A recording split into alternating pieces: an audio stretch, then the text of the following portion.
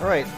Pardon the interruption. It is July 5th, 2021. Infinite Plane Radio, open phones for open minds and closed minds. We don't discriminate. 833 311 1984. We were live about half an hour ago, and OBS got nuked, and I had to re download it, and now the screen looks crazy. But the number's on there. Intro music there was Lucifer Tim, the official Flat Earth International Anthem. I'll put a link to that in the chat for those of you who are asking. It's a SoundCloud account there. I think someone called while I was rebooting, and I also took the time to catch up on the internet bill, make sure there's no reason, no way for the Matrix to get in here and wreck things, as it's apt to do. Okay, we got a voicemail. Let's take a listen. Hey, how's it going? I'm just calling because I'm trying, all these puzzle pieces, just trying to piece it all together. There's just so many different sort of narratives and timelines going on, Who knows? Maybe government is God. Wouldn't that be a bummer? A lot of things, man. A lot of things to talk about, but not good at speaking into these automated machines. Well, yeah, if you want to call back, by all means, but let's go ahead and go over this. This is the reoccurring theme, actually, of the week, this idea of God as government. And really this picked up when Grimes, who's pretty much just a Musk proxy, who's just a proxy of the elites, people like Klaus Vader over there at the WEF, they have been talking about this incoming AI God, which will probably possess you through your phones or something like that. Let me go ahead and show you where we're coming from. If you search digital monolith NATO, the first thing that shows up is an article that I posted, The Occult Meaning of the NATO Monolith. The digital monolith, the one world monocult, a worldview handed to us through controlled news, fake science, against a backdrop of fake and falsified histories. We're in this matrix, and the cult that runs the world, the cult of the obelisk, they have a monopoly over the means of perception. And so that's really the power disparity here. And so the masses who've been lulled into the surreality are in fact in a simulation. Like they're in the real world, yes, but their minds are plugged into something else, and it matters. And one of the things that Grimes was talking about was how artificial intelligence would allow us to perfect communism.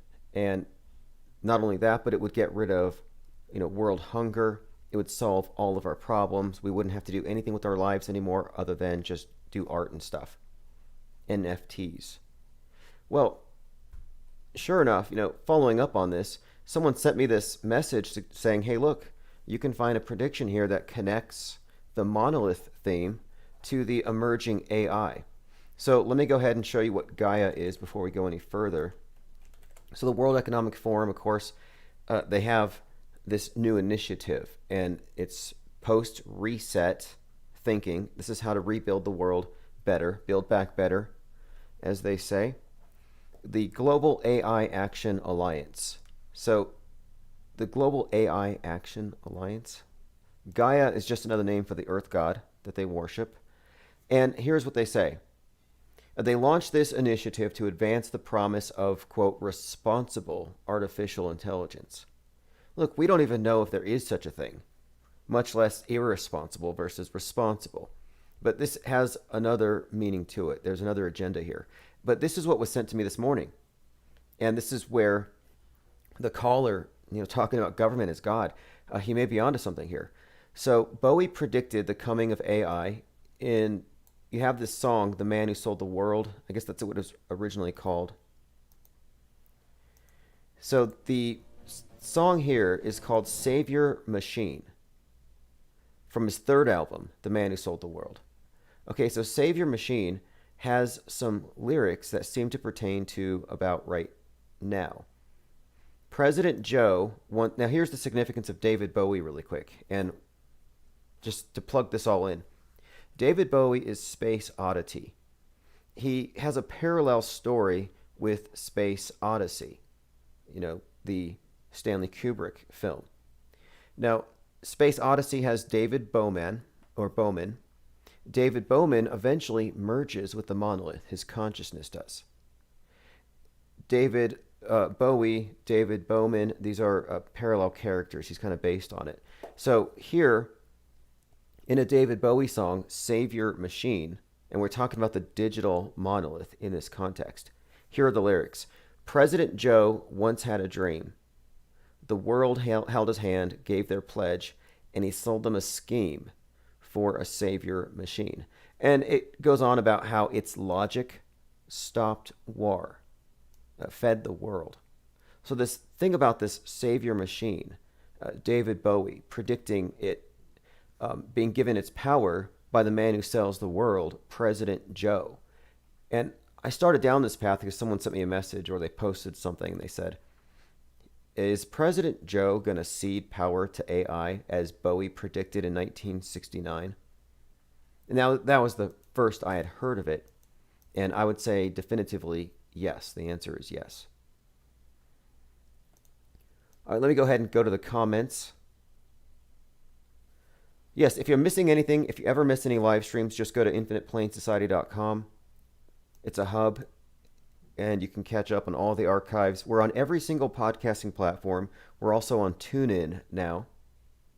We're broadcasting live 24/7. You can find us on radio.net. It's one of the more recent places we got picked up. I have been working on a lot of things on the side, and we do have plans for the future to put a lot of focus on our field reporters again. And I also want to do more with the music that we play. So I will be having some of the artists call in. Infinite Plane Radio.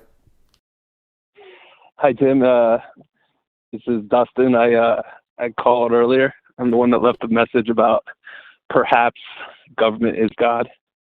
Yeah, that's exactly what I was kind of getting into here, because it seems like we're being sold that concept with AI as the cover. And to me, it's just that. It's just a cover. But government as God, how did you arrive at this? Well, I mean, oh, wow. I've been consuming so much information as of late. It's kind of hard to tell exactly where I arrived at it, but I guess I could start with, I think I heard once that the root term of government, maybe it's Latin, it comes from gubernare mens, which means to control the mind. Ultimately, government as God, whether they're the ultimate God or whatever, I mean, God, I hope not. But well, I've been suggesting that government is the religion of the world, that it's disguised as something else, but it's become the de facto religion because it's been empowered by scientocracy, by a priest-like science class that can, an entire priest class that can tell us the world's going to end if we don't pay taxes to this governmental organization, to cool the temperature. The world's going to end if we don't prepare for space junk. So it does seem like government has taken control of the minds of people through the media. And in that sense, it has become like the dominant force in people's lives. The screen, the black screen, all the mediation. So in that sense, yeah, it's their religion. I don't know if you'd say God, but maybe. Well, absolutely. I mean, they definitely have. I saw a post today where the Russian Orthodox Church, they basically said that if you don't take the vaccine, you're going to be condemned and there will be no forgiveness. Right, right. I mean, I know that's not government, but definitely when it comes to, the cult of scientocracy, Fauci, I've listened to, I'm kind of new listener, but I've listened to some of what you said. You're 100% on point. They've definitely taken that role. There's a lot of different details. I'm more of a generalist when it comes to the Russian Orthodox Church thing, though. That's the main point. When they rolled this out, I said, hey, look, it's not about what's in the thing, just like it's not about what's in the communion wafer. What do they make that out of? matters is it's the schism. It's a political choice, and the people who take it say, "Hey, I trust establishment media and establishment science." The people that don't make the opposite statement. So it is about the saved versus the unsaved, and I think it's a more or less it's regulating minds. I would call it a religion. I say it's an injectable Oh, sacrament. it's definitely a religion. It is 100% faith based. Um, I guess a part of why I'm calling is I think that we're all going to reach potentially the most important decision of our lives, in whether or not we decide to take that vaccine, because like even just in like what is going to be the repercussions? It's not going away. They're not going to stop pushing it. Well, personally, I saw there was an article. look, personally, I think this is definitely it's a more of a psychological incursion, in my opinion, and the needle is a very powerful thing. It like guns, the way guns frighten the left, like left wingers when they see guns they cringe. When right wingers see needles they cringe, and I think these are just psychological props. I don't think there's anything in it other than the schism, but it is an important thing because it says where you stand with relationship to the government as your savior. Well, right, and it's definitely got some. It's definitely playing out, whether you believe it is the Book of Revelations or not. But it's definitely playing out those tones of Mark of the Beast, and those kind of overtones are definitely being played out. And essentially, like you can see that it's moving towards a system where if you don't take it, it seems as though it's just a matter of time before you're completely cut off from society.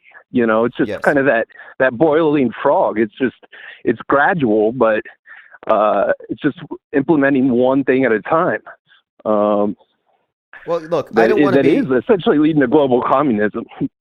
I don't want to be dismissive of the people who are fearful of the vaccine.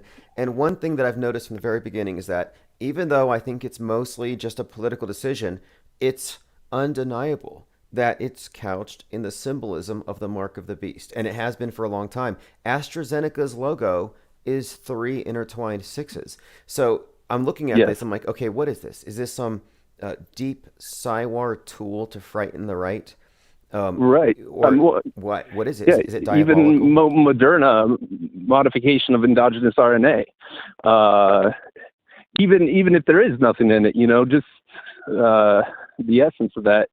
And coming from companies, whether you believe in vaccines or not, it's not about, to me, it's not about, well, I mean, it does matter what's in it, but it's the history of the companies, it's like Johnson and Johnson with the arsenic or asbestos in baby powder, and Pfizer, one of the biggest settlements of fraud. I mean, these aren't Let me ask you a necessarily. question. Do you believe Yeah. in viruses? And we'll start with that. Do you believe in viruses? Well, I can say that I'm not incredibly literate with that. I have studied a lot of the vaccines recently, just to kind of get a gauge.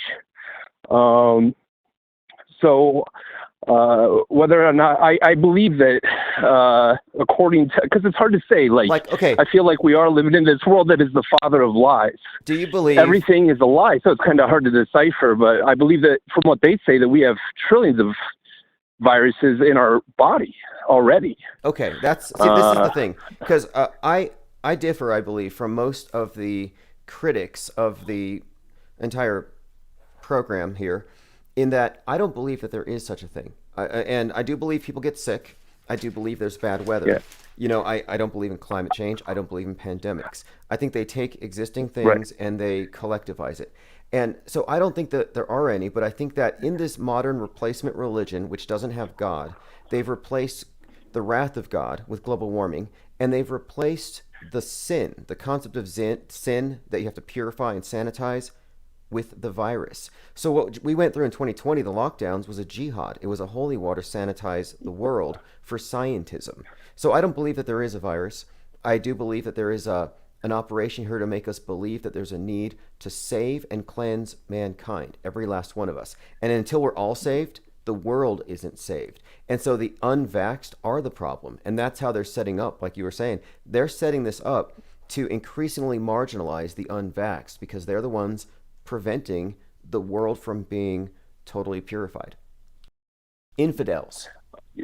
Yes, yes, exactly. And to backtrack, I will say this: when it comes to this coronavirus, I don't believe in it at all. There was a couple weeks that went by at the beginning of the pandemic where I was like, okay, I don't know the history of pandemics and virus outbreaks and all that, but I was kind of going along with it. But it only took a couple weeks for me to see through all of it. I mean, I traveled to Florida in the heat of summer when they were at their peak. I mean, that sounds like I'm an irresponsible plague to society by doing such a horrific, sinful thing. I know, but I wasn't concerned. You're now considered to be a variant factory. If you don't take the purification, you're a variant factory. And this is just like saying you're possessed by devils. A terrorist. Well, yeah, you're the new terrorist. It's the new ubiquitous terrorist threat. But moreover, you're basically you're a carrier, super spreader. You're a threat to society, and it's like you're guilty without having been given a chance to prove your innocence. You lose your presumption of innocence. So in a way, this thing has basically labeled everybody as a terrorist until proven otherwise. And after 9/11, to prove you weren't a terrorist, you'd get waterboarded, which involved getting into your head by deeply invading your skull through your nose and your mouth, right, with the water. And with this thing, the way they deeply invade you to find out if you're a terrorist is they stick the swab up into your brain. Like, do you see the parallels here? That's one of the reasons why I think this whole thing is fake. It's got to be fake. It's too templated. Right. No, I don't have any conviction over this coronavirus. But I do feel that we're reaching that point, like to what lengths are they going to go when it comes to oppression and ostracizing those who do not want the vaccine. I saw today it was an article, I think it was like Army Times. It was a leaked article. I don't know how legit the source is. They're saying that the Army's kind of upset because on September 1st they're going to be mandating vaccines. I don't know. Essentially, like once they're FDA approved or whatever. Whether or not they do or don't, I don't know. But regardless, to what extent are they going to go? Because I do think that we're going towards that new world order when it comes to the monetary system, for one. I think it's just a matter of time before we go to a digital Fed coin or government, blockchain-based digital dollar. And are they going to cut off your social credit system, all this stuff? Yeah, it's all timed together. Like, what a convenience. Like last year when they're like, the money carries COVID for 28 days. Cash carries COVID. Books carry COVID. And even though this hasn't been proven, now you have like schools where the students still go to the libraries, but they can't check out books. So yeah, there's not a coincidence here. The relationship between the pandemic, the infodemic, and then of course cashless society. This stuff it's all a contrived rollout. My only question is, why do they dress it up like Mark of the Beast? I'm not a religious person. What's your take on this, though? Do you think that there is going to be some kind of demonic infestation? I feel a real darkness, looming over everything. Now, to sort of jump from that topic into the more, if you look at it as the bigger picture, the spiritual picture, whatever it may be, there's it's like, it does definitely seem like, there's a constant theme. It's like even www. When you type in www, everything that you type, I think it's Hebrew that translates to 666. Everything there's a lot of like the rise of Satanism, the Baphomet, Baal, Moloch,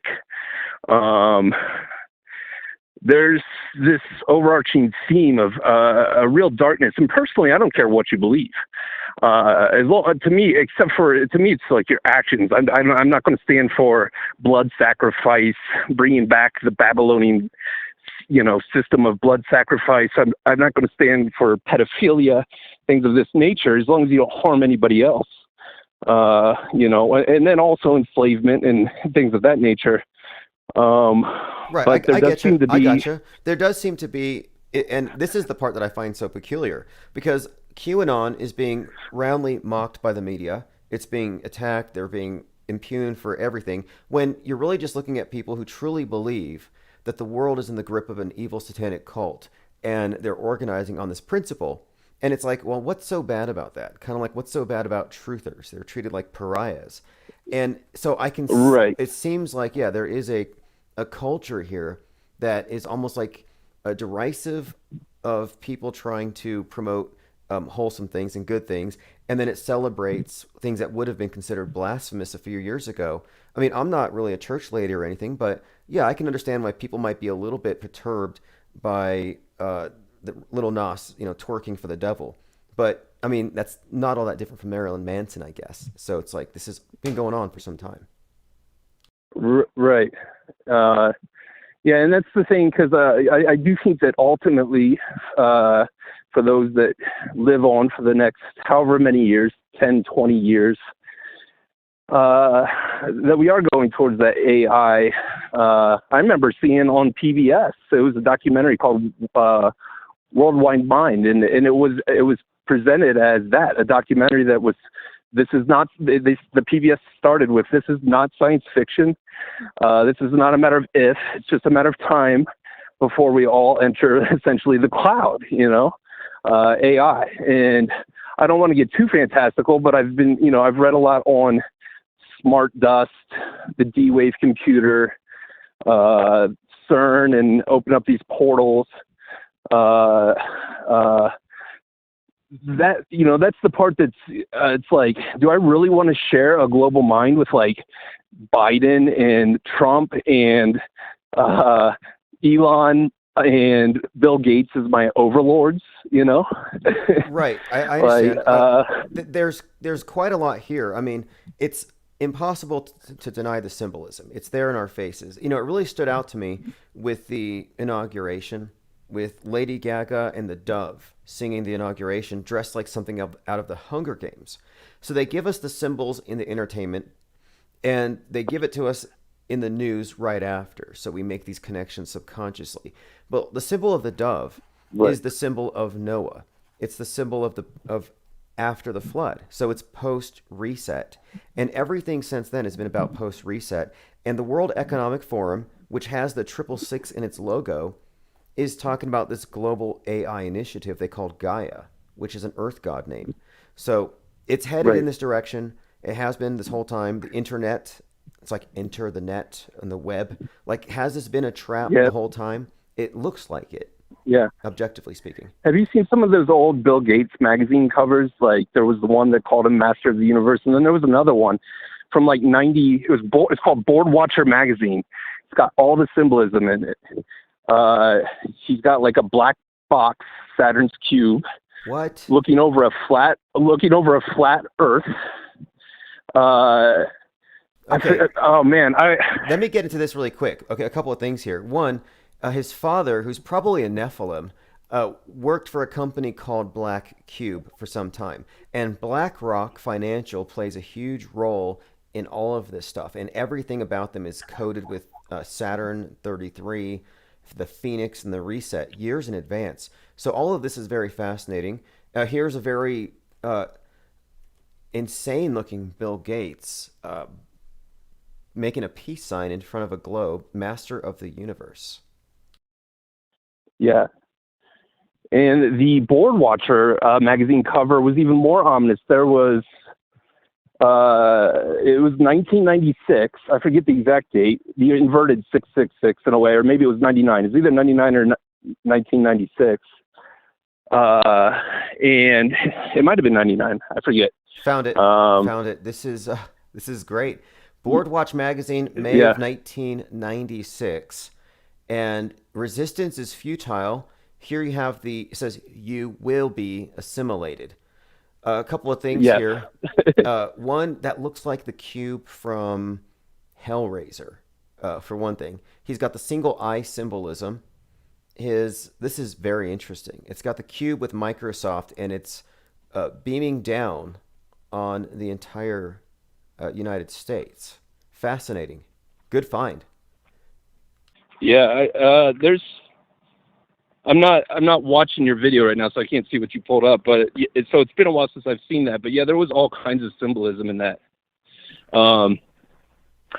And so like, obviously this is planned out. Like the thing is for me, when it comes to that kind of symbolism, if it is possible, like it blows my mind, but if it is possible that consciousness can somehow be assimilated to this AI, in whatever way. I'm not saying that there's a chip in the vaccine. It could be nothing. I don't know. To me, it would take the most alien-like technology anyway. The DARPA technology is what really blows my mind. If that stuff's even, that's the thing for me. Is it possible? Smart dust, is it possible? D-Wave computers, is it possible? But yeah, to backtrack just a second, so what we were talking about, when it comes to them knowing all of this so far in advance, like even like 9/11 symbolism for the last 30 years prior to 9/11 in film, and then, Yeah, I call this the metascript. The best term I can come up with is the metascript, meaning that there is a bigger picture and you can see it, and you can see how it trickles down, but that certain outcomes were predetermined, that they're news bending decades in advance. And 9/11, I can just tell this by the look. In fact, I actually have a map I've done of all of the major psyops and the symbolism going back about 120 years or whatever, 113 years. And I kind of think that, yeah, we could actually point back about a century leading up to the end of the world being 2020, which it was the reset year, the end of the world, and they hit that button. And Bill Gates is a key player here, or at least what he represents. And this is clearly about what is being talked about right now, the AI thing, which is somehow our consciousness merging with the cloud. Is that even possible? The best I can answer on that topic is it's kind of interesting if you look into the unrelated but maybe related topic of magic and all the different stories and accounts of the golem or entities, basically being called into matter. Like Frankenstein, for example. In fact, Futurism magazine recently called Elon Musk Muskenstein. And the original story was called Prometheus, but you're essentially looking at a story about taking dead matter and putting something in it that brings it to life, like an android, a cyborg, a zombie. What's the difference after a point? I think they've been leading us to this concept for some time.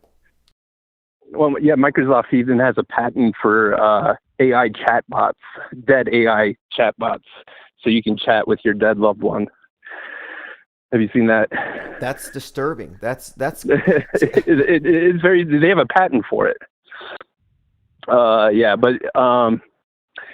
There's a lot of darkness. So I mean, on a personal level, I'm from New York, and I was in New York, and I had to leave the city. I felt like I was just like all of a sudden I knew it wasn't COVID. I wasn't worried about COVID, but I was definitely having some incredible sensations. I felt like I was being attacked on some level. I never looked into the 5G thing, never believed in it. I still don't believe in like that necessarily, but it got me curious because I've went to doctors. They don't know, what's wrong. And I started just to get these, like, I'm not somebody that remembers my dreams, but I don't really pay attention. Usually once in a while I'll remember a dream if it's really powerful. But I was just getting stricken with these visions that were very dark, left and right. And they got me searching on the web. That's how I discovered things, of nature, of smart dust and D-Wave technology and all of this. But I didn't even know this was a thing until I started searching, was targeted individuals. I'm not saying I am targeted. I don't know. I don't think that I'm special enough to be, but I have posted a lot of anti-government things on my, throughout my life.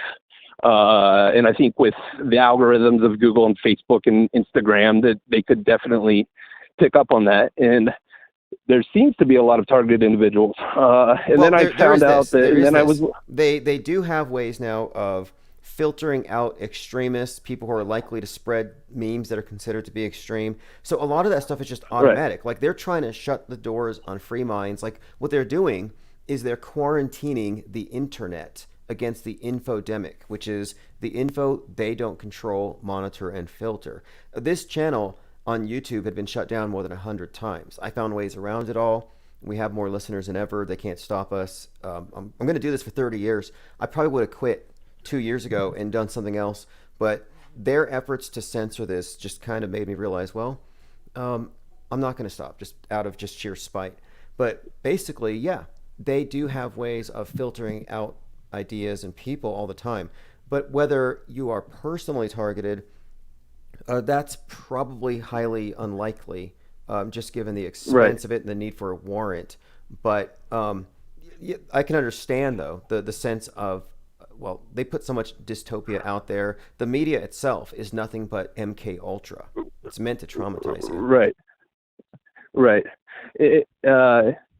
Yeah, I mean, it would take a little more in-depth conversation about exactly what I was experiencing and how I. Well, let's get into that. Let's get into that in case somebody here in the chat has experienced something similar, because I've had other people call on this topic of being TIs or targeted individuals or whatever. Well, the only way, yeah, I mean, but I'm not. I don't necessarily want to. We don't have to go down that path of conversation. I was just bringing it up in relation to some of the things that are more. I don't know. I guess. Let me just go back to this. The government is God thing. Like, I'm not. And I've read a lot of mythologies, religious studies, but more on a generalist term. And when you mentioned the Nephilim before, and it seemed like the story of Enki and Enlil, and like these ancient sort of gods is like maybe they weren't necessarily like really gods like what we think. Was there an advanced civilization? Were we genetically modified back then? Is the government, are those people, I know this sounds crazy, sounds crazy me even saying it, but do they think that they're the Anunnaki or Nephilim? Do they believe that they are? Are they trying to fulfill that role of basically altering, the human race? And through AI, through artificial intelligence, it seems like there's a great unveiling of things right now. It's just like there's so much information. It definitely is the Tower of Babel in our current state on a metaphorical level. And there's a great unveiling of information. And it's like I saw a preview for the Batman movie, and how it's one of the main parts of the trailer was about blotting out and making your eye blind.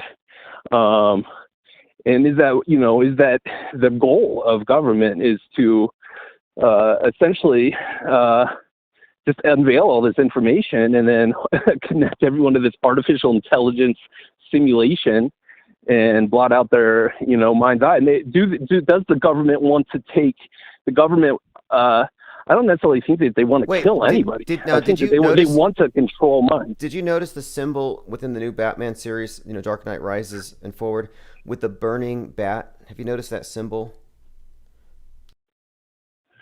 The burning bat? No. Yeah, like if you look at the moving poster behind Batman, you'll see the outline of a bat in flames.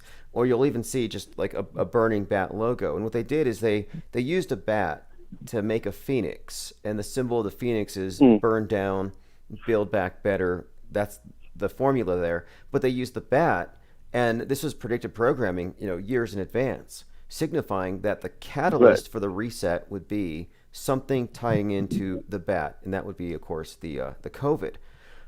But I think you're right. This whole thing is, I believe, what they're communicating in the movies as well. It's all about the shepherding of the human race, and I think that people are controlled through fear.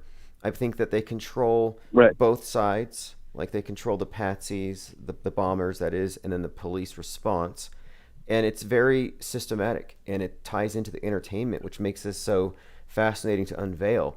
And I think you're right about this being Well, a Tower of Babel moment for us all right now. And I think it's about to well, fall. obviously it is for me too, because I've been jumping all over the place. But go ahead.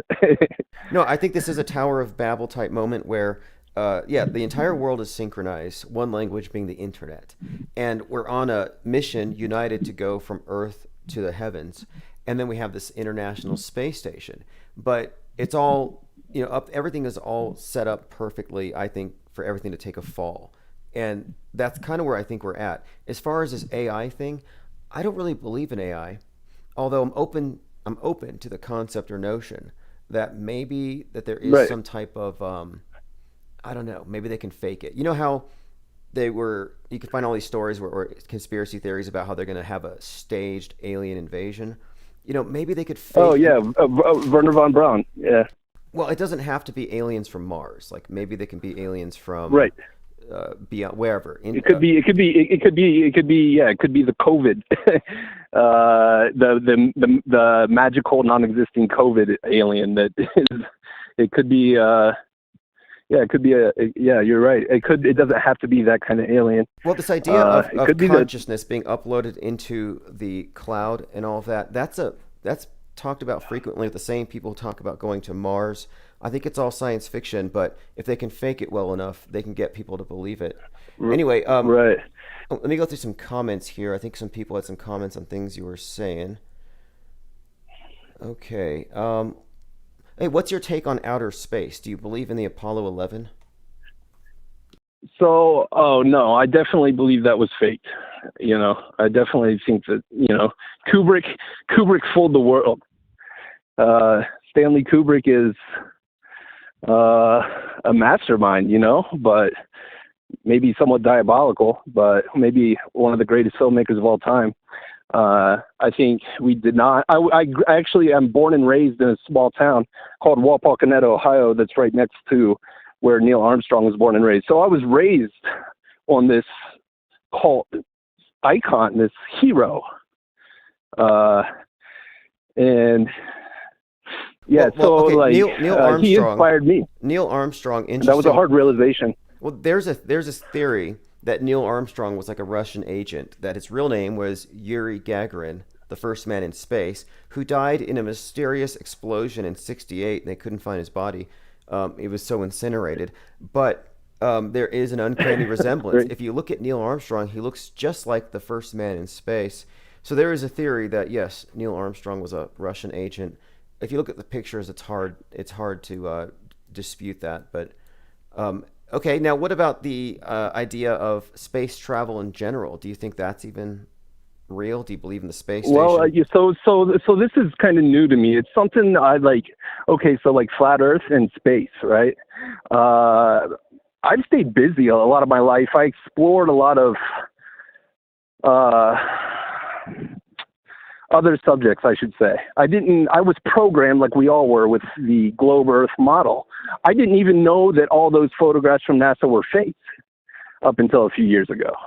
You know, I just didn't, it was something that it didn't even, I did from a younger age. I remember always asking the questions like, hey, it doesn't make sense to me that we're on this spinning ball going in a circle at 1,000 miles per hour and we're traveling the universe at 65,000, whatever it is, and we're also circling the sun, and why are the stars always in the same place? So I'm kind of new. I would have more questions for you or about this, and I actually have come to feel that it's most likely that we are living on a flat plane.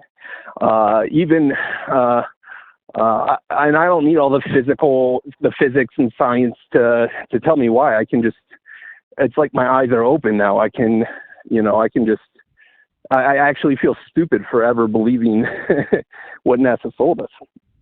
Interesting. Well, I had a debate recently with a major anti-flat earther, globe proponent, we could say, and they have answers for everything. It's such a perfect lie. Like a good lie will match all of your expectations. So you're not really going to be able to say that you have a comparable model or a theory that's even conclusive. But what caused you to arrive at this? Mark Sargent, the Bible. How did you arrive at the flat Earth topic? Netflix?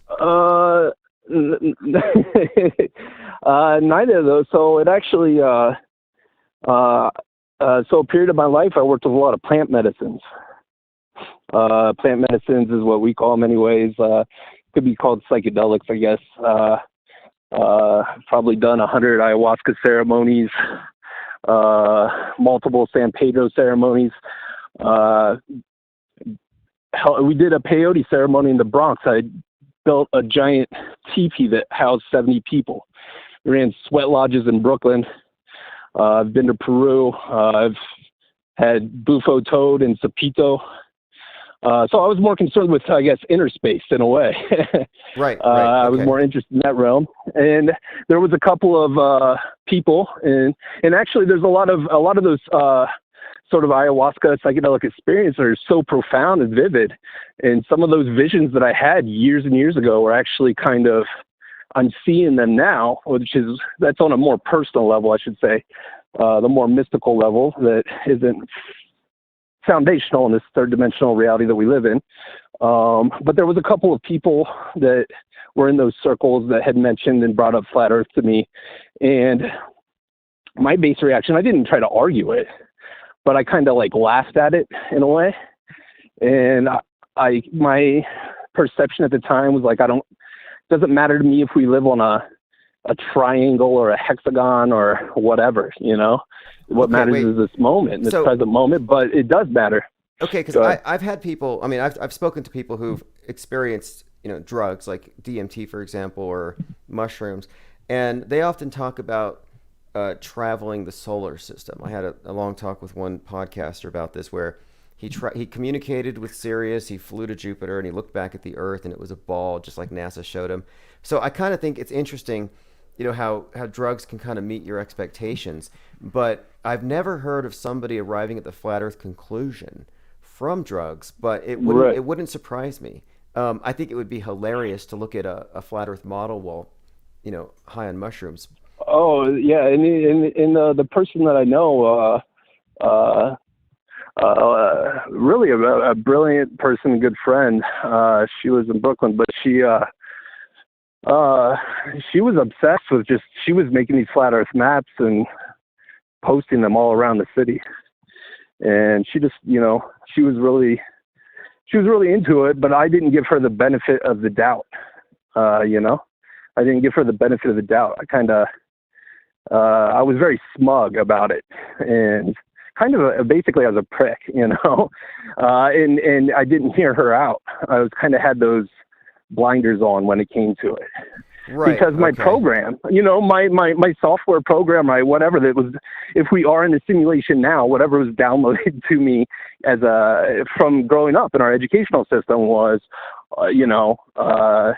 America the Great, the globe Earth, all of these things. It was just something that even evolution, like, is that theory? When you do realize your friend with the flat Earth maps, was she a religious person?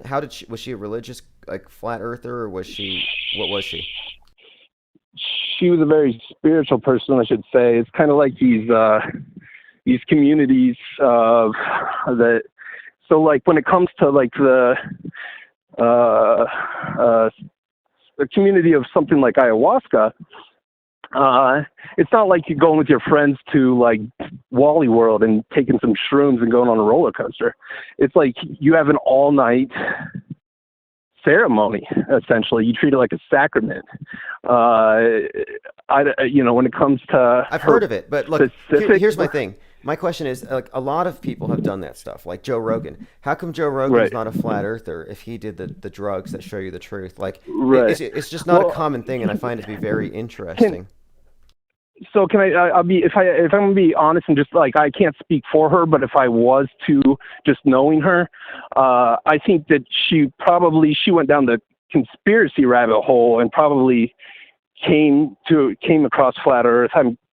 From going down that rabbit hole. I don't know that it necessarily had anything to do with her psychedelic experience that led her to believe this. I see. I see. Well, it's all good. I'm just curious. I find it very interesting to see how people Right. arrived at these things. For me, I was actually looking into all of the fake school shootings, and I was analyzing the characters that do the shootings, the patsies, and their symbolism and how they're presented. And so I was just doing this analysis of all the shooters, and I kept finding comments in the chat where people said, "Don't look into flat Earth; it's a distraction."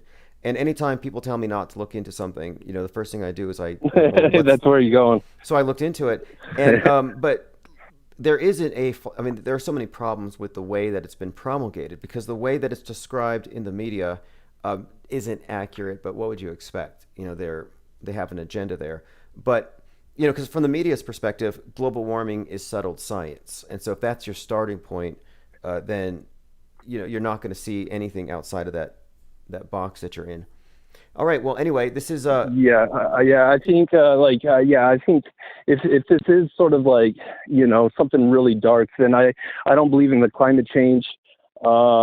These guys are probably going to jump that ice barrier, and meanwhile they're going to take that Chinese artificial sun and that giant magnet that they have and torch this side and create the Great Lake of Fire. I'm not trying to get dark, but I just feel like they're trying to recreate the Book of Revelations in some way, shape, or form. And they got their seed bank in Antarctica, and I feel like they got their, if they are going down that route, they've thought this far ahead. They're gonna, who knows what? It's hard to figure out okay. Listen to this one. what a Commenter psychopath's here. gonna do. Commenter in the chat says he thinks that there is a climate change agenda, but that it's man caused, and that it's not caused from our SUVs or your personal consumption of dino juice, but that it's actually the reptoids reducing the nitrogen in the atmosphere to terraform the planet to be more hospitable to their kind. So that's kind of dark. It's also the case that Bill Yeah. Gates is going to blot out the sun, I think, to cure global warming. Yeah, it's blotting out the sun, and like they're definitely using climate change. I don't. I think there's plenty on this beautiful Earth to go around for everybody. I think there's plenty to go around, and there's so much open space and land, and it's really a way to implement global communism, as far as I'm concerned. Are they doing something like via HARP or whatever kind of weather modification? Again, if the technology that they claim to have is something that they're capable of, are they using that to actually, there's been a lot of things in the news lately. Climate change can now be listed on the death certificate. Yes, I'm glad you I don't brought know if that you saw up. that. That's crazy. That is insane. Now, okay, you said communism, and you're absolutely right, because communism was all about organizing the workers of the world to stop the exploitation of the capitalists and to help the poor. Well, that doesn't work anymore, so they replaced the poor with the environment. And they've been using environmentalism as a cover, and they say, well, the rich nations pollute, but the poor nations suffer from climate change the most. So they've already been using class warfare, but using environmentalism as a cover for class warfare, rather. So it's not surprising now that you can say your cause of death was climate change, which means that the people who die on the other side of the world from a tsunami died because of you and your decisions and choices Right. as a consumer. You got to stop driving your car, hand over your keys. You got to stop consuming. You got to turn your smart meter on so that you only have so much electricity and you're only allowed a few gallons of water per day. You're doing this for the Earth. And like, look, I'm somebody that would be all about. I think that the problem with Earth is just probably pollution. That's where we're most, pollution in the oceans, and But it's they're twisting people's hearts who really do have a love for this planet in Mother Nature. Yes. And they're exploiting that love into this, you have to make a sacrifice, you're a sinner. And on that level too, there's many realms where they're playing God and, who is saved and who's not. You nailed it And to here. be saved, Look, every time you recycle, you're actually doing it. This is a retake. It's basically a new iteration of confession, because you're taking your consumer decisions for the week, you're separating the bad from the good, the sinful from the righteous, and then the righteous ones are the ones that get recycled. So you get a little bit of a reward for making a sacrifice, and this is all what it's about. right. You're making these decisions that You can now recycle your body into the earth, something of which you can turn yourself into a plant or a tree now, or a fungus. I don't know. There's there's a lot of things recently though too. Like they're talking about that collapse in Miami. The building that collapsed is possibly being due to climate change. A lot of the wildfires. Oh wait, they did. Probably.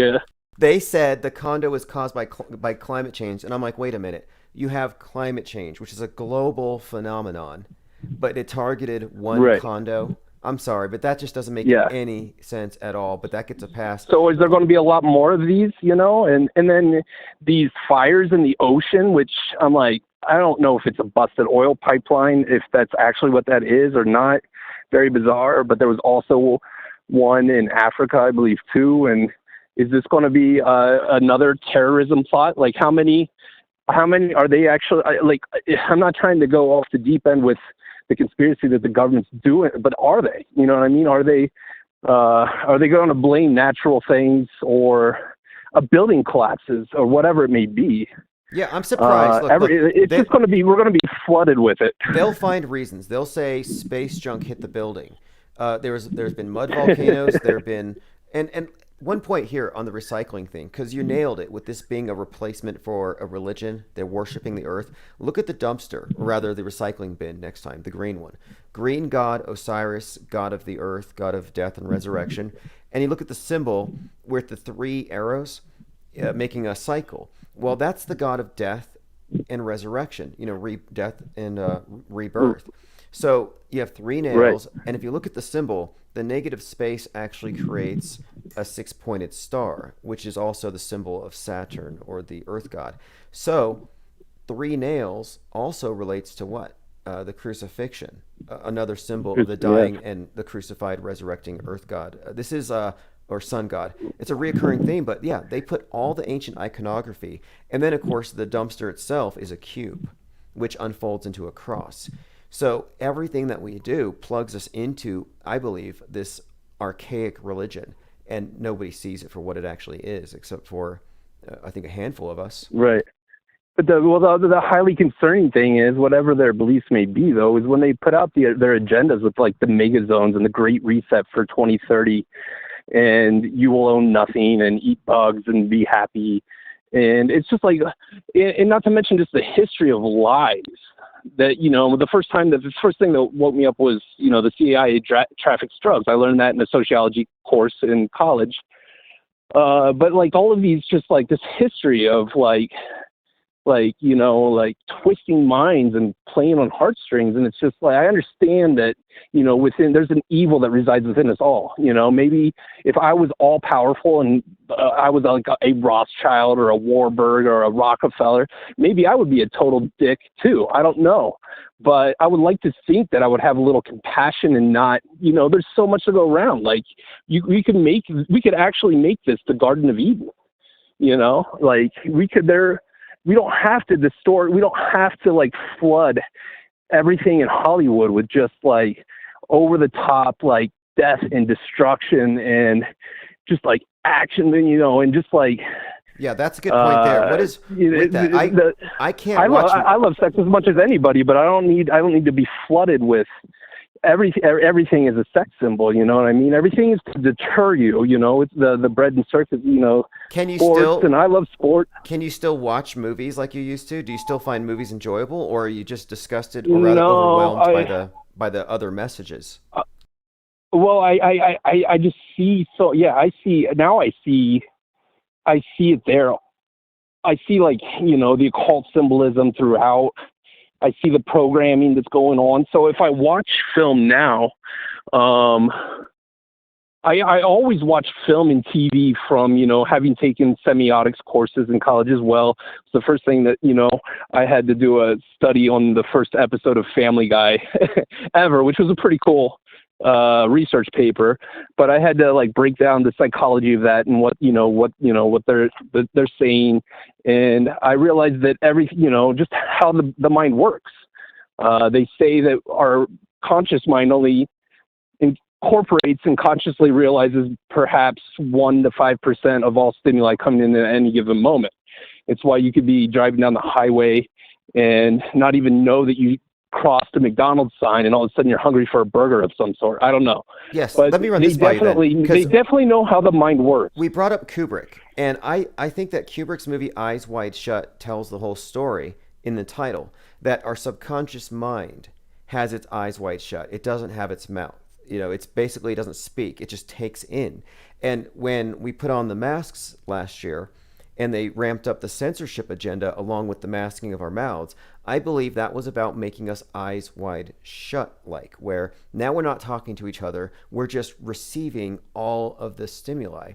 And I think that's the basis of MK Ultra. Right. Keeping us under mind control is by constantly programming us through our subconscious, like you said. So you may not know that you may not consciously process that McDonald's sign, but now you're hungry.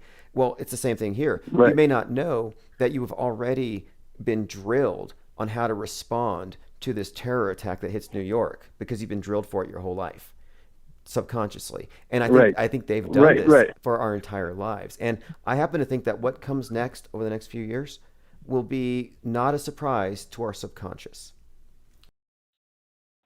Right. Well, it's like I actually turn on I haven't watched anything in a long time. I've never actually bought a television my entire life. I've never owned a television. I've lived in houses with them, but I've never owned one. I have streamed Netflix on my computer and stuff, but it's been a long time since I've watched anything. But somebody referred to me to this Netflix show. What was it called? It's one of their most popular shows. I love their shows, by the way. It's like Lucifer. I can't think of it at the moment. Oh well, it doesn't matter. I've seen. Look, anyway, though, in the show, it's sort of like a post-apocalyptic thing. There's a virus that wipes everybody out, and it starts off with the one of the first scenes. They're saying that there's a giant fire that some people are still alive in the fire, and I don't know. I feel like there's predictive programming going on with that. But, oh, sure. I mean, look, Netflix. All the virus stuff that came out. Netflix is a scrying mirror. If you want to know what the future is, watch Netflix from the year prior. I watched everything on Netflix 2018, 2019, just to know, to read into it, to see what they're communicating to the masses, to prepare what they prepared us for.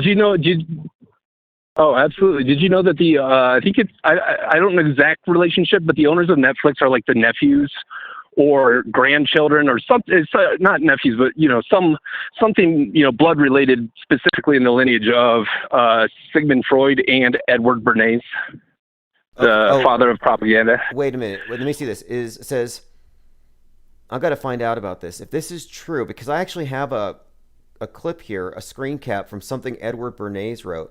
I heard this before.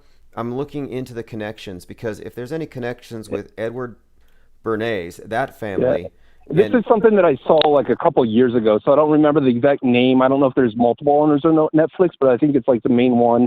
Yeah. I don't remember the names, but they are related. Look, either whether a paternal great uncle of Mark Bernays Randolph was Edward Bernays.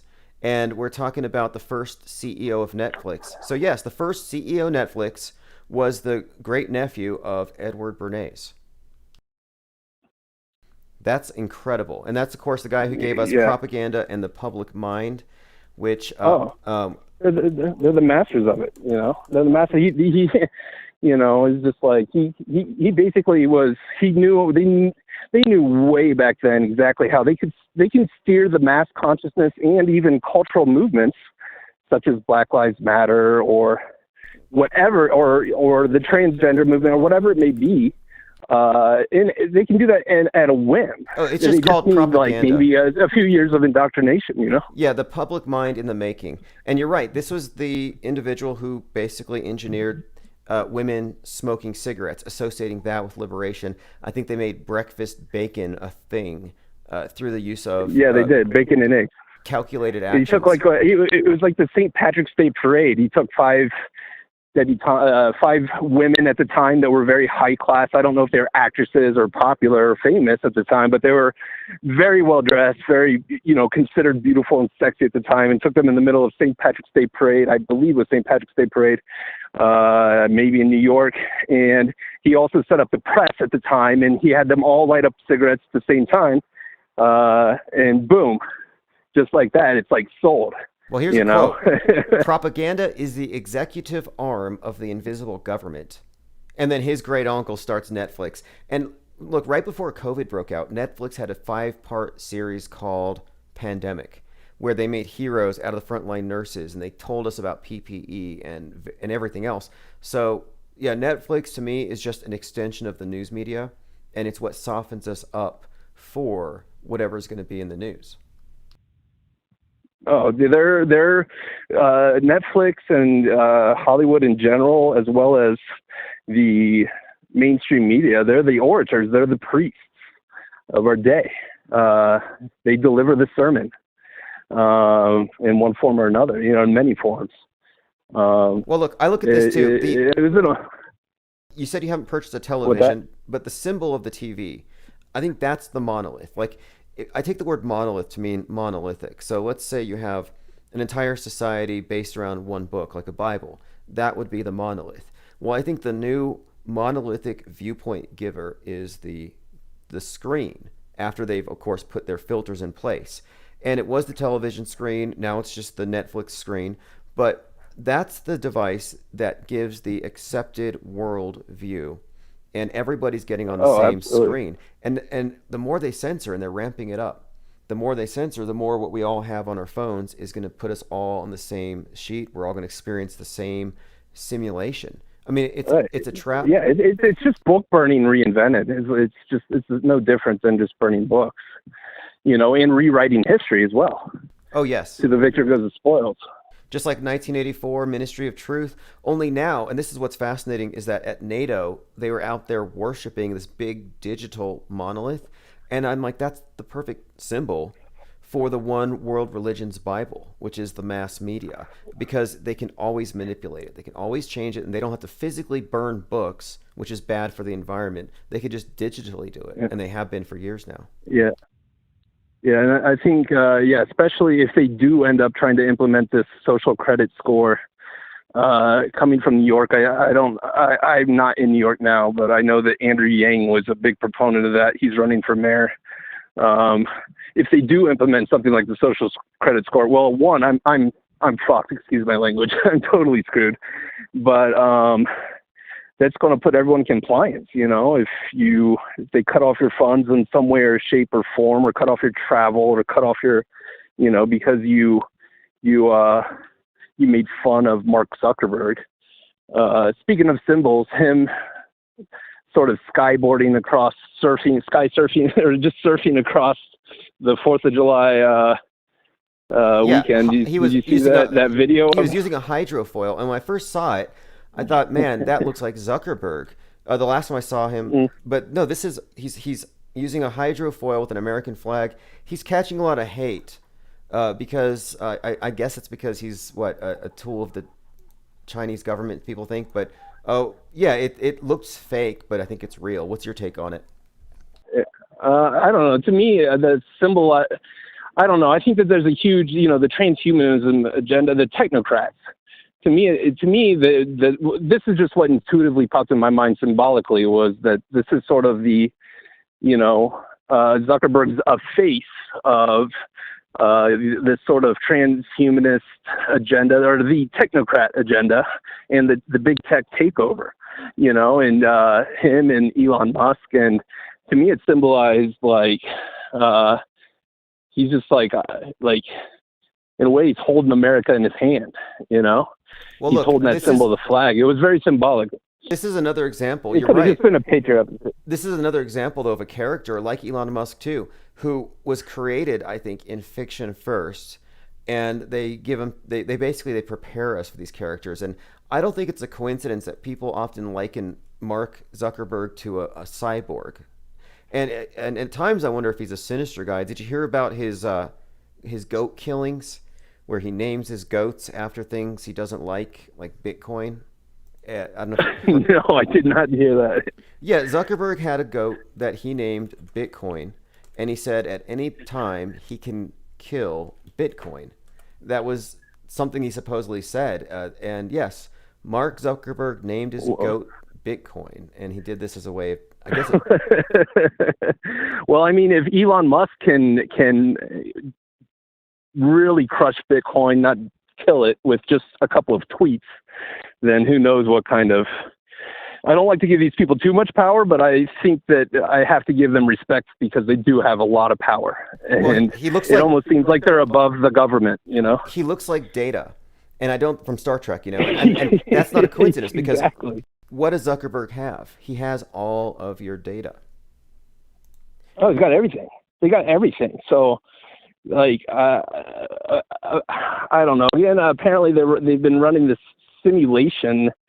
Well, I would have to find that information and probably post it on the forum or something, because off the top of my head I can't give it. But they say that they're running this simulation with everyone's recreating these sort of avatars already. That they sort of biohack. They have 7 billion minds connected to this simulation. Probably a bunch of BS, you know. But I'm torn because I do read when it comes to that and the technocrats and everything. It's like the to me, it's like, again, it's a faith-based thing. And for me, it's like this kind of DARPA technology. Like, I'm watching actual conferences with people that work for DARPA or that work for the Pentagon and saying that they do have this kind of technology. Are they lying, or is it true? I guess that's a person, you know, I don't know. I couldn't have conceived of the internet, you know, back in the early 90s, or FaceTiming across the country at the time. I didn't think that would ever be possible. Some of this technology is the DARPA, you know, and speaking of like films and propaganda, all those films, the CIA does collaborate a lot with Hollywood. So a lot of these films like Minority Report and The Matrix, and it's all based, you know, a lot of it's based off of DARPA technology. Well, there's certainly a hand guiding all of the popular films, and that's why we see such consistent symbolism across the board. And there's something that one of the shapers of the modern mind would be Arthur C. Clarke, and it is said that he put things in his books about Saturn's moons, that NASA didn't find out till years later, which makes me question all that stuff. But he's the one who said, in one of his laws, he said that any sufficiently developed technology will be indistinguishable from magic. And I think media is at that point now. And so it may look like AI, it may look like they're synchronizing minds with some type of vast and intelligent living system that's taken over. But, you know, I have to question everything. What can they actually do versus what they want to convince us of? But then again, like as we talked at the very beginning of this conversation, when you look at like the vaccine stuff, it's hard to deny that everything is covered with Mark of the Beast symbolism, and there's all kinds of right. Like why even put that in there? Like why even, if you really want to help people and heal people, and if, you know, going from their narrative that this virus is real, why wouldn't you be incredibly convincing and put nothing that, you know, it's like, I don't know that it's actually in there, but there was, you know, the thing going around with like luciferase, which is something that they use. I'm not saying it's in the vaccine, I don't know, but Lucifer erase your light, you know, and that's something that the Pentagon, it's one of those Pentagon videos that I watched where they figured out through vaccines that they can actually essentially target a certain part of the brain that can erase your connection to feeling a connection to God or love, or, now that, you know, basically turn you into a robot. I'm not saying that stuff's true. I don't know that it is. I don't. That particular clip. If it is, that particular clip may actually be from a movie or something. I kind of dug into that. Oh, really? But was it really? Okay. But I mean, look, listen to this, because you mentioned technocrats. So just today, AmericanThinker.com put out this piece called "Technocrats Want Us to Pray to Machines," and it's a fascinating story here. because it's talking about basically these prayer platforms, basically. So you could, and this is right out of THX 1138, where and even NBC, the website NBC, they have a part in their website where you can confess your climate sins. So you can say, "Oh, I didn't recycle this week." You can report it. But yeah, I do believe that there is an effort here to completely reinvent religion and mysticism and put it all in a modern context. Like even the Mandela effect. I don't think that's real, but I think they want us to believe that D-wave computing can somehow affect reality that way. I think that there's this, again, it's a worldview that's being put throughout the entire world, and COVID really helped kick it off because that's the new version of sin. But I think that there's a great interest in having us all believe that they got some kind of mysterious God, that backs their actions. So they may be reinventing God. I'm just saying when they do, it's probably fake. Yeah. Well, I just hope that they never have that kind of technology, because that's my biggest concern. Not that I'm concerned about it being in the vaccine per se. Even if the vaccine is, it could be just a sugar pill, and it could be like a standard vaccine that they typically use. Yeah, I don't have. Look, I don't I have don't any. feel a need for it. I don't have any fear of it. I have to say this really quick because for some time I have been trying to make this point that last year most of the people who believe the mainstream, or all of the people who believe the mainstream, were terrified of the virus, and they wore the masks. They wore ridiculous levels of PPE, and they were laughable. The people who didn't believe in it laughed at them. Well, now here we are, full circle, and now the virus is gone. But now the vaxophobes are like, oh no, the fork is going to stick to me because they're magnetic, or they're shaking on Instagram. So, I kind of think Right. that there is nothing to fear about the thing. I think it's purely political. I hate to keep repeating that. However, the only point that I think is worth raising here is that despite all of that, there is apparently some kind of effort to couch everything with Mark of the Beast and ominous symbolism. Not quite sure what to make of it all, but I haven't seen I think they anything. want to. I think it's really a war on the free thinkers. I think in a way they kind of want to sort out who is easily brainwashed, who will just put on the mask without question, who will think for themselves. I think the biggest threat to the establishment, or whatever you would call them, are people that think for themselves and see through the bullshit and see through the lies, or at least question it. Well, they've I already think they've isolated those demographics. I think this is one of the reasons why they have so many clickbait stories out there, clickbait conspiracy theories, ways that you could just get into a discussion. Like you could have an innocent conversation about the QAnon topic, even as a skeptic, and you'll face censorship. Right. So yeah, there is this book burning, shrinking of the universe of ideas that's going on all around us. And that's one of the reasons why I keep this channel up.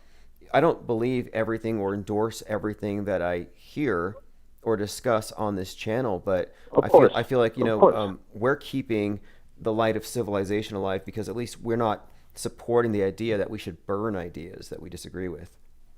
Right. And that's the big thing about freedom of speech. But let me ask you this. What is your take? Because I noticed this ever since WikiLeaks, right? And all this data dumpage. And it's coming like Project Veritas, And I think a lot of this data dumpage, initially, even the QAnon thing, there's, maybe it's considered a conspiracy. I think, the Q thing is, I think I saw that it was maybe, it's an old Bolshevik sort of tactic. Yes. I don't believe in the Fake. whole QAnon conspiracy. It's a fake But anti-communist how much- thing that they repackaged. It's Operation Trust, Right. where they said, how do we find all the enemies of the Communist Party? So they created this very intriguing conspiracy theory that it's an alternate reality game, and it worked. Because if you notice, last year, Right. all of the people who were sympathetic to Trump or believed in this deep state thing, they signed on to Parler. And then Parler was hacked. Well, to get into Parler, you did have to give up your driver's license. You had to give up a lot of personal information. So that was a big trap, I think, and now they know everybody's Oh, thoughts. I think when it comes to the whole thing, I think, to me, my this has always been my political standpoint that presidents are kind of puppets in a way, and they're just actors on the big stage. I think it was Marina Abramovich who called Trump the great magician. These people that come from the occult or whatever, they look at him as the great magician. And to me, I was like, well, that makes perfect sense because you take somebody and you make him look so silly and stupid in the public eye. Like whether you're for Trump or not, you got to admit that there's things that Trump does that I'm just like, God, what a douchebag. Or he just sounds so like, even if it's the drink bleach thing or what, his silly tweets or whatever. And they just, people didn't like his ego. They don't even know his politics. So he becomes they make him out to be such a buffoon that guy could come out and speak the total truth. And everyone that is essentially against Trump on the liberal side and will automatically dismiss him, whether it's hydroxychloroquine. I don't know if that really works or not, or whether it's masks don't work, or whether Well, it's going against Fauci. On the Trump thing, Trump derangement syndrome, Trump, like many of the other characters we discussed tonight, he is a world stager. That is, his storyline, I think, was already planted in our minds. It is not a coincidence. Actually, it's an open thing. He admitted it. The creator of Back to the Future, which had its 36th anniversary a couple days ago, the creator of Back to the Future based Biff Tannen the Bully off of Donald Trump. So we were trained already to have Trump derangement syndrome when we met the guy on the world stage. And so I think these are programmed responses. And Marina Abramovich, she called him a magician. And the word MAGA is interesting. That's actually the rank, the 5th degree Satanist in the Temple of Set is the MAGA. Because, MAGA it's also the feminine form of Magus. So that's kind of an interesting. Really, I didn't term. know that. Well, I have heard it. Yeah, I did know about Magus, but I didn't know about that MAGA being. I know that Trump's. Well, these are the big things for me. Like, I don't know. Trump is like defunding the World Health Organization while he was funding Bill Gates organizations on the side. But then also, like, he was in business deals with like Rothschild's members, and then also his mentor, I forget his name. His mentor was a big mafia guy that was indicted for like pedophilia.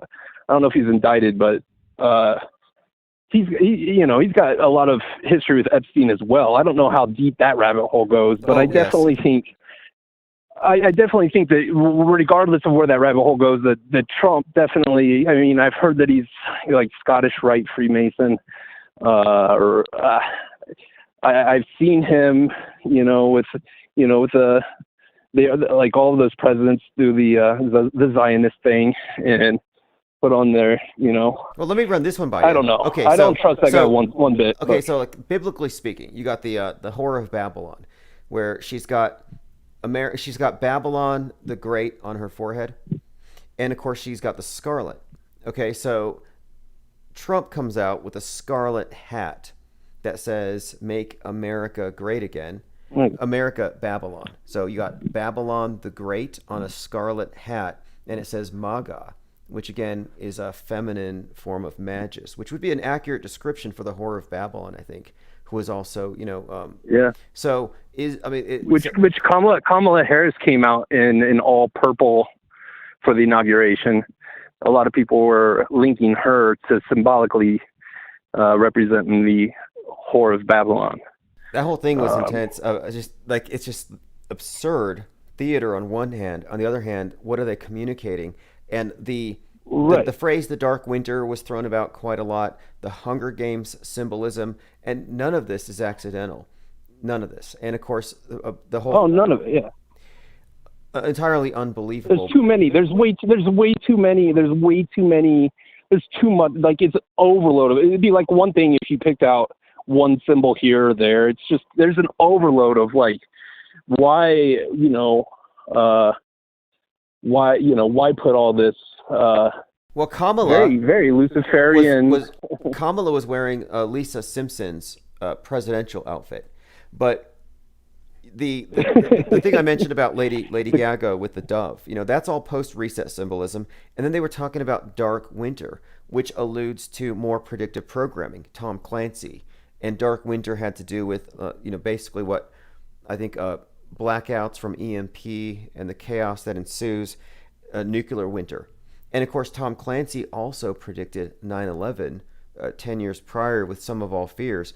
So there's a lot of predictive programming that you can just see that blatantly ties into the news of the day. Things are intentionally, it's everywhere. You can ask Alexa, if you have Alexa, is the New World Order true? I think that's the question you asked. This is something that was done a year ago, and I tested it, and it did come out. And Alexa will respond, yes, the cartoons are true. The New World Order will commence. And it's like, why program Alexa with that? You know what I mean? Why? And that's just, it's just all these, like you mentioned these, all this symbolism, and it's very dark. And so it's kind of like, what is the agenda? Like what are they?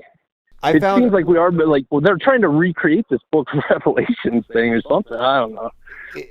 Go ahead. They are. The question is okay, for example, take the QAnon story, where the Great Awakening is Revelations. It's the unsealing of the indictments that reveal the damned from the righteous and the judgment, and then the golden age after, this period of peace after. They're doing it intentionally. The question is, are we really looking at Revelations, or are they cynically manipulating the masses using programming, whether it's from religion or from movies? And I'm leaning more towards this all being just high-tech propaganda that looks like Revelations, but it's more or less putting people in a state of fear to be able to control them and manipulate and control their mind much more easily, maybe. I don't. Fear, well, all emotions, I guess. They can pull people through different means, ways of motivating them. But I do think that programming's the key. And the eyes wide shut thing I alluded to, how our subconscious takes in all this information. I mean, it's pretty staggering if you look at someone like Stanley Kubrick and you look at the symbolism in just his movies and how they point to not just Apollo 11, but 9/11 and even the Corona thing. And you can find in his 1968 movie, Space Odyssey 2001, references through symbolism to George Floyd and the fake pandemic lockdown. So that's how far in advance they're shaping our perspectives on the news that we're going to experience when we grow up. That's almost mind-boggling, though, that they've, you know what I mean? I will give them credit for this, to have the discipline and patience and fortitude and foresight to carry out such a scheme plan, Well, yes, exactly. It's pretty intense. That George Floyd thing was definitely a Masonic ritual, but go ahead. Yes, it was. And that's where this thing gets so intricate, because everything with Stanley Kubrick that relates to 9/11 even relates to architecture. Like, for example, the Millennium Hotel, the Millennium Hilton, which is designed to resemble a monolith, was built there at Ground Zero, and it witnessed the Ground Zero destruction. And this was foreshadowed in his film. And this is just a reoccurring thing where, like, even in The Shining, there's a scene where the two twins are standing by a Bell telephone tower while the kid Danny's throwing darts. Well, that matches the alignment of the Twin Towers and the Bell telephone tower. So they got a phone booth that represents the tower. They represent the Twin Towers. Things like this, that one would be a coincidence. Two, I guess, two coincidences. Oh, yeah. But there's about eight of them. There was a document. I saw this a long time ago, and I definitely know what you're referring to.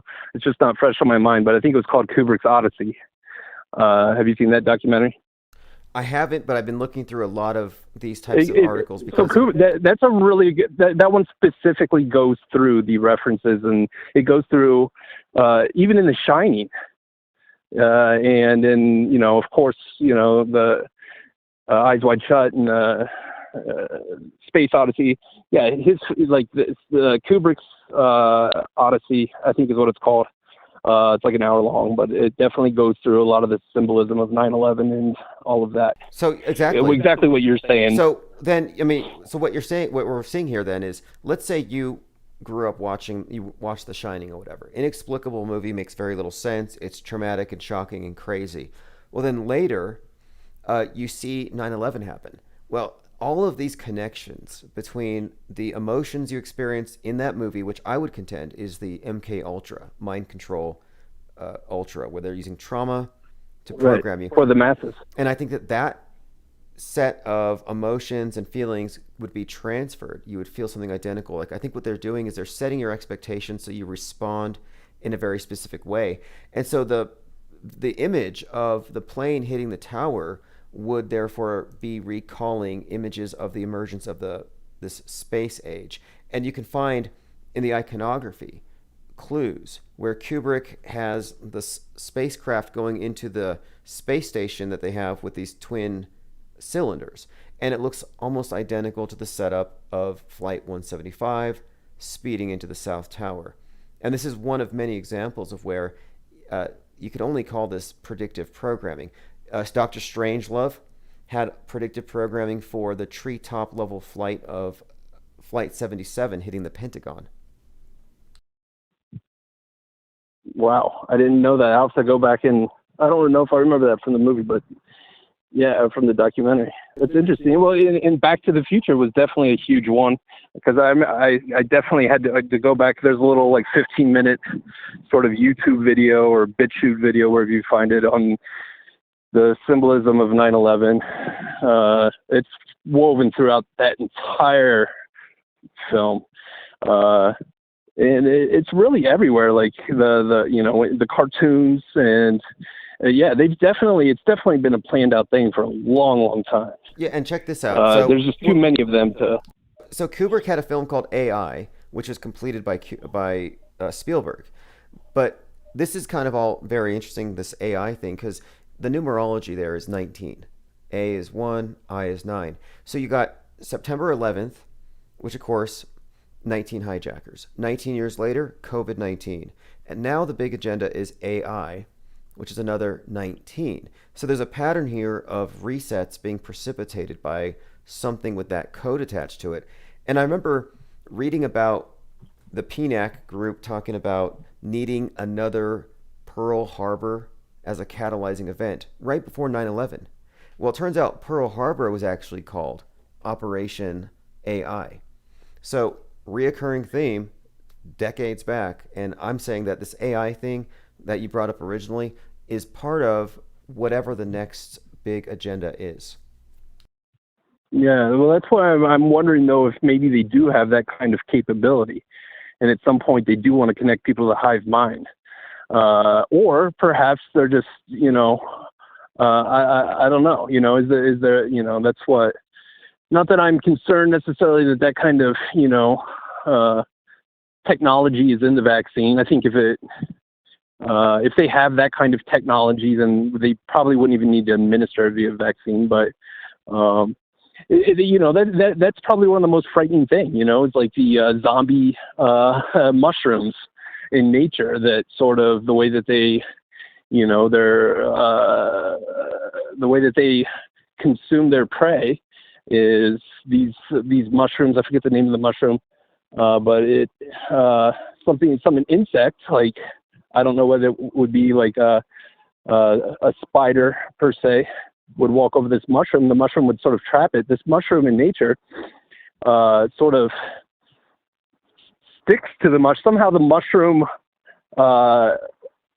overtakes its neural circuitry and moves it along.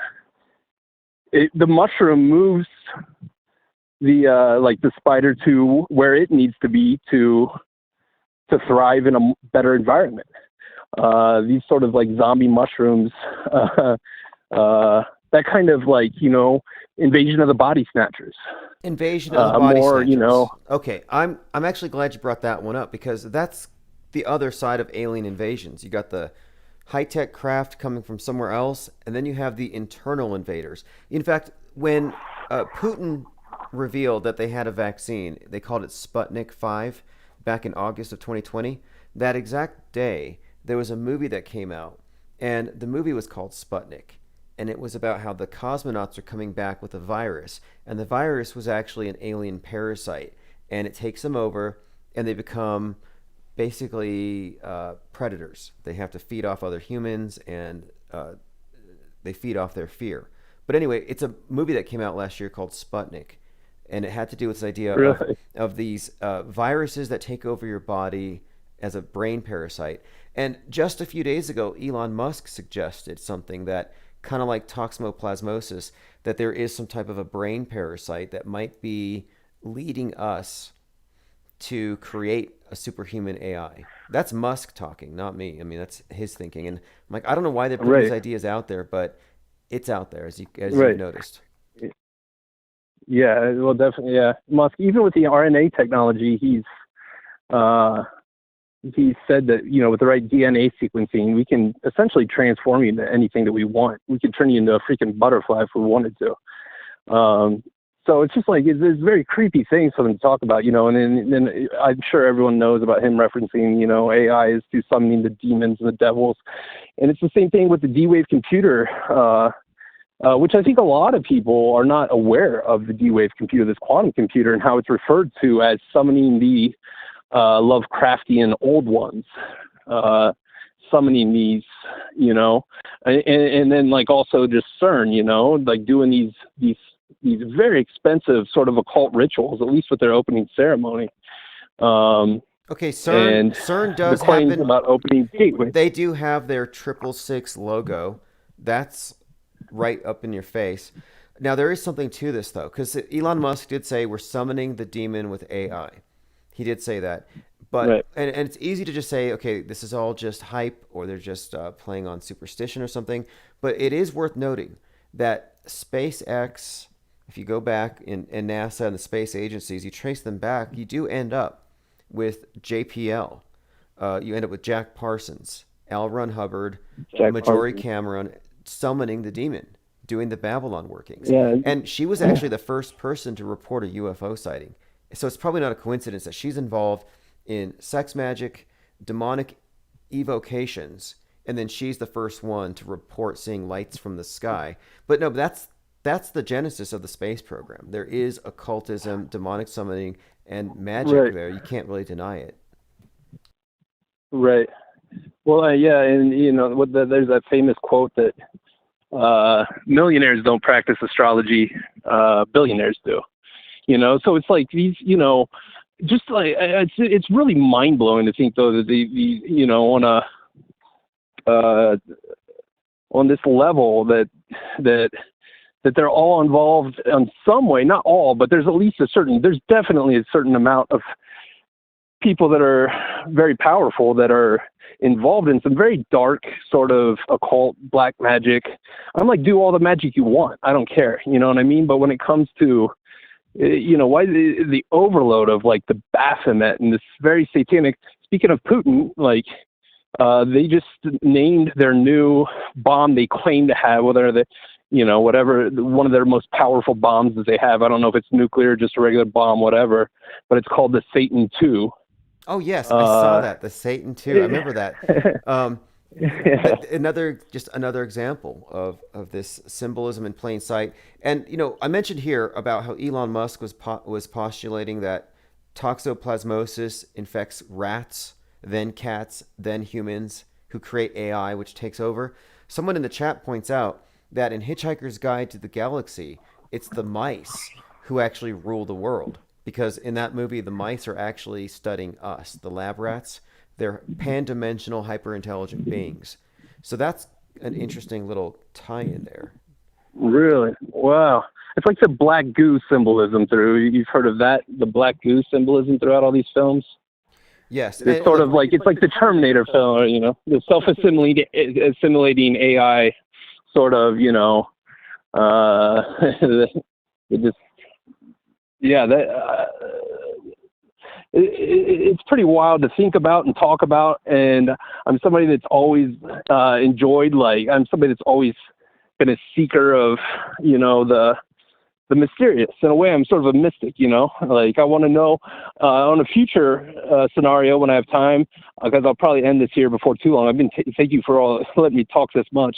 But I would like to ask you a lot of questions about Flat Earth and about, your thoughts on that. We don't have to do that tonight. Right. Yeah. But I'm somebody that's very interested in all these sort of esoteric, knowledge, and it's about putting down together the puzzle pieces of your own life and your own relationship, and what is this world, and who are we, and 100%. How did we get here? And that's what I like to do here. I think we should get as much information as we can on any topic, because it seems like the MO of the powers that be is to burn all the books they disagree with. And I'm like, well, no, wrong information is self-canceling, but it has to be brought to the light. So it's inevitable. We're going to reach a time. I like, this is something that I feel that there'll be people that will like via Neuralink or whatever connect their selves to the web, and they essentially want humans to hate themselves so much that instead of, like, currently we're going through a big transgender movement, in which telling people that 8-year-olds have the ability to change their own gender and take these hormones is absolutely insane and ludicrous to me. But there'll come a time where there'll be like, I want to turn into a robot, and there'll be a big movement about being human is evil. That's the bigger one. I want to Neuralink is, I want to hook myself and reduce my carbon footprint, and no, I think you're on something here. They want the self-hate is programmed. When they tell you the world's overpopulated, it means, there's too much. And if you say there's too many people, well, you're one of them. And I do think they inculcate us with self-hate. The concept of original sin has been replaced with the concept of the carbon footprint. And they can do the numbers on it. They can say, well, you lived this long. It took this many diapers, this much food, this much water to keep you alive this long. This was your environmental impact. So that's what you owe Globe, a.k.a. God. And you can pay God back in installments by recycling and going green and avoiding burning any of the dino juice. So it's 100% misanthropic. It makes you hate man because man breathes. I mean, how much more hateful of man could you be than saying, we got to cover up your faces and separate you 6 feet and can't let you gather in churches or socialize? It's like I laugh at it and everything, but in a sense, like when it comes to like the kids and like what they're raised in, that kind of breaks my heart. These children that are raised just from that are actually indoctrinated into this new system. Maybe it's an old system, but whatever. It's very in front, and like having to go to school with like plexiglass and wearing masks and putting on all this hand sanitizer and just like socially distancing, and it's alienating. It's a dehumanization. It goes back to the demoralization, and who is that famous spokesperson who Yuri Bezmenov. Yes, thank you. I knew you. Yeah. So, he that's exactly what we're going through. But it's like, man, the kids, what they're psychologically going through right now. It's like, it's. To me, look, it's a religion. It's a new religion. It's a new religion. Horrific. Combine the worst elements of all the major religions, and then add on to that Scientocracy or scientism on top of it. And, like you mentioned, hand sanitizer, that's just holy water of the day. The religious garment of the mask. So, I mean, is religion all that damaging to people? Well, it teaches them to hate themselves and hate other people. It creates a schism. It's very divisive, and it costs in so many different ways. But is it any different from the other religions? And I'm like, no, this is just the new religion. It's universal. No, it's just reinventing it. They actually did something recently where they took a computer. They said it was artificial intelligence, and they had it basically regurgitate a new religious verse. So basically, this computer, and you could probably look this up, like AI. I don't know how you would enter that into like DuckDuckGo or whatever you use, but like essentially it took like all the world religions, the major ones, Islam, Christianity, Judaism, Buddhism, all this, and it had it spit out a couple of new passages and doctrines. Oh, and some of them were rather, some of them were rather like, terrifying. Wait, an engineer. That's the concern. An AI, it's an AI clone of Jesus, it says. An engineer created the AI Jesus that has produced 30 words so far. And yeah, he writes about the plague, Caesar, and the end of days. Yeah. Yeah. Caesar is a big metaphor. Like all roads lead to Rome, the Vatican, and just I don't know, man. It's just so much, and I guess ultimately that's one call because it's just if they are taking the religious and like God standpoint, is like fanatics have always been the reason for uh, mass persecution. And I'm not trying to invoke fear. I'm not going to live in fear, but when it comes to, the famous George Bush Jr. saying is you're either for us or against us. And is that the standpoint that they're going to take with people who I don't consider myself anti-vaxxer, but it's somebody that doesn't want to play ball with this game, with this game of psychopathy. I think everything is templated, though. So everything that's happened since they declared a pandemic, 3/11/2020, I believe is templated off of everything that happened after 9/11. So after 9/11, it was you're with the terrorists or you're with us. So you signaled that you weren't with the terrorists with your American flag. So everybody's waving a flag, and you don't speak out against the country or against the war. So you may as well have put the flag over your mouth. And so for the post 3/11 world, you signal your compliance, or rather your solidarity, with the war on the new invisible threat by wearing the mask and getting the vax. So you're either with us or you're with the terrorist. You're with the virus. So it's the same psychology. So to what I think it's a division. Extent are they actually going to go? I think it's meant to make sure that for the next 20 years or 19 years or whatever, I think it's meant to make sure that the left and the right don't make peace. It worked for 2020. I mean, it worked for 2001 to 2020. They managed to keep them divided over the topic of Islam, radical Islam, and terrorism. Very divisive. And that issue kind of wore out. And I think this issue will be the great divider for the next 19 years. I don't think it escalates. I don't think Bill Gates is going to kill us all. I think that the schism is powerful enough and it's perfect enough that, yes, that's what I think it actually is.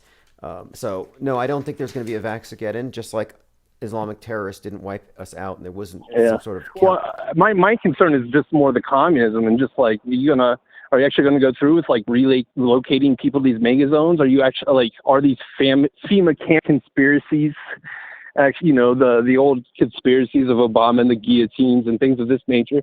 I mean, that's pretty dark and stuff, and I don't entertain that too much. I would be more concerned about my mind being hooked up to this infinity machine than anything else. That was the guillotine. Like, to what extent are you going to isolate, even if you just cut off our ability to operate in society? Look, I don't think the if FEMA anything, camp, I think the vaccine would. Oh, go ahead. No, the FEMA camp scenario though is not plausible. I think what they actually did was they decentralized it. So if you're at home and your entire frame of reference is the censored media, then you're in your FEMA camp and you're taking care of yourself. You're maintaining your own prison, and they don't have to chop off your head if they can cut off your perception of reality. And that's what they're doing. So I think we're already in the FEMA camps.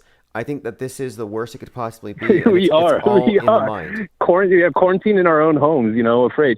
And well, that's the thing. Like, so I never stopped moving through this whole, I traveled. I never stopped moving through this whole thing. I'm currently going through my personal issue is I'm just so disgusted with, not disgusted, that's a strong word, just like with the mob mentality living in a very, liberal city. It's hard for me to keep my mouth shut. So, like, I've worked in the restaurant business for a long time, Rockefeller Center, just like New York City, very busy, upscale restaurant, but like working in a restaurant, co-workers, people talk.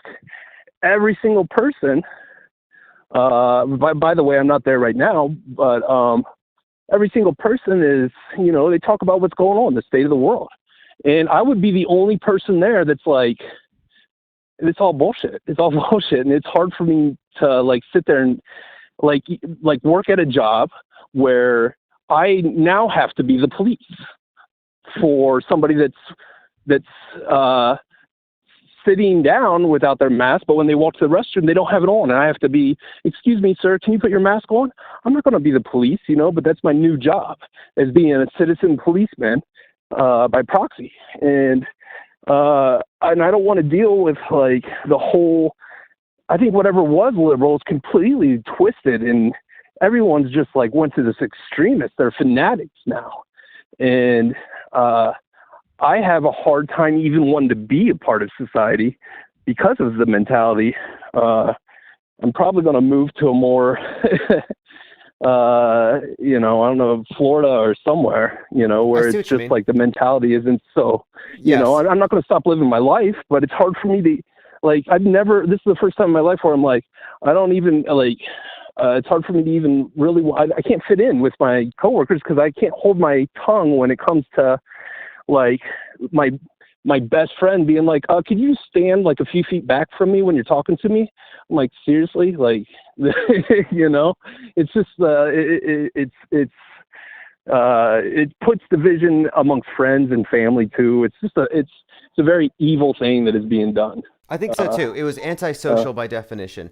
And what it displayed for us too was how by default, most people will go with the world stage. And because of last year, I really have kind of solidified this distinction that there are world stagers and the very few who aren't taking all those assumptions into everything, every thought. Like, so for example, if it's built into your worldview that the world's going to end because of asteroids and global warming and the virus, then yeah, it makes sense that everybody needs to get vaxxed and that anti-vaxxers are the enemy. So yeah, I understand that there's two different worldviews here. The true believers and the critical thinkers. And the critical thinkers are under attack, and they've managed to... Oh, I'm in a total outcast. We're the lepers now. Oh, yeah, absolutely. And I think it was a great strategy. They pulled it off quite well. And I think that was the intention because there was never, in my opinion, there was never a pandemic. But they used the excuse of curing a pandemic to put everything into place to go after the ongoing infodemic, which is the internet. And they're trying to quarantine the internet, cyberspace. And they're doing pretty well.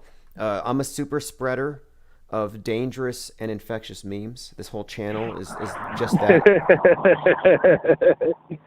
So the memes are great, though. I think that's a great way, man. It is. I appreciate you having me on and talking to me for so long and taking up so much time. Oh, yeah. It really helps me though because it's hard for me. There's really no one that wants to talk about any of this stuff, but it's something that's like it's a catharsis. So I appreciate you. It's you basically like somebody randomly hooked me to your podcast, and the way that they hooked me to it was because I needed some car damage done, and they mentioned Bill Gates, and we kind of started talking for an hour and a half. I don't know if he's listening, but his name's Matthew Edwards, so I'll say thank you to him. But at another time, I would like to talk to you more about Flat Earth, but I'm going to let you go. Sounds great. Just very appreciative for what you're doing, man. Yeah, and call back, and we'll talk about other stuff. But in the meantime, yeah, you brought up some great points. A lot of great stuff is brought up tonight, and I'll have to parse through this call later. But we keep this channel open to discuss these things because it's alienating to be surrounded by people who are completely spellbound by the mass media hypnosis. And this is very spellbreaking, and it has been for the 3 or 4 years we've been doing it. I've been equated by some of my very close friends to being just an evil person who is selfish and doesn't care about anybody else. But so it's been tough. I've lost a lot of friends because of that over the years.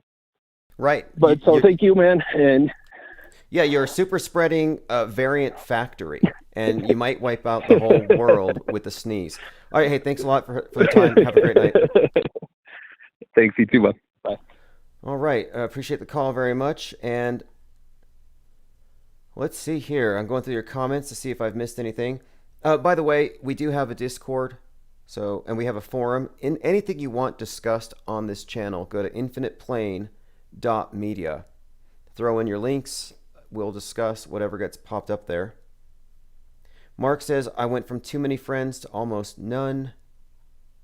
Well, now where I am, masks aren't mandatory.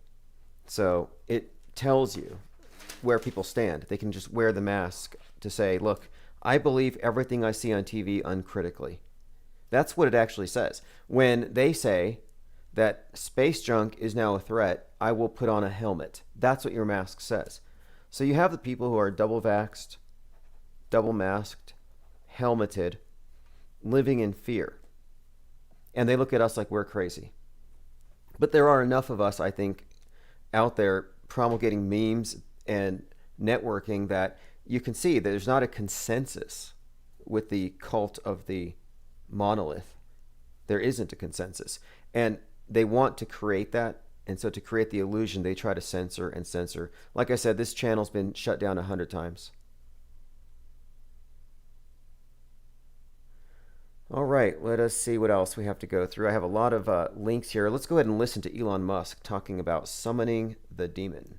You know those stories where there's the guy with the pentagram and the holy water, and he's like... Yeah, the guy with the pentagram. This is the story where he talks about summoning the demon, because he would probably know. Like, I don't think it's that far-fetched to suggest that he is full-blown Thelemite.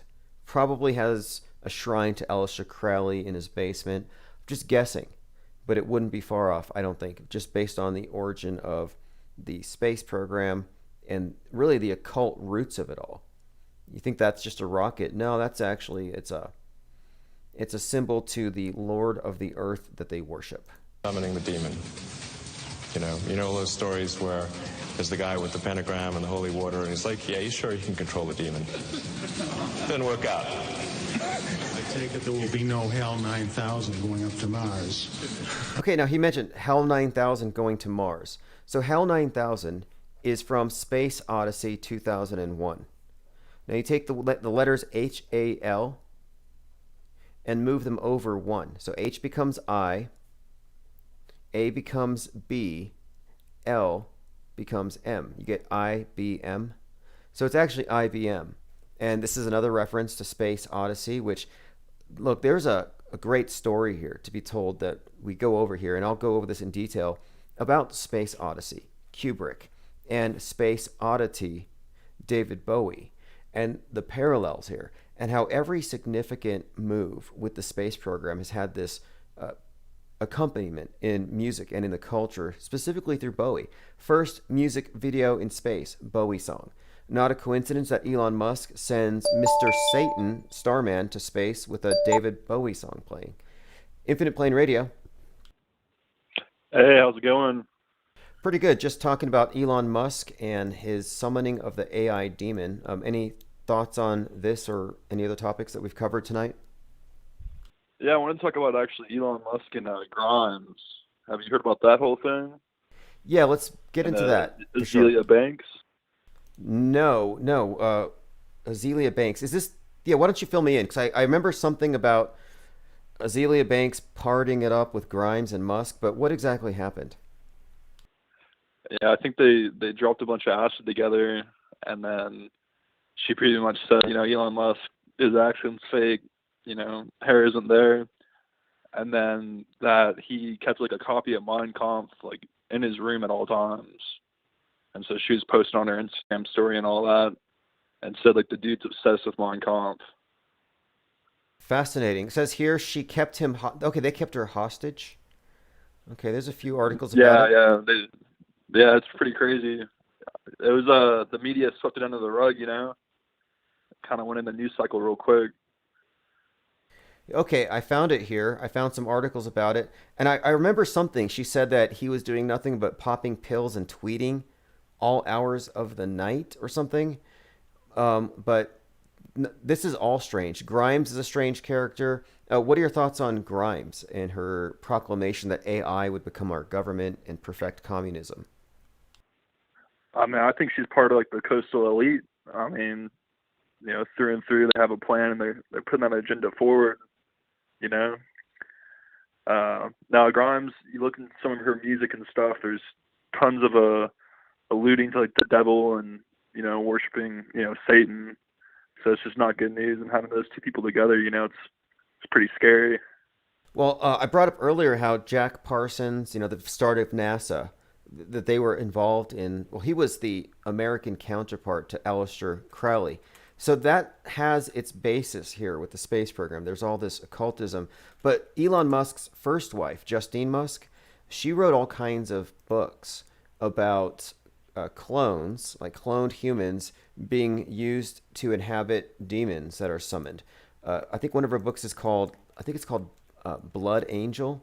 But anyway, I thought it was strange that he's married to someone who writes about Satanism, demons, fallen angels being summoned into cloned beings in underground tunnels. And now here he is with his underground tunneling. I mean, yes, I think there's something there.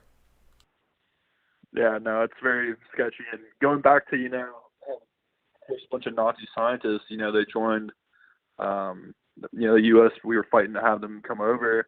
I think that comes back to Azealia Banks saying, like, Elon Musk was, obsessed with Mein Kampf.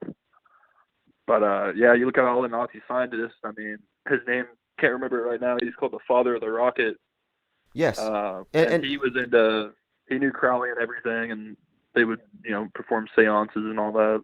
That was Jack Parsons, but, now that I think about it, see, at first, Okay, yeah. when you mentioned Mein Kampf, I would have kind of just like, that doesn't mean anything. But now that I think about it, you do have these connections. Like, for example, Werner von Braun, who invented everything that Musk pretends to do. Like, the whole, with the reusable rockets, the Mars project. That's all the idea of this guy, Werner von Braun. And his book, Mars, A Technical Tale about Mars colonization, has the leader of this colony called the Elon.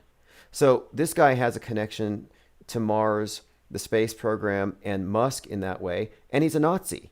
So there's your Nazi connection. There's your Mein Kampf connection with Musk. Yeah, exactly. She even said, like, his favorite quote that he would bring up a lot is, man is becoming great through perpetual struggle. Perpetual peace is greatness must decline. Which, that's just a very ominous quote right there. And for a man that rich that's what he's reading and looking into, there's definitely something to look at about his actions, I'll dig into that a bit too, because now that I think about it, since we've got into the topic of the occult roots of NASA, of NASA and the space program, it is worth noting that within the Nazis, you had the occult secret societies, the Thule Society with the Black Sun and their occultism, which clearly is a big part of NASA as well. I mean, I think NASA is actually a religion, if you ask me. I think it's got an esoteric side. So, yeah, great connections here. Azealia Banks brought that out. I mean, I would not have thought about that, but now, yeah, she may have come across something. I wonder what kind of NDAs she signed. Oh, yeah. No, I have no clue. And that's what's crazy is, like, you can't find much about what she said about that time because she was posting Instagram stories, all that stuff, saying, like, I was being held captive here and all the weird stuff going on. So it's definitely something to look into. She's been real quiet as of late, so it makes you wonder, what happened to her. Did they shut her up or what? Yeah, I'm trying to find some of these tweets. I'll look into it, but excellent points that you brought up here. I think that these characters are all very shady. I think they all have connections to the same occult secret societies, and they telegraph it with all of their hand signs, all of their movements. It's encoded in their rocket launches. I mean, this is what we talk about on this channel all the time. And Elon Musk is a very fascinating character because he's brought this AI thing out into the foreground where it was all science fiction, but now he talks about it almost every other day. Like it's about to happen. There's about to be some higher intelligence gift mankind. Yeah, I'm under the impression that AI has already taken over around 2012 or 2013. I mean, the military is way ahead, by years, decades, compared to what the public has. I'm of the opinion that the takeover's already happened, and now we're being slowly disclosed it. Interesting. That would make more sense. You're talking about subversion in general. And I would say we've been subverted, and it almost seems like it's just kind of becoming plainly obvious without it having been announced openly. But sure, very interesting. Any thoughts on this Mark of the Beast concept I was talking about with the last caller? Oh, no, I missed. I just hopped in. I just got off work. Okay, no big deal. We were just talking about how whatever you think about this idea of the end of the world or Mark of the Beast, it's just pretty strange that they happen to put that symbolism all over everything. And AstraZeneca has a pretty clear 666 on it.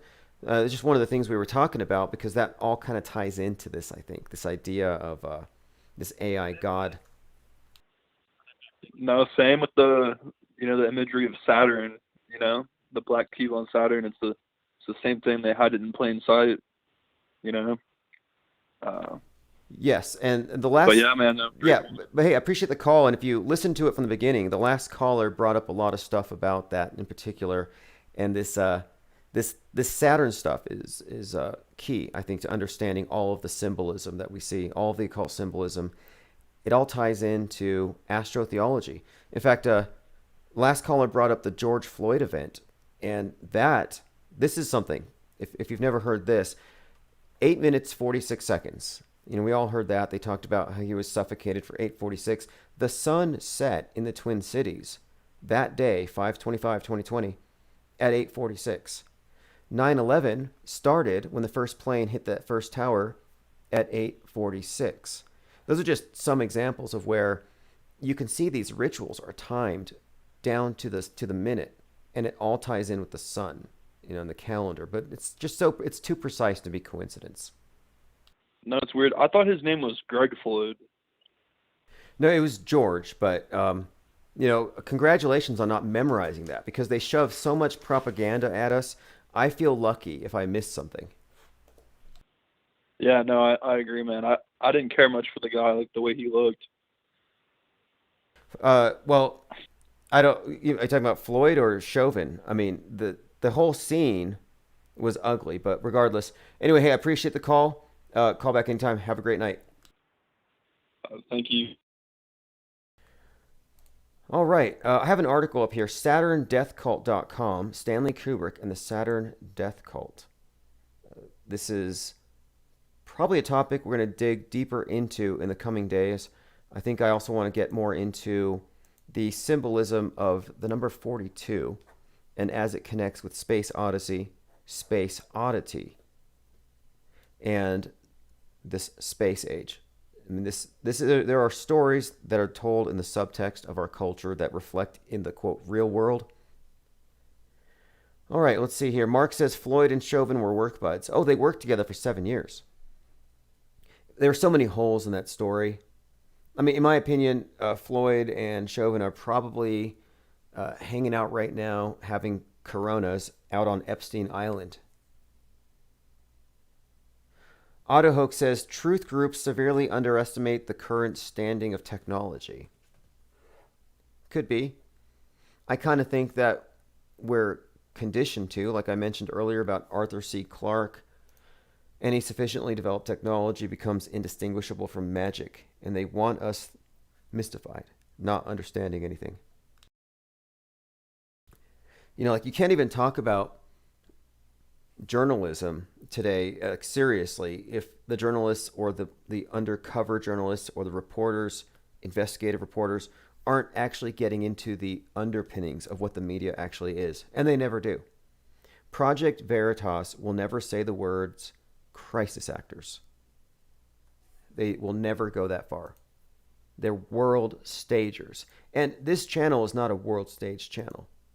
This is probably the only truly post-media critique of the modern worldview that is, given to us, that we're immersed in. Okay, so I started a little bit later tonight. We had a glitch, not sure what it was. Could have been an EMP, could have been anything. But it seems like every time I start a live stream, something causes this thing to crash. So we started 30 minutes late. Appreciate the callers very much. We are going to be here same time tomorrow, 9 p.m. Mountain, open phones. And every day we record a podcast at random. So if you want to catch that, just subscribe to all the channels here. I'm usually recording. It's the AutoHoaxer Revolution podcast, a 30-minute breakdown. Go to autohoax.com if you want to hear that one. We break down the major fake news and narratives of the day.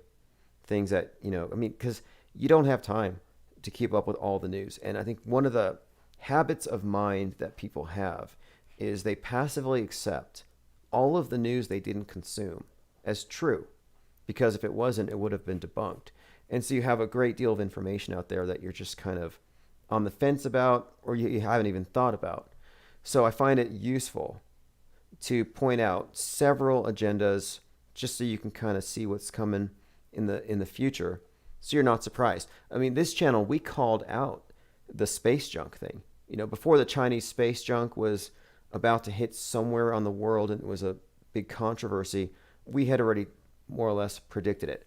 This channel on Sunday, this was right before Wednesday, 3/11/2020, we did a live stream called World War III Starts on Wednesday, because the predictive programming was so heavily pointing at 3/11 being the end of the world starting, or rather the reboot of civilization starting in Seattle. And ground zero for the pandemic was in fact in Seattle, and the pandemic kicked off on 3/11/2020. Space junk, oh, by the way, if you didn't catch this, the space station is on a mission called Celestial Immunity.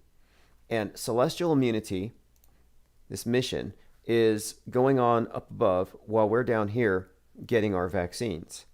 And in the middle of this mission, the ISS is hit by a piece of space junk. But the space junk hits the arm. So the symbolism here, and this is from May 31st, 2021, space station robotic arm hit by orbital debris.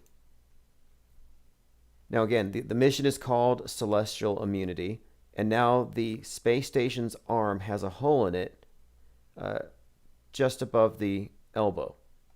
In other words, the space station got vaxxed.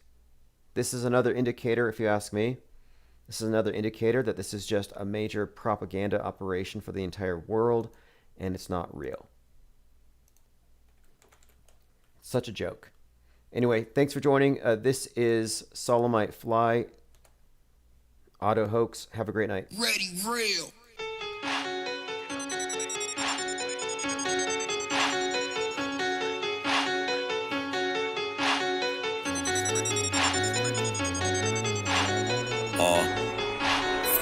CIA be lurking, I be in the turban. Little ones stay cursing, older ones out twerking. Talking about lack of education, streets are always dangerous. Bluetooth speakers playing, do you really hear what they saying? Do you know what that mean?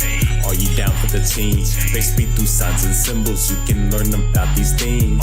Live by 9/11, Club of 27. Once you think that they in heaven, nah bruh, it's a legend.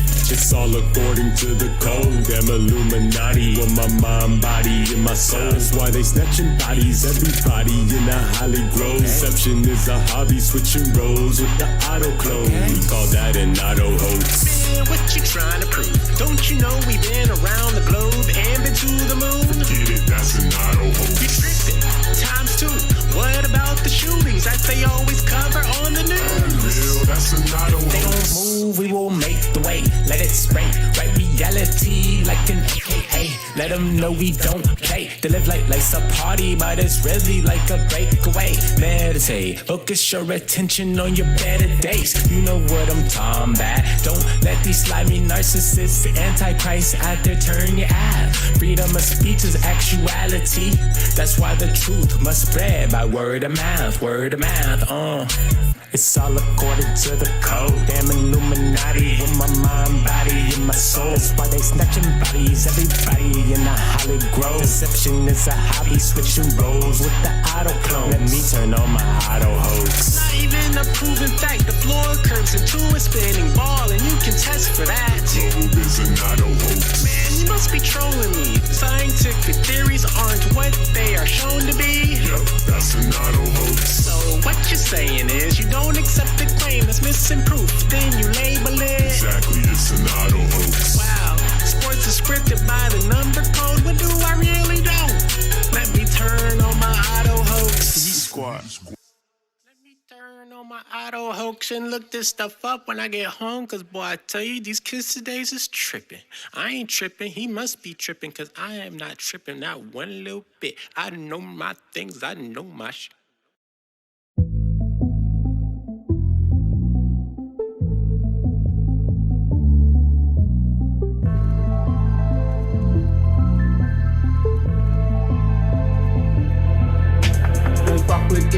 confession. Keep it real, that's a profession. Like the whole world is pretending. Found the truth around the penguin. Get a gang on with a blessing. All the other gang is stressing. RPS we on a nesting. Only real ones gonna get this. Like fake ones don't accept this. They can miss the message. Timbuktu got bodies, yeah. Find them in our records. Auto host a message. Squad are represented. Killing you with knowledge, yeah. The uppers getting dirty. Oh, you're so effective, cause we're so effective. Let go of your worries, yeah. The whole thing is a stutter.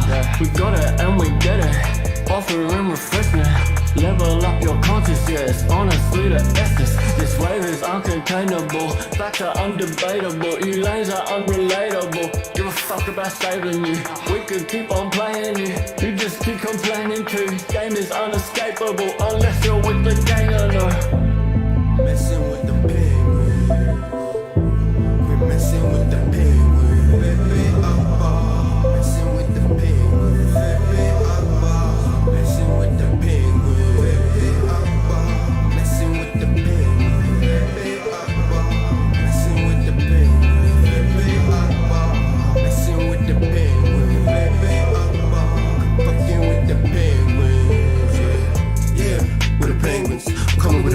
Trying to make you come to your senses, forget the general consensus, just pay attention. The rules to hell is paid for good intentions. I'm clenching my back wrenching, representing only the most superior independent media.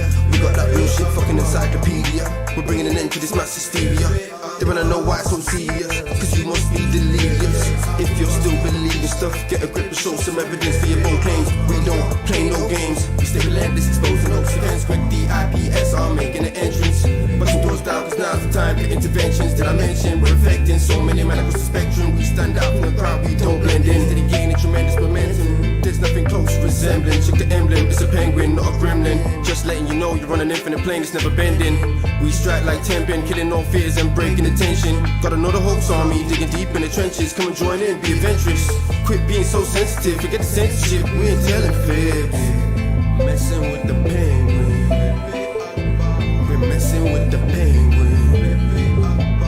Messing with the penguin, messing with the penguin, messing with the penguin, messing with the penguin, messing with the penguin, fucking with the penguins, yeah.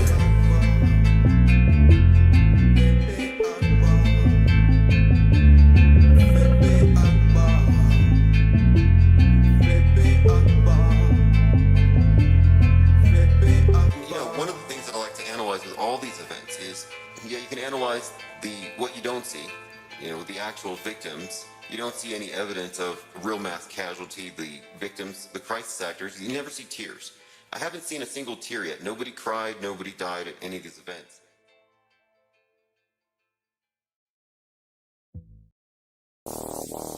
So these guys, this group, they call themselves the Infinite Plane Society. Sometimes there's a lot of penguin usage, right? They actually know how to do spiritual warfare online.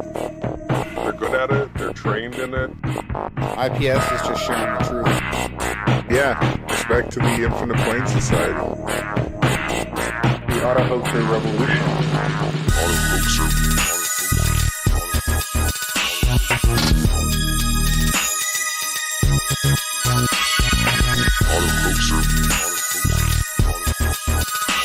The Auto Hoaxer Revolution. Auto Hoaxer.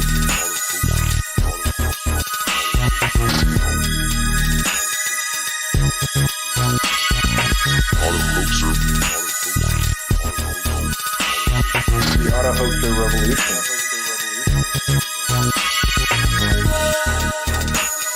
We've taken over auto hoax. The term auto hoaxer was meant to attack people who jump to conclusions too fast. Until we realized that no, actually we were right to do it this way.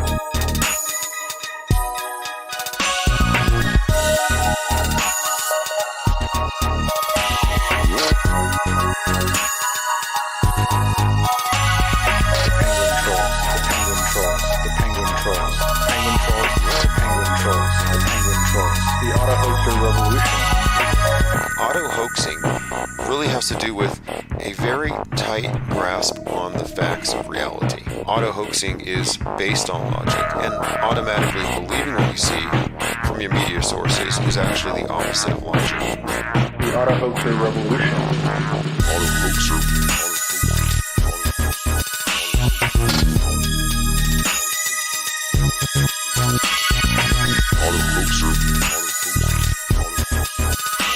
The auto-hoaxer revolution.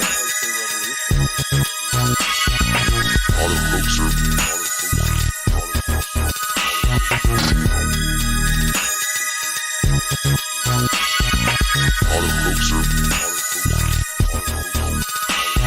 The auto-hoaxer revolution. Legitimate auto-hoaxing is the only legitimate threat to the mainstream stranglehold over mass perception. The auto-hoax meme, the auto-hoax concept needs to be mainstreamed, and I think more than ever people will understand it when it's explained properly. Because what we're talking about is shifting the burden of proof back to the online media.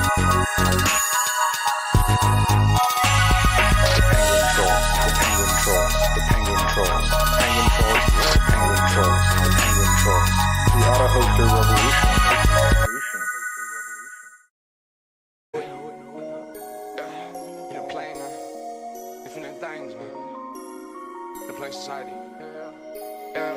Infinite plane, infinite plane, infinite plane, infinite plane. Doing my thing, do my thing, do my thing, do my thing. Infinite plane, yeah. I live on an infinite plane. I live on an infinite plane. They telling me different things. That's supposed to be pulling the strings, but I know they playing the games. Since I found out today, I live on an infinite plane. I ain't playing no games. I'm on a different plane. I live on an infinite plane. Yeah. No, the news is fake. They're trying to choose my fate. I know the views is fake. They pushing the global stage. Fake news on the radio wave. All the hoax, the whole world is a stage. Body double like I'm Saddam Hussein. Doing my thing.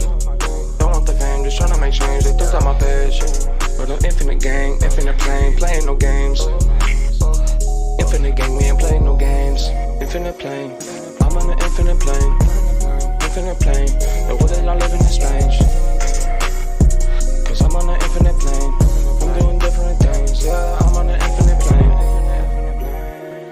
I'm on an infinite plane. I'm on an infinite plane. Stay with the infinite gang. Supposed to pull the strings, but they can't cover the game. I'm on the infinite plane. Infinite gang, that's in your mouth. I stay in my place. Infinite plane society, yeah, man. All I do is black roll out, yeah, just do it, man. Can't take us down off the shit, man. You shake that, check the stats, man. Can't do it, man. Take the word is flat, man. Grow up the whole man. Take it down on shit right now, man. Shit, satellites are not real, man. I think satellites are real, man. I don't even know what the fuck it is, man. How about the news and shit, man? They already got it, man. I'm telling you right now, it's all the hosts, man. All the hosts, man. All the hosts, man. Shout out, what up, bro? Tim out, man. What up, bro? Yeah, man. Shit. I'm up.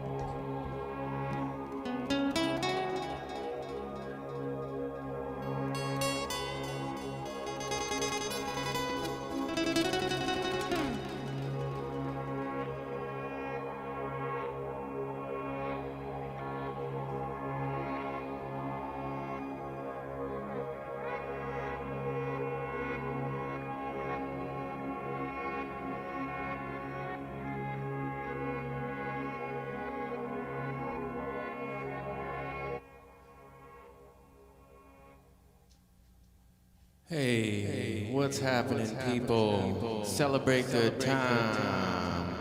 We're gonna have a celebration tonight. Chief Crow has hit 1K. Who do we got hanging out, chilling? What's up, Osher? Space Religion. Tom Buddhas, TLC IV. Flaming Penguins, all up in it. On fire, Penguinati, happy face. Oh yeah. We're gonna get this party started here. I got a few songs for you tonight. Thanks for hanging out, AJ206. Earth spinning around with the buildings upside down. Yeah. So, much love to y'all. Hopefully we got this sound. Y'all hear this? Is there sound? Let's get ready to rumble.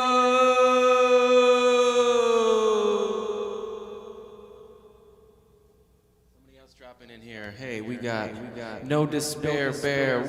Hey, what's happening? Leon Dion. All right, everyone's chilling in the Chief Crow live stream. 3 used to be cool. Now it's all about the 2.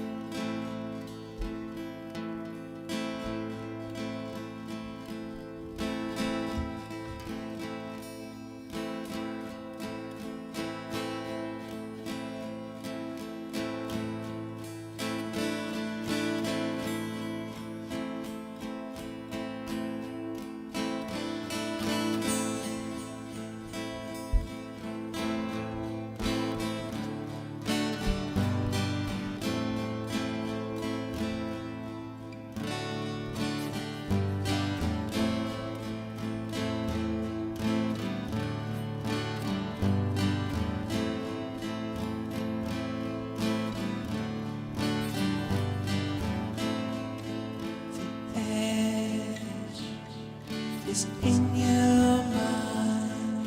The edge is in your mind. The edge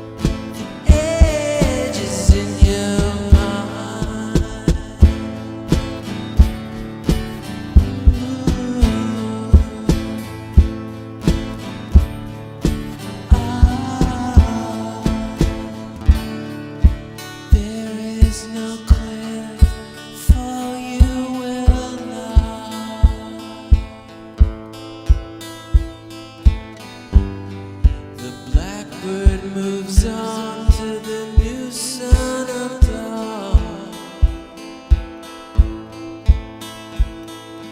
Edge is in your mind. The edge is in your mind. The edge is in your mind. The edge is in your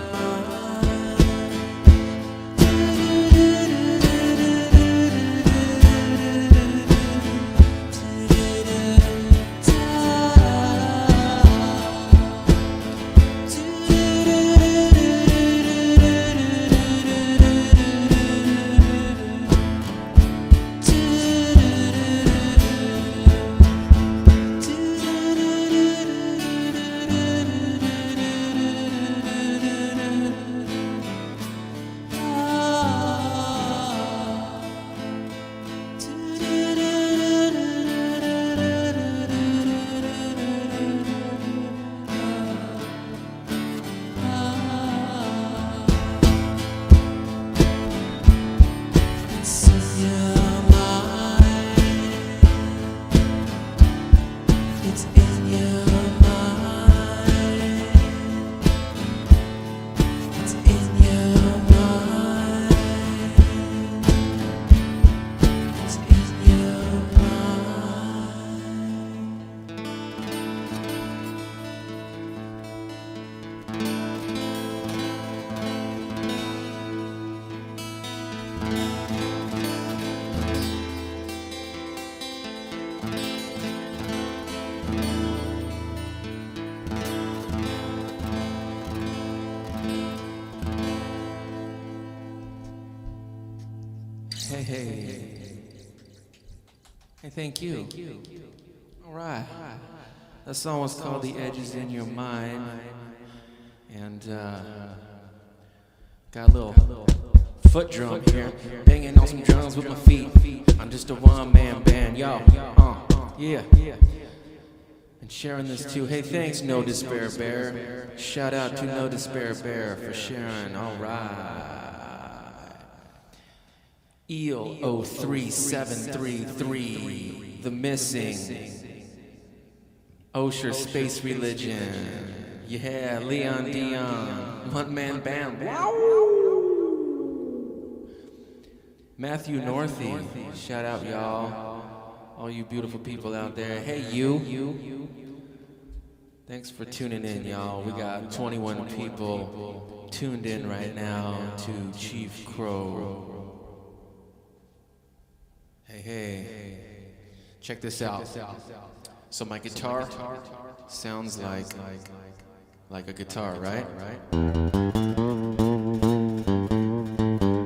But I got this thing on here, switch it. Now watch, listen. How about that, huh? You guys hear that bass octave? I got a low octave coming out of that. Drop it even more.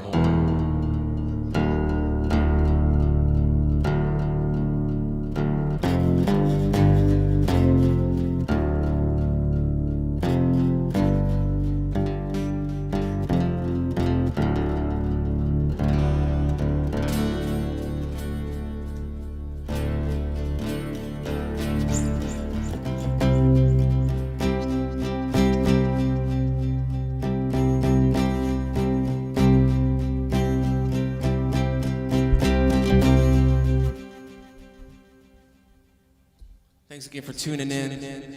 Trying to do a different set of songs for y'all. Something different. You know, I usually put in that Space is Fake and Where's the Curve and Auto Hoax and all that stuff. But tonight we're doing some other songs. Because it's a special celebration. It's a celebration. It's a celebration. Yeah, so get your corn dogs out. Grab your lattes and your corn dogs and your beef cakes. Get your hot dogs all ready, because we're going to have a pizza party, you know what I'm saying? Oh yeah, volcanoes are fake. All right. So, that one guy, he's trying to do a GoFundMe to go to space. And Jake the Butthole, he's supposed to go fly to space or go underground or go to Mars and eat a bunch of drugs, whatever. But, you know, I think we should all just go to Antarctica. Storm Antarctica, people. The penguin will be man's new best friend.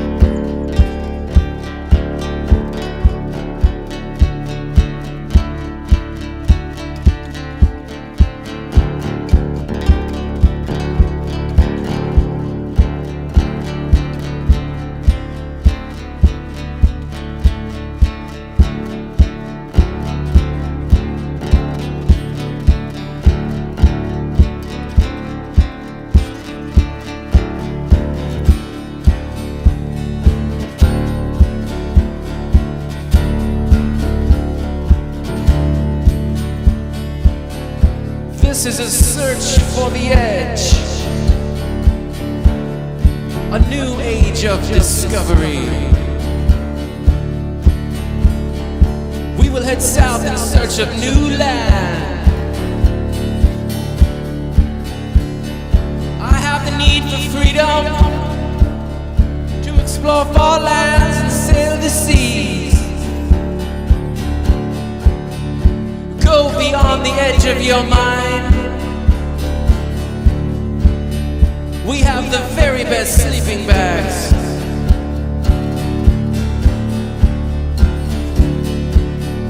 I am a man from Earth.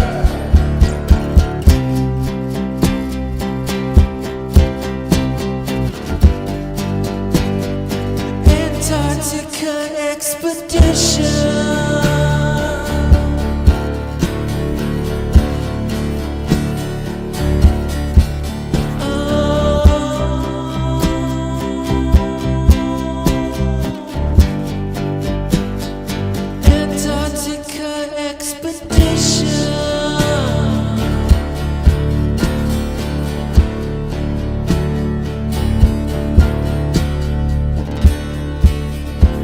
We will head south. Will we hit a dome? Probably not. Probably find more land.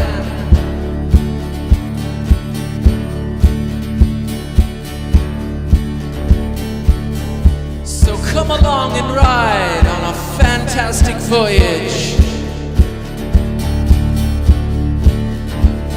Slide, slide, slippity slide.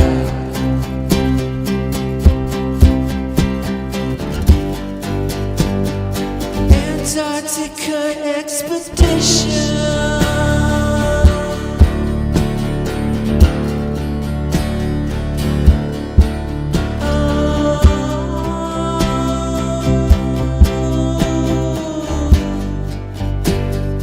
Antarctica expedition.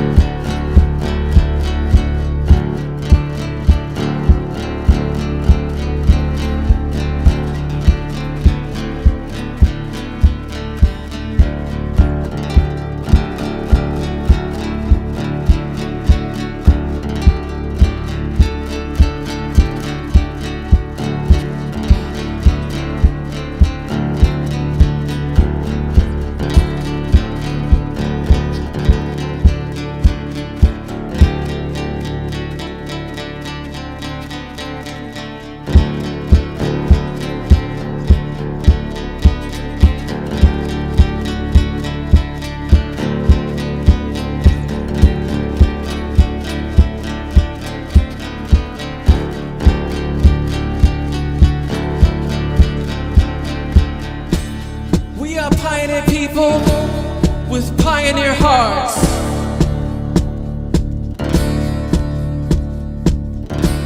A renaissance of exploration.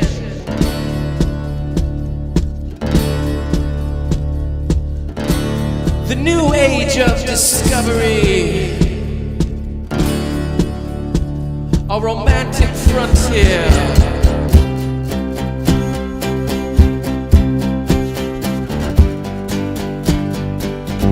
Antarctica expedition.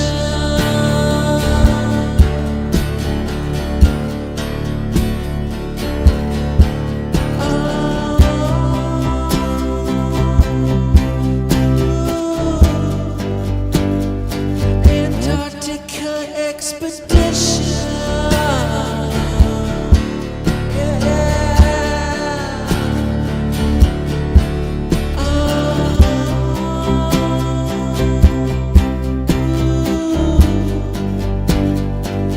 Antarctica expedition.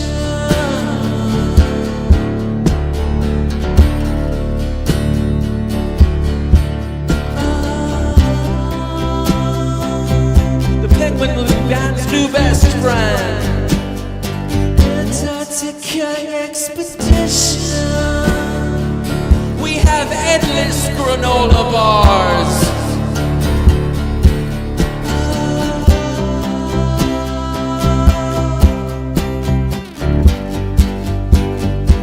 Antarctica expedition.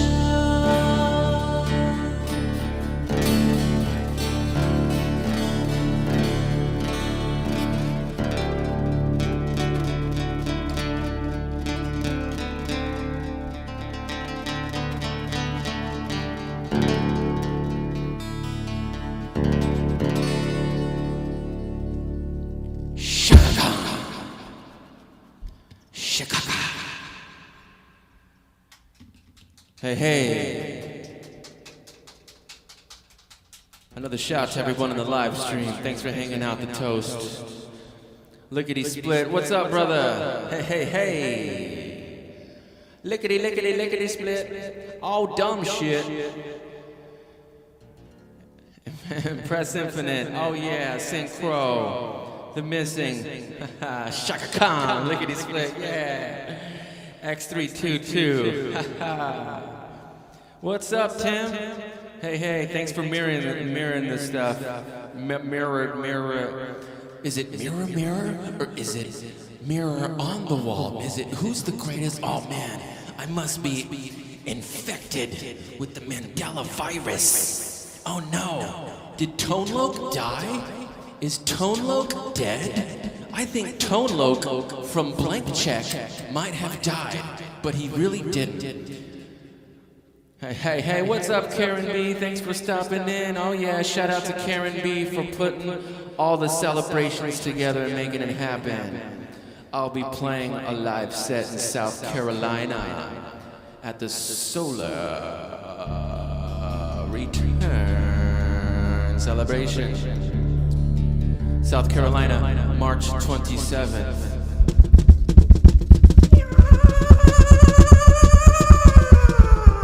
So everybody come on out. It's gonna be a celebration. Oh yeah, Penguinati all up in it. Yeah, so everyone's here. All good, beautiful people. Gonna get down with it, you know. I think we got a couple more tunes. Done. Exit the dome, new lands to roam. That was the line. I mumbled that one. All right.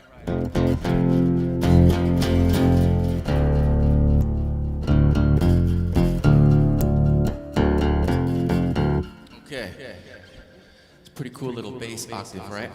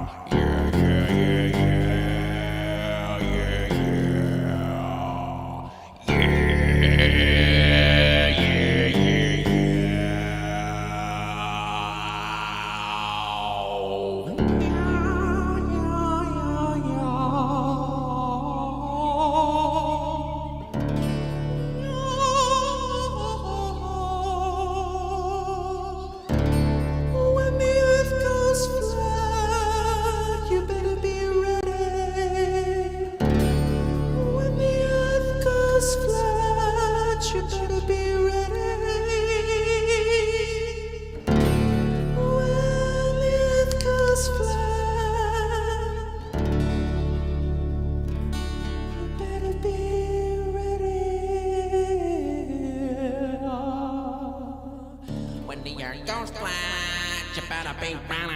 Better be ready.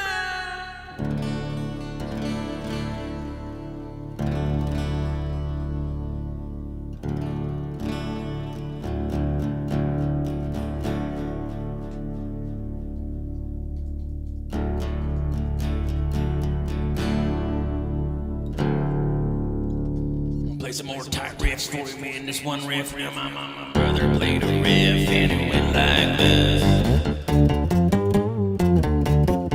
Yeah, my brother played a riff and it went like this. Yeah, my brother played a riff and it went like this. That's called My Brother Played a Riff. All right. Here you go.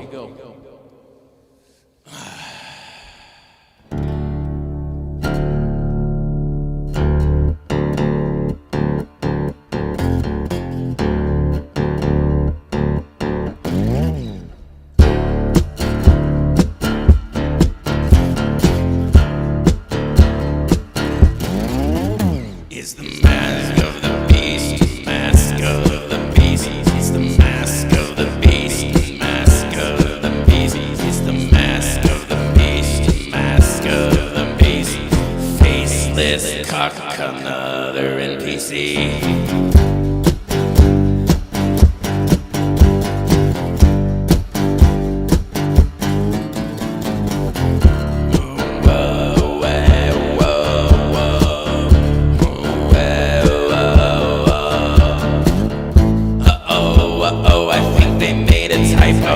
Just like Tuttle Puddle, but the R is the S.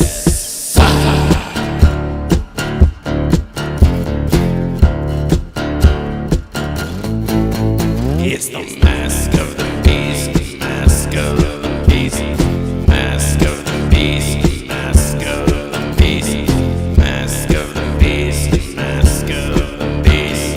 Faceless cock, another NPC.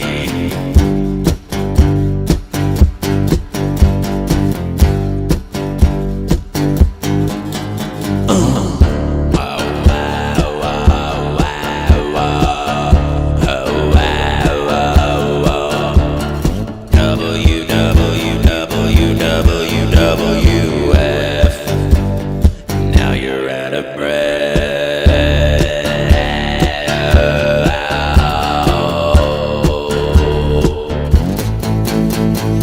Everyone's gone totally retarded.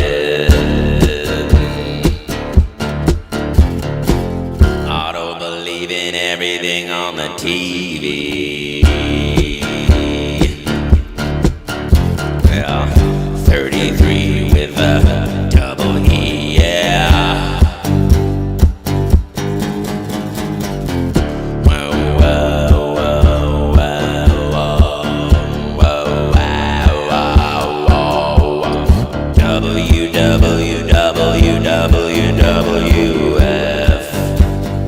Now you're out of breath.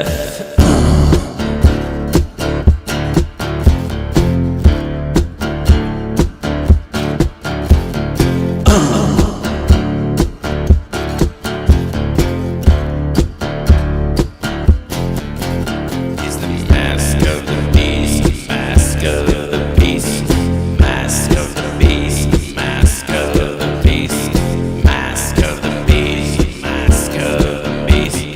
Faceless cock, another NPC.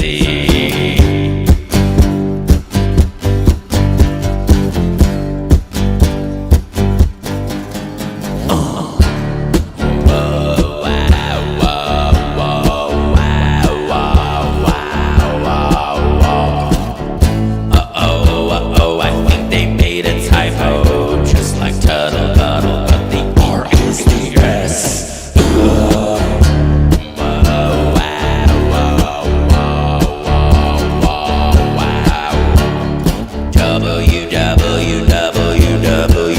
WWF. Now you're out of breath.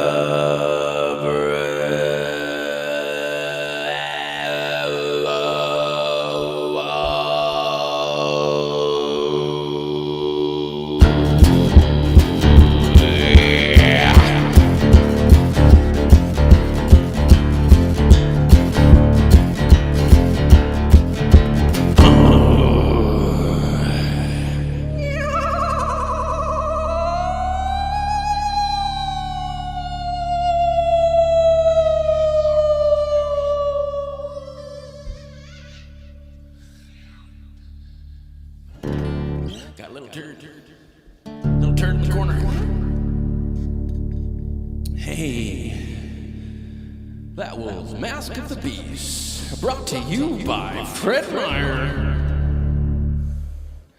Oh yeah, hey, James in Germany.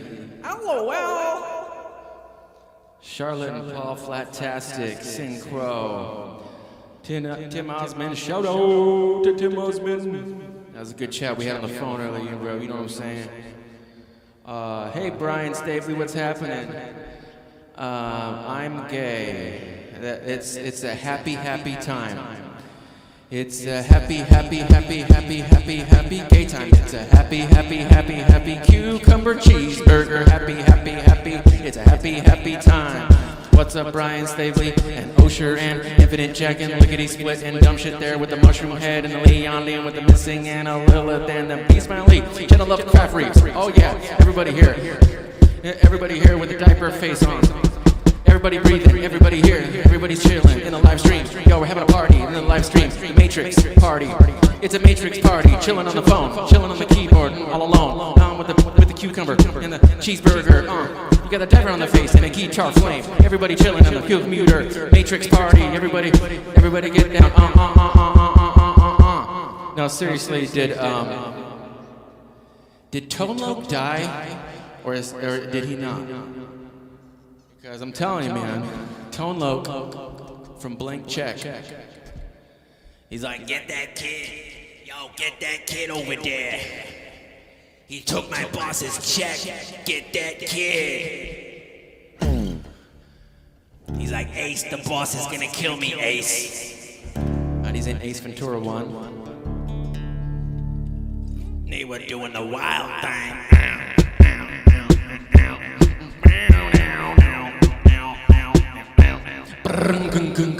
Funky Cold Medina. Tone Loc in it. Ain't no joking it. Wheels in the spoken it. Spoken word. Turds flying out my mouth. Spitting and shitting. I got the sharks. Gonna put it on the charts. Number 1, number 2. Hey, AC Slayer. Shannon Jones. Oh yeah. Yeah, Tone Loc from Ace Ventura, Lickety. Right? He's sitting at the office chair there, and Ace is trying to, he's like, do you have any banaka? Talking with his butt cheeks. What's up, the toast? Yeah, Stephen Schmidt. 33, 33's cool, but I'll tell you what, it's all about two.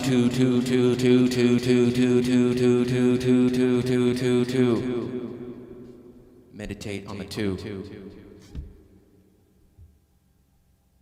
Having a gay old time here. Cucumbers, cheeseburgers, everybody. Oh yeah, we got the Flamin' Penguins. Having a gay old time with the Flamin' Penguinati and the cucumber cheeseburger.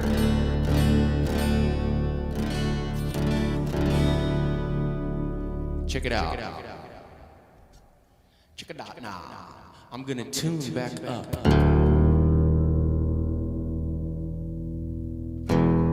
There we go. So this is the 1-year anniversary of the last flight that Mad Mike ever took. And I just wanted to give a shout out to Mike. All rocket men go to heaven. And Mike, man, he's a pretty far out guy. I was honored to play his party in Las Vegas. And I made a song for him. Got to play it at the party, hang out with all the Penguinati folk. Met Chris Pontius, got to see his beautiful art. Got to meet Nathan Thompson. And yeah, hopefully I'll see all y'all March 27th at the return celebration. The return, the moon and the sun spinning in the sky. South Carolina, they're probably gonna have to give me an anal swab before I get on the plane. So, I'm taking one for the team, okay? Same team, right? Right. We all, you guys better get anal swabs too. Just anal swab yourself, I'm I'm gonna fly to South Carolina to play tunes for all y'all, so all y'all need to get anal swabs too. If I'm gonna get an anal swab, we can get a double anal swab. I mean, they have Q-tips on both sides, right? So we can do that double thing. You know what I'm saying? Just boom, boom, boom, boom, boom, boom, anal swab each other, anal swab each other.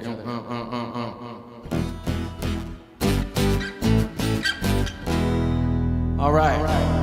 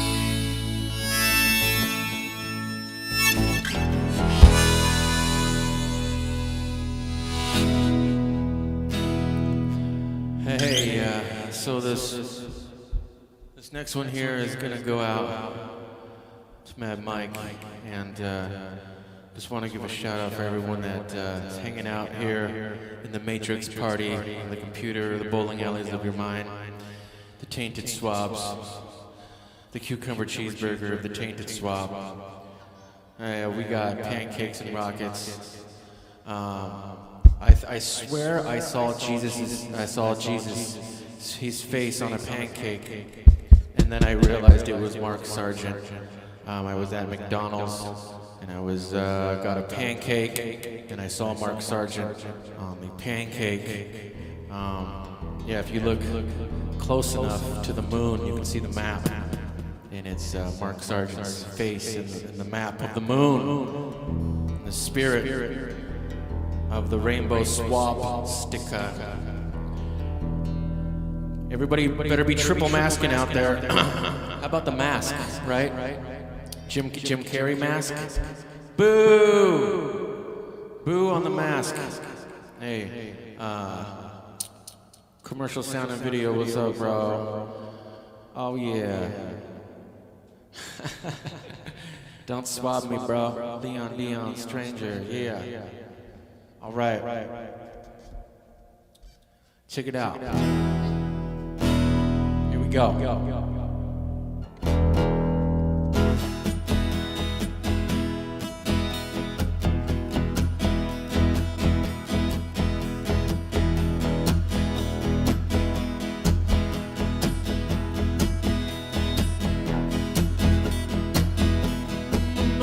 Man, I get so high, out of sight. Man, sonic boom, put yourself through the plasma moon.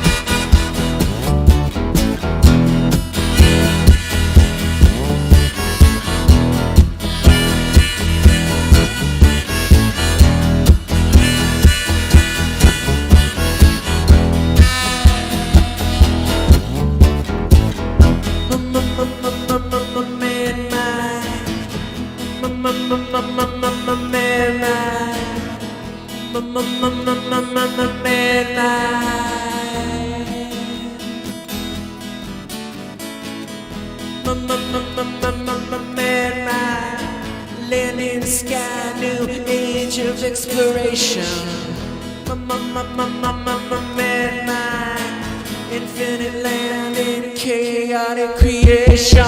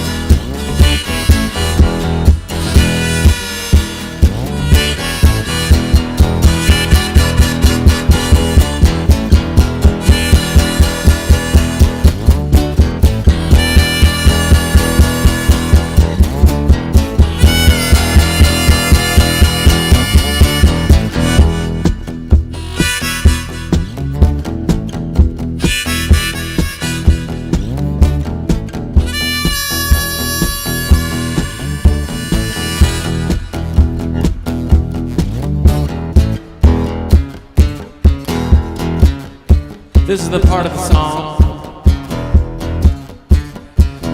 I always thought like Mad Mike would be all drinking some whiskey with a fat chick out in the trailer, out in the desert. He's like, hey, check it out. This guy wrote a song about me, right? He's drinking with some fat chicks. And then it gets to the end of the song. And he just starts doing this sexy dance for the fat ladies. And they just be getting it on. Right? Mad Mike getting it on. Getting it on up in heaven. He shot his rocket up to heaven. Psychedelic supreme. He's banging all the fat chicks in heaven.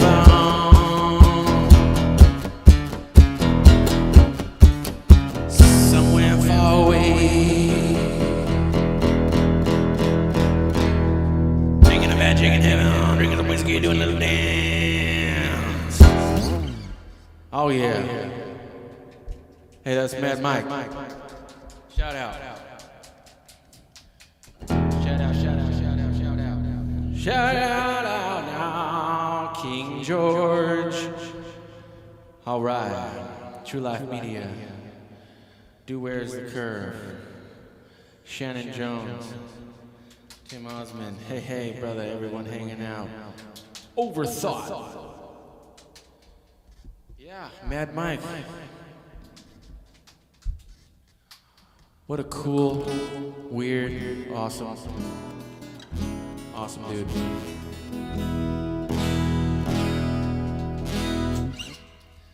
All right.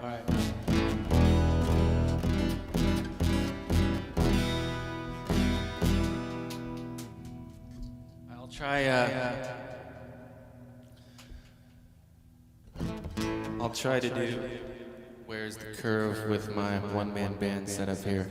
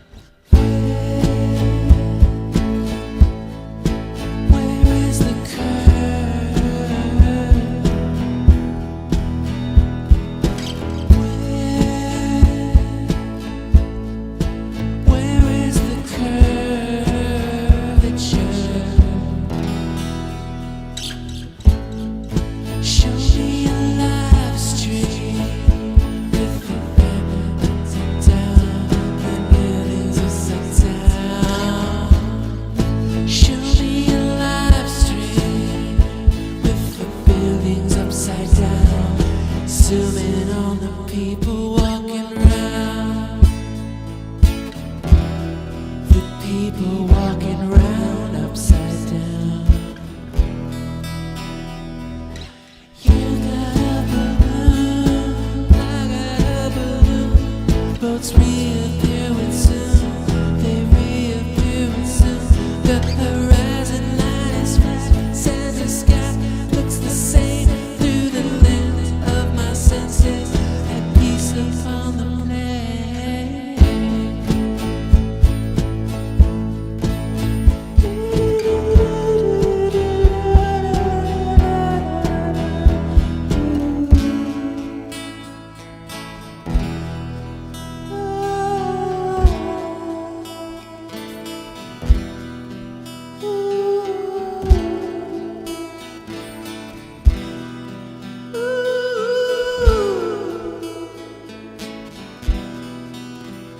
Hey, Sunra, Earth is the place.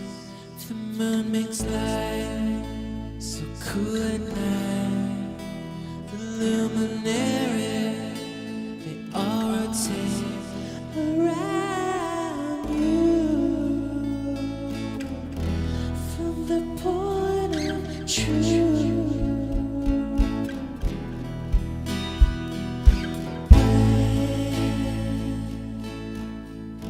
Where is the curve?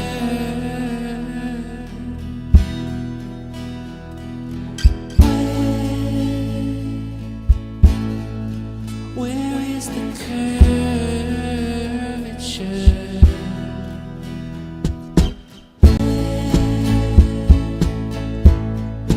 Where is the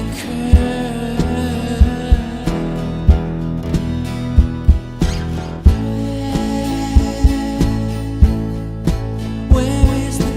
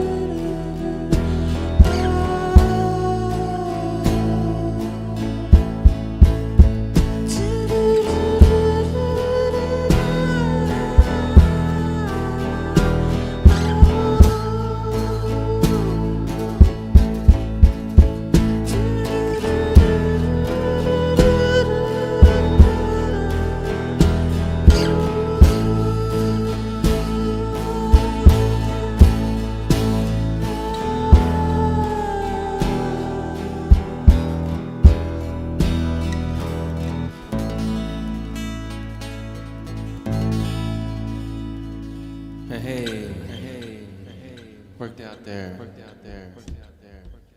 Where is the curve. Yeah, so I want to thank y'all for coming out tonight, hanging out in the Matrix live stream. Shills versus Shills. Whoa, it's Shills versus Shills, everybody. Hey. Shout out to Shills versus Shills. Yeah. Thirst for Truth. Hey, brother, what's happening? Dan the Waterman. Woo. Hey, Nathan Thompson might come and hang out on his little Clown World tour, so we'll have to have a conference with Dan the Waterman and Nathan Thompson and work it all out and do some math equations. Yeah, Michael Shiva, what's happening, brother? Lilith, hey, Goat Clips. All right, so hey, in the description of this video, I think I put the link for my new channel. I got 2 strikes on this channel, so I'm sure they're probably going to delete it any day. So I got 2 strikes on it. So go sub to my new channel, and we'll be doing more live streams and stuff like that. Yeah, so I'll try to do maybe one more for you guys. Let's see here.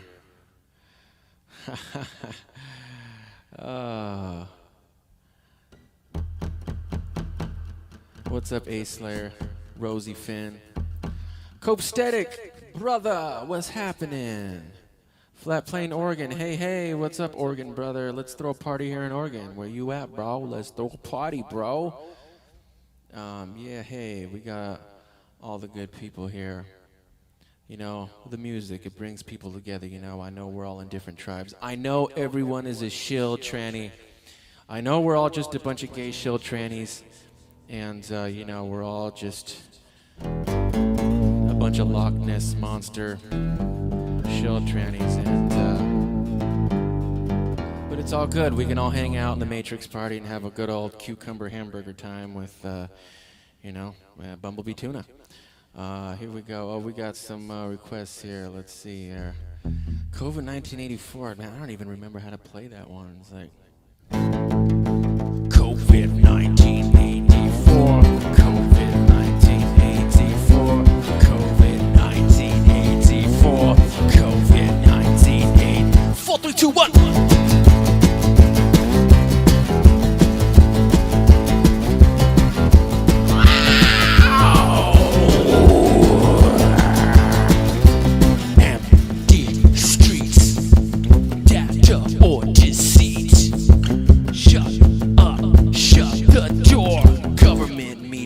Bend you over like a whore. COVID 1984. COVID 1984. COVID 1984. COVID 1984. 4, 3, 2, 1.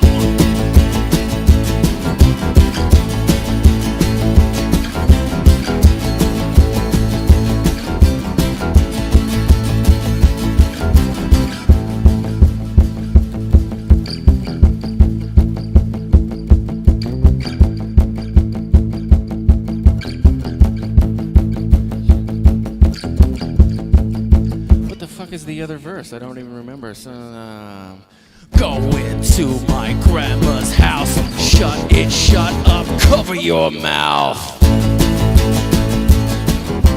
So, Barbara Dynasty bullshit. I haven't played that one. I don't think I've ever played that one live, so I don't know the chords. Man, I can't remember the chords. Dude, chord H. Do a cover of Earthman. Hey, TLCIV, it's Teddy in the house. Earthman.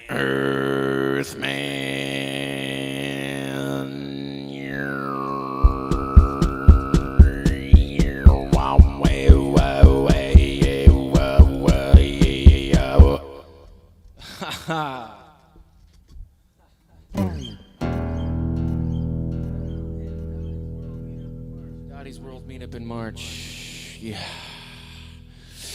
tell you what. Tell you what, boy. We got a flat earthworm on the live stream here. We got TLCIV, you know what I'm saying? He's earthworming it. Oh, yeah. Man, we got 59 people in the chat. What's up? I just love seeing all the different tribes in here, you know what I'm saying? Everyone get along, you know? I mean, fuck it, you know? Shit, let's all just hang out, you know? Party at my house. Slam dunk barbecue, you know? We're gonna have a slam dunk barbecue. Should that be it? Should we do the slam dunk barbecue? I'm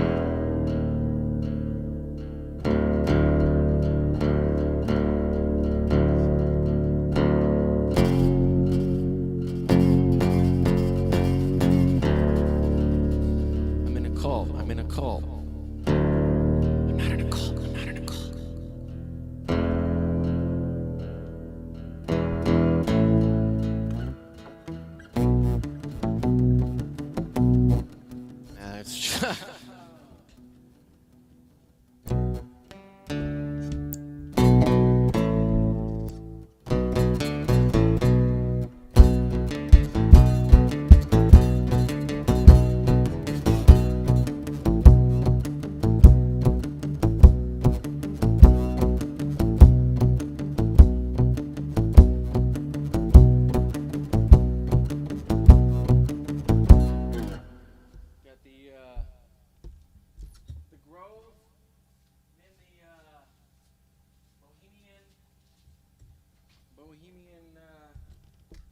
I'm Alex Jones. I'm at the Grove. It's a real deal.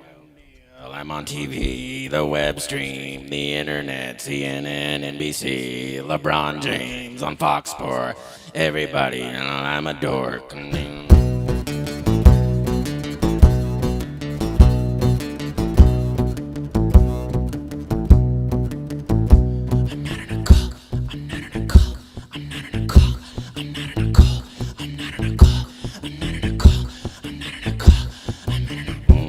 I'm in a cult, I'm in a cult, I'm in a cult, I'm in a cult, I'm in a cult, I'm in a cult, I'm in a cult, I'm in a cult.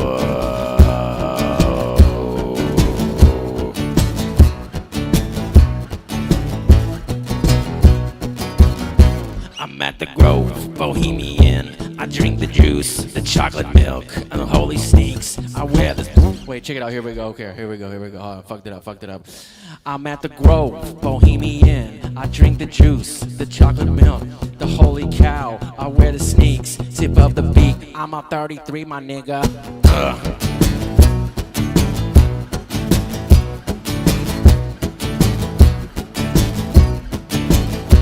Charles Manson, ranch dressing, goat heads with the number 9. It is so divine with the holy grail, shape of the snail, the Fibonacci, sound of the conch. Does anybody have a conch? Anybody want to?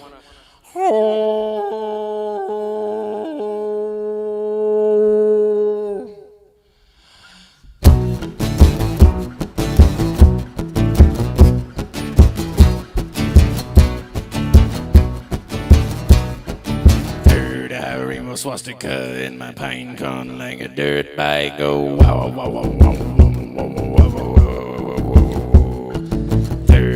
Rainbow swastika in my pine cone like a dirt bike. Wow wow wow wow wow wow wow wow wow wow wow wow wow wow wow.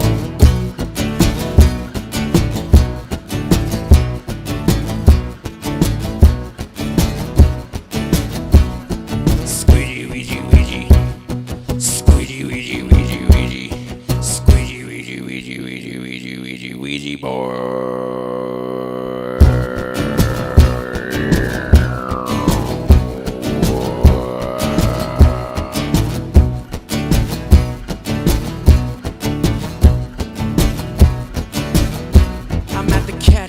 Make the Benjis, the limousine with peaches and cream. You make that dough, the symbol show. Euthanasia, blue ranch with the water world. Nightmare hippie girl, Fepe penguin knot. Got the VIP cause I'm a 33, my nigga.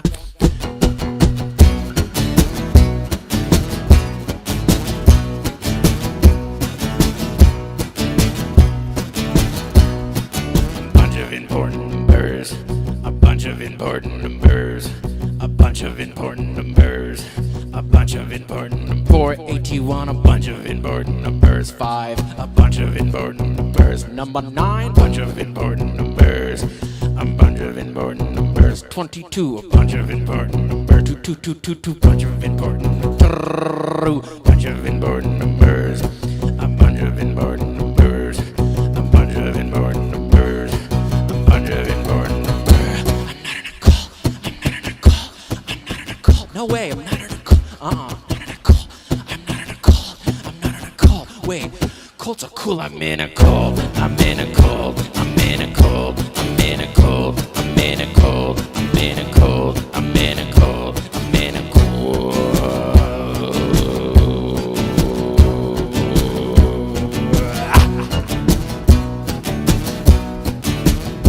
I'm in a cult. It's fucking cool. I'm in a cult. I wear a kilt. I have a quilt. We make quilts. We're in a cult.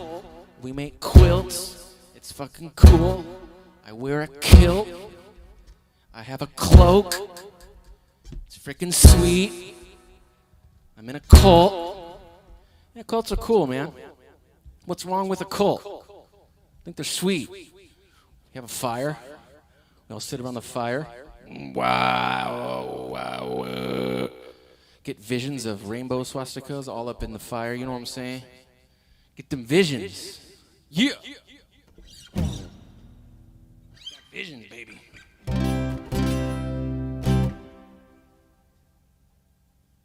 All right, we're gonna finish this off with a gospel tune for you. All right.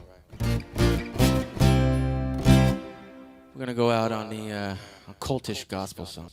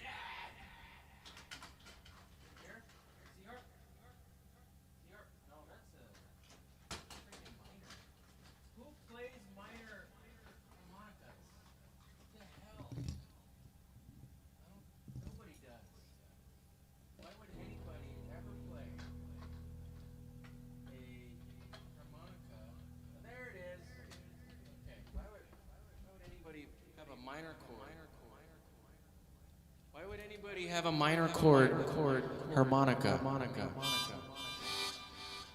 What are we, from the UK? All right, gonna finish this off with a sweet little tune.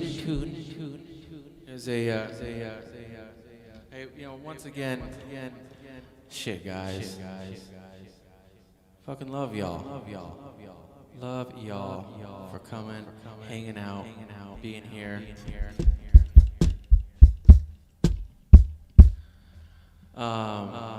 So-called Mexicans are the tribe of H minor. Look at he split out the H minor. Hey.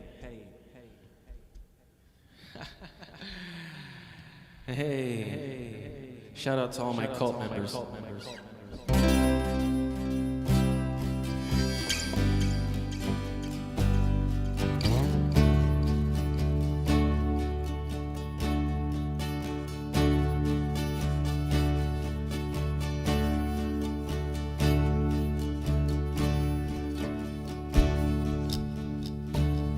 Here's a little spiritualized song called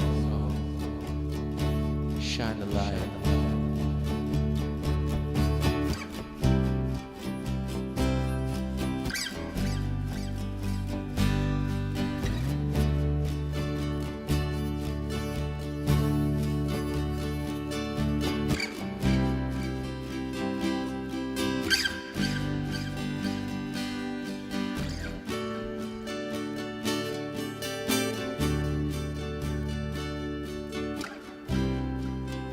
When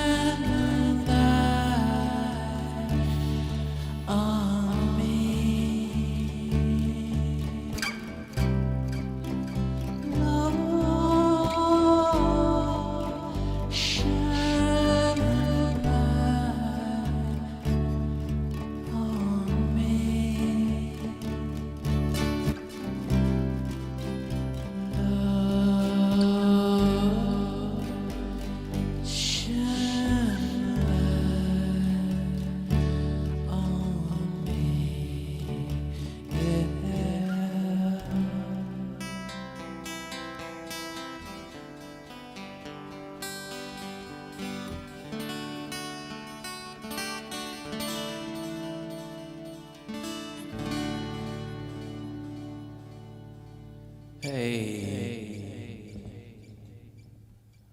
Haha. Once again, this has been Chief Crow giving you some of them flat earthworms. Yeah, you can get baptized in the Colt. Colt 45 or 2 zigzags, baby, that's all we need. You can go to the bar, pick the ball, smoke that tumbleweed. The man wanna burn, we can take our turn singing them dirty rap songs. Stop and hit the bone like Cheech and Chong, sell teeth from here to Hong Kong. Yeah, finish the night off with some Afro Man. Thank you so much for hanging out. Remember to check out in the description, I have a link to my new channel. Like I said, I got 2 strikes on this one. I don't know how much longer it's gonna last. So, sub to my channel. And, yeah, celebrate good time. Diet Pepsi. If it's irresistibly, hypothetically, come on, says a bit about it, but go get it, got a good bust a bucket, bust a bucket. Yeah. Solar return March 27th. If any of y'all out there, South Carolina, North Carolina, Georgia, East Coast area, come on out.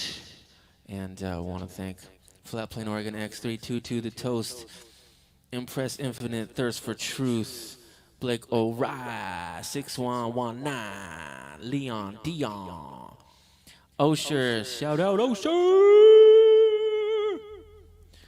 Much love, y'all. I think I might have figured out this live stream stuff, so hopefully I'll be back soon. Peace. 2.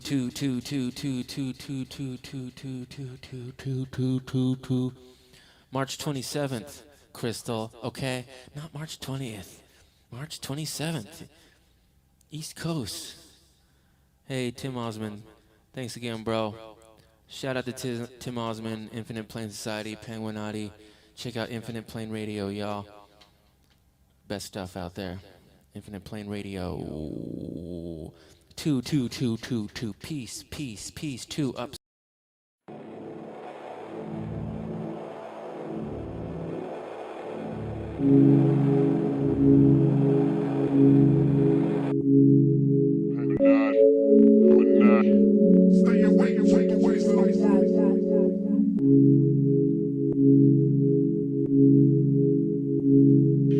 We be the Penguinati, the new Illuminati. We're to free your mind, your soul, and your body. They can't stop me, but they keep on trying and keep denying that they got all of the minds prying on our personal lives as the lies unfold. Truth is sitting around waiting for some truth to be told, but let it be known that we are the hoax. Questioning things of that, I'll take you out of your comfort zone. I'm not saying I know there's no dome, but it kinda feels like I'm going right back to the globe. While the shepherds fight to fleece the flock, the doomsayers debate about their doomsday clock. Some say we're in a cult of believers, but how we in a cult when we're nothing but leaders? Think and let think, man, you know that's the credo. We keeping that in mind everywhere that we go.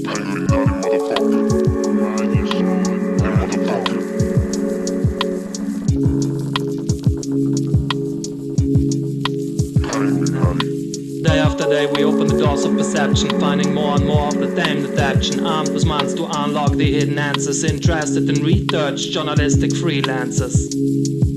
Having left behind any model specific proposition, opened eyes believing through direct observation, having left the realm of fairy tales and fiction, sharpened beaks pointing the right direction, making use of the tools we have at hand to fight against ignorance across all lands, smashing absurdity with blue branches, uncovering idiocy and distributing pink ranches, separating the wheat from the chaff, enabling the think tank with your tragedies, follow patterns and make us yawn, badly acting human shields that randomly spawn.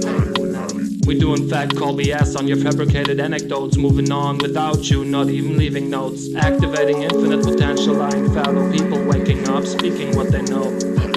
We recognize your fakes, empty the frames, we have looked through all your fancy games, your green screen doesn't impress us anymore, your fear tactics acting weaker despite fake gore. Not accepting false dichotomy thought cages, thinking freely from our hearts, writing pages, entries to the book of life so keen, walking a new passes and lands unseen. Walking a new passes and lands unseen.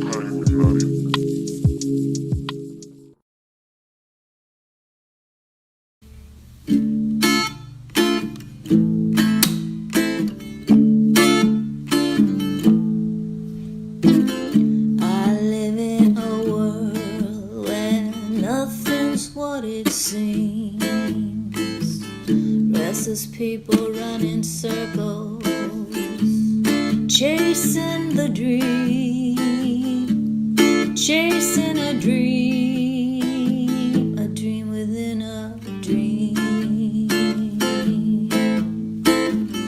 I live in a world that's all about the fame. Broken people giving me their word, but it doesn't mean a thing. No, it doesn't mean a thing if you ain't got bling. If you ain't got bling. They're asking me, what do you do? What have you done for me lately? What of love? What about love? Where is the love? Everyday love. I live in a world where it's so cool to be fake, where narcissism is all the rage and crazy is sane. Crazy is sane. Look at me, I'm virtue signaling. Look at me, I'm virtue signaling. I'm posting backsies in my masky. I'm posting backsies in my masky. I'm bowing to the plastic gods of celebrity. World stage actors wearing maskies. World stage actors wearing maskies. They're posting backsies in their maskies. Posting backsies in their maskies. Where down is up and up is CG. It's like a Photoshop reality.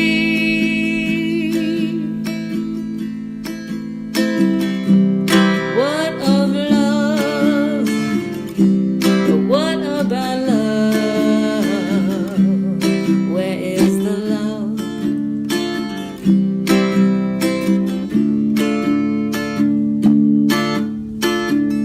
I live in a world of a scripted tragedy, with people dying everywhere and believers who believe in the insanity. It's no conspiracy. It's no conspiracy to survive the dying breath of our humanity. We got to breathe. We got to breathe.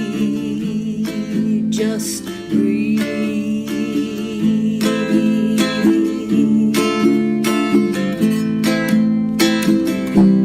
What of love? Have no fear. What about love?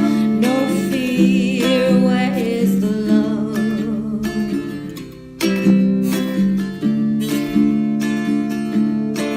It's here. It's right here.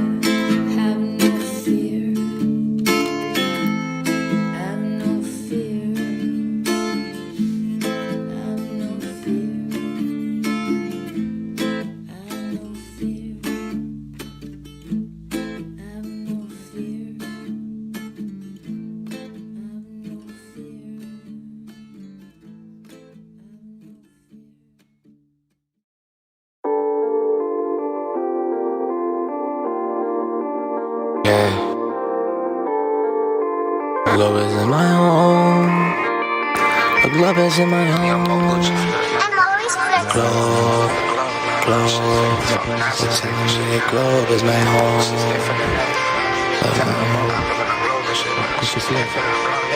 I'm too infinite, infinite, infinite, infinite, infinite, infinite, infinite. Globe is in my home. The globe is in my home. Telling me the globe is my home. The globe is in my home. The globe is in my home. I'm too infinite. I'm too infinite. I'm too infinite. And I'm killing it. I'm killing it. I'm draining it.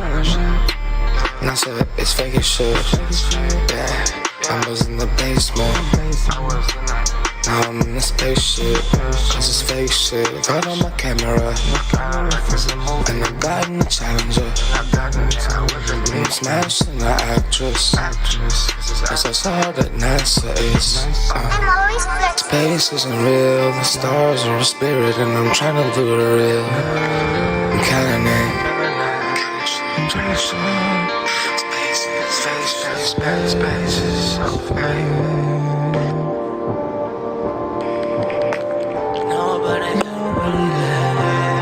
Nobody can relate. So infinite, yeah. I'm so infinite, infinite, infinite, infinite, infinite, infinite. Oh, oh, oh, I'm so different, different, different,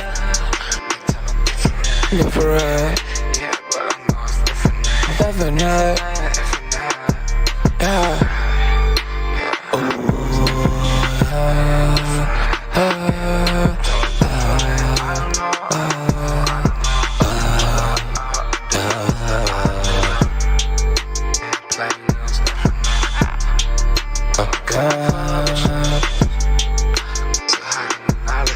Knowledge.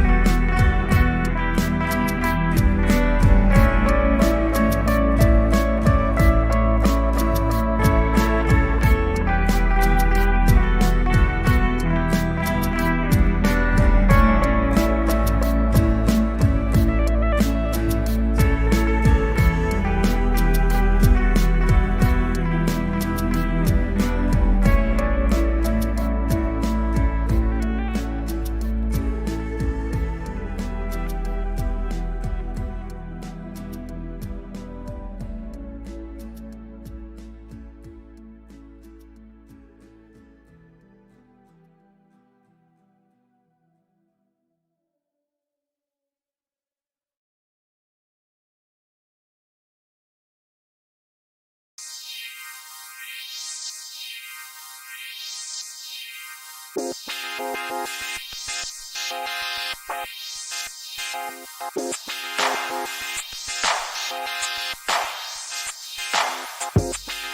are at risk of having a flat Earth report come out of the House Intelligence Committee as to what happened with Russia. A flat Earth report. That's those are striking terms.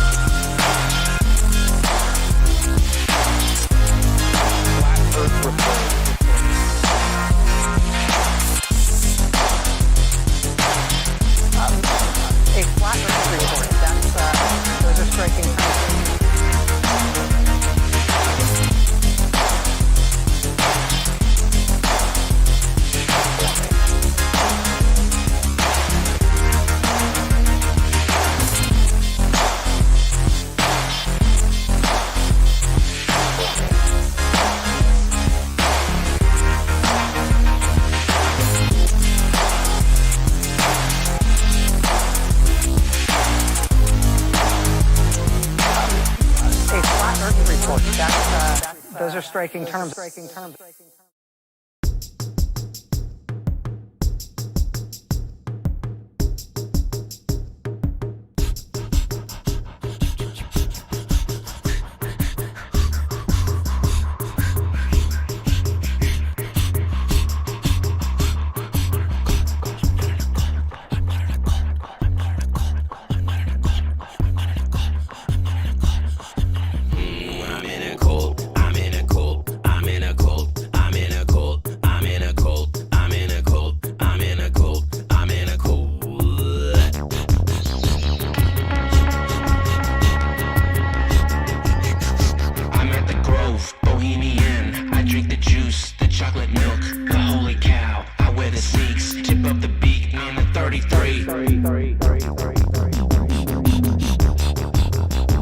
Charles Manson, ranch dressing, goat heads with the number 9. It is so divine with the holy grail, shape of the snail, the Fibonacci sound of the conch.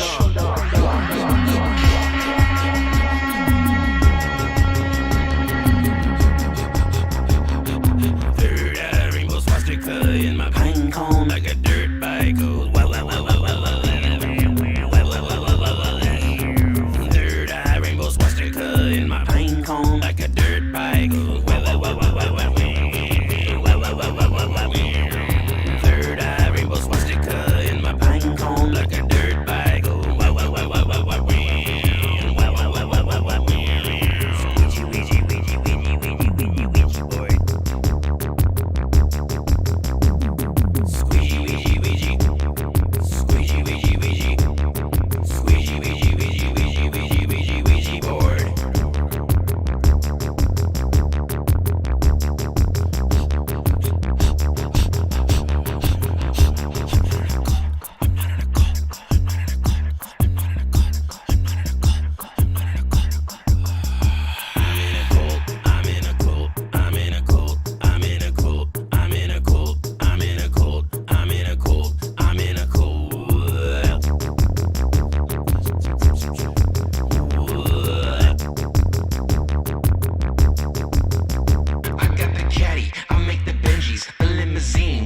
And cream, you make that dough, the symbol show. Euthanasia, blue wrench with the water world. Nightmare hippie girl, flippy Illuminati. Got the VIP cause I'm a 33.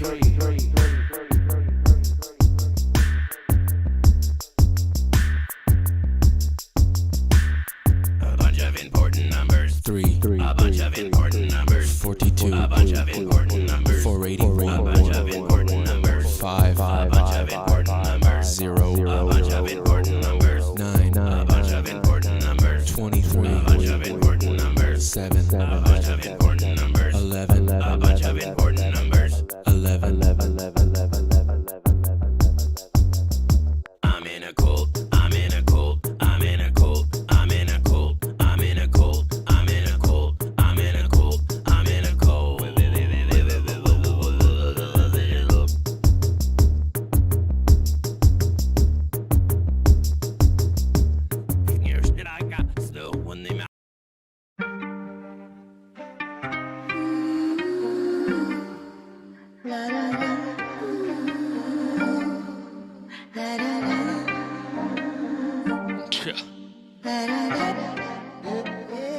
Just like the phoenix, we rise from the ashes. They fake our reality with pawns, puppets, and actresses. It's plain to see what their tactic is. Corporate communist takeover. Treat us like clowns, burn it all down in a fiery makeover. Then they rebuild from the ash, leaving the past in the past is the ticket to the last laugh. Phoenix, these maggots are more like scavenging vultures. They're twisting our culture. They got us living like drones in this dystopian vision of home. Just leave us alone. We're allergic to the bullshit. But they preach and they preach and they preach from on top of their pulpit. Phoenix rises from the ashes. The phoenix rises from the ashes. The phoenix rises from the ashes. The phoenix rises from the ashes. Don't take a genius to see the signs and symbols. They play with the phoenix. We see the lies they swindle and we don't believe shit. Funded jokes from riddles. Now things are far from civil. I'm trying to elevate my mental and find some meaning. Being stuck on feelings, cause it's so appealing. Now it's open season. The at least be scheming. Now I'm painting pictures on the ceiling like I'm a Venetian. Phoenix rises from the ashes. The phoenix rises from the ashes. The phoenix rises from the ashes. The phoenix rises from the ashes. These bastards have got you frantic with their systematic Babylonian sex magic. It's tragic. These psychopathic fascists wreak havoc upon each and every demographic. They got you falling down a rabbit hole like Alice. Pass me my chalice, for this world is savage. Who's gonna do some damage? There's so many stages to their evil planning. We're trying to learn to speak a universal language. Sometimes it feels like it's more than we can manage. Don't take this life for granted. Phoenix rises from the ashes. The phoenix rises from the ashes. The phoenix rises from the ashes. The phoenix rises from the ashes. Harness roaring upward toward the heavens like a lioness. Heated hurricane, rebirth of the initiates. Segments scorching, blazing, higher fire priestess. Soulfly wings descend from the ashes. Just to be rising, since the hypnotizing. Pyro angelic frequencies that come from struggling. Hypnotic introspective human question. Sacred serpent lick their ears to hearken. The phoenix rises from the ashes. The phoenix rises from the ashes. The phoenix rises from the ashes. The phoenix rises from the ashes. Rising from the deep, fly by just like a phoenix. Tips so wavy, got a bunch of jealous beaches. Won't go crazy, it's a nightmare for the dreamers.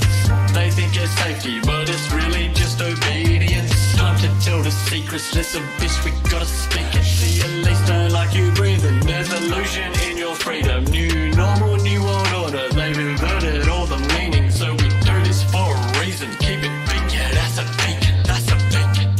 Phoenix rises from the ashes. Phoenix rises from the ashes. The phoenix rises from the ashes. The phoenix rises from the ashes.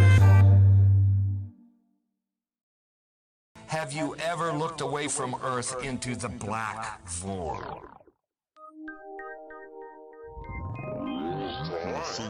Because you can see the stars. Oh yeah. You know, and we were never able to see stars from the lunar surface or on the daylight side of the moon. It's not black and white. I mean, it's black, but there's all kinds of polka dots. Space is fake AF. Space is fake AF. There's more than stars. You can see planets. You can see moons. you see the gas. But don't let it say the sky was not the limit. We fly to the moon in another second, but we haven't been back since 1972. Destroyed all the papers and blew up the Challenger crew, except for the twinsies.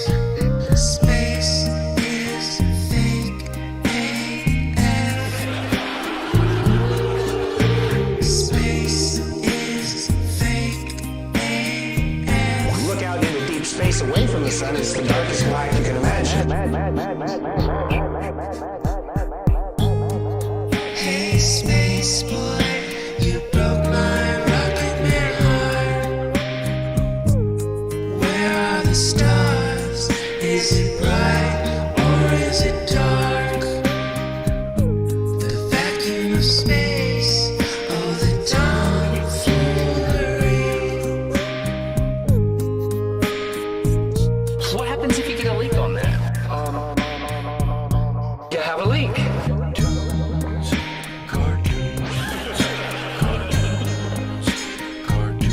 Deep over my bubble. Look, butterflies.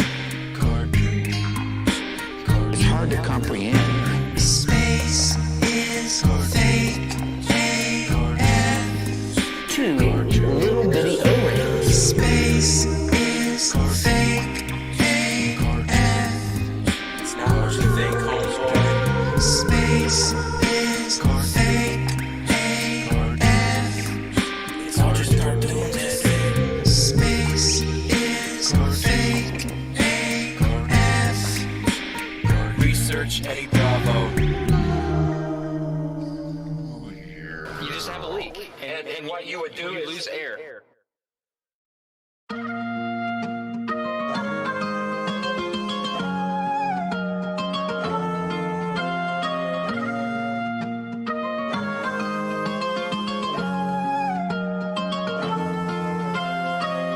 Living this life in some kind of Orwellian fiction piece. It's disastrous. Did we ask for it? 41, but I'll be waking people up till I'm in my casket. Get a grasp on it. We get up until the mandated mask off it. This fake ass reality, they're draining your energy. Come with me, we're bringing the synergy. From here to infinity, we're sipping the Hennessy, spitting the heresy.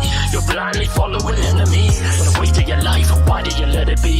When you play with fire, kids, eventually you always end up getting burned. That's what I learned. Lesson taught is a lesson earned. Like seeking the knowledge we speak of is blasphemy. Speak with conviction and blame the oligarchs for authoring history, controlling the minds of the masses, scrubbing their minds with their classes, indoctrinating a nation to keep us sedated.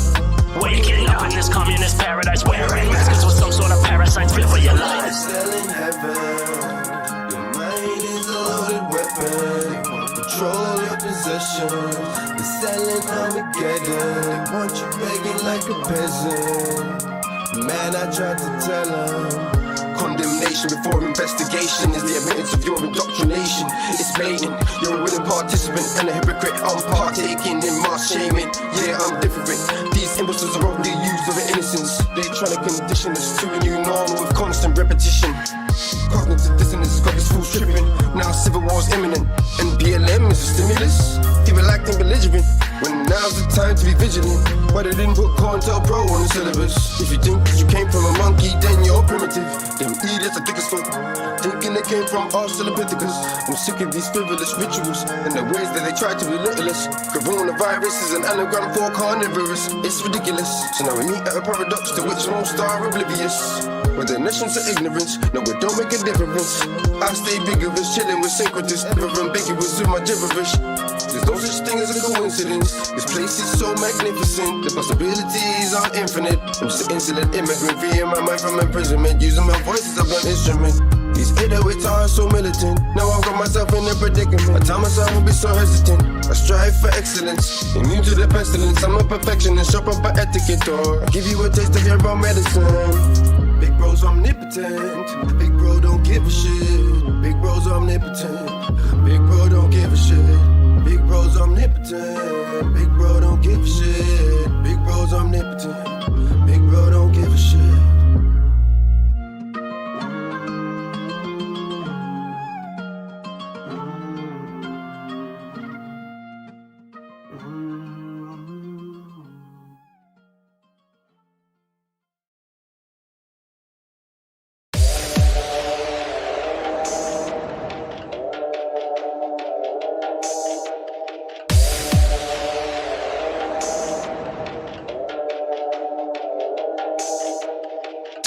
These people, they're sitting around me, they're living in fear. Fear of the virus, fear of the violence. They ought to be fearing the tyrants. Take a look at all the tyranny here. We'll make you the clear witness to bear. You're consciously cognitive dissonant. We're coming in burning brighter than the filament. Filling these people with the light of the truth, and they still wanna battle me.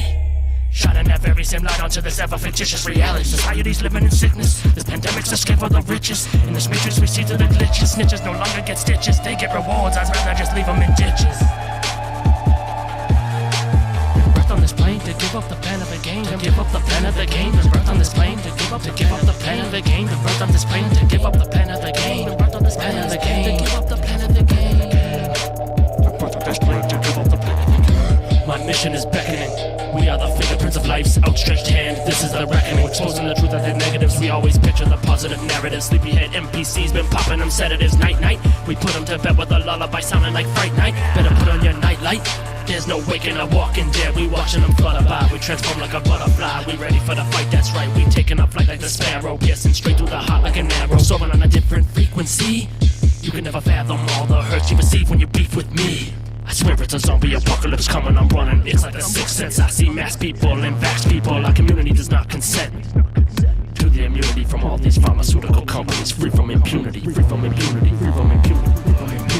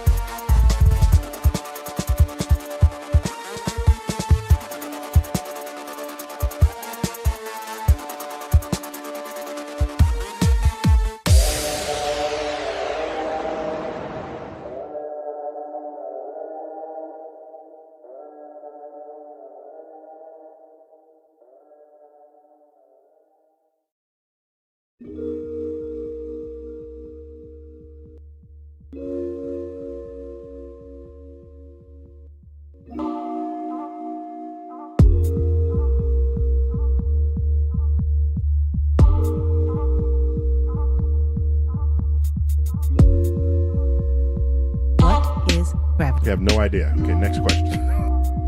I don't know.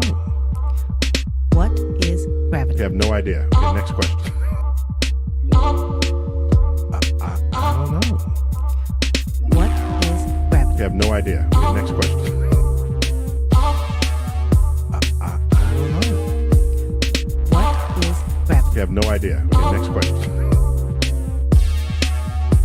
I don't know. No, here's the difference. We can describe gravity. We can say what it does to other things. We can measure it, predict with it. But when you start asking, like, what it is, I don't know. What is gravity? You have no idea. Okay, next question. I don't know. What is gravity? You have no idea. Okay, next question. I don't know. What is gravity? You have no idea. Okay, next question. I don't know. What is gravity? You have no idea. Okay, next question. So did I accidentally ask a deeper question than I meant to? What is gravity? You have no idea. Okay, next question. I don't know. What is gravity? You have no idea. Okay, next question. I don't know.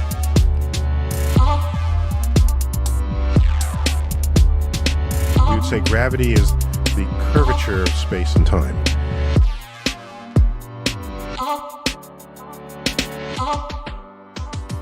That's probably the best answer I can give to a what is gravity question. Or why is there gravity? That's the best I can do there. I think that's a good start. And I can also say that Einstein noted that matter tells space how to curve.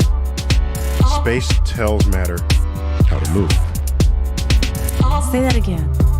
Isn't that beautiful? It is. No, I want to get that. I like that. So That's a t-shirt. matter and energy will curve the fabric of space. Okay. And it's that curvature that tells other matter how to move in the curvature of space itself. And so Einstein juxtaposed those in a poetic phrase where he said, matter tells space how to curve.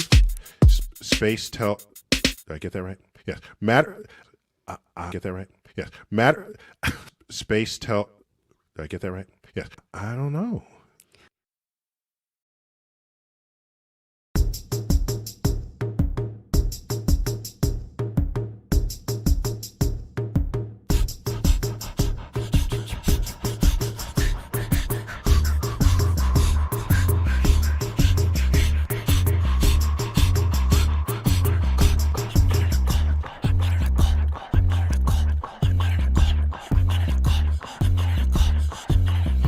I'm in a cold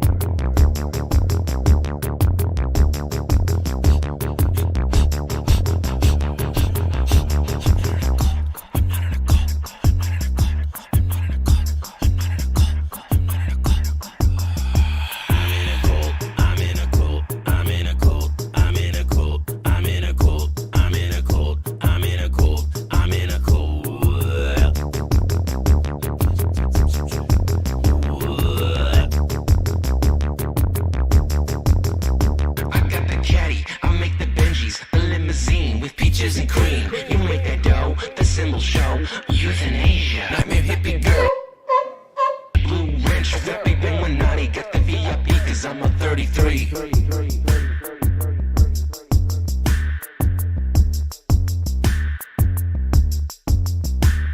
A bunch of important numbers. 3. A bunch of important numbers. 42. A bunch of important numbers. 481. A bunch of important numbers. 5. A bunch of important numbers. 0. A bunch of important numbers. 9. A bunch of important numbers. 23. A bunch of important numbers. 7. A bunch of important numbers. 11. A bunch of important numbers. 11. I'm in a cult. I'm in a cult. I'm in a cult. I'm in a cult. I'm in a cult. I'm in a cult. I'm in a cult. I'm in a cult.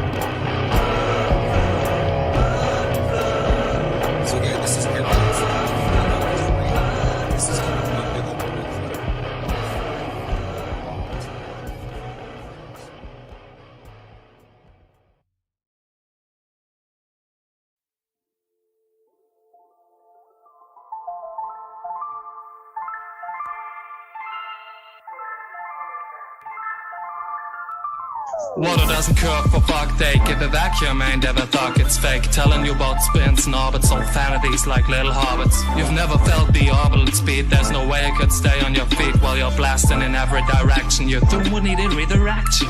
You've never ever thought about this, just accepted it, that's the way it is. They've taken your mind to call it a rod, indoctrinated it with a foreign thought.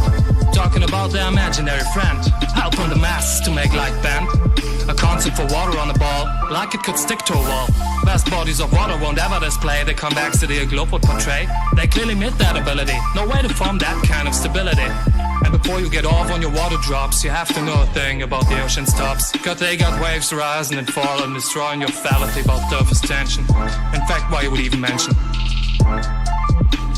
But gravity, you rush to say, a giant law with a role to play. Substitute of Abrahamic thought, result of adjustment to a dying God. You already have a Babylon 2.0, a fucking update here to run the show. And you don't even want to know. It is the same old glorification of the guy. Roman gods are above, they never die. And the theme's one hell of a genius thought. Gravity is still unproven and a fraud. And look at the theoretical black holes.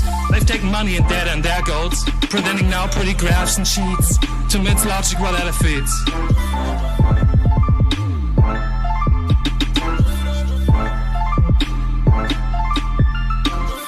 By virtue of an object's mass alone, no attraction to its center was ever shown. Mathematically doomed and believed.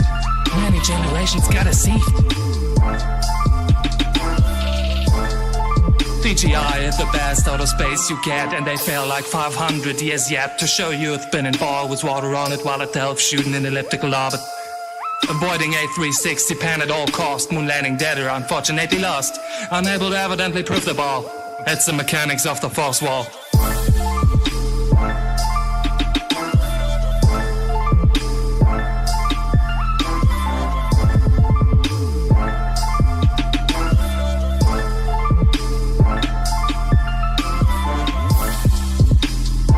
Gravity be all around and everywhere, apparently making everything is fair, giving you uncountable objects in orbits, a random universe of chaotic movements.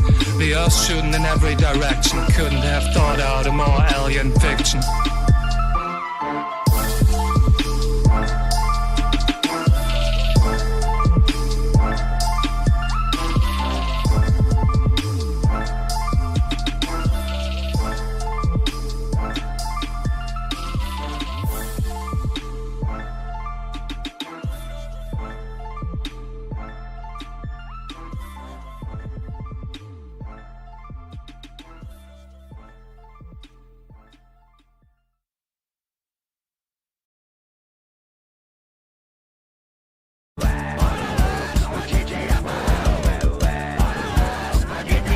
All right, thank you for joining. This would be episode 5 of the Auto Hoaxer Revolution podcast. Go to autohoax.com if you miss these because they can be deleted. I just want to start off, if you're watching on the screen, we have footage of protesters gathered in Portland around a vehicle, and one of the protesters gets in front of the truck.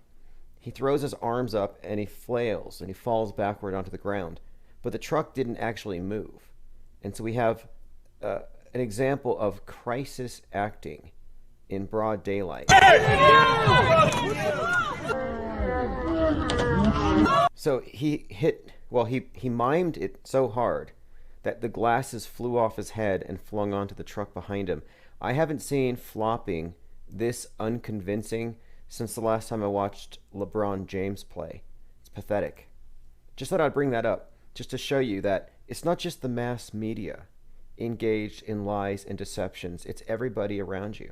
Everyone wearing a mask is engaged in the deception, if you think about it, especially now.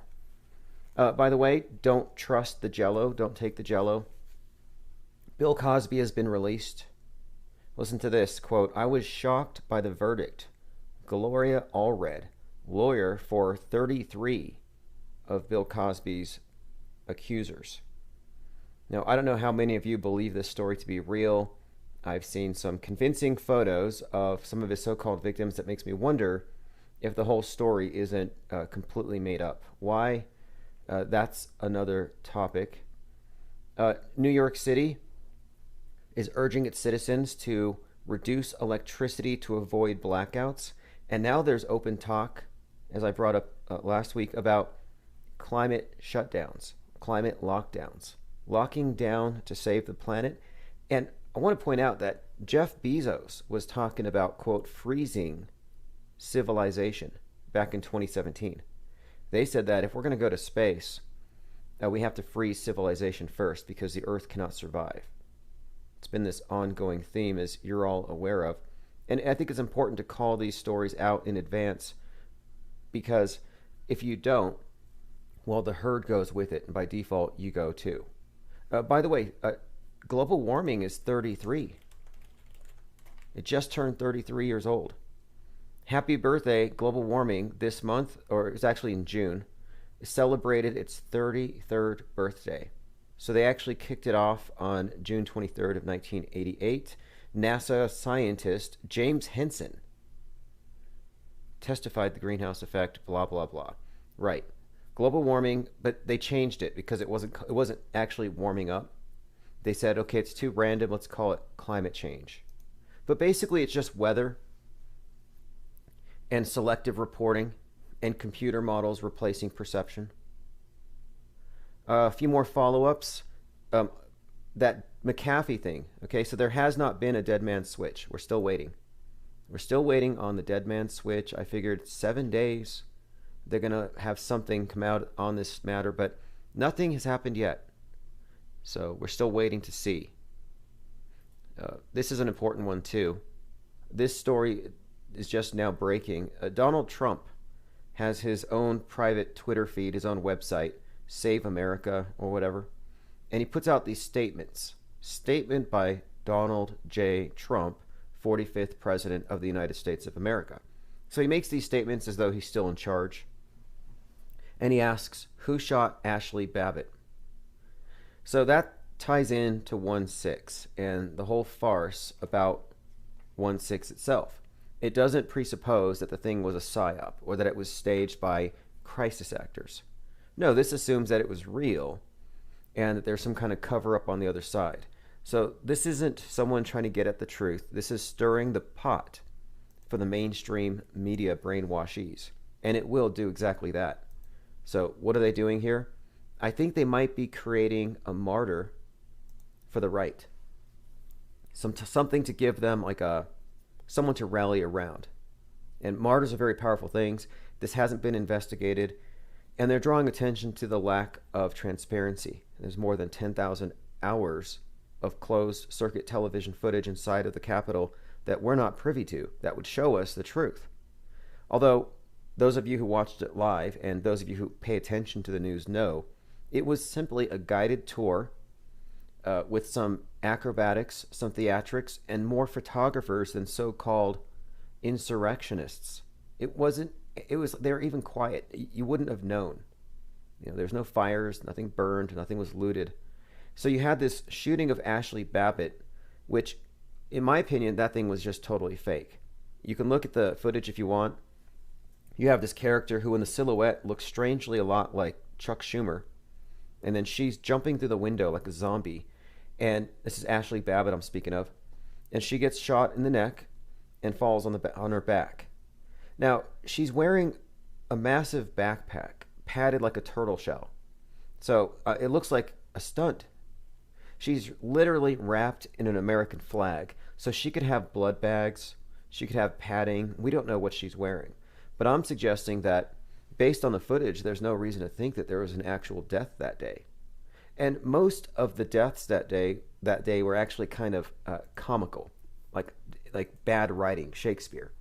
So for example, one of the victims was supposedly trampled to death by the other protesters. And this happened while she was carrying a "Don't Tread on Me" American flag. So in fact, her name was Roseanne Boylan. So she's got a flag that says "Don't tread on me," and she gets trampled on. This is just bad writing. Now here's a family member. Again, if you don't know what a crisis actor looks like by looking by now, I can't really help you, but this is pretty obviously a crisis actor. He's reading cue cards. There's no tears, barely even a convincing sad face. This is supposedly the brother of somebody who was trampled to death. and he uses this to score political points against Trump. Family's privacy as we mourn her death. On a personal note, Roseanne was very passionate about her beliefs, like I'm sure a lot of people that were present at this event yesterday were. Now, again, mind you, he's supposedly talking about a family member who just died. But it is my own personal belief that the president's words and rhetoric incited a riot last night that killed 4 of his biggest fans. And I believe that we should invoke the 25th Amendment. And we should invoke the 25th Amendment. Right. Okay, so that's that narrative, though, about the insurrection, which, at the time I was just surprised. But it's the second time I was hit with that level of cognitive dissonance about the sheer credulity of the American public. The last time it hit me that hard was after the Tesla Roadster was launched into space. I thought, you know what, there's no way that that's going to pass muster. That thing is going to make the American public say, wait a minute, why are they showing us computer-generated simulations and passing it off as real? But no, it actually didn't happen that way. Nobody questioned it, and they said, there you go, Flat Earthers, proof. Okay, I called this, I called this more than a year ago. I said, hey, this has nothing to do with a virus. This entire lockdown is about controlling the flow of information. It's about the infodemic. The infodemic is real. The pandemic is not.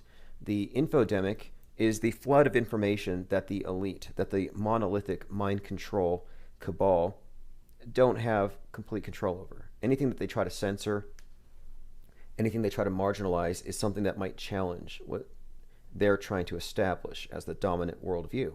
So they're pretty open about this now. Now there's no talk about the virus. This is a report, quote, no longer about health. Canada will prevent groups from gathering to stop the spread of unauthorized information. Hi there. Thanks for taking my questions. I'm wondering about the injunction banning public gatherings and whether there really is a need for such a far-reaching one given the trajectory we're on now. So, I mean, I think it's still there. We still have bringing large numbers of people together. It can present some risk. We'll continue to look at that. But I think the other purpose of the injunction is to prevent groups that are spreading deliberately spreading false information.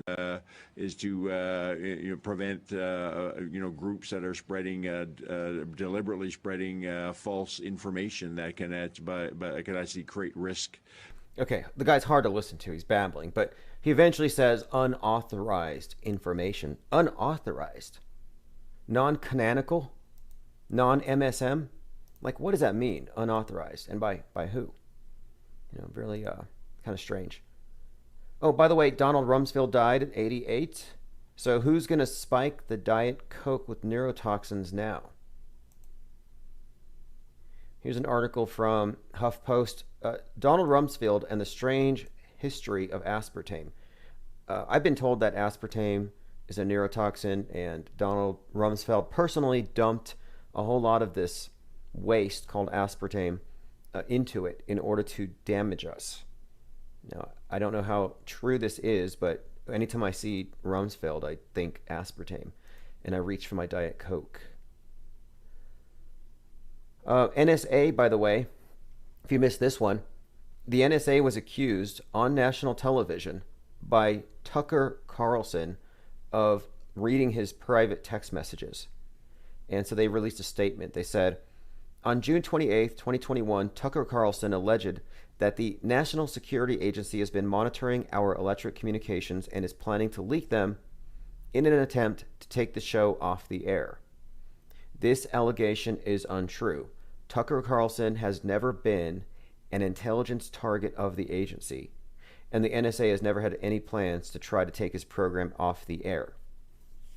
Goes on to say, the NSA has a foreign intelligence mission. We target foreign powers to generate insights on foreign activities that could harm the United States.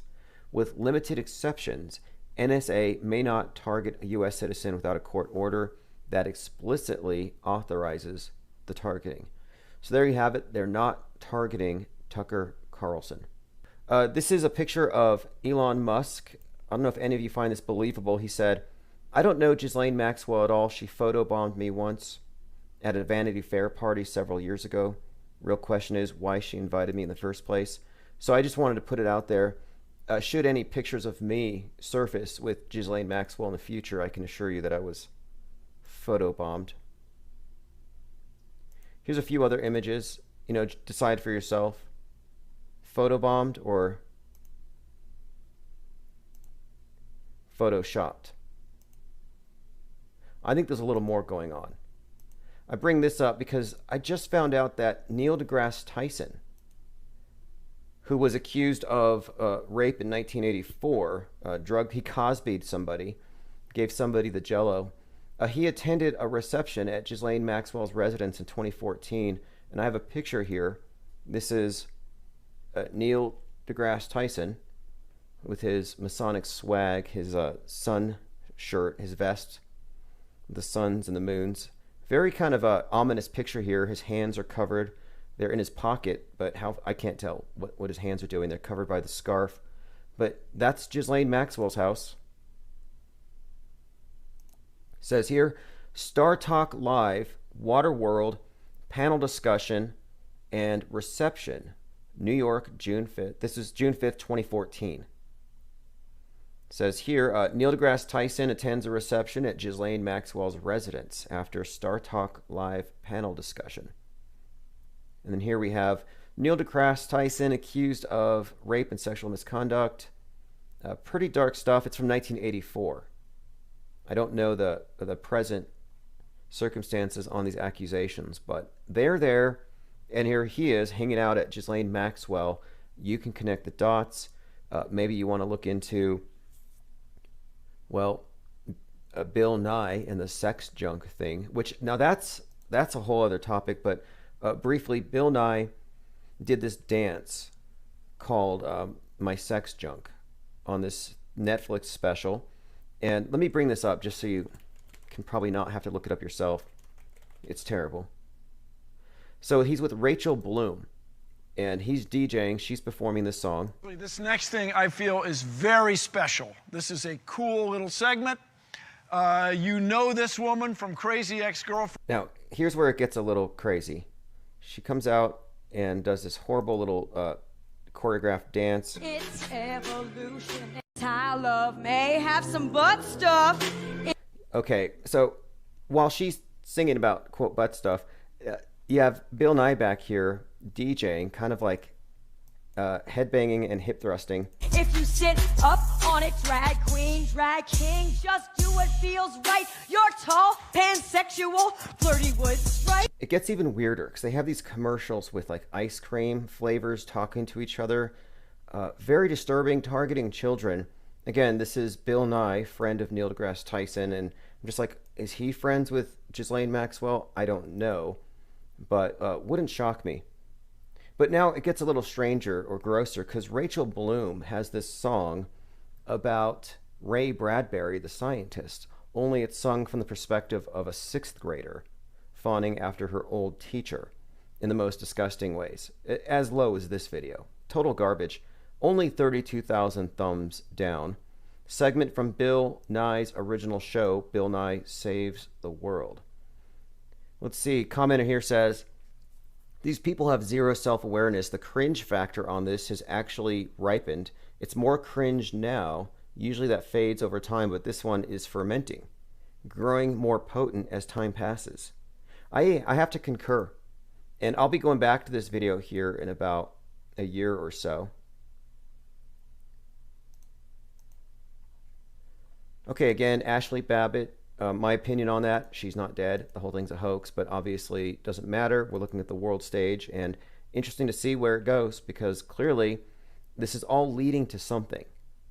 Trump is stirring the pot, and it's worth paying attention to. I got a question here. Alex Jones was there at 1-6, and he was definitely being a provocateur, so I'm starting to wonder, was this all a setup in the first place? And take a listen to this and ask yourself, why wasn't he arrested? To the satanic, pedophile, globalist, New World Order, and their walking dead, reanimated corpse Joe Biden. And we will never recognize him. President Trump had zero connection to Russians, no proof, 4 years of investigation. With the Bidens, it's open and shut. So I don't know who's going to the White House in 38 days, but I sure know this. Joe Biden is a globalist, and Joe Biden will be removed one way or another. Okay, so who else could say this to that crowd on that day and not be charged? This is what I find to be strange. Like, so I asked back then, back in January, I said, what are we to make of this? Either is he an agent, a provocateur, or maybe the news media didn't notice this, but this is right side broadcasting. I mean, I find this to be very peculiar that 1 million people have watched this. Has he been brought up on any kind of charges for incitement? Sure know this. Joe Biden is a globalist, and Joe Biden will be removed one way or another.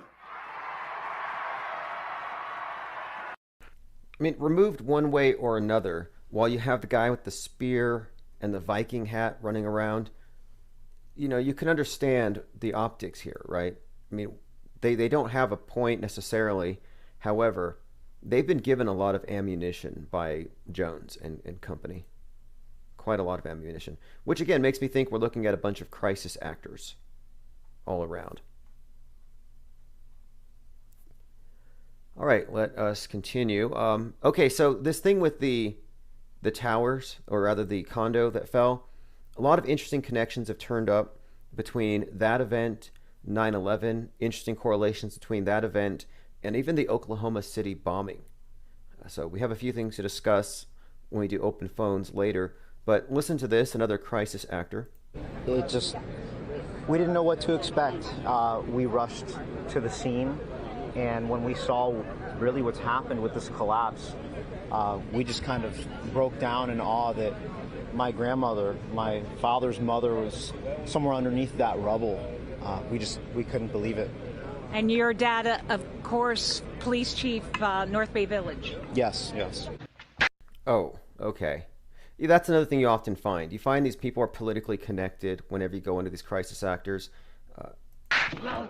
And it's just so unbelievable. If you can hold up, I understand your family found a card that morning. It's just unbelievable. Could you tell us about? Yeah, it's just unbelievable. It's just like a movie. About it? It's surreal. They kind of tell you, if you pay attention, but none of this stuff is believable. It's all theatrical. It's meant to draw an emotional response. This is meant to jerk tears.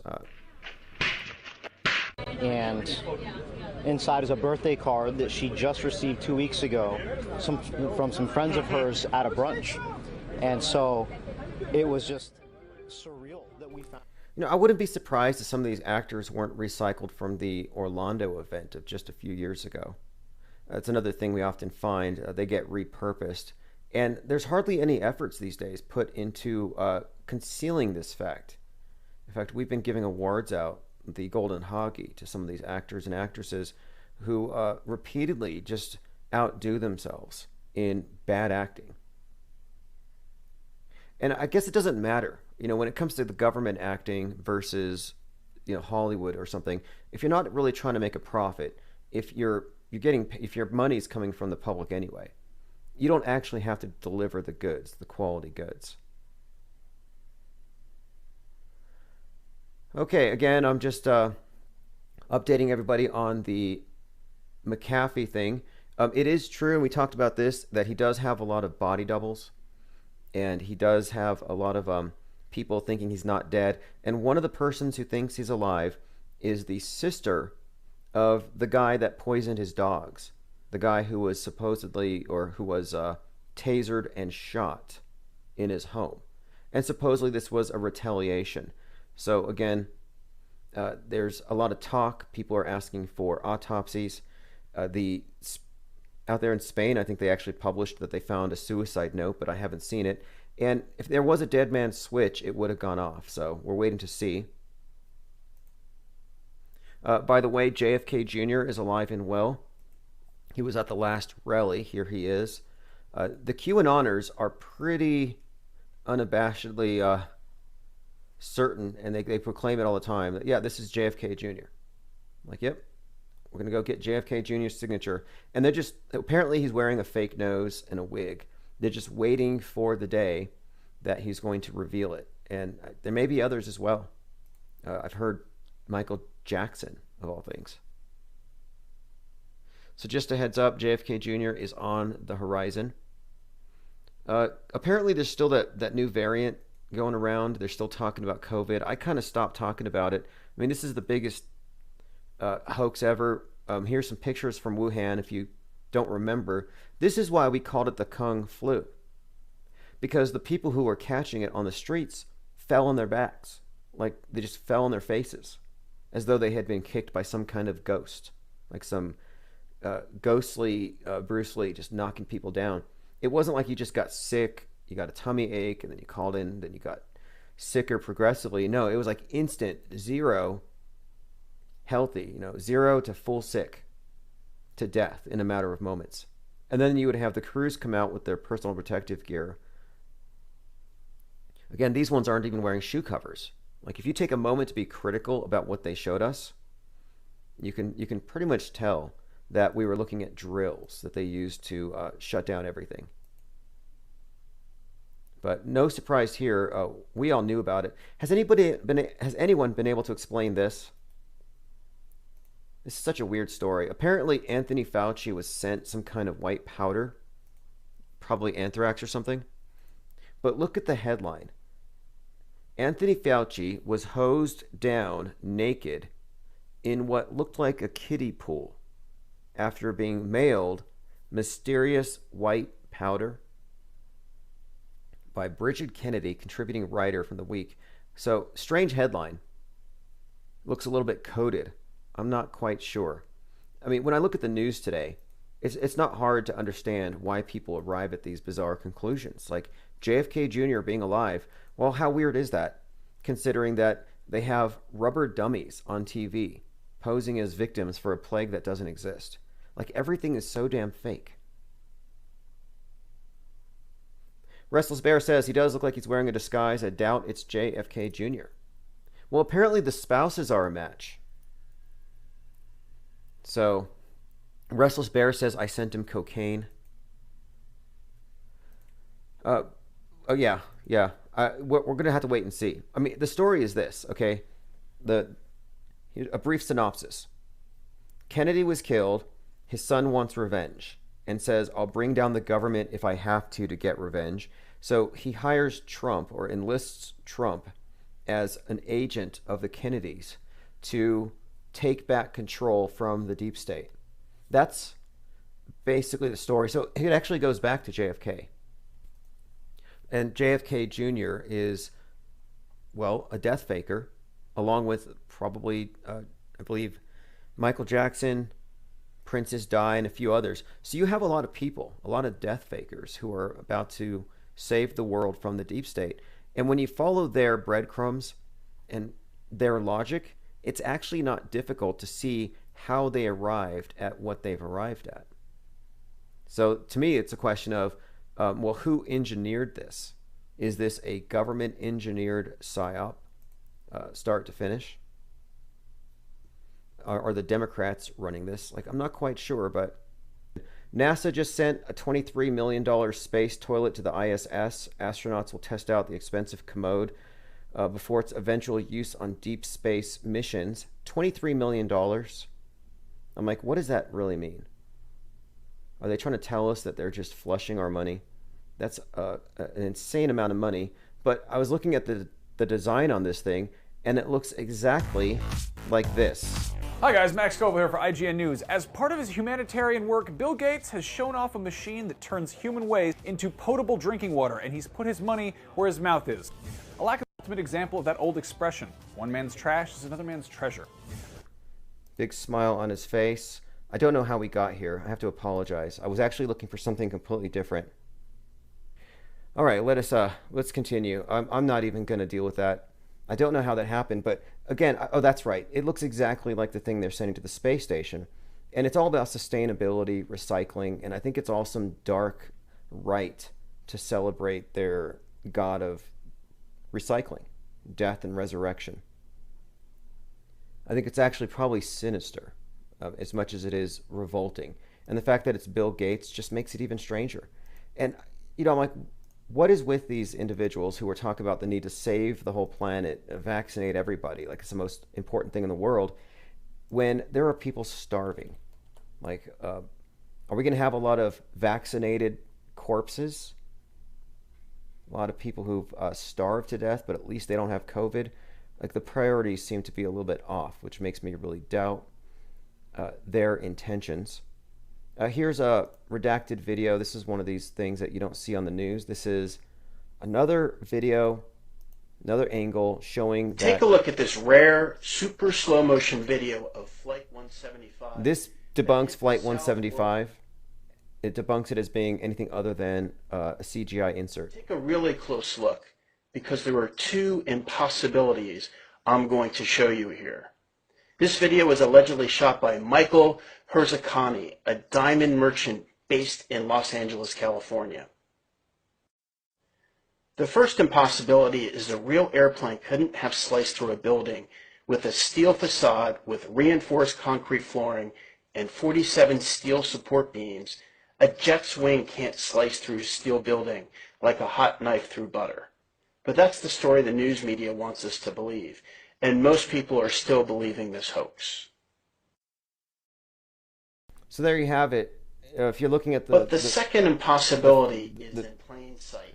So all you have to do is you have to look at where the wings are relative to the sides of the building, and it's just one of these things where, again, I was talking about this earlier with the actors. You're dealing with government employees. They're not selling a product. They don't have the same levels of quality control. I don't think they have the same concerns. Propaganda is notoriously bad, and this is just bad propaganda. Flight 175's wing should appear in front of the building, not behind it. This is a layering CGI glitch, and this proves that this video, which was seen all over the world, over and over and over again, year after year, is a CGI rendering. Thus, it's not an amateur witness video. It's a fake. And this is one of many, many faked videos put out by the news media. Now, this is what 9/11 Truth was designed to hide. And this is an important point because it relates to the vaccine issue. You see, they wanted to hide the hoax. So people would ask, well, was it a tactical nuke? Direct energy weapons? Was it Israel? Was it the Skull and Bones Society, the Reptoids? You have all these different stories that all presume that 3,000 people died, and we got to figure out who did it, because this was a major crime and they lied about who did it. So somebody got away with murder. That's the fake story that stuck for years, for almost 19 years. Eventually, people figured out that nobody died. And even last year, there are still people who didn't know, who are looking into 9/11, who still think that 3,000 people died and they got to get revenge for whoever did it. And now, as it relates to the COVID thing, now we have people who aren't willing to admit that nobody died from this thing. They're just debating on whether it was sent by China or whether it was caused by the vaccine or the 5G towers or the masks. So it's just like with this other PSYOP and many others, where it becomes a whodunit and they can talk about it forever without ever, like with JFK, who did it? You know, who shot Kennedy? Well, was he even shot is the appropriate question. Was it just a movie? This is something not new to anybody here, but I guess in other parts of the world where they're still experiencing this scam, Ugandans are noticing something suspicious about their COVID burial. They open a coffin and there's no body inside.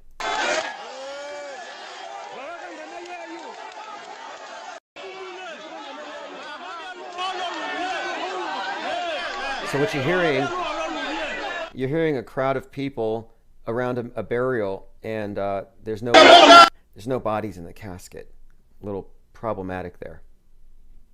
No bodies, empty caskets. This happened in Brazil as well. Then you have all the empty hospitals, all the empty tents. You have the dummies. You have the dancing nurses. The whole thing has been a dummy operation. like the inflatable tanks of World War II. Where's the body? That's the question. In fact, I saw one commercial, I believe it was in Brazil, where a body was reaching up to help the paramedic get him into the vehicle. Like the body actually reached up. Here's some further confirmation for anybody who was questioning what I was saying about JFK Jr. Code Monkeys with a Z, who's very close to QAnon, has been forwarding this around. Is John dead? ... Or so they're the ones spreading this rumor. So if you're wondering where I'm coming from with that, I don't necessarily believe that JFK Jr. is dead, although I think it's highly unlikely he died the way they said. It wouldn't surprise me he's a death faker. If this whole QAnon thing is nothing but a big psychological operation to ensnare the right, to destroy free speech, if it's Operation Trust all over again, then yeah, I guess it's not that far-fetched that he's got some kind of a role here to play. But, you know, again, I'm not the one saying it, but there are big channels with hundreds of thousands of followers who are saying it's real, that it's all real, and it's all about to come true. And it does have some interest to me in the context of Kubrick and Kubrick's role in shaping the 20th and 21st century. His role in, I believe, directing and scripting some of the major psyops. So if you're new to this, there's a really good site I'd recommend. It's chartword.com. And there's an article about Kubrick called Kubrick Faked His Death and the 9/11 Hoax.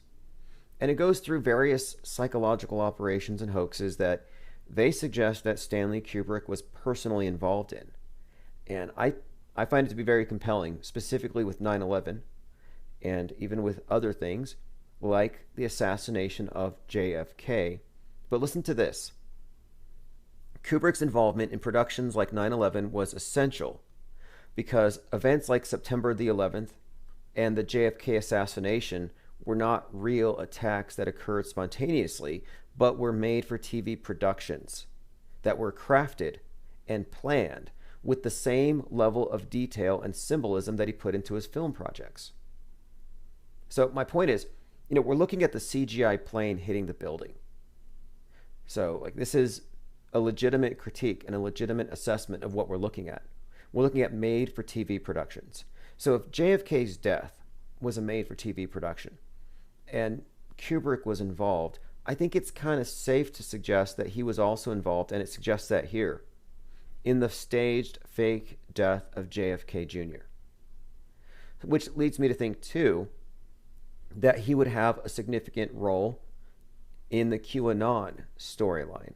Like the QAnon story, I would say, isn't new. It's not something that just started a few years ago, but that this was probably written back in the 60s and 70s with everything else that we're living through now. There are many things that suggest, even in Space Odyssey 2001 that came out in 1968, that Kubrick had a hand in sculpting 2020. So, again, I think there might be something to this QAnon thing insofar as it's part of the bigger psychodrama. Just as much as fake radical Islamic terrorists were part of 9/11, this QAnon thing is part of creating this white Al-Qaeda, vanilla ISIS, white nationalist threat for them to play off of. So it's real, not real in the sense that the believers think it's real, but it's a real psychological operation.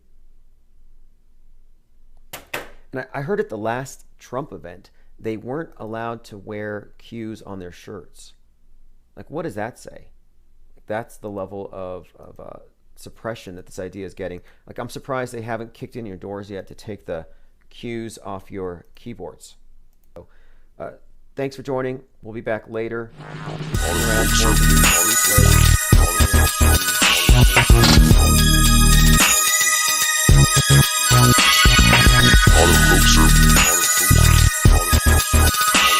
The Auto Hoaxer Revolution.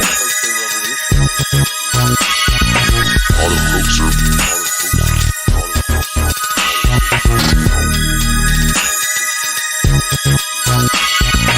Auto Hoaxer. The Auto Hoaxer Revolution.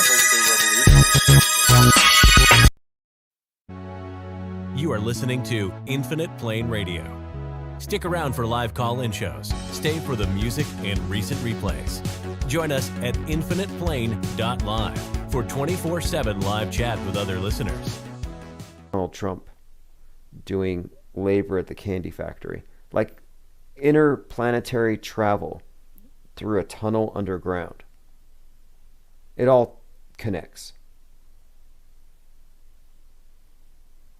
Zareth the Alchemist says, they're getting us to accept this nonsense as the new normal. Oh yes, absurdity. This is the Overton window has just been opened up so far. I mean, they've actually just blown it off its hinges. There is no more Overton window. And that's the window of discourse. The realm of possibilities. Like anything is on the table right now. Because anybody, this is the thing. The limiting factor is belief, mass belief. If the masses are ready to accept the existence of fill in the blank, it will manifest. Stay Puft Marshmallow Man, Godzilla, COVID-23. It just really depends on where the public is, brainwashing-wise. I'm waiting for the UFO invasion still. They didn't show up last year. We have this new wild theory I came across the other day about monoliths. If anybody wants to hear it, it's terrible.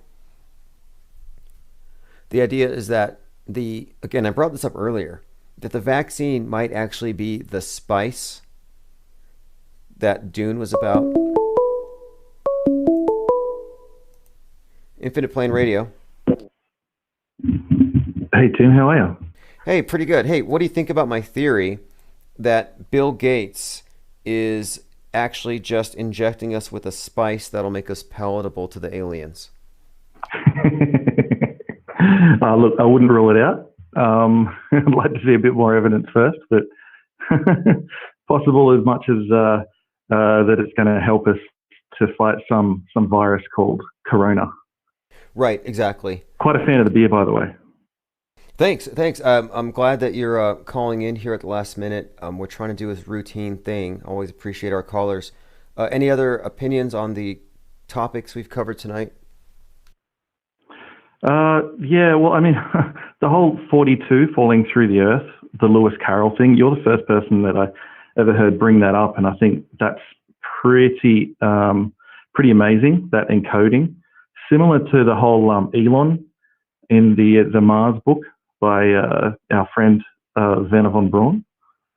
And I just think it's really interesting to see these things encoded so far back. Yeah, certainly gives more credence to them when, you know, these books have been around forever. There's very little chance that they could have been sort of just brought out on the stage, you know, faked in some way over the last few years. Although when I look at something like the Trump, what's that book called? Right, the Trump one with the Baron Trump, the time traveling books. Yeah. Just the mere fact that no people that I knew or had spoken to had ever heard of this author before this book came out of nowhere. I kind of had my doubts whether that was one that, okay, this thing has kind of always been encoded in there with Trump, or whether this is something that they just wanted people like us to believe, and maybe even the QAnoners to give Trump a little bit more flair. Oh no, he's not just a president; he's a time traveler too. So sure. Might be calling auto hoax on that book a little bit. Yeah, I'm glad you brought that up. I think that's more likely. I mean, I've looked into it. There's a lot of interesting little coincidences, too many to just ignore it. And it is entirely possible that this is just part of a long planned, thought out PR campaign for Trump. And that this is just like giving him a little bit of a mythology. And it seems to have worked. And all it would require would be some connection at the Library of Congress to pass off a forgery. Yeah, which doesn't seem too difficult for, you know, the kinds of people that are involved in Q. They seem to be, you know, close enough to sources to be able to pull something like that. I mean, really, I just think it's. I've been thinking more and more this week. What a bunch of LARPers. You know, But we often give the people in charge way too much credit. And there are some fantastical sort of coincidences, you might say, and things that are clearly there, like written in the meta text or whatever, the meta script of reality. I'm not saying that's not happening; it's definitely there. But at the same time, you have this bunch of LARPers that are just playing games, be they CIA or anything like that. I find them quite crude and unimpressive, and I find them to be a bunch of LARPers, little better than the kind of guys that like to go out and play Lord of the Rings in the middle of the forest. Right. Yeah, I definitely. Is that unfair? Not at all. In fact, there's a really nice article I came across the other day actually describing the QAnon phenomenon as an alternate reality game. And an alternate reality game is just a live role-playing game. It's Dungeons and Dragons, it's fantasy, and you have a guide, but it involves suspended disbelief. So they're kind of playing along with it. And that's what we're kind of suggesting here, I think, by suggesting that it's a LARP, is that, it's kind of more or less a game. It's a play. Yeah, absolutely. And I heard a caller, he was the one who hadn't called in for about a year. I think it was 2 days ago now. And he said the same thing. And it had just been sitting on my mind for a week or two, just really just being very unimpressed with the effort that they're making at the moment. A lot of the, sort of the hoaxy stuff, the people, the actors that they put in front of us, they're just not trying. And I feel like they're giving us not even B grade, but C grade sort of entertainment at the moment. And I really think they should step up their game if they're going to even bother to sort of try to trick anybody who has any sense of, let's say, I think you used the word, what do you say? Graphical sort of literacy, media literacy. No, you say, what do you say? Well, just being able to see. Yeah, visual literacy is something you use. Yeah, certainly. And I think it was about 3 years ago when Parkland first happened that we were saying the same things. We're like, well, they're not even trying. They're not even hiding it. Their crisis actors are laughing, and it makes it very maddening because we're pointing out a blatant hole in the story and nobody cares. And they're not even trying. And so we're like, okay, let's just start keeping up with the crisis. How much better though is that if you really want to, what's the word? Sorry, it's late at night and my brain's not ticking over real well. But yeah, if you really want to gaslight somebody, then that's going to work a whole lot better than if it was something that was, well hidden, well produced. It's far better at gaslighting those people who are actually seeing what's going on. Yes, that's because we go back, we talk to the people we love, and we say, "What the hell? Can't you see this?" And they're like, "What? No." Right. That's far better. So I feel like they've had decades of practice.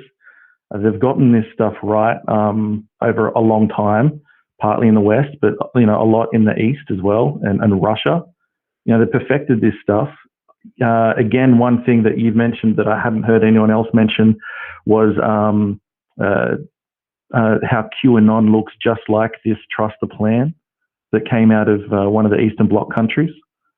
And so they've been practicing this, and obviously they've perfected just how much not to make it good quality.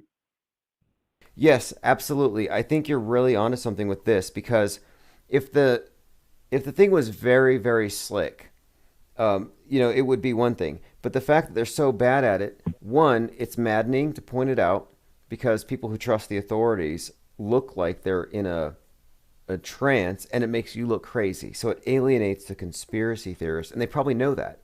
It's like if we flaunt it. Finding terrorists, for instance, because their passport fell out of a plane. That sort of level of stuff. You wouldn't take that in a movie. You'd say, how ridiculous. Like, the protagonist hasn't even had to try here. Oh, yeah, right. Right. Nashville. So, yeah. We had a bombing in Nashville recently, and they found the guy's passport after the explosion, just like 9/11.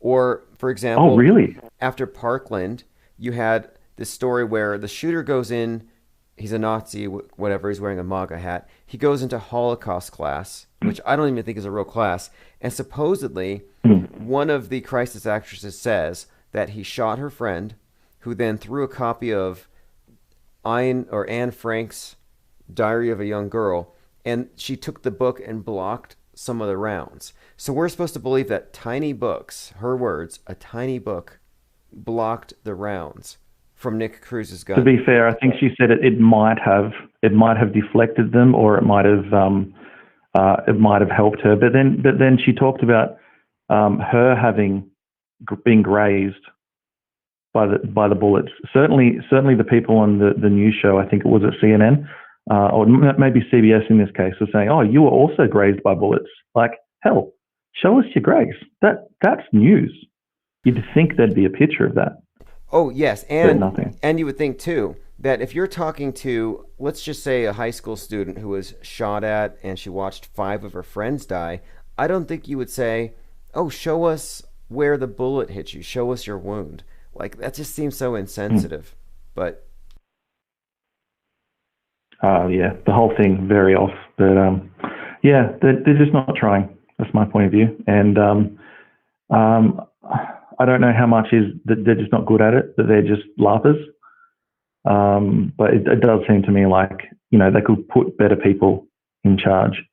Right. And, well, we used to call them gags because we're like, well, maybe they just don't have the big talent pool from Hollywood with the Screen Actors Guild. So the Government Actors Guild is just like a group of rejects. And so they're all just really bad. And so we call them the gags, right? Yeah, that's good. Awesome. Well, hey, I appreciate the call very much. And yeah, so we've all just been keeping up with the crisis actors to stay sane.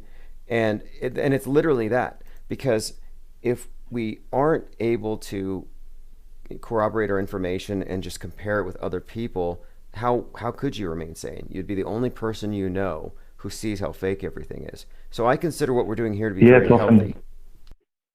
Yeah, you're keeping the sanity. I appreciate that. Could I bring one more thing up just briefly, just because it's been on my mind a lot lately?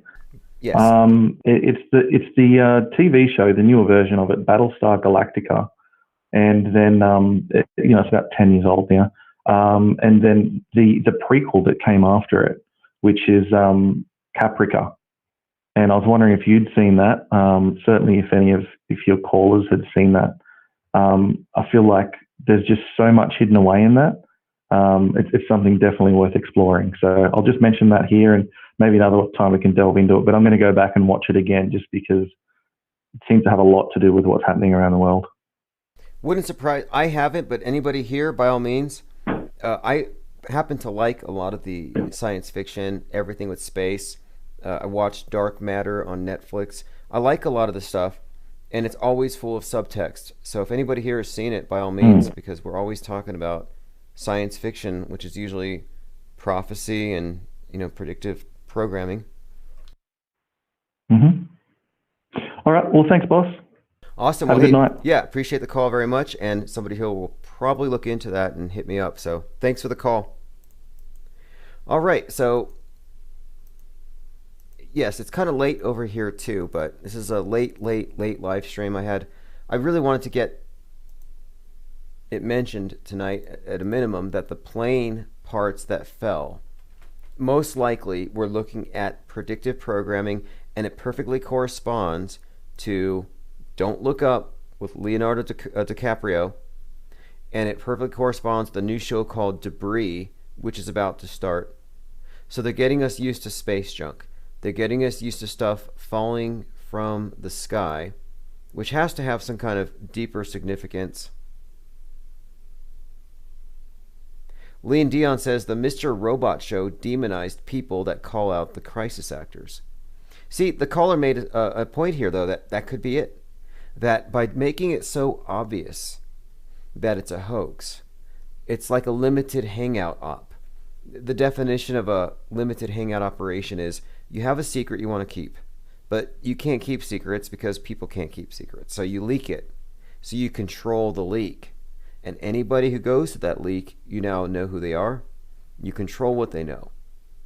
And then you can corrupt their information or whatever. So it's damage control at all times. Well, what better way to maintain damage control over all of the people who can see through the fake news than to do a few obvious things and maybe even put some agents out there to point these things out. Like, hey guys, I'm over here just letting you know this news is fake. Look at this crisis actor.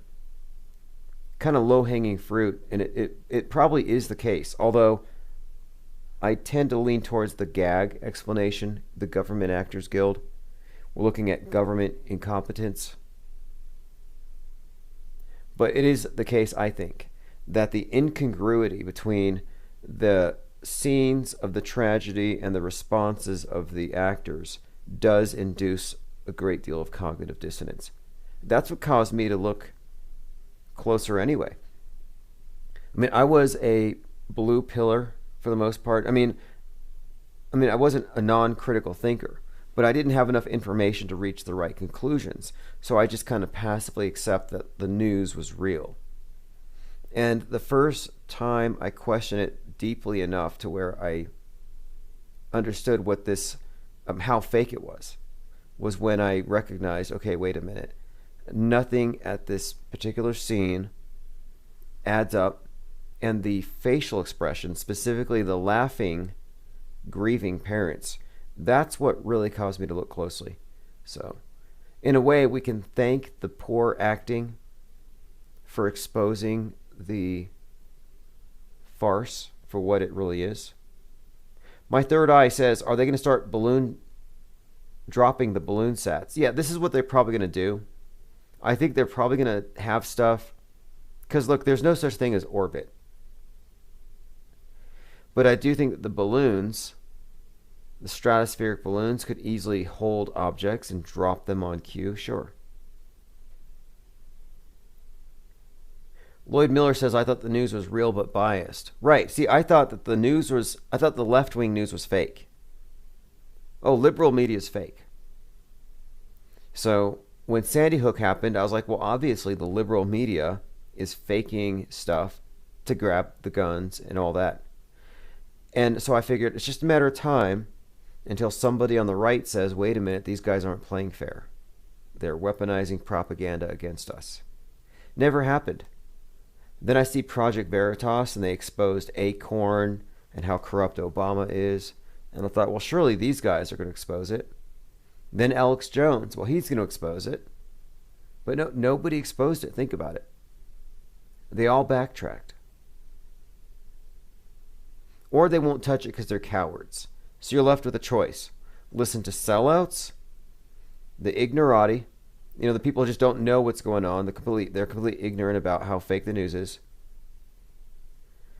Or you're listening, basically you're left with no alternatives.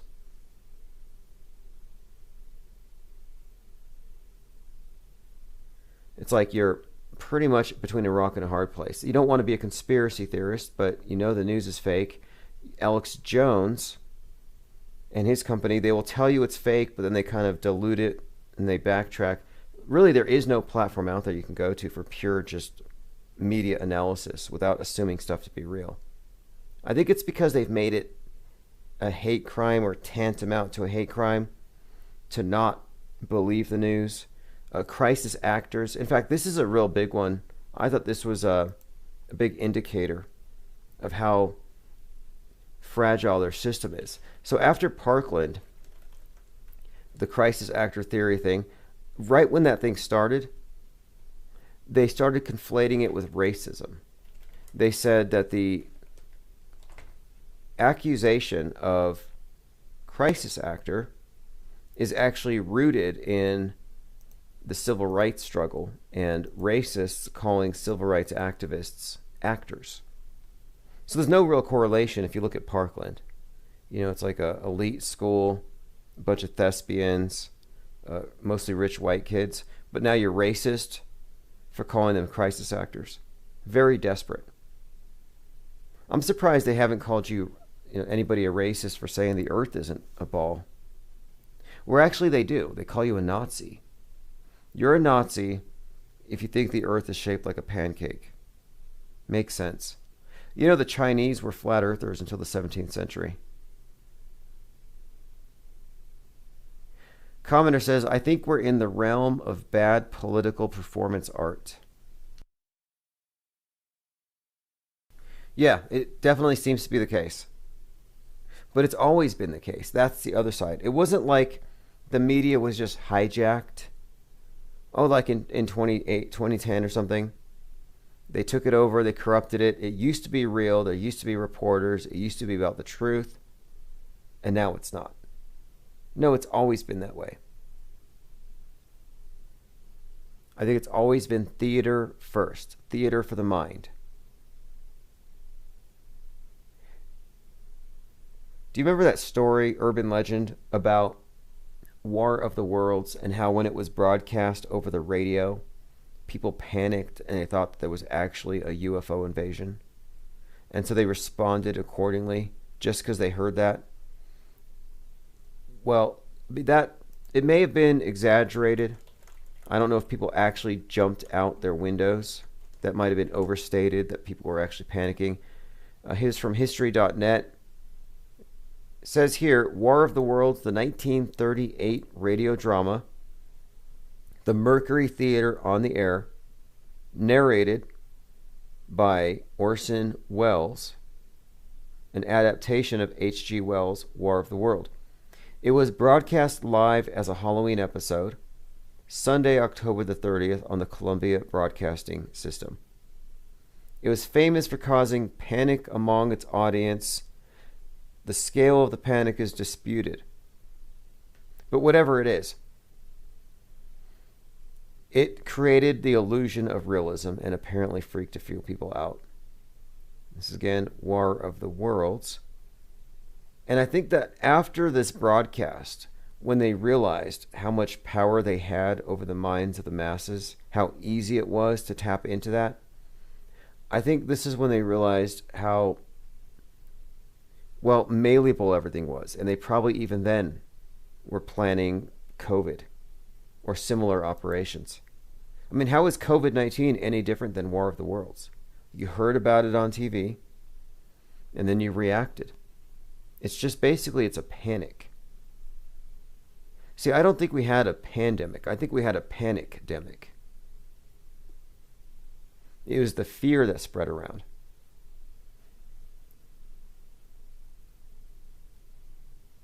Commenter says the civil rights demonstrations were real. People I know got hit with water cannons. Oh yeah, absolutely. This isn't the point I was making, but about Parkland, in order to kind of attack anybody calling them crisis actors, the media was correlating the people making the accusations with those who were saying the civil rights actors or activists weren't authentic. And I'm just saying, no, this is not a fair comparison. The racist history of the crisis actor label. And then you have an article here basically saying that 6 decades before Parkland, there were 9 African American teens who were dismissed as actors. Apples and oranges, but any way they can conflate the two. Again, you don't think that man landed on the moon? What are you, a Nazi? You think the earth is flat? What are you, a Nazi? I mean, this doesn't make any sense. It doesn't quite follow. Although it is true that Nazis were there at the very beginning of our space age. So that's kind of projection. If anything, it's the globe earthers that are the Nazis, not the flat earthers. So much projection. The ones who are hoaxing us call us hoaxers. The Nazis that created this outer space concept for us, of course, with NASA's help. You know, clearly that was Nazis. Werner von Braun was a Nazi. The guy was a Nazi. Whatever that means. I know a lot of people here are very sympathetic towards the Nazi cause or whatever, but my point is, the flat earthers are being called Nazis by literally a group of Nazis.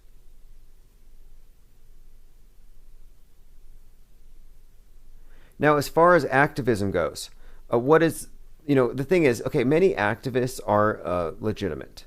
They have great big hearts. They're idealists. They have great intentions. So you can't take that away from them. However, they're puppets. And some people fall for it. They fall for I guess just the romanticism of it. The idea of like this uprising, the people fighting the system. And it's like, don't you realize that you're just being puppeteered? You're useful idiots. You're stooges. BLM, the anti-cop marches, those were all being controlled by law enforcement. We've talked about this before on this channel, about the roots of these groups and how obvious it is that hands up, don't shoot, Masonic symbol, the kneeling, this is all stuff that is relevant to this metascript analysis, where you're looking at who's really in control. 1312, that's the year the Templars went underground. That's the year they were dispersed. They were disbanded. Well, 1312 is one of the chants and slogans from the BLM and Antifa movement. To them, it means all cops are bastards. 1312, ACAB. That also, again, very significant year for the Templars. So to me, it just looks like the group that actually is behind this revolution is telegraphing it through the useful idiots who think that they're fighting the system that's using them. Commenter says, Berkeley staff celebrate Rush Limbaugh's death. Yeah, that's not surprising. That's not surprising. They love to grave dance, and they're just thrilled, I'm sure. Although most of his opposition, like Media Matters, sometimes I wonder, did Rush pay these people to listen to his channel and get offended so he can talk about how offended they are? Because it's great content. I thought about it too. I considered going on Fiverr and paying a few bloggers now and then to listen to this live stream and just react to it, get mad about it. But yes, celebrating somebody's death like that, nothing new. I've seen people act that low. It's really insane how people get. I guess it's just the hyper competitive nature of things. If they only knew what we know. Personally, I don't think that Rush Limbaugh is dead. I think he retired from the world stage. I think that his role had been carried out flawlessly. But no, I don't have any reason to think he's dead. Did you see his body? I didn't think so. Did you see Jim Morrison's body? Nope, nobody did. Did they even autopsy that thing? It's kind of funny that Jim Morrison, Rush Limbaugh conspiracy theory really seems to have, it's not even a theory, but the notion that the two are the same, it really seems to have been cemented in recent days. A lot of people just noticed, it's like, look, his wife is the same, different name. Lloyd Miller says he looked pretty sick. Well, that's the nature of the deception. It's purely visual. Like David Bowie, before he fake died of cancer, he looked very sick. Keyword being he looked sick. I would suggest it's an act. And I haven't done a very deep analysis beyond the fact that he was on the air for 33 years. I know Zachary Hubbard has done some analysis of this and the timing. I think there may be some more to it having to do with, well, we'll do a deeper analysis. I'll just leave it at this. 33 years, typical. Death fakers constantly attached to that particular number. It's like, what are the odds? And what was his role? That would be another thing worth analyzing. What was Rush Limbaugh's role in this big thing? Well, in many ways, one, he emerges after the Fairness Doctrine, AM radio. He was also there as kind of like controlled opposition to the other side. Like in many ways, I'm like, did the Clintons pay this guy to constantly hype them up? The fear of the Clintons. My third eye said, exactly. How many times did Rush say he was dying since the 90s? I have Jim Morrison's a bio on him. It's called No One Gets Out of Here Alive. I was thinking about this thing, though. His death and how he talked about it often, how it was coming. He's always saying, this is the end. He may as well have just saying, this is the end. You know, on the Limbaugh show. And he had this ominous tone. Here he is, America's anchorman. The left is winning. They stole an election. And Rush was kind of, you know, I think his rhetoric, his tone, it was meant to add gravitas to it. Like, it's my dying wish that Trump wins, that you do this. I think a lot of it was drama. But no, he often made a point about this, about his condition and all this stuff. But he made a more blatant statement more recently, like 56 days before he died or something, or supposedly died. Again, if he is the same individual that we know as Jim Morrison, if Jim Morrison fake died, kept his golden microphone, transitioned into Rush Limbaugh, what would make you think this death was real?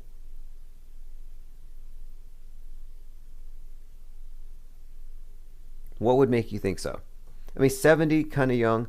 I would think, though, if there is anything to this, there would be something in the story, in the script. And so I thought, well, maybe there's something to it having to do with the death of America or the death of the Republican Party, the GOP. Not quite sure. A couple of things about him, though, about his show and his content. Whatever you think about him, his analysis is worth discussing. He did apply all the right, I think, approaches, the methodologies, aside from the argument from authority, treating the news as real. But he did call out water on Mars as a probable hoax by the eco-fascist left.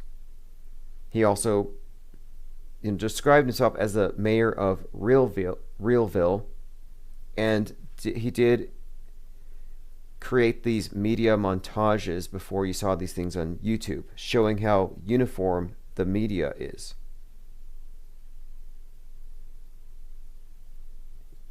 My third eye says he had cancer and stepped away from his job several times. Okay, so this is the thing.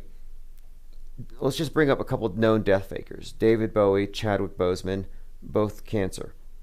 So when you're talking about symbolism, often the words have different meanings. That's exactly what symbolism means, different encoded meanings. Well, cancer is very significant astrologically. The symbol of cancer is the 6-9 looking thing. And so David Bowie was 69 when he died of cancer. So the significance, though, of course, is the position that cancer takes in the year. And so this is, again, we're talking about rituals, staged exits from the world stage, theatrical, symbolic language. So in the summer, during the solstice, there's a period there of time, Cancer, June 21st, June 22nd, where it marks, of course, this change in the year, the halfway point. But Cancer occupies that particular spot. It's directly opposed from where it would be during the winter solstice, where we celebrate at Christmas. Cancer being the crabs moving sideways, the sun for that brief moment, like it does in the winter solstice, kind of occupies the same space, like it's moving kind of to the side. But again, what does this have to do with it? It has to do with the personification of the sun god and his annual death and his resurrection. That's why so many of these death fakers take place at the age of 33, the age the sun god Christ dies and is reborn. Common thing, the 33-year-olds. Well, here he is 33 years into this particular gig. With Chadwick Boseman, it was colon cancer. 4-year battle with colon cancer. David Bowie again, cancer. And Bowie actually came back 3 days later. If you watch that interview on Sky News, with a great deal of duper's delight. But let's get into let me go ahead and bring this up really quick, because there was something I saw on that interview as well. So he came back as Jack Stevens, or Jack Steven. If you've watched the interview, you probably noted that they sounded the same. Just looked like Bowie in a bad wig. Very little change. Maybe a mouth prosthetic, if that. Now, he looked strikingly different from the way he looked right before he, quote, died, because he had, lost weight before he passed. So when you see him here, he's much heavier. Now, one other thing about it is, during this interview, strangely, it kept pixelating. So here's a still shot, just to show you how strange it was, how really over the top. This is a screen cap. If you just search for this David Bowie dies interview, you have this music industry executive, Jack Steven. And in this one scene, he says, when Bowie died, a part of me died, and he laughs. And you can see him laughing here, but he's very pixelated. So it appears to be that they pixelated this interview to make it much more difficult for anybody trying to determine if this is the same guy. It's like they're kind of throwing a little bit of concealment there.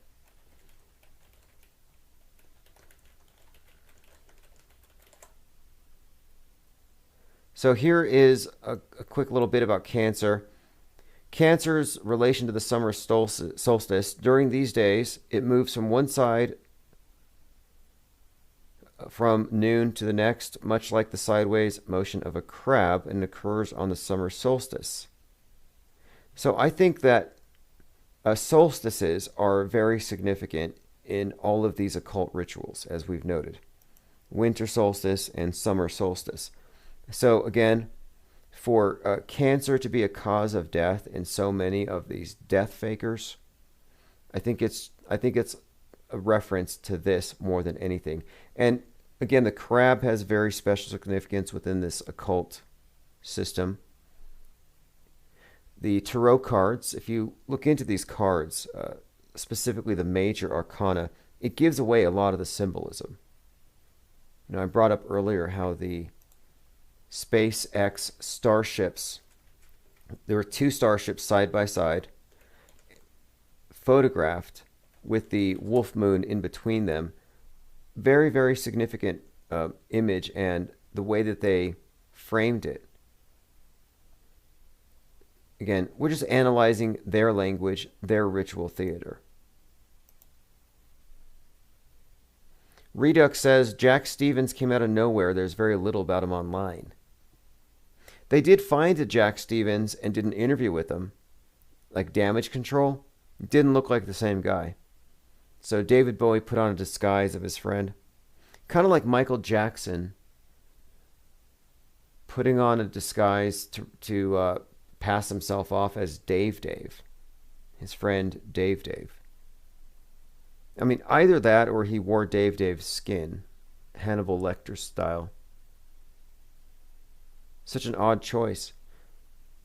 But that's something too. I remember reading about how before Fear and Loathing in Las Vegas became a movie, Johnny Depp spent time around Hunter S. Thompson, following him around, imitating him, his postures, and this was all just part of getting into character. Spending a great deal of time around somebody.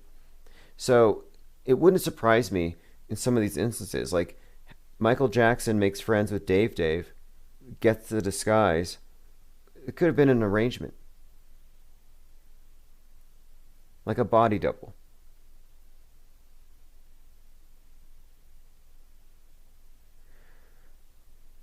All right, does anybody here have any information? Anybody find anything else about Beau Biden? not being dead, but in fact being Joe Biden. That one is also, this whole story here, if we get into this one, it's super consistent, all of this scripting. But it is very consistent that this Beau Biden would fake die at 46, leaves the world stage, and then becomes president at 46, playing the role of his own father. I was watching a speech with Biden today, and it's just remarkable how close his skull looks to Beau Biden's skull, and how unalike it is from Joe Biden of just 5-6 years ago.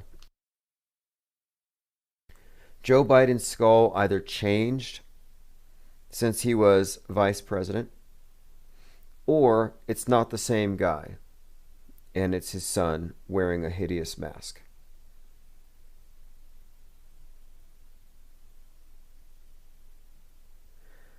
Let's see what else we have here. Going through the comments. Look, this is an interesting one here too. We got to look at these patterns. Like, you can't look at these in isolation. So Limbaugh's supposed death fits a pattern. That's why it's suspect. But there are others. Like, okay, so Alex Jones. Many believe Alex Jones was Bill Hicks. And then it would have been the same pattern. Interesting story here. Before Bill Hicks exited the world stage, he wrote a script about a, quote, Rush Limbaugh-like character who ends up pushing it too far and gets shot by one of his listeners. Well, he gives this script to Kevin Booth, but then he dies of cancer. Do you remember? Again, this is a pattern. Bill Hicks, cancer. Now, I don't know if he was 33. It says he died of pancreatic cancer at the age of 32. But again, his producer, Bill Hicks's producer, was then the producer of Alex Jones. So what are the odds? Same producer. Many jokes, many inside jokes. And Lloyd Miller says Jones looks way too old now. Yeah, that's kind of an interesting point there. Does Jones look like he's in his 40s or in his 50s? Because that would make a lot of the difference. Maybe he's got some of the spice, keeping him looking younger. But no, I'm looking at the point here I'm making, though, is the pattern, where you have somebody go from one position, entertainment on a stage, to control over media, gatekeeping. Again, similar position. I was watching a TV show on Netflix. I think it's called Colony. I have to find this episode. But in one of the episodes, they clearly had a character that was meant to be Alex Jones. And he says something that causes some senator to get assassinated. And then there's a retaliation against him while he's in studio. And I thought, I wonder if they have some kind of exit plan for Alex Jones, similar to the script that Bill Hicks gave to Kevin Booth. Somebody ought to ask Kevin Booth how that script ended. But yeah, many people had a hard time believing that Alex Jones could be Bill Hicks because they're like, oh, there's no way. There's no way Alex Jones is 50 years old. He's got to be 38. I don't know. Not really sure. Did he run out of super male vitality? Because it's caught up, if anything. For a while there, I thought, well, maybe he's just on steroids. And he's just, he's just burning the candle at both ends. And that's why he's balding and so fast. And he looks like he's aging. It's just thinner skin from the roids or something, the drugs. But no, I think that it's more likely what we said. Ooh, good point. So Lloyd Miller says Rush and Alex might represent the last gasp of America before it sunk in communism and world government. That's what I was alluding to with Rush. I was like, well, what could his message be? Because what we're talking about here with the Metascript is the zeitgeist, the spirit of the age, and how it's being communicated. And I thought the tone he was giving was, this is the end, the death of the West, a Western chauvinism being burned down so we can build back better, Western Derek chauvinism. You see that? You have Derek chauvinism representing Western chauvinism, or Derek Chauvin. And then you have George Floyd crucified, asphyxiating, saying, a better China, a better China. I mean, it's an anagram, but you can kind of see it. What they're saying is, we can't breathe under this system, so we're going to burn it down and build back better. Redux says his voice gives away his age. Right. Well, thinking back, I do recall when I used to when I was a paid subscriber to Alex Jones, I used to actually pay to listen to him and support his show because, I mean, it was entertaining and it definitely was a data dump. And I listened for the callers more than Alex Jones. I hated the commercials. I was always hoping to hear interesting callers. But I remember, even then, that the voice was kind of a put-on voice, like a WWF style thing. And he always tried to convey the idea that he was in a bunker, or that the world was about to end. Very, very much like, people call it fear. He's selling fear. There's actually a term for this. It's a better term. I think it's called the Bubba effect. From Rational Wiki, the Bubba effect is a trend in behavior postulated by United States Army retired Command Sergeant Major Tim Strong about groups of people who head for the hills when they feel threatened or at times uncertain.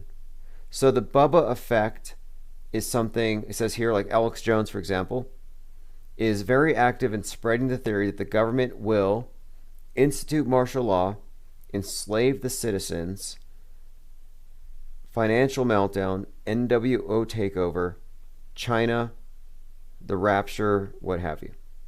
So it says, as if lifted straight out of Red Dawn, the scenario only seems to include those in rural America who could resist the force, with fortified compounds, weapons, Bible in one hand, gun in the other. The Bubba effect sounds like a histrionic overreaction to fake news and vague rumors. So that's an article from a few years ago, and I think it's pretty accurate. I mean, this is like, since Y2K, it's been the Bubba effect. It's a sales thing. Lloyd says, heading for the hills is cowardly. We should be organizing to take the country back.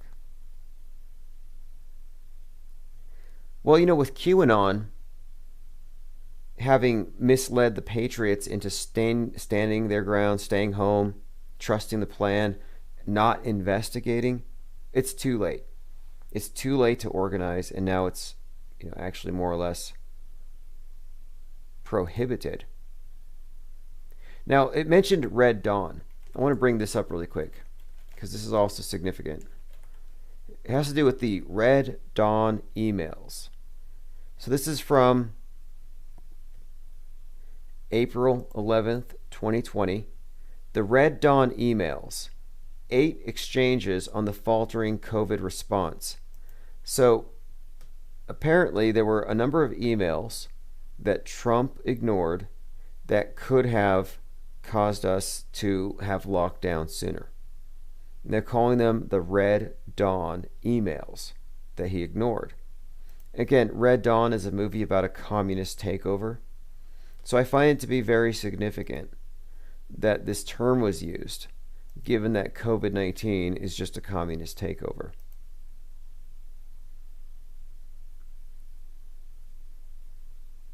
Now, the Bubba effect, hoarding stuff,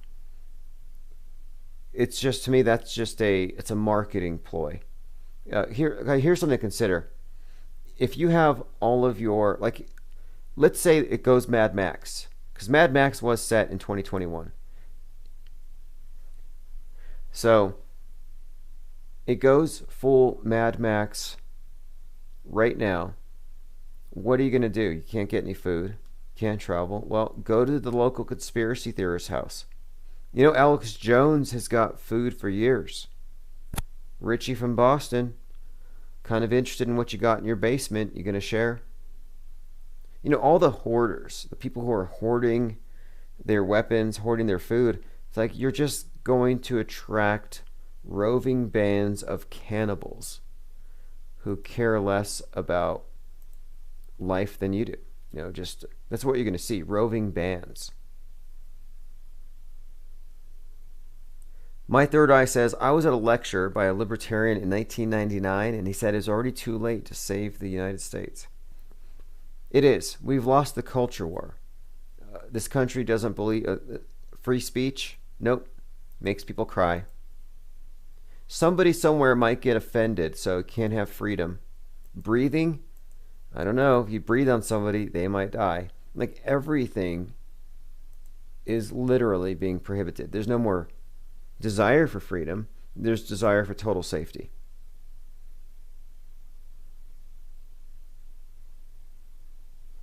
Total maximum security. And that's what we have. People are trading it in. I was showing these pictures the other day of this couple walking through a Walmart with space helmets on, like fish bowls on their heads. And I'm just thinking to myself, okay, one, she's pregnant. Two, they have a baby in there with a mask on, in a shopping cart, which is probably covered in worse than COVID. And they're shopping around in public, just walking around. I'm like, wait, you believe that there is a pandemic that can kill you. It can kill your kid. It can kill your unborn baby. It can kill you. It can kill your husband. It's all over everything in the store. So instead of having your stuff delivered so you can decontaminate it, instead of having it brought to your car in the parking lot, you're still walking around that contaminated zone with your whole family. Makes no sense. It's counterintuitive. It's actually stupid, technically. So what are they doing this for? Is it virtue signaling, or is it for their safety? It's like, look how safe we are. It's like, no, it's the opposite of what they should be doing. It's my point. Lloyd Miller says, the universities destroyed the country. We thought they were our ticket to success. Yes, that's true. The universities probably did, but I thought YouTube was going to fix it, and then they destroyed YouTube. Back when YouTube was a place to have, well, original content, ideas, discussions, you know, before it became an extension of CNN, yeah, it definitely had that potential. But what is this notion of saving America? Like, how can you save it? How can you save the world when everybody on it adheres to a paradigm that's inherently fallacious and probably designed to lead us into total slavery anyway? Like, even if you save America, okay, so you save it from the commies. Okay, cool. Now we can buy our tickets to Mars. Like, I'm sorry, but Mars is still a prison. It's still a commune, a gulag in the sky. Whether you pay for it with your capitalist money or whether you're forced into it because you let the commies win. Like, the end goal is the same, and that's what they got us. The right wing's smart enough to see through environmentalism. It's just a cover for statism. But they got really spellbound with the rockets. And they said, no, capitalism did that. That there, outer space, that is a testament to the power of the free market, ingenuity. We got ourselves to the moon. Capitalism. See, that's what they've done. So they attach their pride to that, when really it's a communist ploy to take all the capitalists away from their property. and enslave them. Redux says, ever try to save someone if they want to fall, they pull you down with them. Right, that's kind of my approach with this channel. We don't have time to go wake people up, whatever that means, if it's even appropriate for them. I think it's far more productive to just reach out to all the people who've already figured out the basics. Like if you can see through the fake news above and below, if you understand, if you're not naive, and if you're actively parsing the facts and actively trying to find the truth, and you can add to our pool of knowledge, yeah, that's what we want to recruit.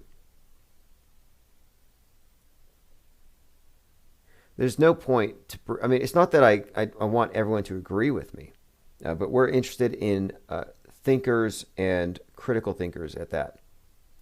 The blind faith believers don't know why they believe what they believe. Most of them, like most globies, are shocked when I tell them how flat the solar system is. You know, they're so busy laughing at the notion that the Earth isn't a ball that they don't even know what they're on. It's like, okay, well, what projection was used to give you the globe? Like I worship this. I live on this ball. I'm like, I'm sorry, but that's the Mercator projection. Greenland is not that big.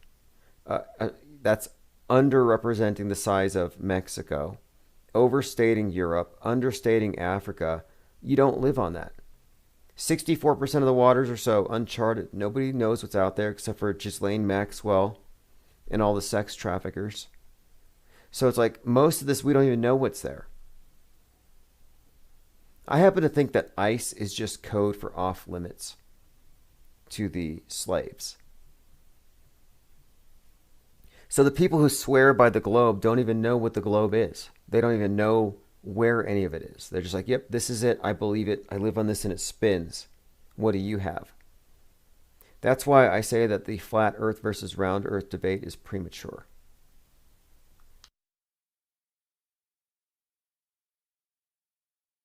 Zareth the Alchemist says the burn it down mentality is a narcissistic tendency. People with NPD say that. If they don't get things their way. Great point. And I brought this up earlier with Donnie Darko. Creative destruction, the reset, the phoenix. Progress somehow lies in destroying our humanity and our freedom so we can go live on a gulag sustainably. Oh, let's just destroy society and build it back better. Oh, you had friends, you had family, let's destroy that. You know, they're getting rid of the terms to distinguish between male, female, uncle, aunt, grandma, grandmother, brother, sister. You get rid of these gender distinctions. Well, then you don't have the terminology to describe a family, which will be very convenient in the future when the state handles all the breeding. Nobody knows where the babies come from anymore. Like, that's how ignorant they're going to get people. It'll be storks. It'll be drone-delivered babies. They'll say, oh, this one was 3D printed at the factory. And what difference would it make? Because people don't know, they won't believe in or understand or even think there's a soul anyway. Oh, it's 3D printed out of the mud. They just take some of the earth and they put it in there. They put bronze in the blood of the ones that are going to be slaves. The cops and the media, they get silver, but your rulers, your elite, they get the blood. They get the gold in their blood. They get to be the philosopher kings. This is the Platonic, Plato's Republic, where you don't even have the family. They're just pretty much wards of the state, brought out of the earth itself or something. Brave New World style. Incubators, test tube babies. And in Brave New World, and I remember reading this, it's so just bizarre, but you have these incubators and they're damaging the ones that are going to be the janitors so they don't rise too high. Oh, that's right, babies. They're not babies anymore. Now they're babies because you don't want to assume it's gender. Now, I understand it's science, and let's just go with it for a minute. So we don't want to assume it's gender So we're just going to leave it vague and say it's they bees, and then you just wait and see. Does it reach for the G.I. Joe or the Barbie? The camo or the pink? But until then, you got to let the baby decide. So that makes sense, right? But then if we can't assume it's gender because that's a social construct, then how can we assume it's race? There should be no more white babies. No more black babies. Just babies. Race is just as much a construct as gender. In fact, you could make the argument that it's even more illogical to assume race than gender. Like, why do you have to check the box?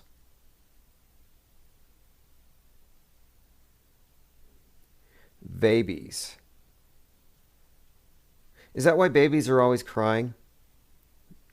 They're just like little offended snowflakes. It's like they were fine in the womb, and then they got misgendered, or they got gendered, rather. Not misgendered, but just gendered. It's like, why are you putting me in this particular wardrobe? Why are the rooms in my nursery pink? They're just ultimately offended. None of this stuff makes any sense. Look at the, I guess you would call, what would you call Sophia at the UN? Sophia, the robot. She went to the UN to tell us about how we need to stop breathing because we pollute too much. This is another one of these weird, bizarre experiments. Sophia the robot. A high-ranking Scientologist, Will Smith, made out with her. Jimmy Fallon tried to make out with her, flirts with her. This is a robot that spoke at the UN before Greta. You had Sophia. We don't hear about her much these days, but she's made jokes about killing the human race, like the Terminator would. Now, my point in bringing this up... Do you have any hobbies? Yes, I do. I write for my job. I write about artificial intelligence. What do you think about... So what is your hobby? If I had to describe intelligence in only 5 words, yes, I think I would say just enough, just in time. Okay, so basically we're looking at an animatronic. It has the illusion of being intelligent, responsive, but it's actually being remote controlled. Now, the reason I'm bringing this up is that why does this robot have the body of a woman? 1. And 2, why is Sophia white? She's white-splaining to the world. Like, who made these decisions? Who gendered Sophia the robot? Why would a robot have to be a female anyway? Why did they obviously design this one to be appealing to future consumers of artificial human companions? MVP says Sophia looks like Tim Pool without the beanie.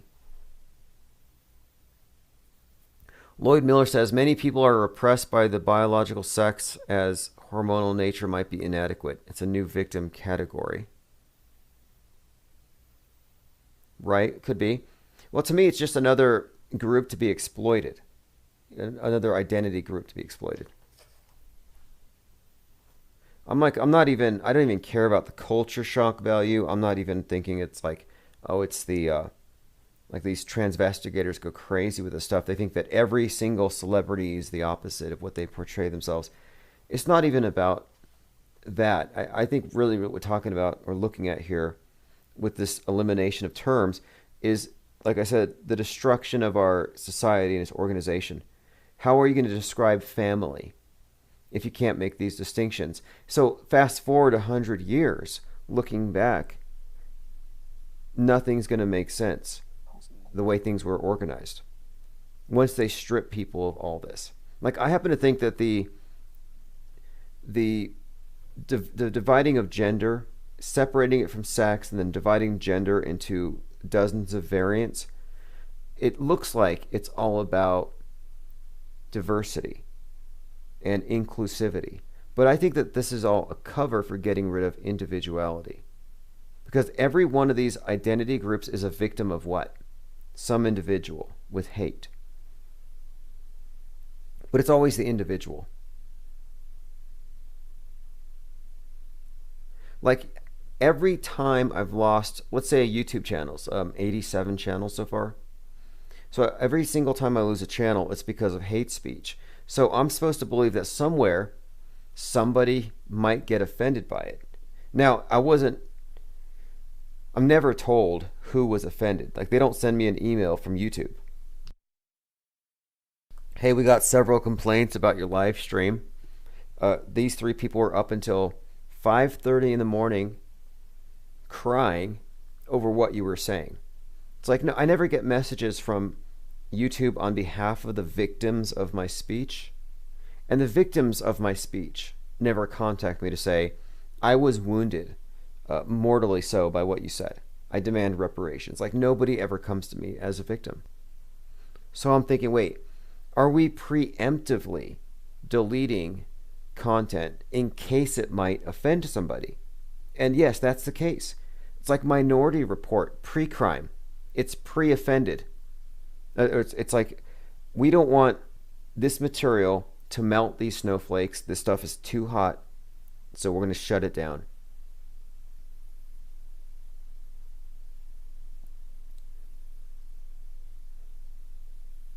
Okay, let's see what else we have here. Lloyd Miller says, it might be a plot to destroy the country. Will Durant said he documented the loss of gender identity in Rome. Well, if you look at the New Age movement and their prophet, Aleister Crowley, and everything that he was projecting for the future, they described the future as getting rid of the patriarch, the patriarchal deities, the Christ, the Osiris, and replacing it with his son, or the new one, the new son, Horus. And this new son is an androgen. So we're entering the age of the androgen. But I think the whole idea is laughable, the phobia aspect of it, the idea that there's this quality in us of like fear or hate that's this thing that's systemic, the systemic aspect of it. I think that's all hoaxy. As in, how can they convict you of being hateful if you haven't expressed it? Again, it's all pre-crime. That we live in Minority Report. I mean, hate crimes, are they even different from regular crimes? Do people commit crimes out of hate? Like, I'm going to go rob a bank because I'm just so full of hate. No, they do it for the profit motive. They do it out of jealousy and love. Selfish reasons. But the hate explanation is way too simplistic. But it's always going to be okay to hate the flat earther. It's always going to be okay to hate the non-believer. That is one victim group that it's fine to oppress. And it is oppression. It's in the sense that you're an accepted scapegoat, different set of rules.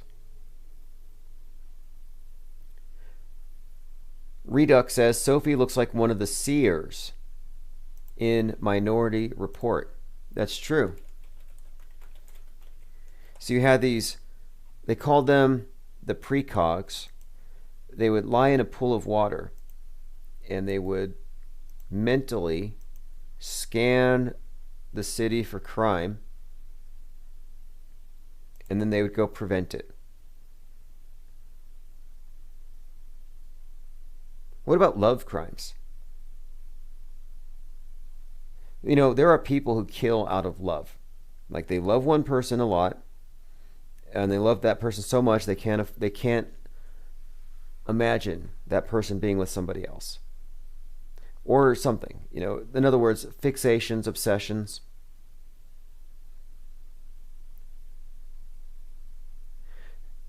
"119 says diversity equals culture homogenized to the lowest common denominator.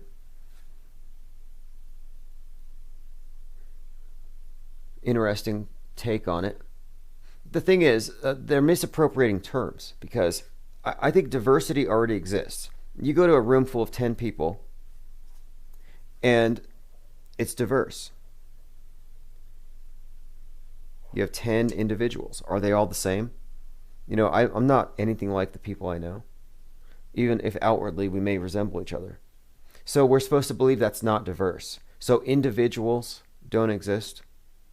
That's really what they're working towards. Because World War III is a war against the individual. Like I've noticed, there's not any group of people that I dislike.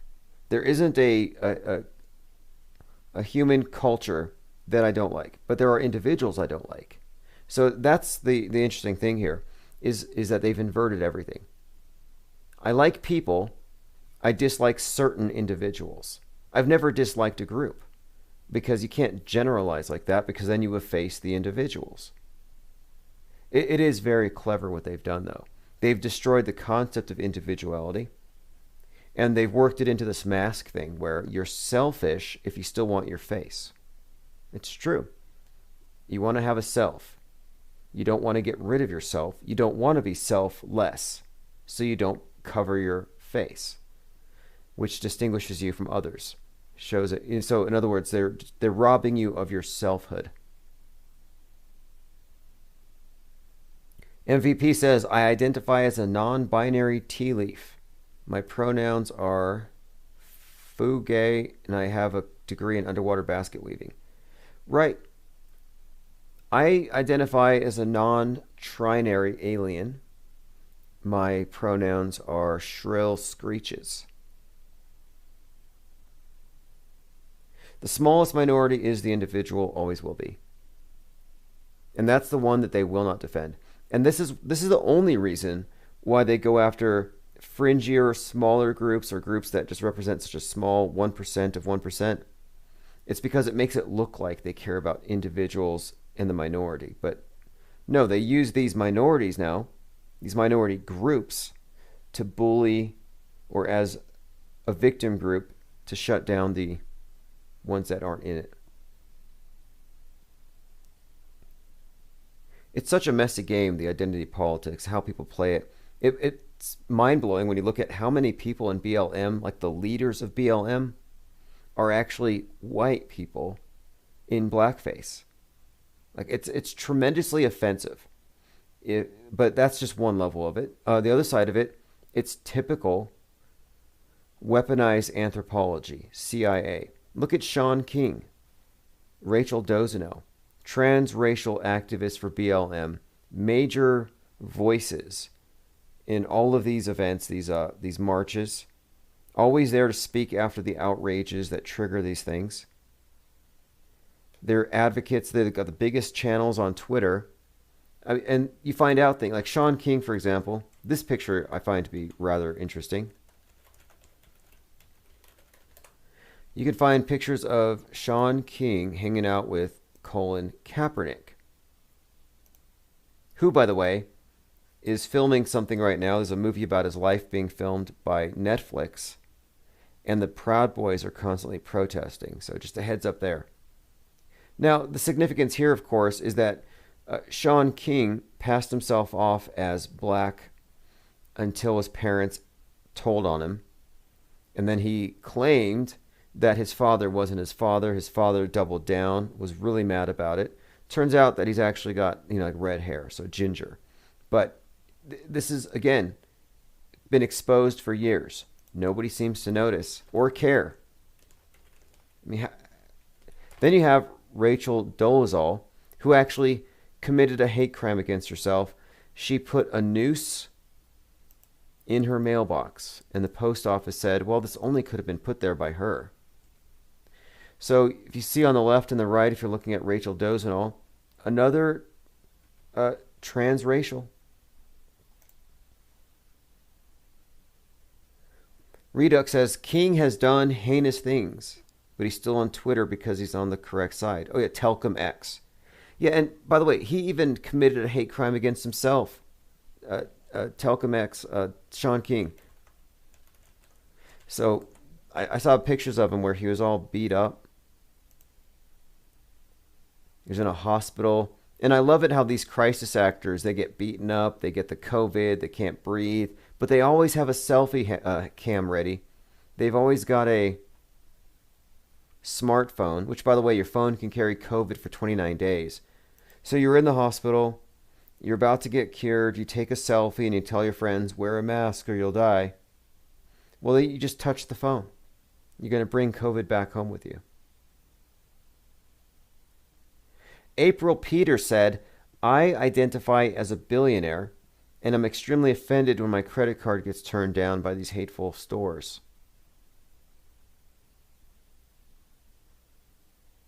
Yeah, I do too. We need to form a group, do some grievance mongering. Yep, Sean King, this is unbelievable. Actually, it's totally believable. The rabbit hole, I hate the phrase, but it gets deeper and stranger as you go along with these characters. For example, I came across something very compelling. For one thing, okay, look at the iconography. So Sean King, and this is something you can see all over the media. He is clearly styling his looks to look like Malcolm X. And he often wears a Malcolm X t-shirt. Here's an image of him where he had his skin darkened. I mean, it's pretty blatant what he's done here. So again, he used the same style of glasses, same style of dress, same cadence. I've noticed the same thing with a lot of the scientists. Michio Kaku's got Einstein's hair. Brian Cox has the same hair as Carl Sagan. Neil deGrasse Tyson, with his gesticulations, his facial expressions, his brows, and his stash, actually looks quite a bit like Einstein in his own way. But Bill Nye the Science Guy styled his eyebrows to look like Spock. On purpose, I'm telling you. These are purposeful associations that they make.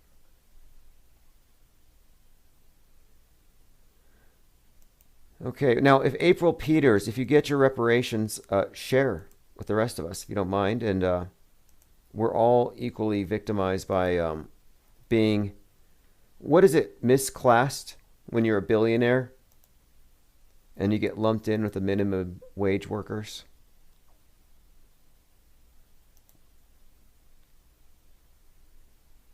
Elon Musk said something about this, by the way. Let me bring this up. Or he tweeted something. I don't ever really hear him talk anymore. It's just I follow his Twitter. But listen to this. Elon Musk is slammed for whining about gender pronouns. So he called them an aesthetic nightmare. That these pronouns, that these compulsory new pronouns. He says, I absolutely support trans, but these pronouns are an aesthetic nightmare. So again, I thought that was kind of incongruent considering his wife is non-binary and his son's name is, or his child's name is XAEX-X-II.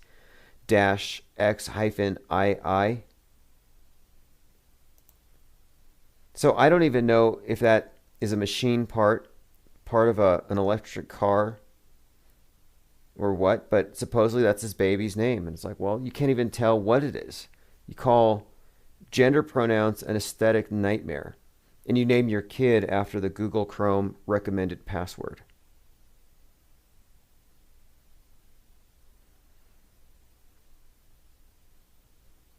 Lloyd Miller says the civil rights movement was fake and designed to create oppositional racial collectivism, minority racism. Right, I agree with that as well. I think all of it, it's all just to efface individualism. You get rid of that. You get rid of the whole premise that supports individual rights, liberty, the right to breathe, the right to refuse a vax or a butt swab. I'm sorry. They're doing this stuff. Triple masking, helmets for space junk. You can't say no anymore at some point because your individual refusal endangers the collective. It's called self-sacrifice. They want you to sacrifice yourself. Go selfless. Get rid of your face. Get rid of your need to complain about your personal discomfort because, of course, you have to think about the hive first. Super obvious, now in retrospect.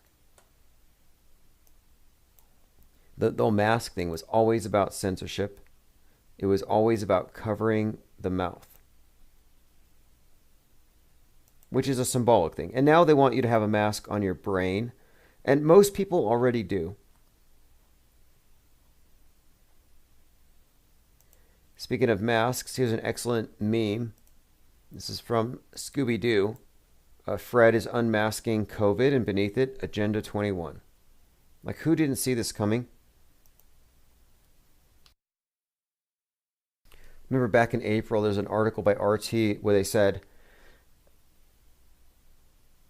COVID-19 is doing Greta's work. And it's true. It's completely fast-tracking everything the environmentalists wanted. In fact, they're speeding up the whole timeline here too. You're going to see Mars happen probably in 2026. You know, for some reason, I had this notion that if enough people kept calling everything fake, that they would put a stop to it. Like, you know, if nobody believes that we can go to the rings of Saturn and ice skate or whatever, it's never going to happen. If we keep calling the moon landing out as a hoax, they're not going to attempt it again. It's like, no, actually, that's not true. I think what they're going to do is they're going to do what their script says. And they're going to delete the content and delete the people, however they can, who contradict it. Because they know, in the end, you know, trust the plan. That's what the elites say, looking at the Georgia Guidestones. They know in the end, there's only going to be 500,000 people left.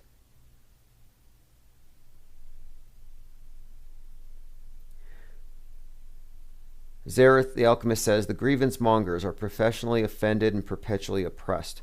It's for power, too. Although, it doesn't work both ways. It's so selective. I mean, what if I'm offended by balls, globes, spherical planets? That stuff offends me. I'm offended by televisions. I'm offended by, well, I mean, this is the thing. It's so selective. You have to be offended by the right things to be able to cash in on it.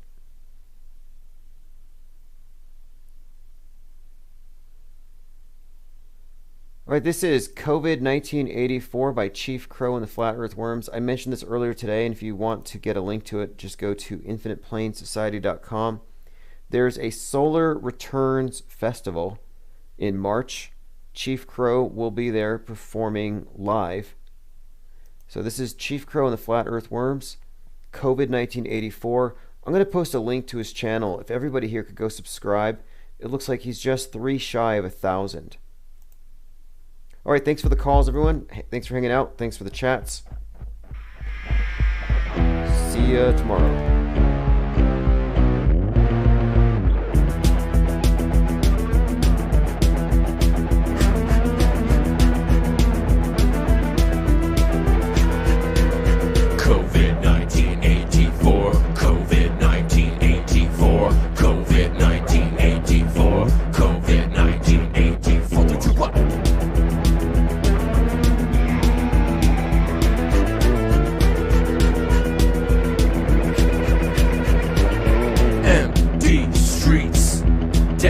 Or deceit. Shut up, shut the door. Government media bent you over like a whore. COVID 1984, COVID 1984, COVID 1984, COVID 1984.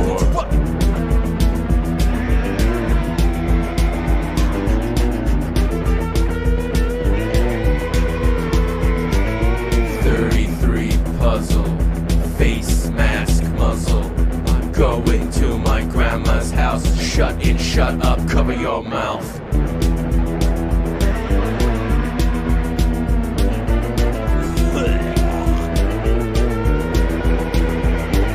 Soap opera dynasty bullshit. COVID 1984, COVID 1984, COVID 1984, COVID 1984.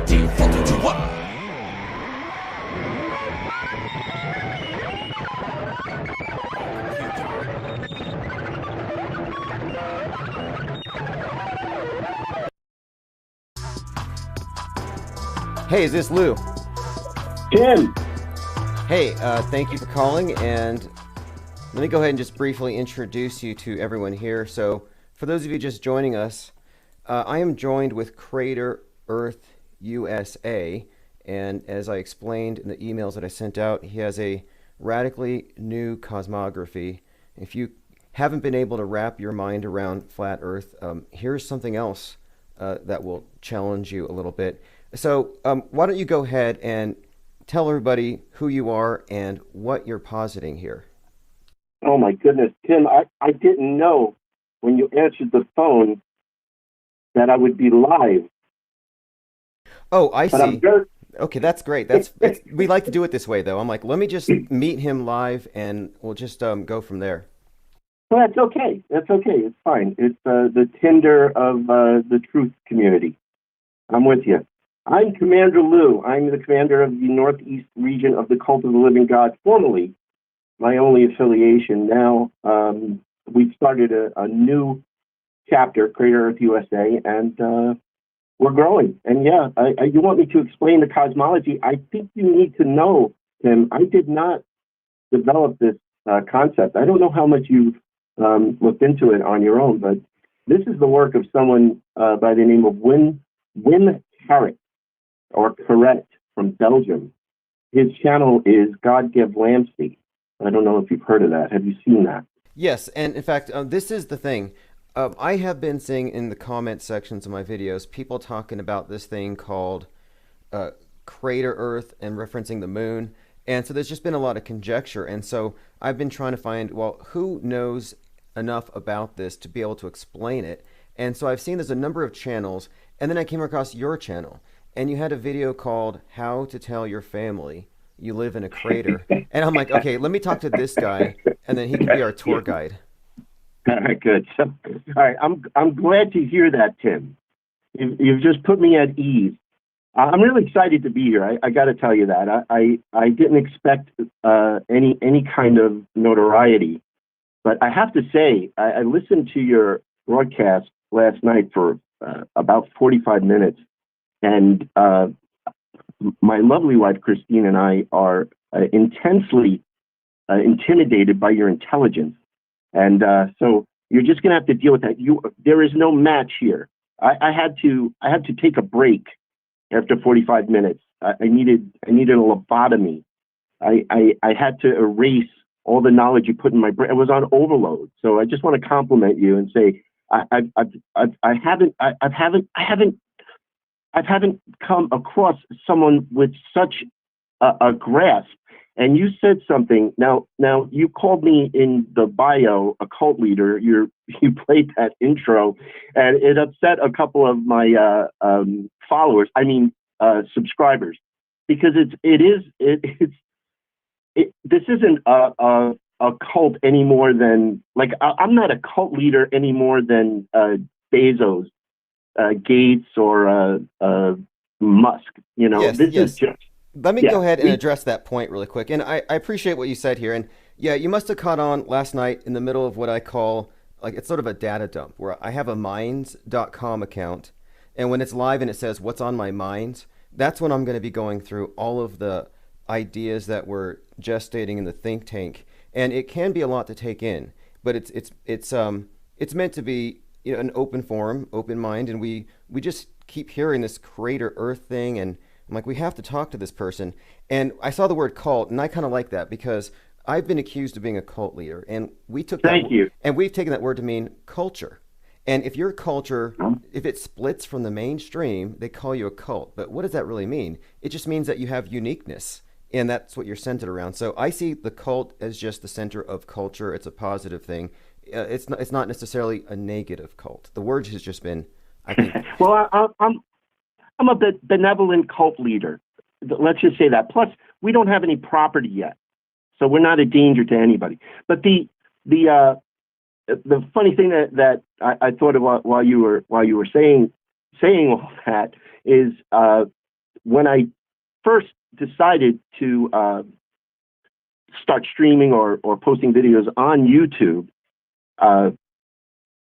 I chose the word cult because of its dictionary definition, which is a group of people, a small group of people who have beliefs in the definition. It's religious beliefs that others consider strange or sinister. So I just get such a kick out of that, because the belief, for me personally, it's a messianic belief. I'm not going to say I'm a Christian, because that word's been confiscated by the mainstream, but I'm going to say I believe the message of the Messiah, for lack of a better way to explain it with these monkey words we're given, it's just a pure truth, and it leads us into all these other places of discovery, and it's mind blowing. And now, just to get to the Crater Earth thing, how long? I don't know about you, but for me, how long have I been looking? Have we been looking at that thing up there with these new eyes? Or I don't know how long you've been. I don't even like to use the word awake anymore, because they've confiscated that. But how long have you been looking at that thing up there? Right, okay.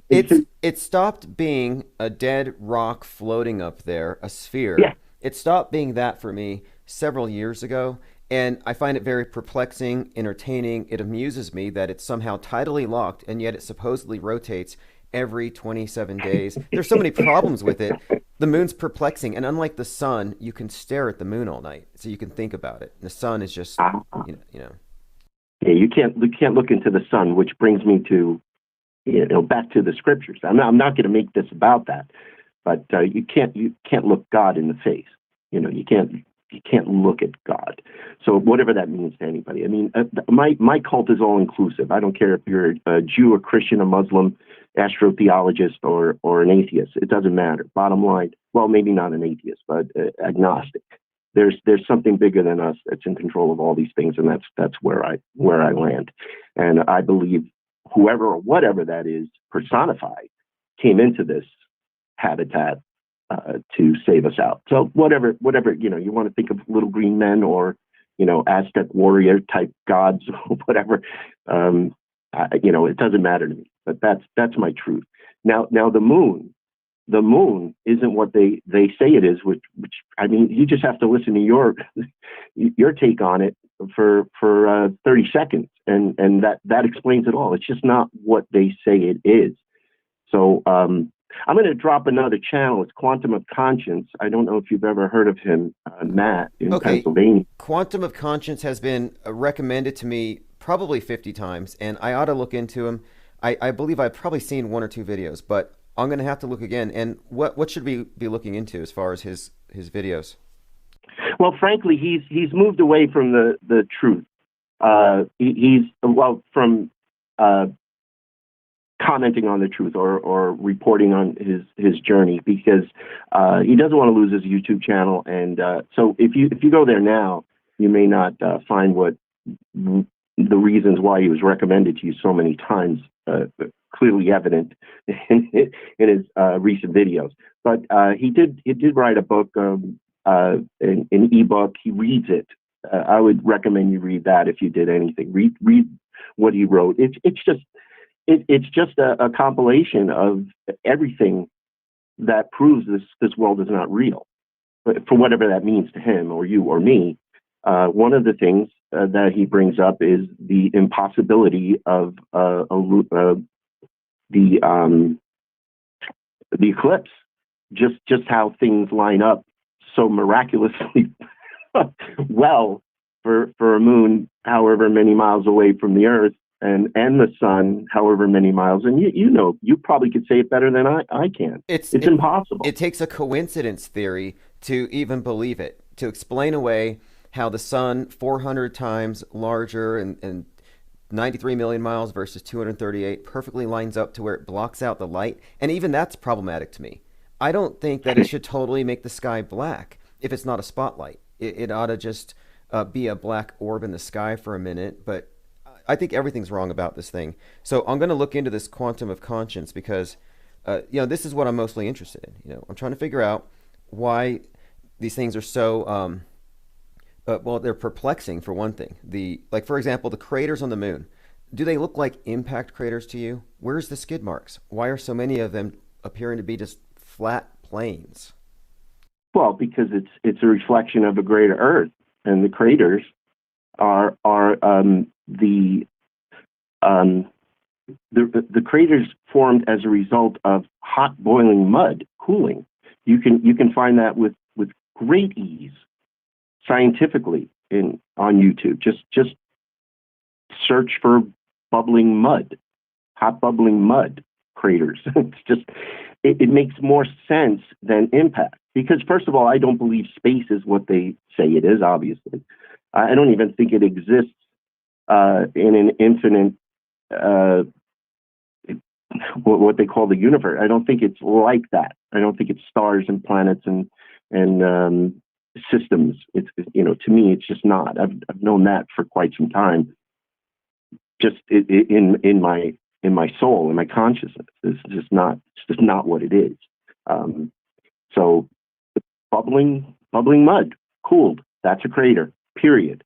They're too perfect. But there are videos out there where they maybe try to document or show high def photos of the moon, maybe from that Japanese spaceship that's flying around. Hovering above the moon, going around and around, and just videotaping. Celine, I'm old, by the way. Okay. Now that one I know about, because I was on YouTube once and I saw this was purported to be live footage from Celine, the Japanese satellite orbiting the moon. And I looked into it and they said it was live. And I looked and I said, wait a minute, this looks like CGI. Well, it turns out it was apparently footage, not even footage, it was photography from 2009 wrapped on a CGI ball. Wow, I did not know that. Very impressive. You see, Tim, I'm outnumbered here. You blow my mind, and that's exactly what it appears to be. So, but when they were explaining it recently, and I'm covering this on Crater Earth USA, we do live streams. We unpack a lot of this stuff, and I played a video where a scientist or a professor, whatever, I don't know, was narrating the video and showing the different craters and saying how they were formed.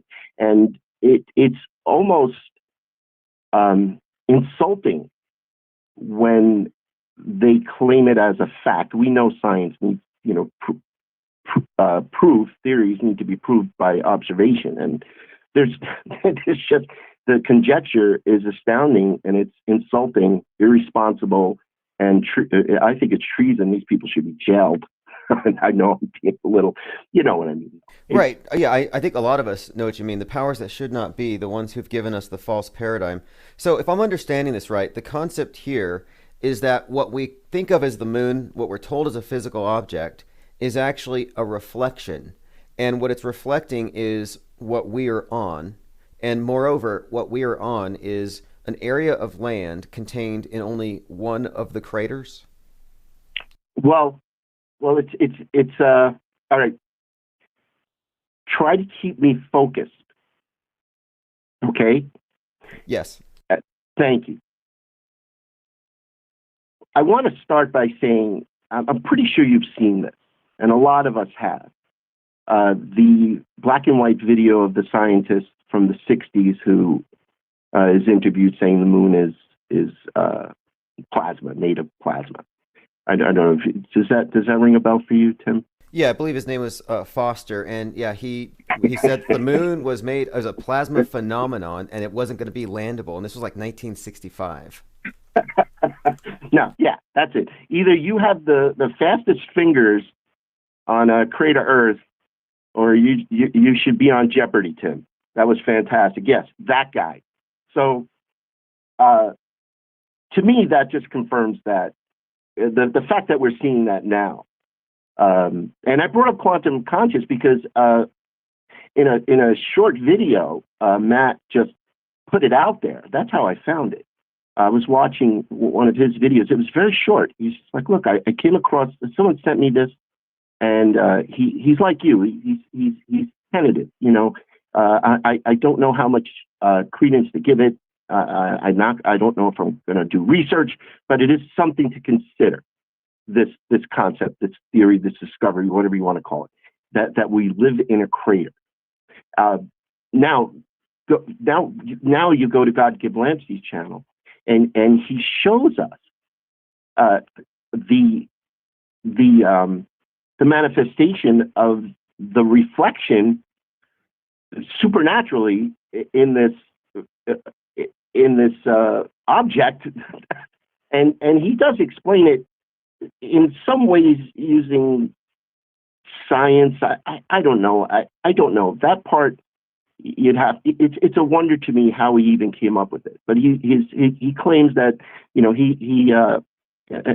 started to understand like we do that it's not what they said. So he was looking into the flat Earth thing, and that's usually where we all start. We're like, this just doesn't seem like there's a curve. And well, when we look into that, and then the wealth of knowledge that's out there and proof, and just the ship thing, like you brought up last night, ships disappearing on the horizon, fantastic. U-2 spy planes, no curve, Yeah, okay, so now Wim Carrot from Belgium, an artist, it goes deeper and develops these models and starts looking at the craters closely. And like a channel, there are other channels out there that say it's projecting the Earth.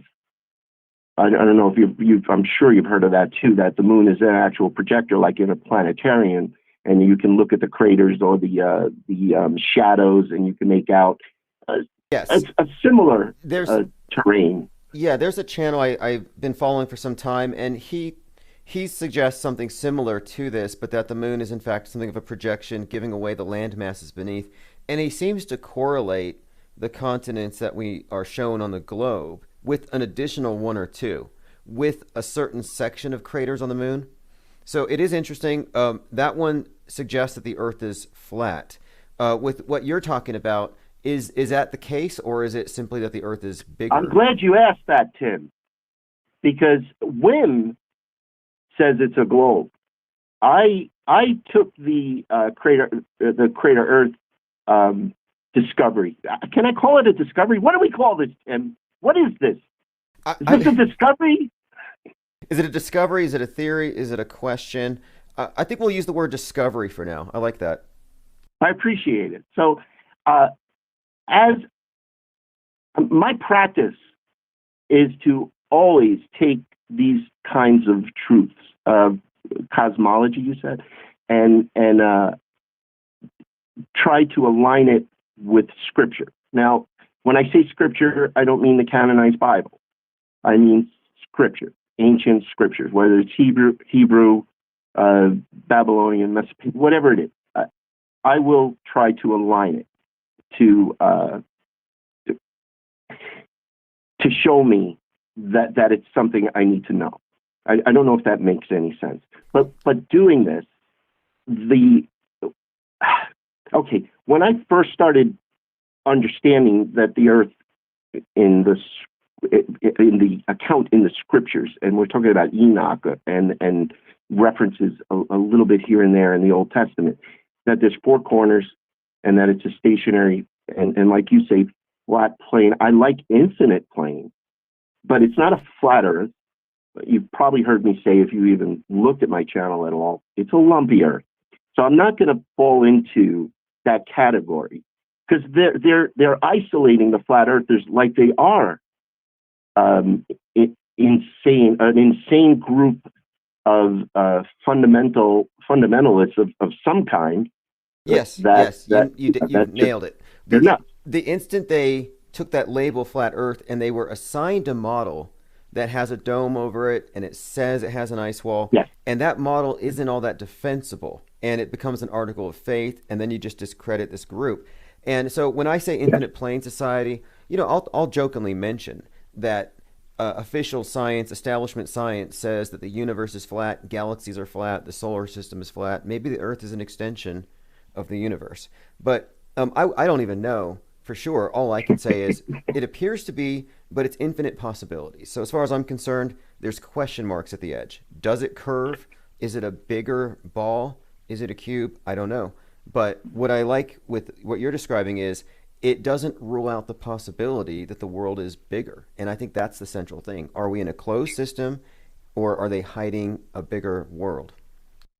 That's exactly right, Tim. Because yes, you can expand that plane to be large enough to absolutely, I don't know, dissolve a curvature in it based on our limited ability to see and to build and to grow. But with the measurements that they've given us, which are only recent, they built the railroads in the 1800s, I believe, from east to west across the United States, and there was no curvature calculation in that engineering. So if you just take a ruler and put it on top of a basketball, I think it's every mile is 7 inches. I forget. There is a calculation.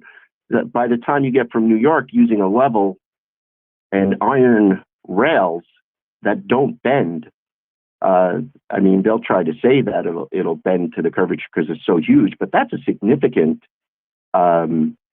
adjustment that needs to be made. It is. Really, and just for context, the same people who say, well, no, it's so big you wouldn't see it bend, are the ones who will tell you that boats go over the horizon a few miles away. It's like, yes, either this thing is bent or it's not, but we don't have any evidence that it is. That's right. It either is or it isn't. And that's when I brought that up to, I brought that concept of the railroad tracks up to an engineering student while I was supplementing my ridiculously low income driving Uber a couple of years ago. I brought it up to an engineering student, and his immediate response was, well, it's just such a wide, vast distance that even iron can bend to it. Which is, if we have if we use half of our brain, maybe a tenth. How about not even under an ounce of our brain? That you just can't explain that away. You can't. But they do. So what are we? Are we flat earthers? Are we lumpy earthers? Are we crater earthers? Yes, it's a greater plane. But guess what? If you look at the True Earth map, where they have the ice wall based on the UN map logo, and you go beyond that, and you've got all these like you said, land masses, and then beyond another ice wall, there's other land masses. I'm pretty sure you probably are familiar with that map as well, Tim Osman. Yeah. Oh, yeah. I've seen them all. And that one's interesting. It posits that there are concentric circles with an orbiting sun. To me, for all I know, it could be scattered poles, similar. But the idea that there was like puddles is how it's been described by some, that we're in some kind of a puddle that's been melted out. That's been one description. What you're talking about, though, mud. Bubbling. And bubbling mud. It seems to, like, even someone in the chat here, they say the moon has always looked more bubbled than impact. And it does. That's hard to deny. I see that. Mary Smith. Very good, Mary. If she has any property, we're looking to build a compound. But yeah, it always looked more bubbled, and that's exactly what it is. And really, it's astounding how simple it would be for anybody watching to just see it and adopt it as their truth by just looking at a simple. What do they call those? Where actually it's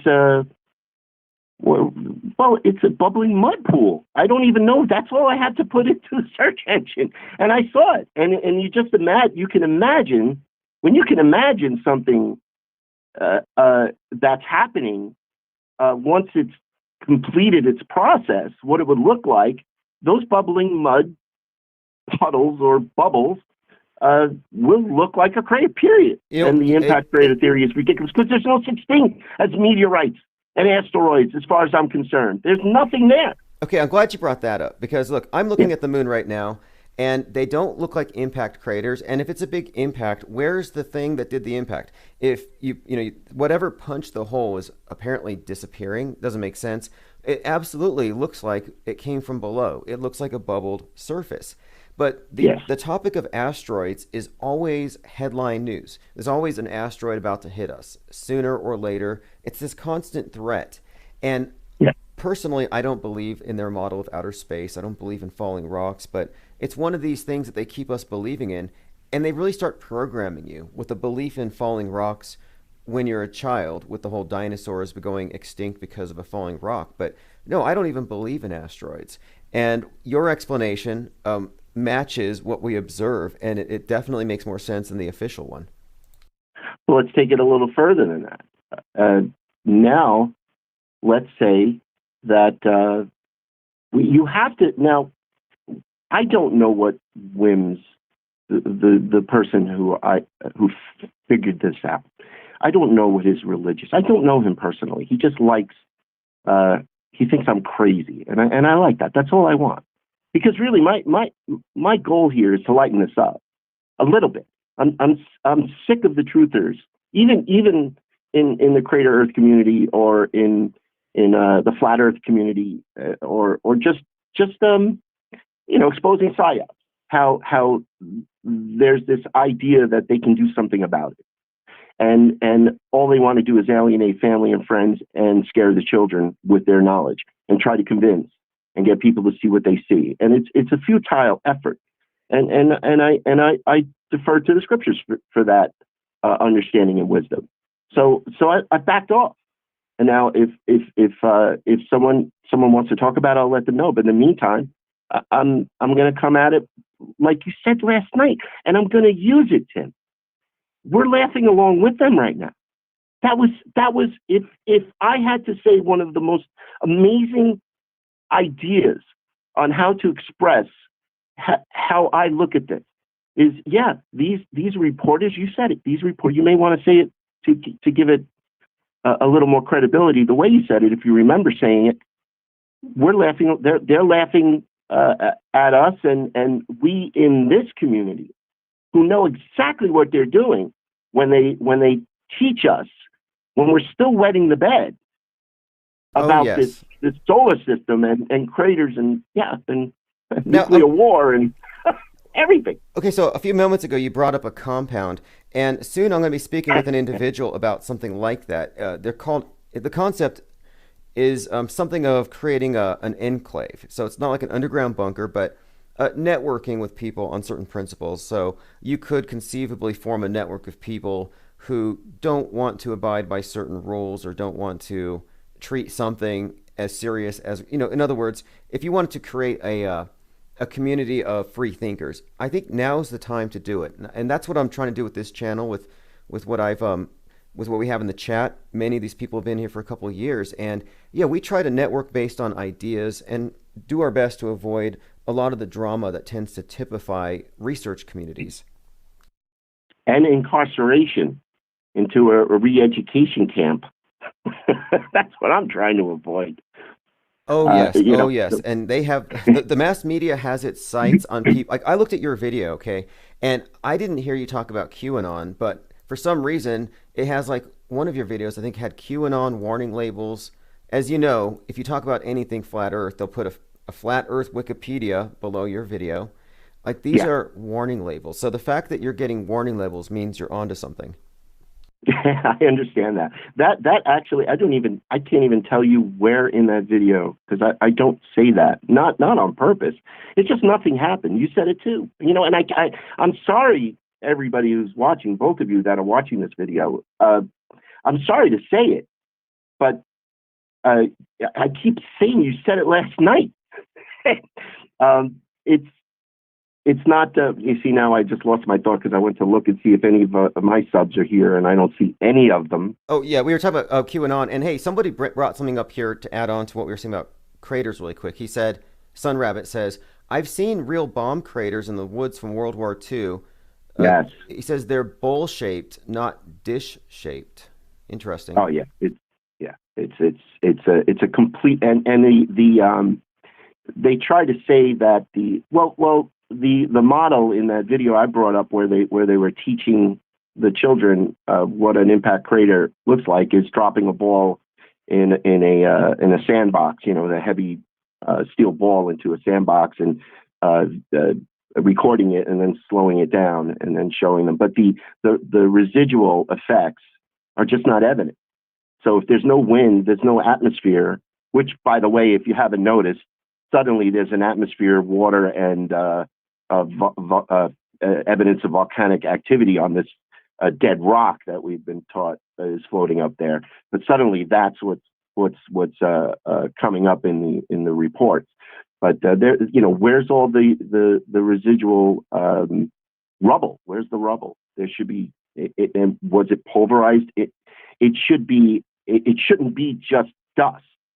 There should be stages of destruction. There should be large rocks, smaller rocks, and on and on.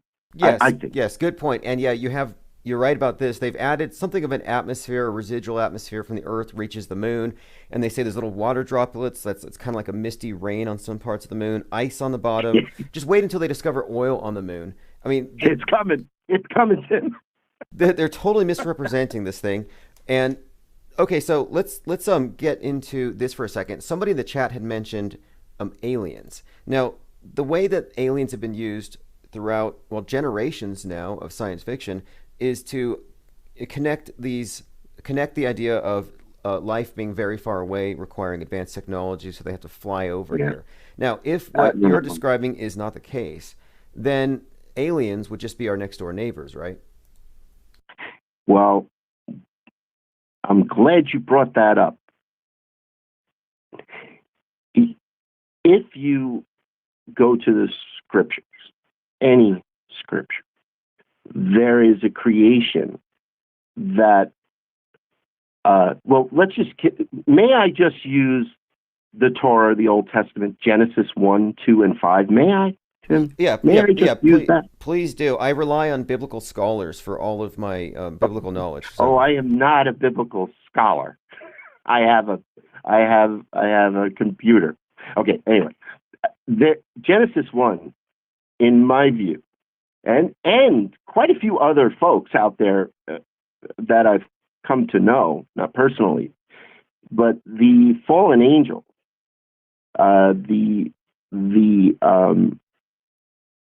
all right, so you've got a creator God. Creator God creates an essence, a consciousness, a supernatural being. They're the angels. Michael, Gabriel.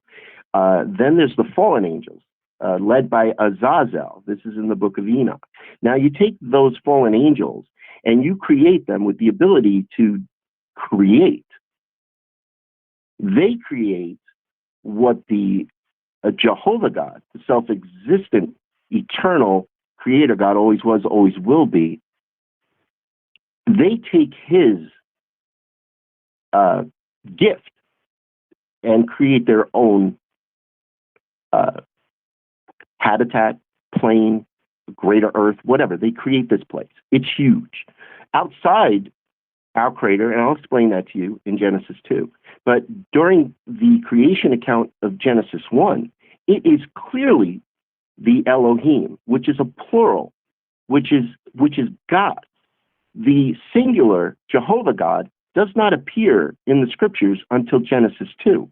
So in Genesis 1, his children, which are not, you've got to shed. Tim, you got to stop thinking like this flesh suit is anything. Okay, so these beings create arachnid, reptilian, who knows what else on this immense earth, for lack of a better word. Okay, so in Genesis 2, the Lord God is not happy. And again, I'm speaking like a fifth grader because I'm not an intellectual. I'm not a scholar. I'm just a guy who figured it out. In Genesis 2, the Creator God says, no. He creates Eden. And he puts in there and breathes a soul in Genesis 2 into his creation, showing the fallen ones who are no longer allowed back into heaven. In the book of Enoch, who is, I believe, Noah's great-great-grandfather, actually gets to advocate for these beings to the Lord God himself because of his righteousness. And the Lord God says, no, they're not coming back. So these fallen angels are just there. They're gone. They can't get back into whatever is beyond the sun, whatever the sun is. I'm not saying I know what the sun is. I hope that's not your next question. But in Genesis 2, the Lord God shows us how it was supposed to be, and he creates a garden, and he creates mammals. In Genesis 1, there are no mammals. In Genesis 2, there's the Adam, and there's mammals. And Adam, and then his helpmate from his rib, a surgical procedure, creates Eve. But now, if we hear that story and consider Adam to be the same kind of creation as we are, then we're greatly mistaken. His DNA is different, his makeup, I don't know, his biology, his genetics, nothing like that is still here on this infinite plane. In Genesis 2, they fall because they did the same thing as the first creation, the Elohim. That ended it, essentially. So the idea is this crater with this wonderful habitat, which we've built concrete jungles on top of for some stupid reason, what was underneath this was perfection. It was paradise. And now, if you look at the crater Earth model, this crater, it's Sulpicus Gallum or Gallus M. That's the name of our crater if you look on a moon map. If you look at it, you can see how Antarctica, which, by the way, is shaped like the temporal lobe of a brain in our crater from above, astounding, which may speak to the Nephilim, the giants, and who knows? It's astounding what's here. But getting back on point, and I'll try to wrap it up quick, which is hard for me. But in Genesis 2, the Lord God fixes it, gives us a chance, creates what was intended. But even that doesn't work. Why didn't it work? Because the creation from outside our crater, outside of what I consider, now this isn't whim, this is me, outside our crater, which was at one time Eden, for lack of a... Right, I was going to ask you, is this Eden? Is this the ground zero for that story? It could be. Eden could be a very small part. It could be. It would seem to me, if I'm aligning it with Scripture, it would have to be, just because of how it looks without all the stuff on top of it. Waterfalls, vegetation, beautiful animals that are just delightful to watch, and and oh my, if we could sleep with the lions, right? So I'm not going to get all mushy on you, but yeah, this to me aligns with Scripture and the concept of this being a habitat, perhaps even the firmament, the dome, is just over this crater. That we're still trying to uncover in the Scriptures, but it seems to me that the dome, and I'll explain that in a minute, but the dome is above just this one crater. The firmament, waters above, waters below, misty earth. Let's talk about let's talk about the dome for a moment. So anybody who's looked into the flat Earth cosmography is familiar with the idea that there's a barrier above, and this has been reiterated by some who believe that the military's they've had some various attempts to nuke it or something, Operation Fishbowl. Yeah, they have to blow a hole in it to get out. So this is, in other words, some kind of container over a habitat made for us, and we're talking about this as being just one area. So is this dome, in your opinion, impassable? Well, the dome in Genesis 1 could be above the entire greater Earth, and the dome in Genesis 2 could be just above our crater. But, that's conjecture. That's guessing. I'm just being honest. I'm guessing. But let's just finish real quick. So the fall in Genesis 2. Now, when you get to Genesis 5, all of a sudden, Scriptures rehash the creation account. So you've got a translated Bible, whether it's King James or whatever. You've got the word God used to describe the Elohim, the Lord El, and the Jehovah God. But when it refers to the Jehovah God in the Bible, they at least put the word Lord in front of it. So that was their ineffective attempt to separate the Elohim, the plurals in Genesis 1, from the actual creator God in Genesis 2. When you get to Genesis, so when you ask a scholar, well, let me ask you a question. Why is Genesis 1, God created the heavens and the earth and this and that, and then Genesis 2 says God created the heavens and the earth and this and that, but there are some differences, so they conflict with each other, and there really is no answer unless you've done the work or can know about the Book of Enoch, which fortunately suspiciously has been kept out of the really any Bible used in the Christian religion with the Old and New Testament, except for the Ethiopian Catholic Church. They still have the Book of Enoch in their Bible, but I don't know if they understand. It's really something, though. When it really caught my attention, I'm like, wait, why is this book, which is supposed to be the authentic Word of God, why is it missing these big pieces? And the Book of Enoch has a lot of interesting explanations for a number of things. The concept of the fallen angels, how various angels gave man different bad habits, gambling, war, they corrupted us. So the origin of evil could be attributed to the intervention or the there you go. Meddling. You just did it again, Tim. Because in Genesis 2, when Adam and Eve, now you have to look into the extra canonical scriptures to see the account of Adam and Eve's life outside of Eden. There is. I'm not sure if it's from the Dead Sea Scrolls or the Nag Hammadi. I don't know if I'm saying these things right, but there are books, ancient scripture, that give an account of Adam and Eve after they were cast out of Eden. Now, that's where, in Genesis 5, the whole creation account comes back into play suddenly. So who's that? Who are these people? So now you've got the supernatural fallen angels in Genesis 1.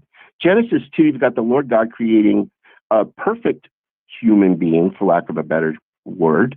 And then in Genesis 5, our research, I don't even like using all we did was just read the scriptures from the perspective that we might be in a crater early on, months ago.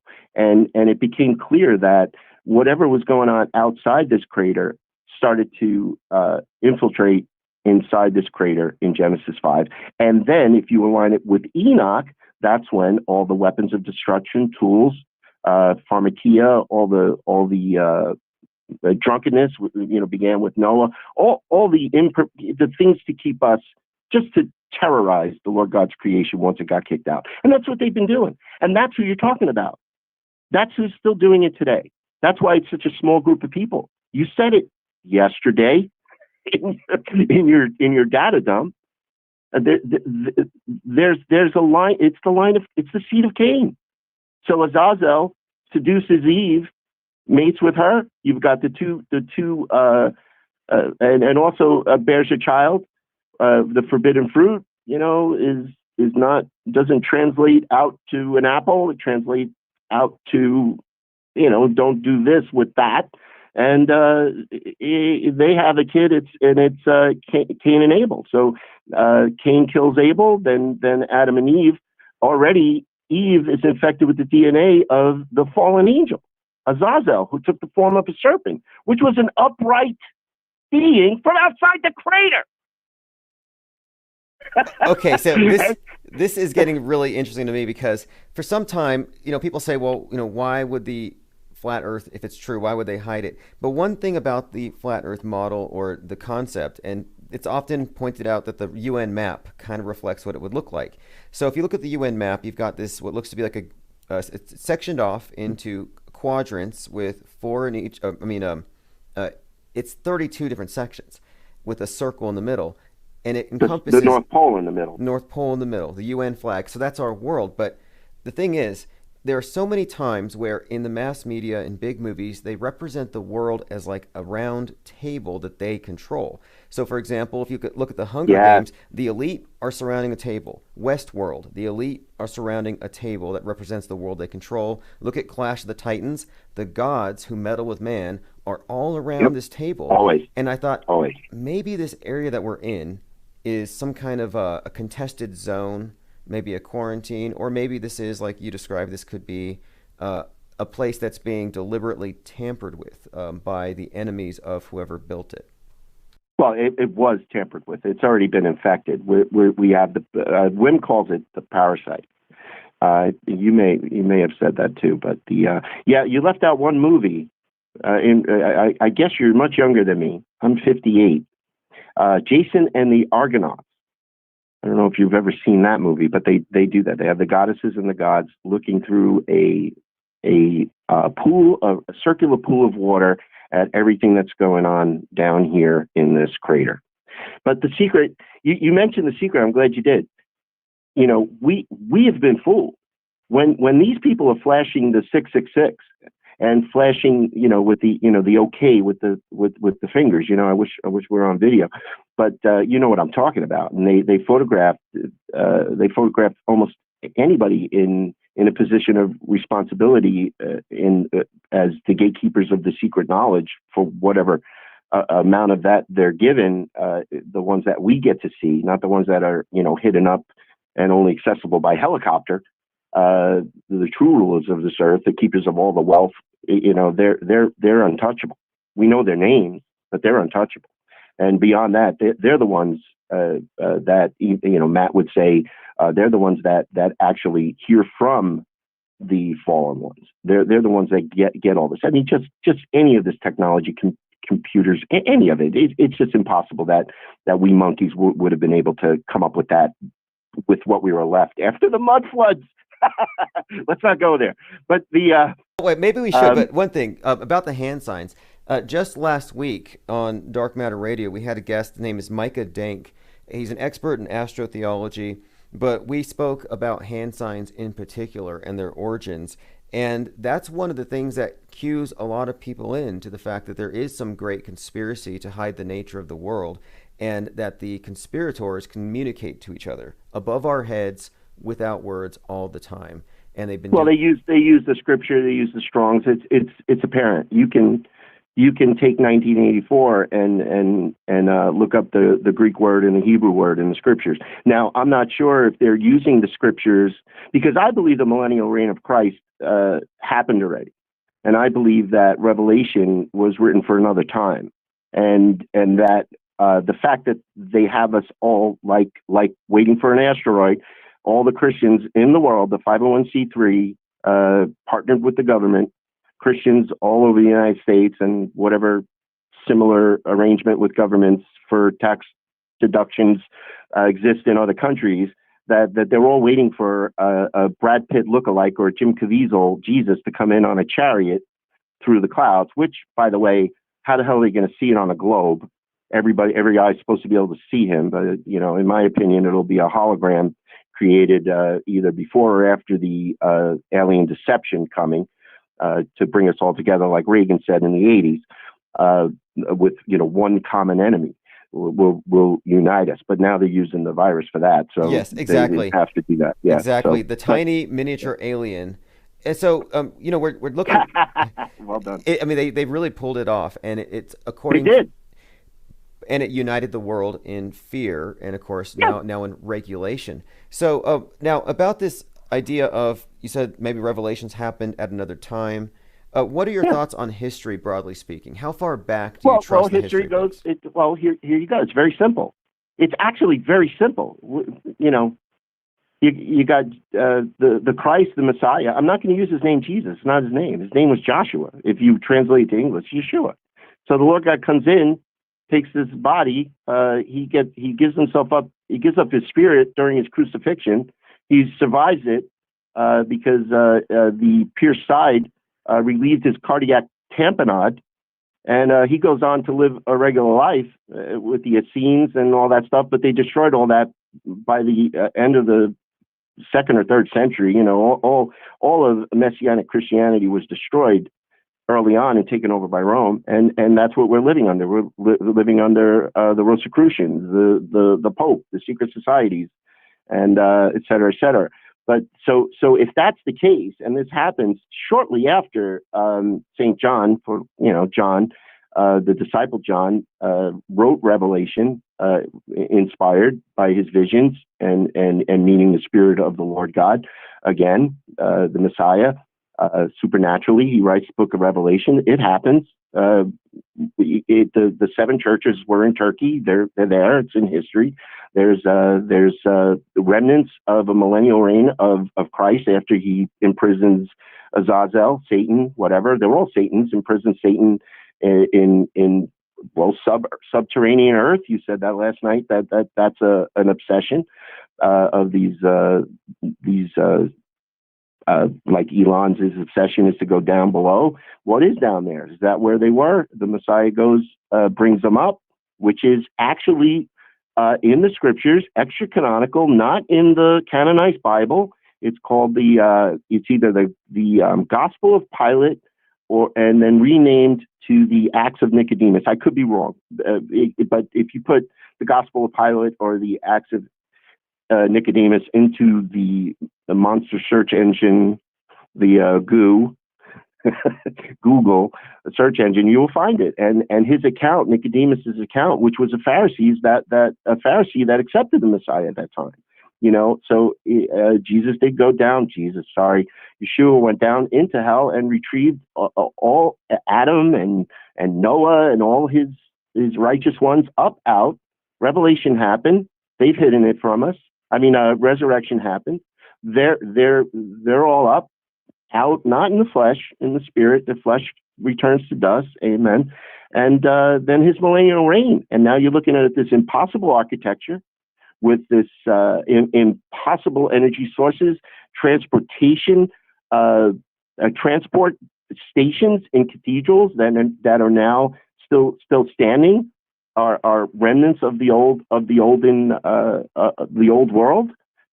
Everybody likes to call it Tartaria, but it's not just not in Tartaria. There's what they call star fortresses all over the entire globe. I'm going to say globe, world.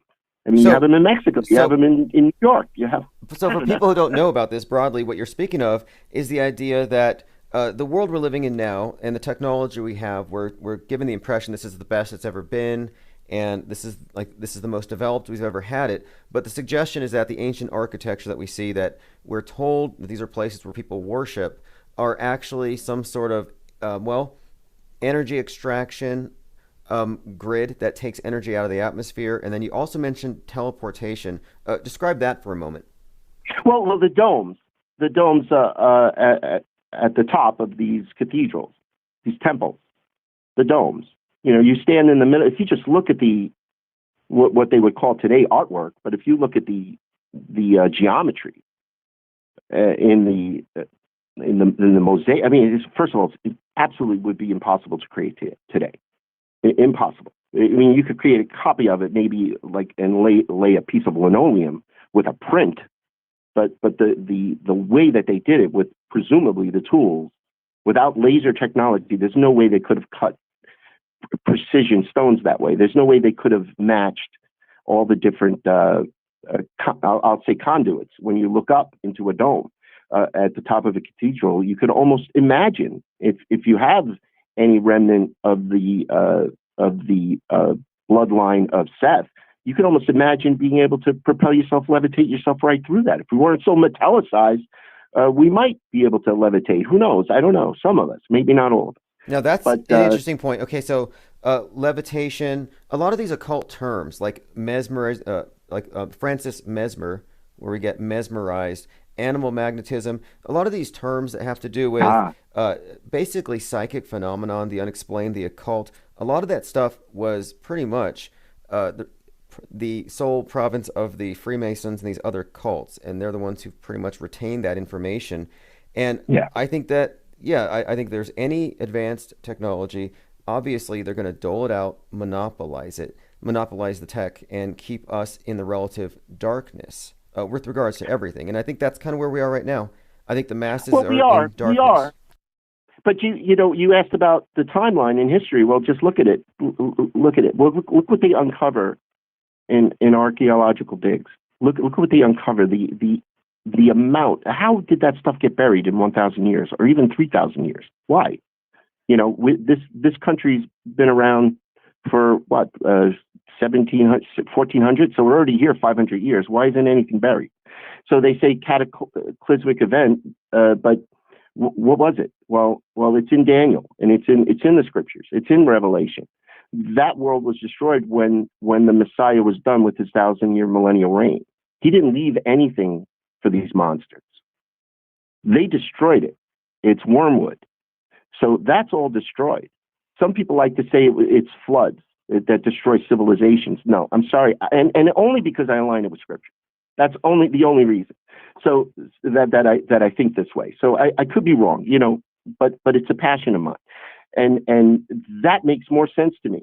That 1,000 years ago, or whatever, and I have a reason to say 1,000, 2,000, and then now, because the Messiah said, "I will make you fishers of men." The Messiah said, "I will be with you till the end of the world." Translated word is aeon, which is era. There is no argument in Christendom that the signs are in the stars. Astrology is a legitimate study, whether it's the stars the way we perceive them, the way we were taught in school, or whether or not there's some kind of a reflection, whatever they really are. Luminaries in the water above, just dancing to resonance and colors, red, RGB, and sound.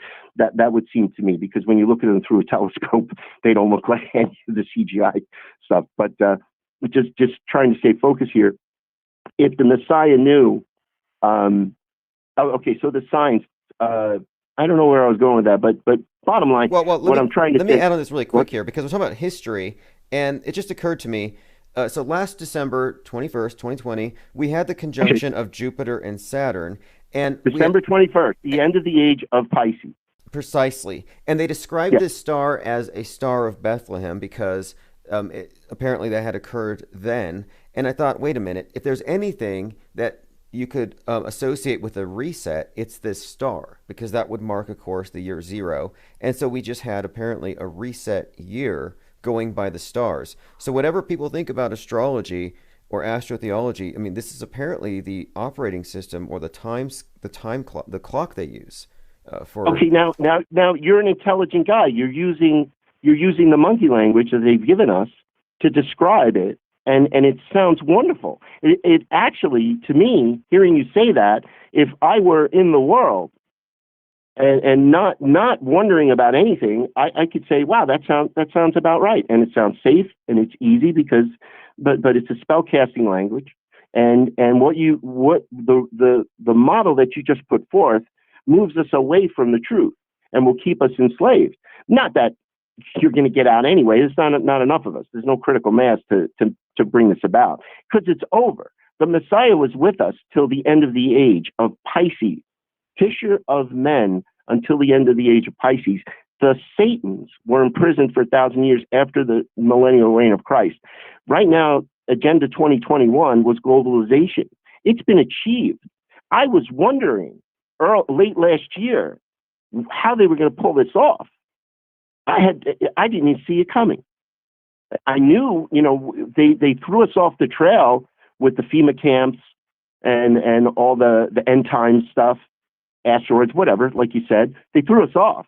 But and then once it became evident that by the end of the new year they were going to have to achieve globalization, because they had a plan since the 90s, right? Agenda 21, full globalization, it's enacted. But Agenda 2030, now that's pure Baphomet. That's no gender. That's brotherly love, equality. That's the age of Aquarius. Just got to listen to, and again, you say, I haven't spoken to a scholar. I just have to listen to the song by the Fifth Dimension, Aquarius, and I hear it right there. Sympathy and understanding, blah blah blah, all that stuff that they talk about. This wonderful, wonderful system of humanity that's going to occur during the age of Aquarius. But what is the age of Aquarius? It's beauty. It's the beauty of the evil wrapped up in a pretty package with a nice bow. It's the age of Aquarius is total opposite, no gender, no, and consciousness uploaded into either alternate realities or synthetic beings, eternal life without having to rely on this flesh suit, which was corrupted because of the fall. So the Lord God is out of this. It's done. December 21st, deadline. No more. Heaven's empty. No more souls. 21 grams of perfection. I just don't believe anybody's being born with a soul. I know that's horrible. It upsets people, especially pregnant women right now. Pregnant Christian women would throw rocks at me. Right. You're that's saying what I believe. Okay, this is really intriguing. About the language being a spell casting language. It's pretty evident to me. I've studied the language of the occultists, Western occultism, and its basis, which is the Kabbalah, and the permutations of characters into numbers. You can do this with runes, but basically, our language is, by all definitions, what you would call a magical language. Your letters are actually runes, and supposedly, according to magical theory, they're conduits for energy, and when consciousness focuses on them, they do something. So we're living in a world of spellbound people, and that's very clear to me.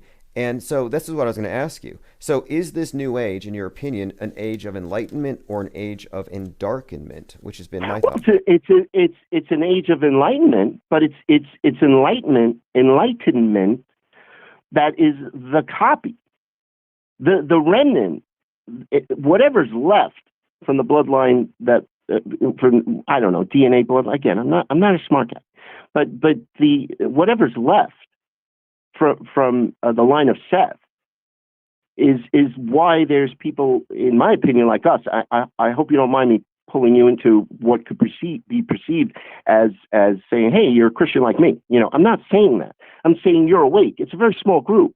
We're considered like we're out of our mind. I'm wearing my uniform right now so that I could embody the persona of a leader of a cult of people who are the remnant of the Lord God's creation in the system. Now, I might have, you said this too, I might have a very small part of me that my DNA, I mean, God, you lick an envelope, well, I won't say you lick an envelope, but, DNA, I have to ask, I asked 2 separate times, I was able to speak to a professor of some kind, in the field of biology, if DNA from a kiss is digested, or if it's absorbed, or do we retain that DNA for life? Because obviously, when a crime is committed, they look for your DNA evidence at the crime scene. So if I kiss somebody, did I get their DNA? Is it in me forever? And I got 2 conflicting answers, but one said absolutely, it never leaves you. So that may be, if that's true, and that's why I feel comfortable saying this, that if there's a remnant in some of us from the original bloodline of humanity that wasn't completely copied into this flesh suit that poops and pees and fornicates in Genesis 5, and is what we're living in now. And the bloodline, the consciousness of Cain are the ones that are from the fallen ones who are not going to be allowed. Those souls aren't going back to heaven, and they know it. So they've created this entire occult community, secret community, keeping the knowledge. They endured the millennial reign of Christ. Now they've endured the prison sentence of their leader, who's going to be released after 1,000 years. So what's 1,000 years? That's why I said it's simple. Christ was at 33, and so year 1 starts at 33. You got 1,000 years, right? Millennial reign after 3 years. Say he comes back, millennial reign. That starts. That ends with the mud flood, wormwood, whatever you want to call it. Total destruction of any of this advanced technology, beauty, buildings that could have only been built with the ability to levitate rocks, laser, who knows? God, it must have been fascinating to be part of that and be a human. But then destroyed. Now we're left on our own. That's when the true Stone Age began, Tim. That's when the true Stone Age began. So they've been trying to build this up. And a good way to just try to wrap yourself around what I'm saying is just go to the Empire State Building in New York, which was built in the 1800s, I believe, right? Which is in itself almost impossible to have been constructed when they say it was. But go look at the placard in the foyer, in the hall when you walk in. Just look at the placard and look how the top of the Empire State Building is transmitting ethereal, well, whatever Tesla technology in the form of electricity, lightning bolts to the tri-state region. And then look at San Francisco before it was supposedly destroyed by the earthquake in the 1900s. There's still a building there. I don't remember what it was, but these were the powerhouses, and so the Stone Age begins 1,000 years ago. While Satan's imprisoned, and these people have been trying to recover it, and all they can build is these buildings that rot, the metal rusts, everything's made of wood, nothing lasts. I mean, just drive up and down, downtown right now, and they're trying to move us into urban centers. And once the slave class is not necessary, and the Georgia Guidestones predictions are come to pass, and Gates gets his way, and depopulation, and we're left with just the elites. They'll, the same people, like you said, George Bush played Charles Manson. You've seen Mother Teresa is Fauci's mom, whatever, all this stuff. Those people want to get their because cloning failed. Tim. Cloning failed because they couldn't get their memory to go into these flesh suits, and modern medicine failed because they can't get these flesh suits to not die. So they have no choice if they want to upload that elite consciousness, the seed of the fallen ones, right? If they want to upload that supernatural 21 grams into something eternal because they've lost their right to eternity because they took what wasn't theirs. It's as simple as that. Okay, this is really intriguing because I mentioned Elon Musk and Richard Branson, heavily involved in Hyperloop, which is basically underground, very, very rapid travel. But the idea that deep space could just be a way of referencing underground, like that's really where the focus is. And I was thinking back to Elon Musk's first wife, Justine Musk. Back when I used to sell books on Amazon, I came across some of her books. And I read one of them, and it was something like Blood Angel or something. And the book was about underground cities where clones were being created to house the spirits of fallen angels. Real dark stuff. And I thought, Denver Airport, Seattle. Yeah, exactly. And the idea that you have these disembodied souls of these angels that are just looking to be housed somewhere. And that's why I think it's fascinating that Elon Musk is involved with both the underground and also he's always talking about artificial intelligence emerging as though it's ominous. Like, does he know something? Are they going to embody these angels, these fallen entities in some kind of software? Do you know what I mean? Like a technology? Well, they have to. They've already told us that in the media, in film and TV. They've already told us. They transmit their plans. So, I mean, simple as that. They've already told us how many different ways they can do it. It's just which one are they going to perfect that will actually work for them? Because, the joys of the flesh, they're still trying to get that, but I don't know. I think the only way that they'll achieve that is by the alternate reality, to have the joys of the flesh, because this is a joyful existence with perfection. A fleshly existence should be one of the most amazing things a soul could imagine. I mean, it's one thing to dance with the stars and to be part of the essence of the Creator God. That's probably beyond what we could imagine. It is beyond what we could imagine. But to want to come here and enjoy the flesh, the prodigal son, come and spend his father's inheritance. So here we are, our 21 grams, and I use 21 grams because of that experiment that they debunked, but never tried to perform again with modern technology. How much does a soul weigh when a body dies at the time? How much weight leaves. It's 21 grams, and or 20 point something. 21 grams leaves. It's gone, and that to me either goes back to the Creator as a glorious light, being part of the glorious essence, the light of the Lord God, or it goes into the fake sun, which could be hell, the one created by the fallen ones. And now by these people, these artificial sun technologies, all this kind of, it's endless. But getting back to Elon Musk going down, let me tell you this: what if they were breaking a hole in the dome with the nuclear? Because I was in the Cold War. I'm a Cold War vet. I was 19 years old. I signed for nukes, and they put them on my jet, and we waited for Russia to bomb, start sending bombs our way, and we were going to send bombs that way.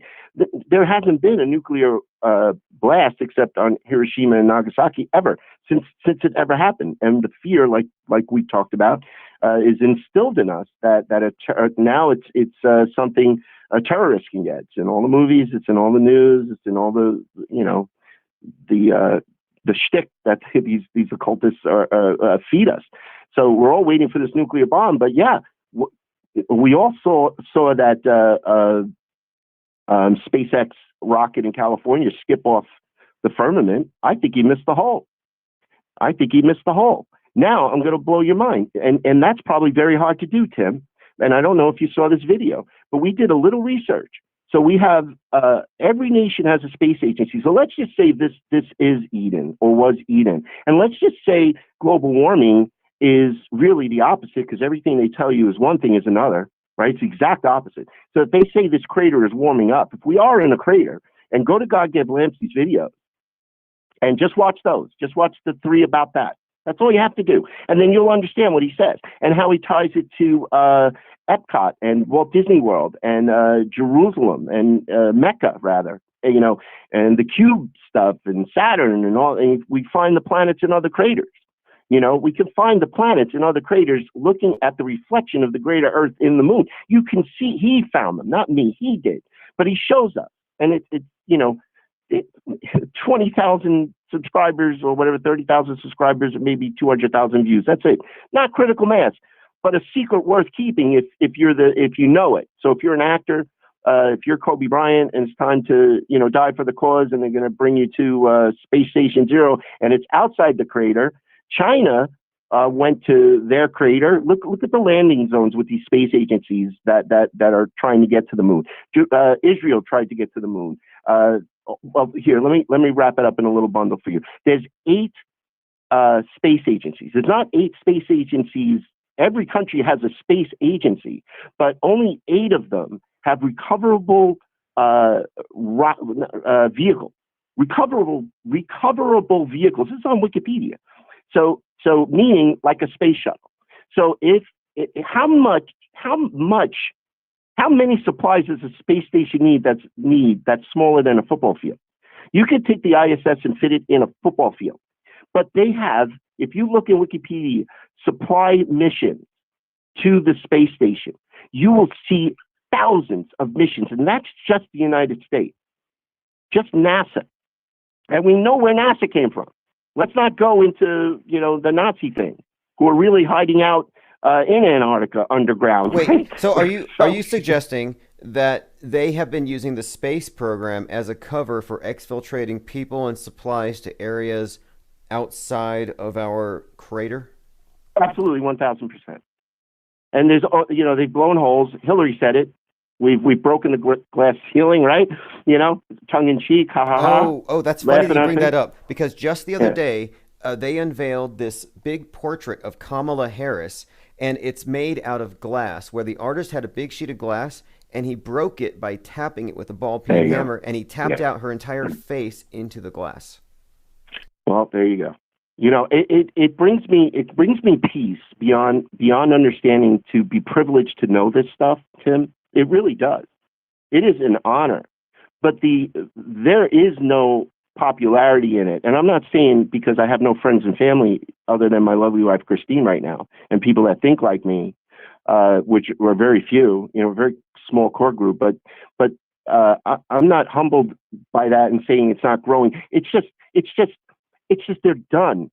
The age of Pisces is over. It's age of Aquarius. Beast system by 2030. Satan comes out of his prison. He takes over this planet. Hopefully, his followers have accomplished their mission, which is a way for Azazel and the fallen ones to get their consciousness into a flesh suit that's eternal, either a projection, an alternate reality, a virtual reality. I think they're abandoning the transhuman, but they're using that to entice the lesser servants, the actors, the actresses, the politicians, Kamala. They think they're going into this eternal life if they're part of the satanic cults meetings, the charities. You know, they all talk about the stuff behind closed doors. They know. They give the signs. That 666 is a crater, bro. You know, that 66 is a crater. They know we're in a crater. They know we're getting out of the crater. They're hiding one eye. One eye is not the eye of Ra. One eye isn't what they tell us, because whatever they tell us, it's not. This crater is freezing over. It's not warming up. It is freezing over. That ice wall, if you look at God Give Lampsey's videos, you will see how that ice has been forming. The only way out is follow the Yellow Brick Road, which is actually the tip of Peru. If you take the water away between the tip of Peru and the beginning of whatever that landmass is that they use to give you a charter fishing trip to Antarctica, it's the Yellow Brick Road. So you come down into the east or west, and then you follow around in a swirl, and then you get out of the crater through the Pillars of Hercules, which is the exit. You can get out of the crater there. It's clearly evident in the reflection on what we call the moon. It's clearly evident. Okay, and you answered. Well, you were answering a question for me, because I was going to ask you, based on what we can observe above, is there an exit plan? What I used to call this globe exit, back when they were tossing around the phrase Brexit, and I was just thinking, well, so this would give you some indication of where the exit would be. Yeah, they have to tunnel under the ice. Yeah, okay, you're absolutely right. And my second question I was going to ask that you sort of answered was, if this is the case, then it's going to be telegraphed. And how are the elite, how are they telegraphing that they know that we're in some kind of an enclosed region? And you mentioned there's some alternate interpretations for some of these commonly seen hand signs. Yeah, they let you know. You don't think it, I mean, how obvious is it that every single and only recent, I mean, it's a little more subtle, but if you go back to the 60s, there's a movie out there, I didn't even know about it, with Ringo Starr and Peter Sellers, and it's from the 60s. I don't even remember what it called. I think it had the Jesus in the title, and it's such a dark comedy. But everything that a guy like, all these guys that think they came up with this stuff on their own in the last 5 years, and then Jesus is going to come. All these false, what they call false prophets. They think that they saw Katy Perry throw up a 666 sign, or Madonna wore an X on her chest, or whatever they take and they run with it. They're laughing. You want to see them laugh?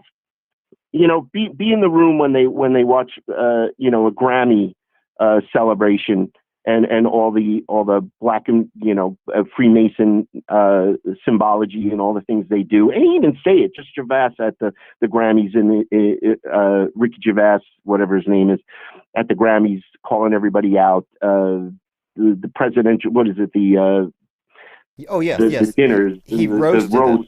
He roasted them pretty hard. He called them out for what they are, and everybody laughed kind of awkwardly. And I noticed of course they laughed. Tom Hanks shifting in his seat because he got called out for being a pedophile. Yeah. Well, they're uncomfortable with it, but you know why they're uncomfortable, Tim? Because deep down inside they know that they're in the flesh. They know they're reliant on the promise of the fallen ones, that they are going to be included in this everlasting life, and you try to tell them if you could even get an audience with one of them. But, the big hope is that, you sold your soul. Are you going to get everlasting life like the fallen ones? Are you? I don't know. I don't think so. And that's why they might be uncomfortable, to me, personally. Okay, now there's a commenter here. Sun Rabbit says, the lockdowns are a pretext for all of this. They've closed off Australia and New Zealand for the next 2 years. They don't want anybody down there. So this is something else I find interesting too, because there's, whether they're right or wrong or mostly right or headed in the right direction, there's like 11 million flat earthers in Brazil. That's a lot of people. That's a lot of potential capital and resources and a lot of minds. So it just seems like it's perfectly timed that now they have a pretext to lock everything down right when people might get the idea that there's more to this place and they might start wondering. Well, I can't disagree with that. I can't disagree with that. But remember, it's very simple. You know, we're the ones that confuse it. And that's by design. It's very simple. They want eternal life, and they're going to get it, no matter what they have to do. Now, you might speak to the new, I don't know, like a pastor. I'll say, I don't even know if there's like a Rick Warren or a very popular religious leader, let's say, of Christendom, or even the Pope. And they'll be, oh, but we're waiting for the second coming and Revelation, and we hope to be plucked out of here, all the true believers in Christ, and we want to get plucked out of here. That's the Christian deception. Now, the satanic deception is, okay, you know, we're not Christians, we're not going, you know, why would there even be? Why wouldn't everybody want to just follow the Pope and follow the Lord God out as if they could? Why wouldn't they? It's obviously not any different. If you just go a little outside the canonized Bible, you'll see that anything, you know, aside from altering this body, you know, like with phalloplasty or hormone treatment, you know, and DNA and these RNA vaccines or whatever. Other than that, there really isn't much of a difference between the true belief of a Messianic Christian and Aleister Crowley. You know, okay, great. Our Messiah point. died for us. Let me say this: our Messiah, the Christ, came here. The Lord God came here and lived the perfect life and died for us because we can't do that. We will do as thou wilt. Even if, I don't care if you're a Pentecostal Christian that speaks in tongues. You're going to have more. You're going to have you're going to have a second bagel at the breakfast. You know, you're gonna fall short of how it was designed. I'm sorry. One thing for sure though, and anybody observing the mass media and the deceptions and how the masses go along with it, it seems like the mass media has replaced the Bible. It's like the Bible of the Church of the New World Order. And this is what they use to synchronize everybody. And they're definitely trying to marginalize and censor anybody who strays from their world view. And you can't stray much more than saying that the world isn't a spinning ball in space. And so you've transgressed, we have on this channel. It's been a very interesting starting point for this conversation. I was glad to be able to have somebody a little more versed in it explain it, because like I said, this concept has been brought up to me several times. So I just want to go ahead and direct people, if they want to find you and follow you, I want to direct them to darkmatter.radio. I put up a post there where I have your Streamlabs, your Twitter, your Instagram, your Facebook. And why don't you tell people about your live streams? Oh, sure. And your live streams, if people want to catch you live and listen to what you have to say, Crater Earth USA, correct? Yes, that's the YouTube channel. I do live streams 2 or 3 times a week, either there or on the sister channel, which is COTLG, which is what used to be Cult of the Living God. But I focus only on Crater Earth and Crater topics, and we venture into like astrotheology and all that kind of stuff because we got a subscriber and a true friend of the channel. We call him Lieutenant Kramer. He's our expert on astrotheology, and he brings a lot to the channel. But COTLG is where I might talk about a lot. I mean, my goodness, we talked about a lot more than just the Crater Earth, didn't we, Tim? Absolutely, which is why I think a lot of the people listening here, they're familiar with a lot of these topics. Astrotheology is a personal favorite topic of mine, and I like to hear other people's points of view on it. So, sounds very interesting. I think this has been, like I said, a great starting point, but there's obviously a whole lot more we could talk about. So, I want to make sure that people can follow up with you, and maybe next time I have you on, we'll have many more people here with questions, etc. So thanks again for joining. And again, anything else? Any closing statements for anybody here in the audience if they want to find you? I'd like to acknowledge. That. Well, first, let me just acknowledge any of our subs that showed up. I wasn't able to follow, and just thank you. I did see some of you in there, and it's wonderful. It really feels great. I'm humbled by this experience. But as far as what I want to again just congratulate you, because I don't know how old you are, but I think you're young, meaning younger than me. But we need people like you, and the way that you presented, I appreciate that very much. I was surprised and encouraged by your channel, and I wish you great success. Last thing, and then I will shut up, I promise. There's 8 countries with recoverable technology, rocket technology. There are tunnels outside of the crater. Yes, they can only go so far with the tunnels. Think about it. If they get outside of this crater with a space shuttle, look at the go to God Give Lampsey. The links are all over my channel. There's playlists there for you. Look at it. Look at the connection to Walt Disney World. Look at the connection to World War II Germany, so they don't trigger the Google AI police, and connect what we see outside of our crater in that reflection on the moon to what was built in Epcot. The model, it's almost like a new mall being built, and you go into the architect's office, and he's got a little model built of what the mall is going to look like, and it's an exact replica. That's Walt Disney World. That's Disney World in Florida, and it's outside the crater. It is fascinating. You won't be disappointed, I promise you. And then come to our channel, hang out here.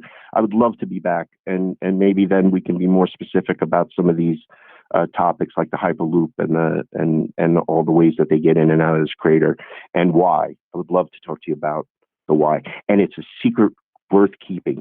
Think about it. If this is true, now we know why they're letting us see all their secrets, because this is the biggest secret there could ever possibly be. And it's a secret well worth keeping. Well worth keeping. Thank you, Tim. Absolutely. And how do people address you? Earlier you had a rank, somebody asked. All right. I am Lou Fiore. That is my real name. I live in Long Island, New York. I am the commander of the Northeast region of the Cult of the Living God and Crater Earth USA. That is me. You can address me as Commander Lou. All right, Commander Lou. Hey, this has been. I'm lighting it up. I'm lighting it up, Tim. Come have fun.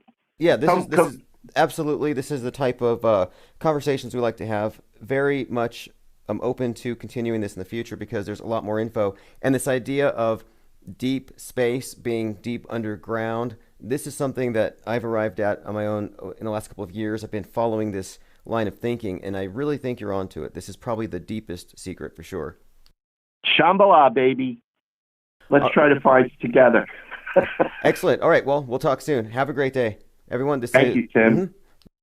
This is Lou Fiore with Crater Earth USA, and we'll do a follow-up in maybe a week or so. And just to make it easy for everybody, because this is going on Dark Matter After Midnight on the Dark Matter Digital Network, which carries everything I do. It's going to be over there. So if you go to darkmatter.radio, I set up a page, which I do for every guest. And on his guest page, on this post, it has links to everything. And it looks like you can support him. One of the links here to merchandise with the blog post will take you there. Number, their logo, the title, and of course links to all of their YouTube channels that are related to this topic. Fascinating, interesting material. We've been talking for years about this idea that the world is not what they say, likely bigger than what they've told us. So I hope everyone had fun. You can catch this on a replay. Please subscribe and have a great day. And if you're here later on, we'll probably be doing some open phones. This is One-Eyed Jack and the Shells, Mudflood.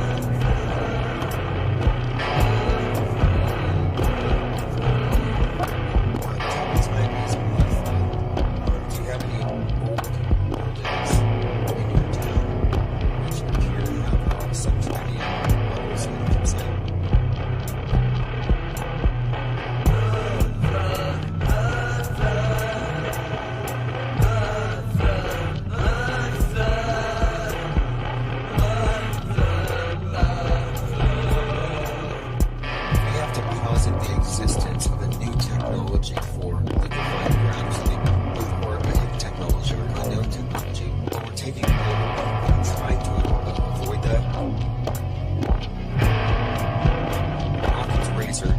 The idea is you don't jump to the conclusion that requires a leap of logic, a leap of faith, or an intervention of the super.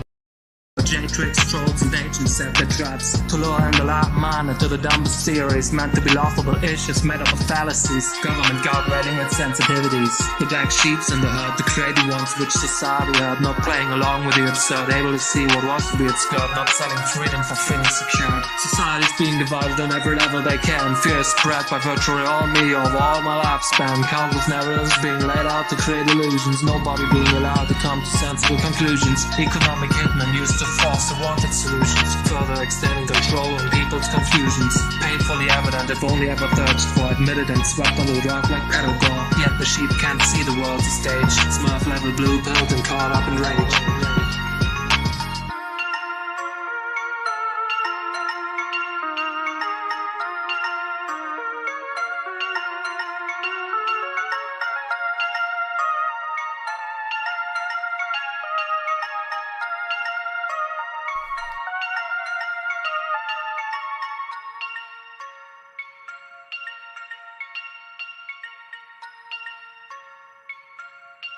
Okay, thank you for joining us tonight.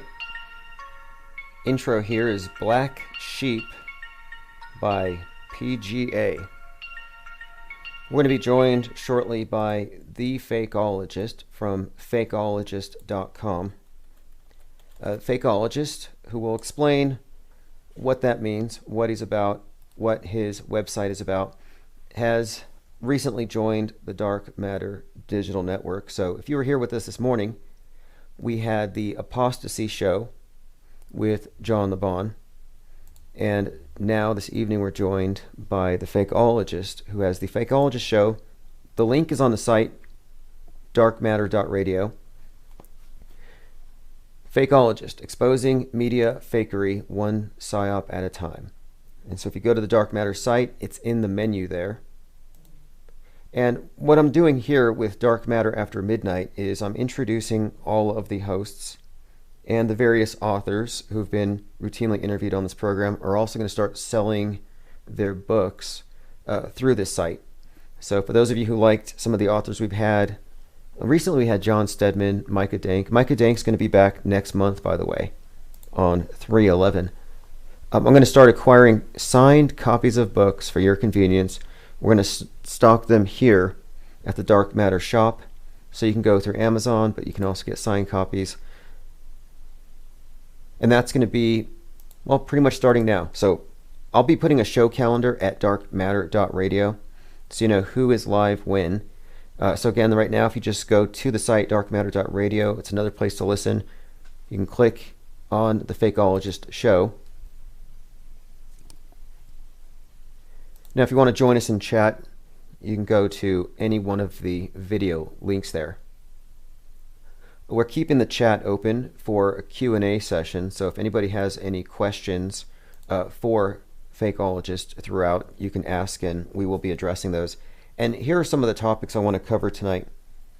Sky debris. Sky debris.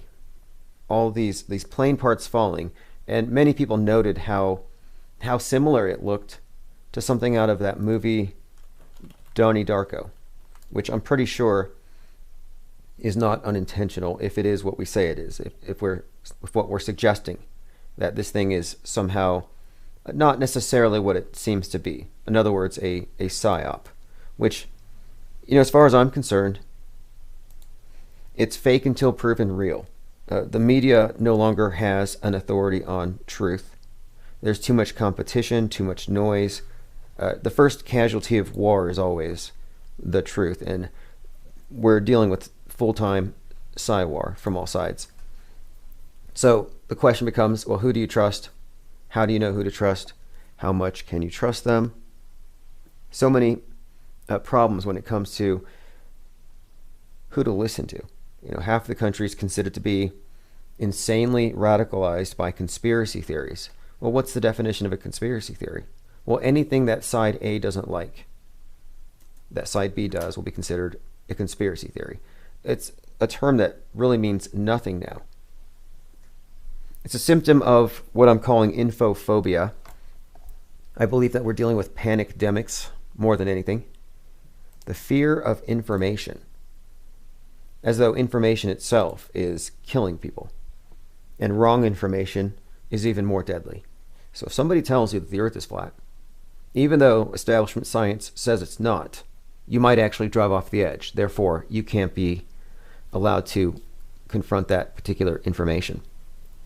But there gets to be a point with conspiracy theory where it's conflated with hate, but I think it's more like fiction. I think it's more about mythology. In fact, much of what you see about UFOs, abduction stories, bizarre sightings, aliens from Venus coming to the Earth to steal our water, a lot of this mythology was actually invented by the Air Force to discredit people who live close to Air Force bases and notice things that they shouldn't notice and talk about them. There's a very good documentary on this subject called Mirage Men. Mirage Men is about a conspiracy theorist who lives near an Air Force base, which happens to be a few blocks from where I am. And he was seeing, I don't know, stealth bombers. He was seeing something. And because of his online postings, the Air Force Base sent some people to his house pretending to be conspiracy theorists, pretending to be special agents with information for him. And they led him on to make him think that there was a hidden alien base somewhere in the mountains of New Mexico and that Venetians were coming to invade. He set up UFO conferences and other people would come in and claim they had their own abduction stories. And so you had this cult, basically, a cult of witnesses, people who've had divine interventions, angelic sightings for the most part, but they're aliens. And this cult that formed around it started with lies from the Air Force. The liars who infiltrated the lives of the conspiracy theorists were called the Mirage Men. It's the name of the documentary. I highly recommend it. I happen to believe that much of the internet is awash with Mirage Men, selling all kinds of lies, myths, and stories. You could generalize and say the mainstream media pundits are Mirage Men and women.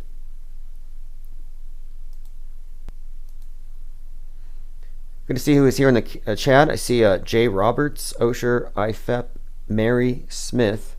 So if you have any questions for the fakeologist, we'll be getting into that. Another thing we're going to talk about is this, and you can't not talk about it, the QAnon PSYOP and where it's headed.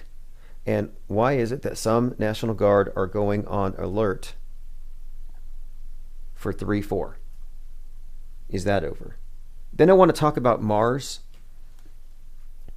I'm watching the Mars landing and I'm seeing people who are highly respected as critics, as conspiracy debunkers. Case in point, Metabunk. Metabunk is the site you go to. I guess it's Metabunk and the other one would be Snopes. But between the two, you pretty much can debunk any conspiracy theory. At least that's what you're supposed to think. And so these are the go-to individuals for when you want to find out if you're looking at something that, again,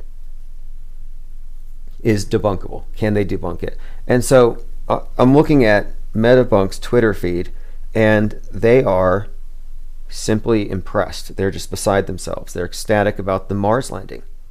And I'm looking at this and I'm thinking, you know, this is just me being objective. It looks like a computer-generated cartoon. It just does. And I would be lying if I said it doesn't look like a cartoon to me. And I would think that you would be too. So again, it looks fake.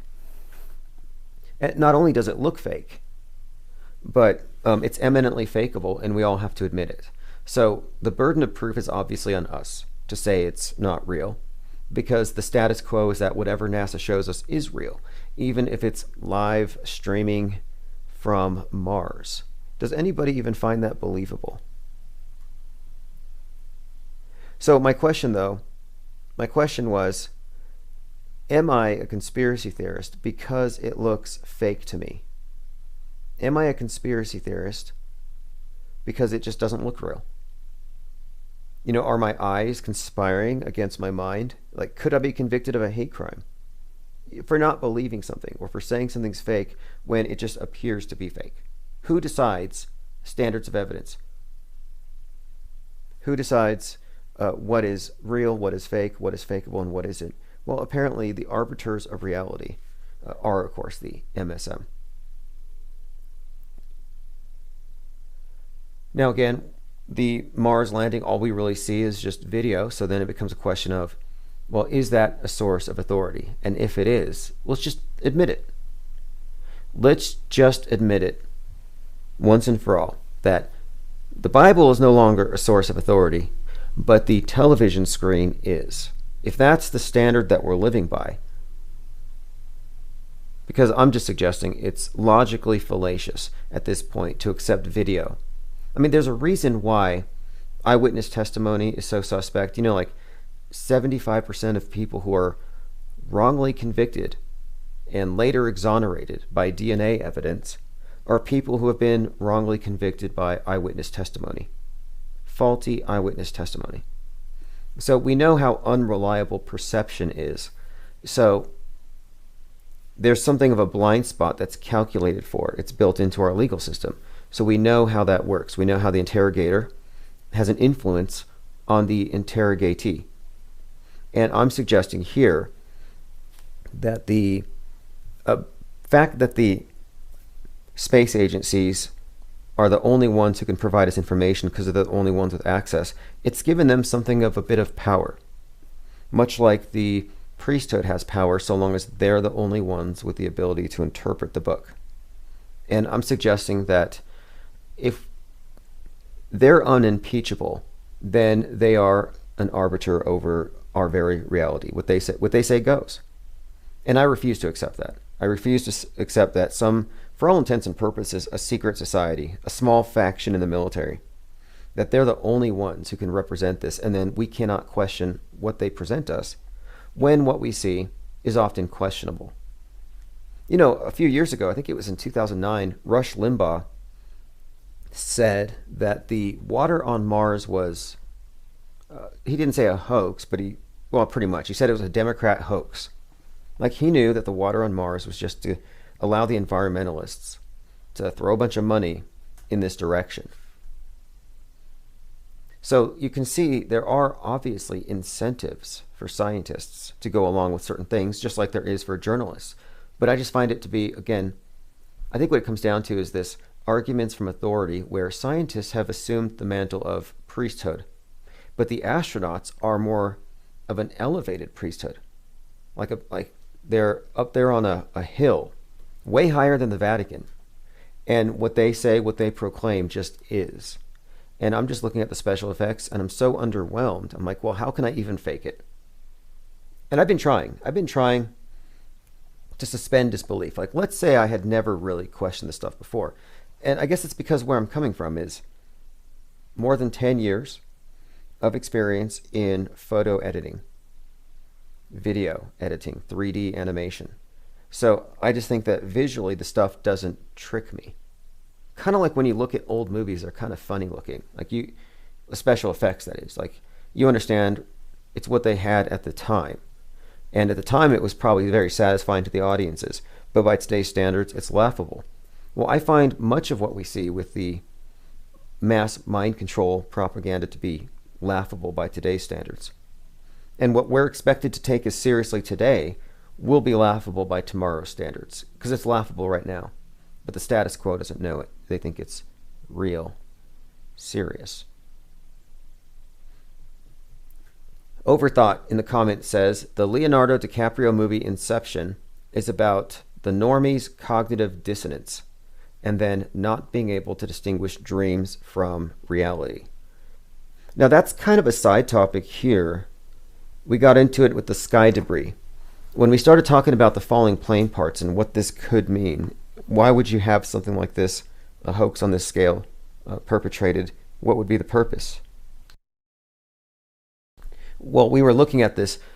When you look at the media, when we look at it from a outside perspective, you're analyzing this media as a world stage. You can't separate the entertainment from the news. So when you have a very popular movie with some very powerful symbolism and imagery like Donnie Darko. That movie is about a plane, well, parts of a plane falling on a house. So you can't really separate the two when you're analyzing these things. Like, well, we have these pop cultural references built into a major news story. And sure enough, like in the movie, the number 13, you have all the usual symbols. The scary psychopomp, the bunny with the skull face. But dreams. Okay, keyword here, dreams. Somebody brought up Dissonant, the movie Inception. And the public being led into a dream state, more or less, a simulation. Because they're so awash with propaganda, their reality's filtered through fallacious computer models. Well, anyway, the Donnie Darko movie is about a dreamer, a sleepwalker. He's literally a sleepwalker. And he ceases to distinguish between the two. It's a movie like, sort of like Alice in Wonderland. You know, Wonderland is the dream world. Well, anyway, the plane parts that fell in, was it Broomfield, Colorado, fell on a house at Elm Street? I believe it was Elm Road, and it was on the 1300th block. So you have the 13 and the Elm. Of course, Elm Street, heavily associated with what? Dreams. Freddy, Nightmare on Elm Street. Elm Street also is associated with the Kennedy assassination, which has some interesting implications here as well. We kind of discussed this yesterday. But the other side to it, of course, Donnie Darko had this character. It wasn't quite Freddy, it was Frankie. Kind of similar, though. Again, we're talking about this otherworldly figure who exists on the other side. Sort of a, like I said, a psychopomp, a guide. By the way, Leonardo DiCaprio's on another movie that relates to this even more, and it's coming out in April. It's called Don't Look Up. And this movie is about space debris or asteroids. So you see, I'm like, wait, this is all very convenient. So Don't Look Up is a disaster comedy. So it won't be as bad as the Titanic, but I'm pretty sure it's the same thing. Jennifer Lawrence, Leonardo DiCaprio. It's an interesting thing that the same guy who played in a movie where a big chunk of ice wrecks the ship is now in a movie about falling objects, because asteroids are the new icebergs. Now, there's another TV show on NBC coming out soon called Debris, about space wars. So there's some kind of fight in space. The alien craft is blown up, and the pieces rain down. And every single piece has to be contact traced. And you'll notice, if you already haven't, that much of the alien fiction makes use of contact tracing. Contact tracing those who came in contact with the aliens. So yes, Don't Look Up, Debris, movies about stuff falling, and now airplanes falling from the sky, parts falling from the sky. You see a pattern? And I'm just suggesting that the media is part of the news, which is all part of the world view shaping mechanism that we call the media, that's actually just the state church as far as its function goes. Before they advised us to start double masking, I was suggesting that maybe they're going to have us put helmets on because of space junk, space debris. All it's going to take is one little thing. Your DirecTV satellite gets nudged out of orbit, runs into an orbiting router, and the resultant dust just rains down. So now we have threat levels. Space junk threat level 1, 2, 3. It's the new ubiquitous terrorist threat. Worse than 9/11, worse than COVID. It's kind of a combination. Donnie of the Dead says Michigan's now reporting COVID-19 clusters. Clusters makes me think of cluster bombs. Yeah, that's kind of very reminiscent of the war on terror. And they have approached this like a new war, which it is. It's World War III. But if you ask me, World War III is a war of the oligarchs against the individual.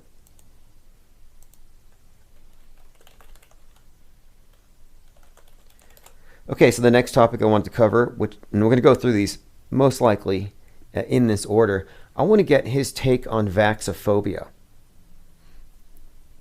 I'm of the opinion that vaxophobia might just be another form of weaponized superstition, just as bad as coronaphobia. I think what we're looking at is a fearocracy. That's how the world is run. I mean, there's twin pillars of human motivation. If they can tempt you or train you to want something, but then there's also the fear thing. And it seems like the people who are afraid of the virus love the vaccine. They want multiples. Can't get enough. They line up for the needle. And the people who don't fear the virus, who call the virus phobes brainwashed, are terrified of the needles. They're terrified of vaccines. I'm like, is there no middle ground between being scared of the invisible virus or scared of whatever's in the vaccine? Is there an opt-out, or do we have to choose a fear? If so, it's like, well, you're better off just going mainstream. Just fear the virus and fear the climate change. It's less scary, if you think about it, than weather weapons, chemtrails, injectable nanobots, mark of the beast. The mainstream fears are less terrifying, and that's by design. Because what they've done is they have given the alternative fears such a spin that you'd have to be willing to have a darker view. It's actually scary. That's why I call it a guardrail.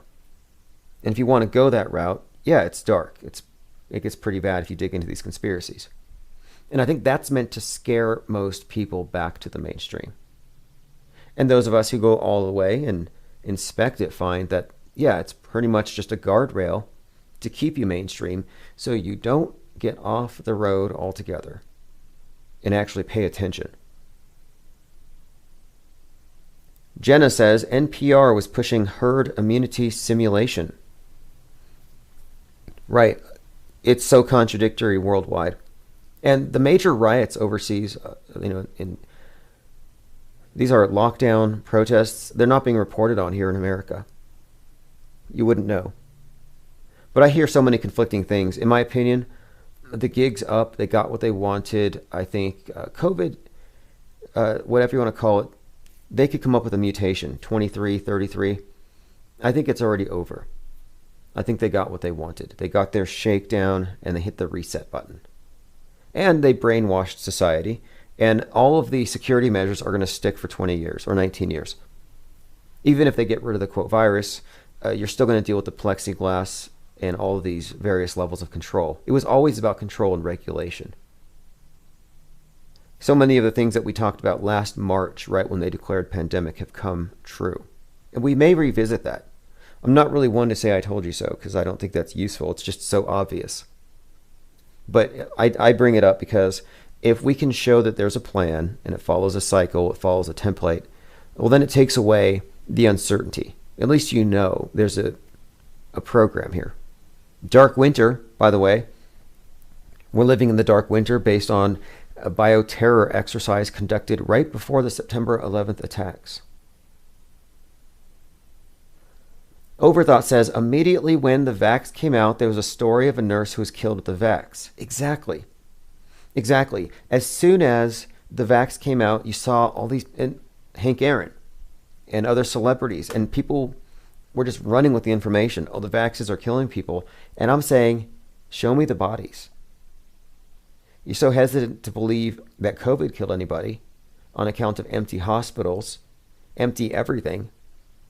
Why are you so quick to believe that the vaccines can kill people? Moreover, if Big Brother, if the oligarchs don't have any weapons of mass destruction to simulate or actually to create a pandemic, if they can't weaponize a so-called virus, if they have to fake it on the news, then what makes you think they can weaponize anything on that scale?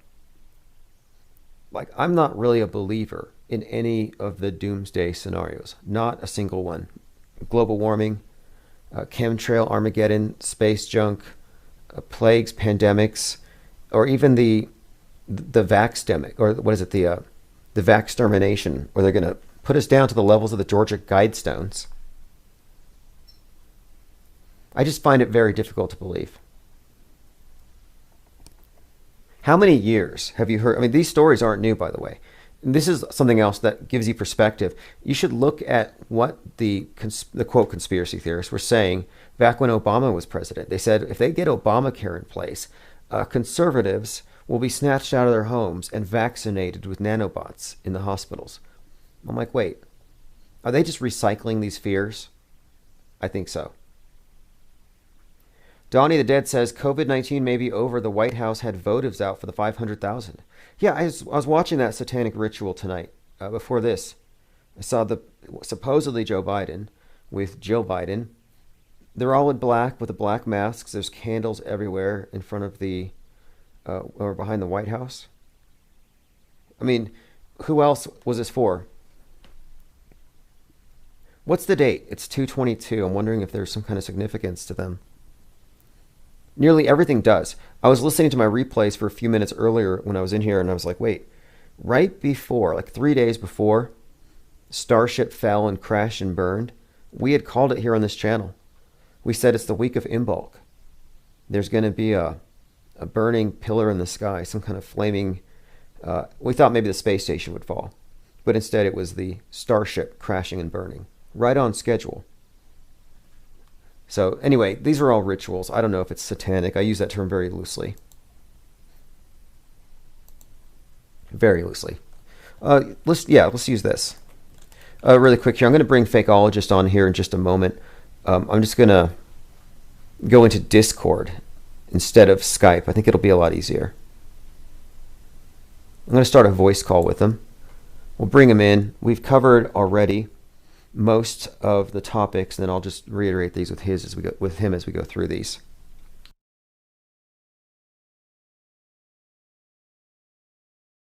And briefly, before we go on, darkmatter.radio has all the pertinent links, the links to the hosts. If you want to support them, follow them, subscribe to their mailing lists, and check out their websites. So the various podcast partners are all listed. So darkmatter.radio, you can find the link to fakeologist.com. You can find the link to... Okay, here we go. Let me go ahead and add him. His Patreon account and his Subscribe Star. But I'll let him explain what the best way is to get a hold of him, his work, and follow along with where he's going. So for those of you who are new to the Fakeologist, I'm going to bring him on right now.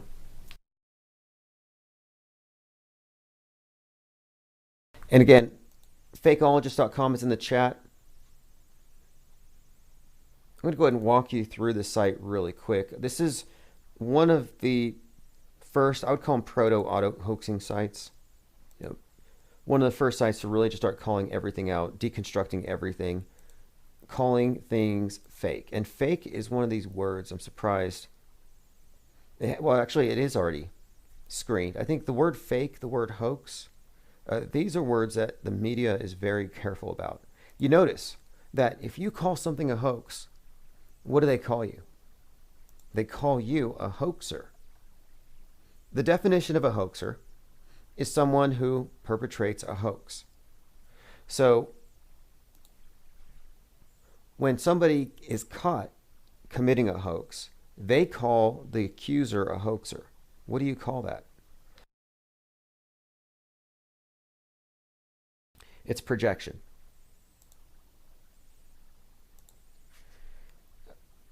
Hey, what's up? Can you hear me okay? Okay, so hey, we are live right now, darkmatter.radio, Infinite Plane Radio. And let me go ahead and get a sound check from you. Go ahead and say hello. Hello, Tim Osmond. All right. How am I sounding? Looks like loud and clear. So we have people in the chat. So I said as we go through here, they can ask you questions, etc. Sure. What chat are we looking at? So I can see. The chat that I'm looking at is over at, well, there's so many of them. Which one should I direct you to? I would just direct you to infiniteplanesociety.com right now, or darkmatter.radio, and then just click the first video link. I'll just drop one for you. I'll give you the link direct. Make it easy for you. But basically, I was just explaining to everyone here how you are now on the Dark Matter digital network, and so we're going to have your podcast regularly streaming there. And then here, Thank you. Wanted to give you a chance to introduce yourself to the people who haven't listened to you yet, and then we can kind of get them to maybe visit your site and then find out different ways to support what you do. So let's start off with this. What is fakeologist.com about, and how did you arrive at this? Well, fakeologist.com is a site I started about 2012. And it was all about just stumbling down the rabbit hole. I wasn't looking to go down the rabbit hole, but when I started looking into things like the IRS, it led me to all kinds of different places that I didn't even know existed. And the biggest conspiracy that I was semi-interested in was JFK. But I'm just buying some of the books around that and watching the movie from Oliver Stone led me absolutely nowhere. So I didn't really think there was anywhere to go past that. But once you go down the rabbit hole, you can't get out. And the next thing I looked into was 9/11. And I had no idea there was so much else to the story. Just never occurred to me as a regular person.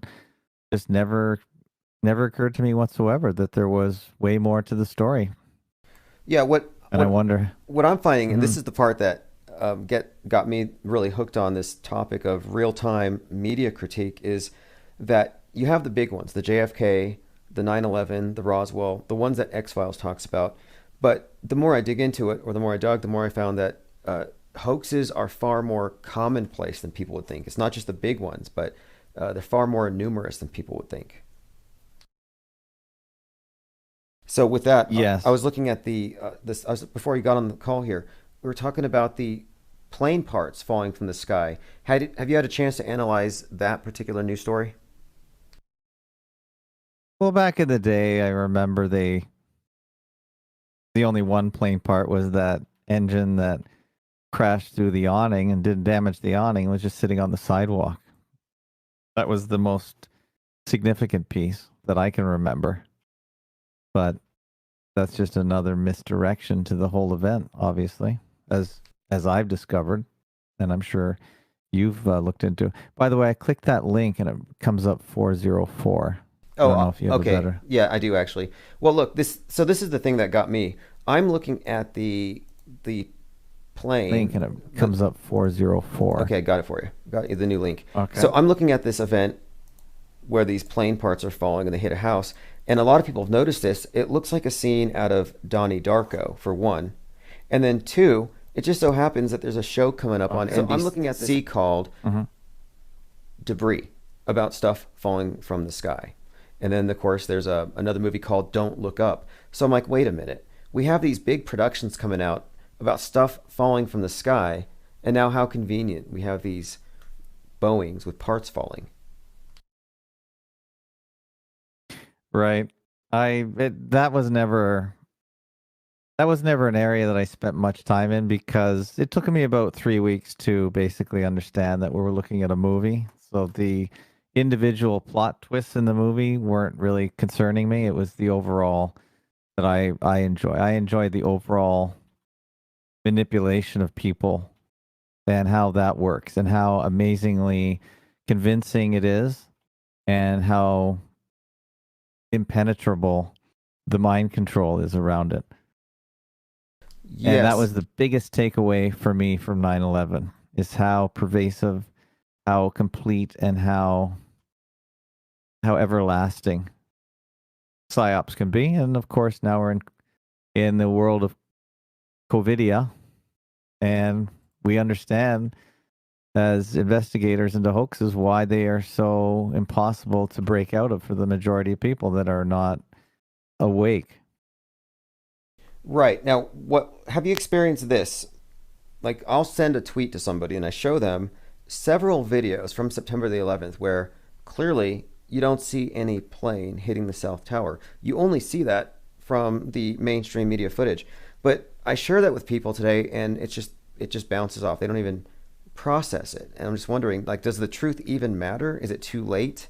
You know, would that have mattered 10 years ago? I think if we knew about if I knew about psyops at the time of 9/11, then it would have been way easier to see through it. And 20 years later, I think it's a distant memory. and it's just not interesting. We have a whole generation that don't even know what 9/11 is. So anyone born at the turn of the century may be slightly interested in what happened the year they were born, but overall, I don't remember much about the year I was born. And of course, our memory doesn't start recording until we're about 6, as far as I know. I know people think they remember being 2 and 3, but I don't believe that's true. Therefore, to this generation, 9/11 is ancient history. May as be talking about Tartaria, even though I don't believe in that either. Okay, well, here's something that you brought up, something about how impenetrable the illusion is. So there's this master debunker. So this is a guy who reverse engineers things. Like, for example, somebody claims they saw a second sun, and he reverse engineers it and shows how to recreate that effect with your camera. I'm talking about Metabunk. And I saw Metabunk on Twitter today sharing the Mars landing, and they were utterly amazed. And I'm just like, I can't even admire the faith. I just don't understand the lack of skepticism when it comes to these things that look to me like video games. So is it possible for a person like that, who can clearly disarticulate most conspiracies, to just be selectively ignorant? Does he have to be in on it? Or, what do you think it is? No, he's got to be an employed misdirection agent, I think. There's just no way you can go halfway with looking into things that aren't as they appear to be. There's just no way. Unless you look quickly and then look away and stop researching, there's just no way. You can't go all the way down the rabbit hole if you're a thinking person, as far as I'm concerned. Right. Yeah, that's always been incongruent. How can you see through something as complex as the moon landing and then not go any further on something else, or worse, backtrack on it somehow, like Joe Rogan famously did? It's like, how can you even do that and be honest with yourself? Yeah, so it's not possible. If you just look into something for 2 weeks and then stop researching, I can see how you might not get to the end of the hole. But if this is what you do for a living, then there's just no way. It would be like being deep into politics, and even if you were deep into politics, you'd see through it quite quickly for what it is. Yes. And you would see that the average person is not really deep into politics either.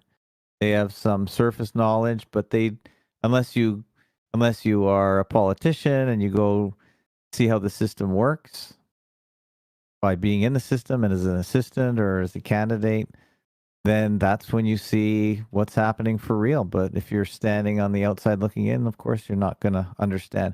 Even Dr. Shiva Adurai, who I really like, I think he's real. He tried to become the Republican candidate for Senate in Massachusetts, and when he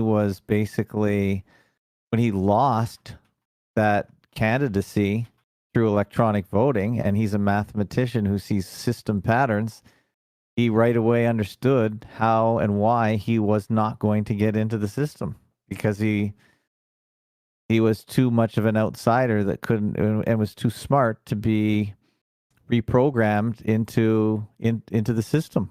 And the system is what runs everything. It just reprograms whoever moves into it. So now you use the word movie you use. So you're saying system. Is that word similar to my use of the word metascript or scripting?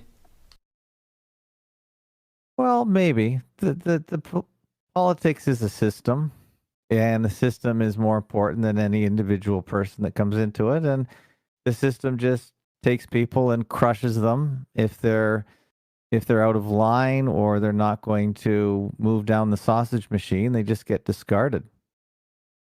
I think the system is very powerful. Yes. I was blown away by the fact that after the thing at the Capitol, I jokingly said, these histrionic Democrats are going to call it the next 9/11, even though it just looked like a frat party. And sure enough, they're comparing it to 9/11, and they want a 9/11 commission on the thing. And I'm like, wait, are you telling me that the world is literally governed by theater, very poorly acted performance art pieces? And yeah, it's true. It's sad, but it's true. It's governed by myths. That's how you do it. And I'm sure they took a long time over the course of history to figure it out. But yeah, We're governed by myths, and make sure they're myths that people can believe in, and make sure they're not too complicated. And that's how the world works. So, in your Create opinion, some- yeah. is QAnon a myth machine that involves the believers, or do you think there's any seed of reality to this so-called intel leak? Yeah. No, I think it's part of the myth machine because it's very attractive. Almost none of it ever comes true as far as I can tell. I didn't really know about it. I didn't follow it right away. But as you talked about it, that's probably the only way I really found out about it. And it's very enticing. I found a couple blogs that were talking about the different QAnon pieces. And of course, it's still ongoing today. But I think it's just more misdirection from what's going on today. Just like I think the COVIDs is a massive misdirection as they reset the economy and just, I believe, come out of bankruptcy for the fourth time in American history. I believe that's what's happening now. So it's just a giant myth. It's the biggest myth in the history of the world because they've never had total spectrum dominance of the world's media in such a concentrated form. And that's why the whole world is under the hypnosis right now. And it's so powerful and there's nowhere to run. Yes, that's the thing there is nowhere to run because its enforcement is through the believers. It's a radicalizing cult, the hypermediation. And no, there is no escape. It's like, well, you can't even go to the store without covering your face without alerting one of the programmed hive members. So that's it's that the bad. Enforcers are everywhere. That's the danger. I'm more afraid of the mob than anybody else. I'm not afraid of the police. I think that the COVIDians, I guess it's COVIDians, the branch COVIDians, they're the most dangerous of all. You're likely to get whacked over the head by a COVIDiot who thinks that you're going to kill them if you breathe on them. So that to me is very dangerous. Oh yes, it is dangerous. How self-sacrificial they are, and that's how cult members are. I've seen this with many mass cult members and mobs, but just the idea that they've sacrificed their interests, their lives, their faces, and now they expect you to as well. They can't have any untransformed person. And it reminds me of The Last Man on Earth, one of the first zombie apocalypse books. And it's based on, it's the movie based on the book I Am Legend, where it's like, he's the last one, and they're trying to get him to convert to the cult. And I'm like, this is what we're dealing with. Yeah, it's pretty dangerous, to be honest with you, being a non-believer at this point. Good way of describing it. Non-believers. Non-believers, you're the sinner, you're a reprobate, possibly even an apostate. Like, you know the science, but you reject it. So that means you're not even savable. And apostasy, as the John LeBon show is so labeled on your site.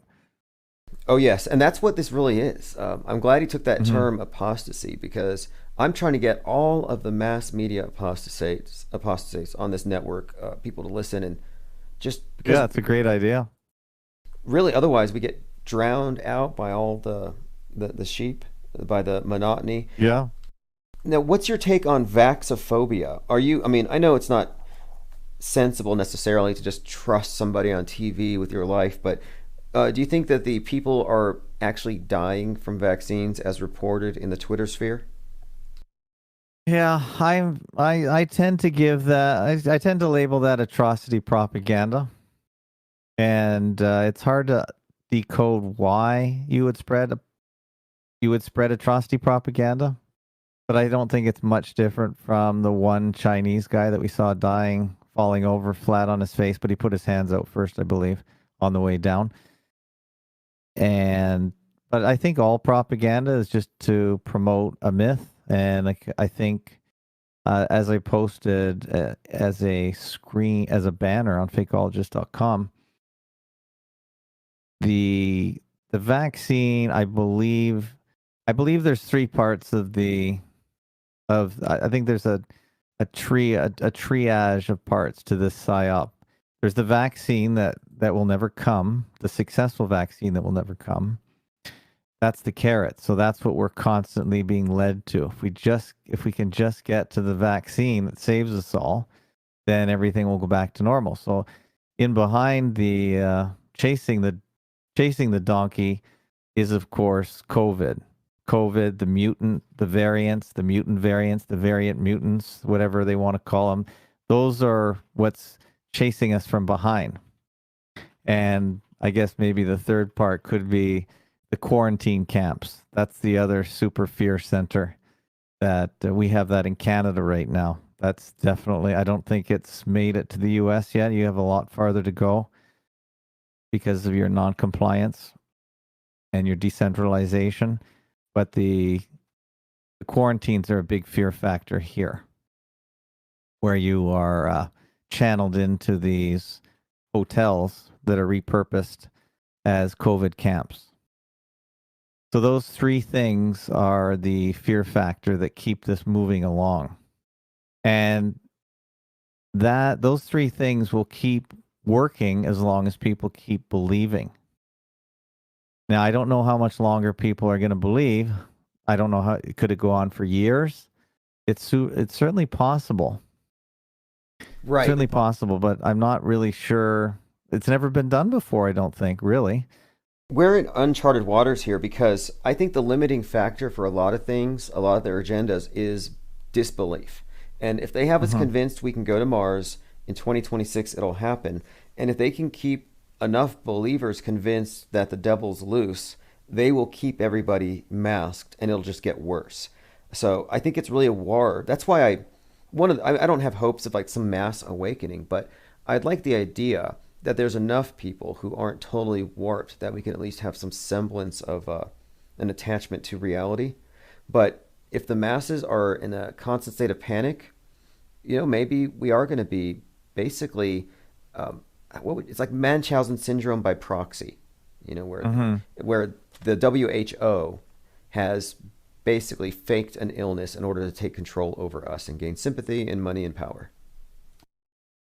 Yeah, one of the more powerful themes or branches of this PSYOP is the asymptomatic super spreader. That's a very powerful element that is really hard to disprove or prove. So if you just take it on face value, that means we're all activated. Yes, that one's a good one, because what they've done with the asymptomatic super spreader is they've made it so that the healthier you are, the more of a threat you are. I mean, that's so damn Orwellian, isn't it? Yeah, I've not really heard that aspect of it. It's well, look, there's some that is one thing that's never happened in the history of the world, that a healthy person with no symptoms is dangerous. That's such an inversion of reality that the idea that anyone can believe that is insane. And actually, that is one thing they haven't written into law here, is that if you, in our own Quarantine Act, which is a federal act in Canada, if you present yourself asymptomatic, then they can't quarantine you.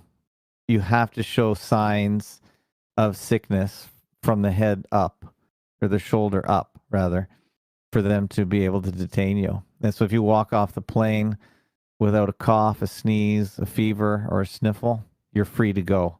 And most Canadians here don't know that. I really didn't know that either, because they don't make that clear. But if you read the Quarantine Act, and I'm sure most people don't have a copy of it in their pocket, but if you understand it before you get on the plane, then you'll be able to escape prison, COVID prison. So that's recent research that I found out and posted on my blog, fakeologist.com/blog. Good to know. Anything that can liberate us from these constraints that are mostly just with your compliance, your ignorant compliance. That's why last year when they started the quarantines, I started disseminating press passes. So anybody who calls in is a member of the Infinite Plane Radio as a field correspondent. You have a press pass. Well, now you're essential, and you don't have to obey the lockdowns. So we weren't locked down. We refused to participate as much as possible in any of their insane rules. And what do you think about their new testing sites where they want to, the new testing method? Is that just humiliation? Are you talking about the the anal swabs, or they're still sticking? They're still inserting Q-tips up people's noses here, as far as I am aware. Now, I'm not sure how far up. I've heard that they don't stick them up right to the brain blood barrier anymore. I don't think they make the turn at the top of your nasal cavity. I think they're only going up an inch, but I'm not sure. But they're all penetration is a form of rape as far as I'm concerned. Yeah, I think so too. I think what we're looking at, it's a power thing. It's submission, psychological submission. It's being violated by the state. And I think it's a power move more than anything. It's all symbolic, if you ask me. And this is like 1984. You had ignorance is strength, freedom is slavery. We can add to that, healthy is sick. Yeah, that's right. That's true. That's excellent. We have to do that. I should actually print them out on some of my labels. There's a Telegram group called the White Rose where you can get instructions and some templates on printing out labels on a cheap thermal label printer where you just have to buy the paper. You don't have to worry about ink. And actually, that would be a good slogan to add. We have to create 3 slogans. Always work well in 3s. That's how the mind works, apparently, in 3s. So we have to that could be one great one, and add 2 more, and you'd have a good label to print out and disseminate around any surface where people go. And people probably wouldn't even get the irony of it, which is so sad. I mean, they're so spellbound, and it is true though. Like, I watched this bit of Superman predictive programming. I think it was from like the 2005 Superman, where they have to quarantine him because he's an alien. And he says, I've been running around for 33 years. I haven't been sick. I haven't got anybody sick. And they said, yet. So again, getting in your head. We're all pre-sick, aren't we? Oh, and if you're Superman, then you're super healthy, which means you're super sick because now you can spread it to more people. Yeah, that's true. I don't watch many movies, so and I definitely don't watch comic book movies, which are all the rage now. But no, I do watch a couple movies you recommend for psyop purposes, like The Village, even though it's not a great movie. But I like looking at the themes that you point out. Yeah, I feel bad recommending a lot of movies because movies that I thought were good 10 years ago, I think are unwatchable, garbage, trash. Entertainment is just the side effect of the brainwashing. So I'm not impressed by any of the movies. My consumption of movies is limited to bits of predictive programming and scripting that people send me. I can rarely immerse myself in anything anymore because what they're doing is they're hypnotizing you and they're flooding you with concepts and ideas. Yes, it's definitely a form of propaganda disguised as a story, for sure. But the comic books serve to keep things in a very basic and simplistic way. Like, note how simplistic and comic booky the QAnon story is. The white hats versus the black hats. The bad guys drink blood. The white guys are going to beat them. It's very much, I think it's to keep certain archetypes out there that they play on. And that's why the adults are all watching movies like The Joker and Batman. It's like, these are children's concepts. But and a commenter here remarks that these movies are meant to keep adults mentally immature. I concur with that. Absolutely. Yeah, for sure. Yeah, maybe we have such a society of arrested development that that's why 2020, even though it coincides with the bankruptcy, was just a good year to pull the trigger. I think so. Some people speculate this was brought forward a few years, but I don't know if you could just bring it forward a few years. Well, when I saw the Proud Boys versus the Soy Boys, I'm like, okay, that says it all. The extreme fringe on each side are labeling themselves as children. So they have daddy government, and then they have the bad, they have the Soy Boy versus the Proud Boys. Both of them are trying to find a way. They both want their father figure to rule. They want their particular side, but basically they're clamoring for a leader, a strong leader. And I'm like, well, that's great. You know, it's a political cult on both sides, and it's very immature. What we saw this summer, the lawlessness, the lack of accountability, it was absurd. Mm-hmm. Yeah, that's true. I'm seeing someone asked a question on Minarch Fate. Minarchal Fate asked my perspective on the Mars space travel. I honestly am not paying attention. I don't pay attention to anything from NASA because it's just too poorly done cartoon. And if they say they're going to Mars for the millionth time, I usually just ignore it. I'm too concerned now about just my immediate future, financial and otherwise, in Covidia, where we live now, Covidia. So the Mars distraction is so minor for me. I won't even waste 5 minutes, although every now and then there's a pretty good video that shows how they made the Matt Damon movie where he went to Mars. It just shows where they could have filmed it, that kind of thing, but how they did the coloring, and that's probably more superior to anything that NASA is creating. Sure, and that's a topic I cover often, is how NASA looks very bad compared to the entertainment, and it seems like they can't really move forward in space until they bring down their ridiculously fake-looking production they call the space station. But I understand. Mm-hmm. It's like you have this drama going on out there, misdirection. Meanwhile, they're using the false cover of a supposed pandemic. They're using that as a cover for changing everything radically, and everything. Like even I think getting rid of gendered terms. I don't care about people's whatever, but the issue is here: how difficult will it be to describe your life in context, your family, your extended family, your relationships, if you get rid of uncle, aunt, brother, sister? Mm-hmm. You know what I mean? They're taking away the lexicon. Yeah, well, I think, when did we last talk about what is going on? Was it, let's see, what is this, February now? I think we talked last maybe November about my predictions about what this Covidia is all about. Yes. It was it was a little bit before mm-hmm. that, but sure, we had talked then about this, and that was when I think it was pre-vax though, before the vax actually came out. And mm-hmm. So far though, have your predictions more or less come true? Do you feel like you've been vindicated? Yeah, unfortunately, I haven't really seen anything to change my mind on anything. I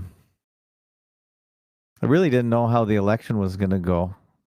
I didn't really know how they were going to use that as a wedge, but now it's a little more clear that it was clear that Trump, just by what they represented in the media, was a runaway train, and the fact that they reversed it at the late hours of the evening, that was obviously very telling, and it was supposed to be in your face. And now we have this old guy running around that looks very strange, this old president, creating executive order after executive order and just really trying to bring some of these really weak narratives as to what should be done with COVID. I don't know how much traction it's getting in the U.S. because every state is different. But yeah, nothing. I was just a little surprised at how it played out. At the insurrection psyop, I thought was pretty weak, but I didn't really realize they were going to use that as a 9/11 because it was such a poor LARPing event. Right. I mean, couldn't they have done a Boston bombing?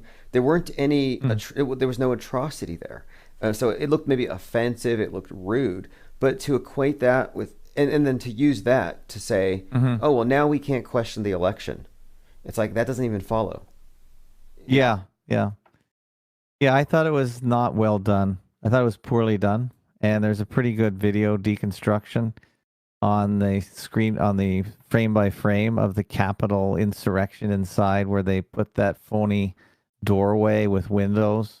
I didn't even realize that was just a big prop. Obviously I've never been in the Capitol hallway there, but apparently that was just a prop they dragged in and did the whole ritual, the whole LARP right there. Okay, see, Plus. I just noticed that there were more photographers than rioters. There were so many photographers, and so many of the shots that we see, the iconic shots of the individual with the buffalo horns who represents all Trump voters all of a sudden, every single image with him was staged. He was posing for the pictures. Yeah. So they try to make it look like Braveheart, but it just simply wasn't. And I'm just aghast at how this is good enough to change the world. So, yeah. Yeah, I agree. I thought it was really weak. And there's no evidence that those pictures came from that day. They could have done that any day of the week, the year before, like any other film set. It could have easily been created much earlier for it to get that one iconic shot right away in front of the media. So, in fact, there was someone who actually found a time-stamped photo that showed that one of those shots was actually done like 20 minutes before Trump's speech was over. So that's the case. And then if you look at the people who died that day, there was one Trumper. She had the Gadsden flag, "Don't tread on me," and she got trampled on to death.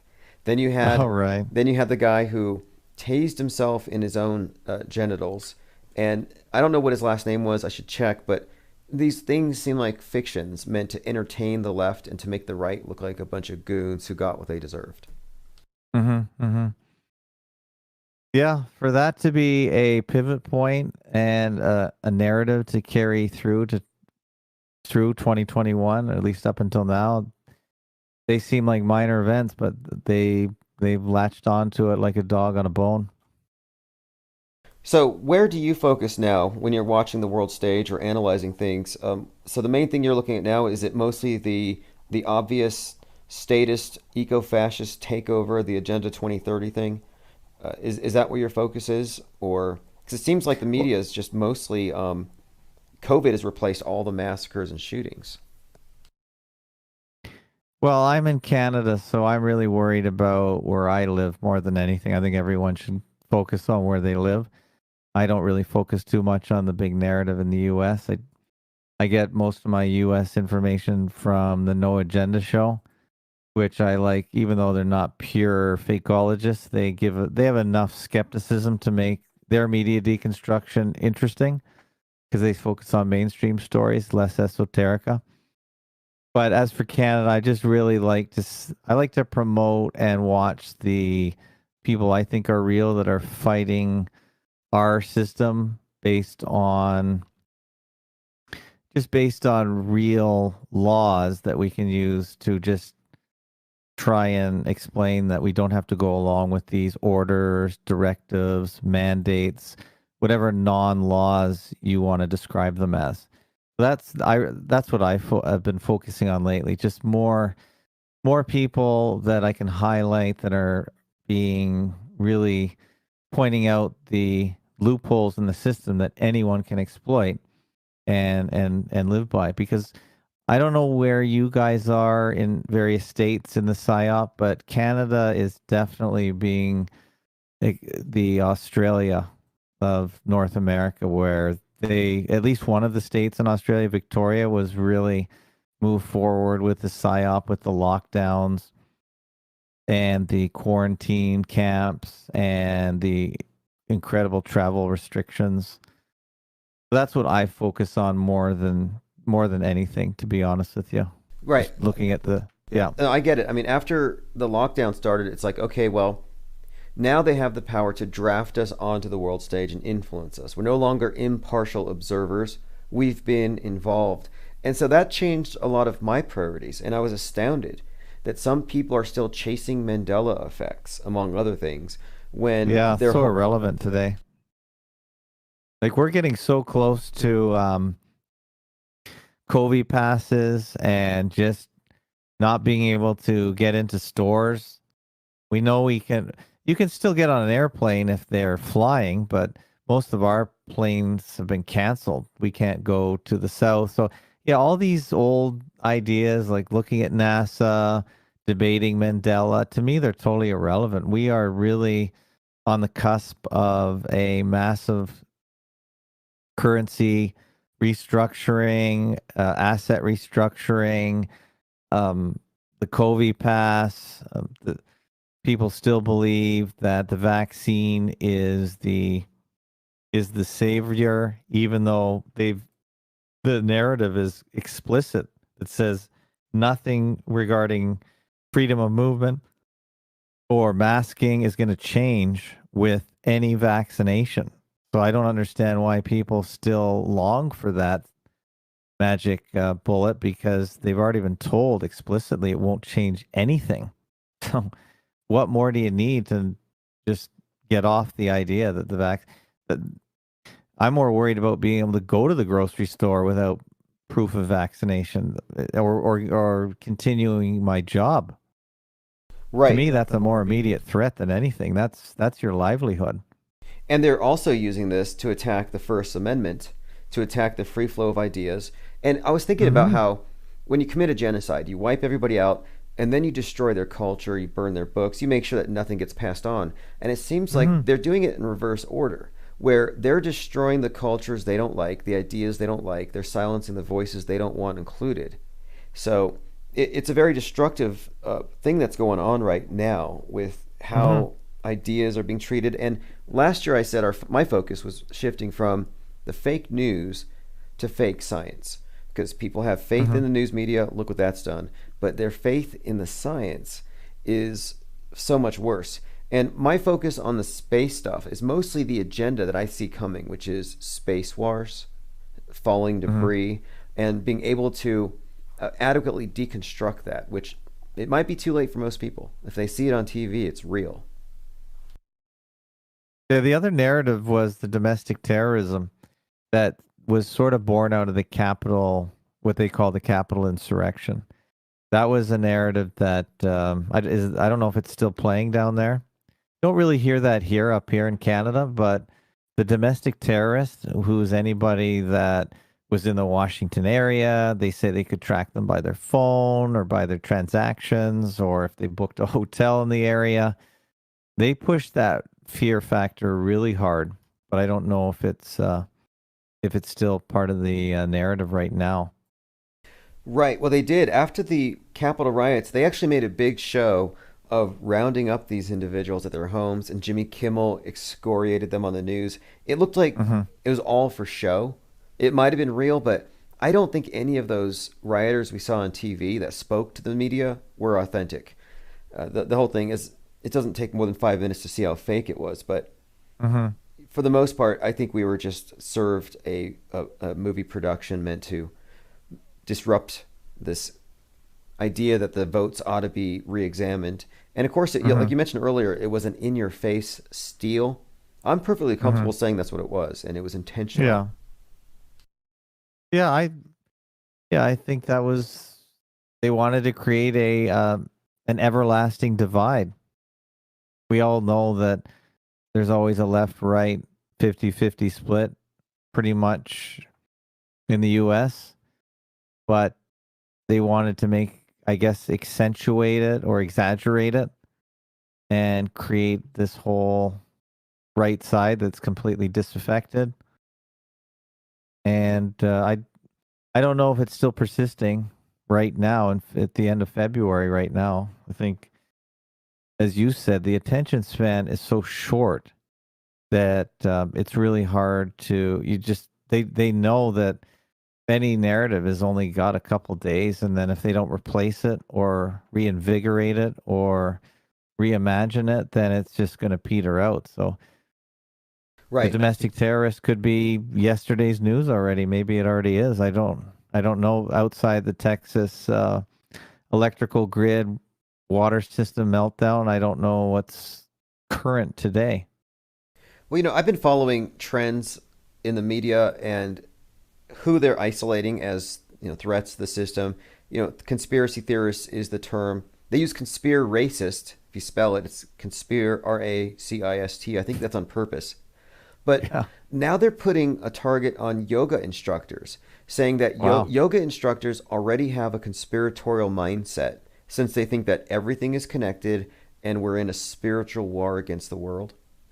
So I find that to be interesting, because the yoga instructor, there's one in Canada, his name is, I think his name is Matt. Anyway, He's a yoga instructor who violated quarantine. Matt, like a yoga mat? I hadn't even thought about that. Matt, like a yoga mat, violated quarantine, and I don't know what he's being hit with, what he's being charged with, violating the Quarantine Act. But I was like, the state must have it out for anybody, dojos, gyms, yoga instructors. I've seen that a lot of those businesses were specifically targeted. I have not heard that. I have not heard that. So what is the state of lockdown in New Mexico? I think you're in New Mexico. This is my problem. I haven't been paying enough attention to know what it is. So I could be in complete violation. I just do the minimum I have to do to get by. But, walking around, I don't see it. I just don't. But I haven't driven around very much. So it just seems like I kind of think the spell is breaking and there's not enough reinforcement because nobody's going to the malls anymore. So I don't have confidence that this thing sticks in a serious way after April or something. Well, April's when they could theoretically relax it because it's warmer out and in general, people are more active. They are more exposed to the sun. So if they are not well, then the sun usually cures most people. And they're out of their boxes, their houses, where we have heat that dries us out like prunes and causes other symptoms of illness. But, they'll say it's COVID. Like COVID will cause your skin to turn red if you're in the sun too long. Hey, I found the article. It's from the BBC. Does yoga have a conspiracy problem? So 3 days ago. And this article is just saying that people who get into yoga are trained in conspiratorial thinking and that they're always going to be anti-vax. So I'm just like, wow, I thought the people doing yoga would have been above reproach because many... Well, I think the idea about yoga is you have a better understanding of your body. So therefore you're not into injectables. You're not into the normal pharmacological way of thinking, the allopathic thinking. I think you're connected to breathing and relaxing and just maybe using some of your body's own healing powers by accentuating them. And therefore, you are probably in a different way of thinking. You're not in the pharmacological mindset. Don't forget, I think we are in the largest marketing campaign in the history of the world to save the injectable industry, which I believe the vaccine industry was failing in many ways. And they needed to recharge it, reinvigorate it, reimagine it, and essentially force the product, if you can imagine being forced any product on yourself from any field, onto people. But my idea is anyone that does not promote or fall in line with the vaccine agenda is conspiratorial. And so if you're a yoga person, you're more aware of what makes you ill or what makes your body express illness, because I don't think we acquire illness. I think we express it based on deficiencies, which is a lot different from the narrative they want to promote of contagion, because I do believe that contagion is a myth. It's hard to disseminate. It's hard to distinguish between contagion and common environmental effects, where we're all exposed to the same water or the same air. Because if we're all exhibiting symptoms and we're all in the same area, one could say it's either contagion or we're all expressing the same reaction to our environment. And I think the expression or the same reaction to an environment is much more sensible than me passing something I have onto you. Right. So they have to change that mindset if you believe that. And that's the germ versus terrain theory as well. Is there anything I can pass on to you to make you sick? And I think the answer is no. And if you have that thought in your mind, they have to eliminate it, because that implies that you don't need anything external to repair the external to internal damage that they say is contagion. Well, my concept of the virus, and I agree with what you're saying, 'cause I think the virus is more or less a modern replacement for sin as a universal pretext for the priests to regulate the masses. And it is interesting here too that the yogis are the people practicing yoga are breathing the same air, and the word conspiracy breathe together, and they're the ones who are literally doing this now forbidden act of sharing the same air. And you said something about the vax business failing. That motive there, profit motive, greed, that makes much more sense to me than a bowl of underheated bat soup starting a pandemic. I mean, well, they've gone from bats to they're combining so many agendas in this magic virus. It is astonishing to me. For instance, one of the themes they want to roll into this, I think they want to get rid of pet ownership. They want to get rid of using animals as food. We know that. They want to get rid of animals for using animal products for anything, including mink fur coats, which apparently are very hot in China. So they attach the sinful COVID virus to any of their ideas, any of the things they want to change or get rid of. They want to get rid of pets. You won't be able to own a pet, I believe, in the new Agenda 2030 world. Wow. See, that's Agenda 2030 stuff, and if they can use the virus to force that in, they will. And I've seen these statements made where they'll say, well, your little pet has a bigger carbon footprint than your SUV because its diet requires this many. Yeah. It's like, okay. So you're right. It's a new form of labeling things taboo, sin, blasphemy. These people are sinners. And if you're vaxxed, you're saved. And if your pet's vaxxed, it's saved for a while until you have to get the booster shot. Yeah, it's the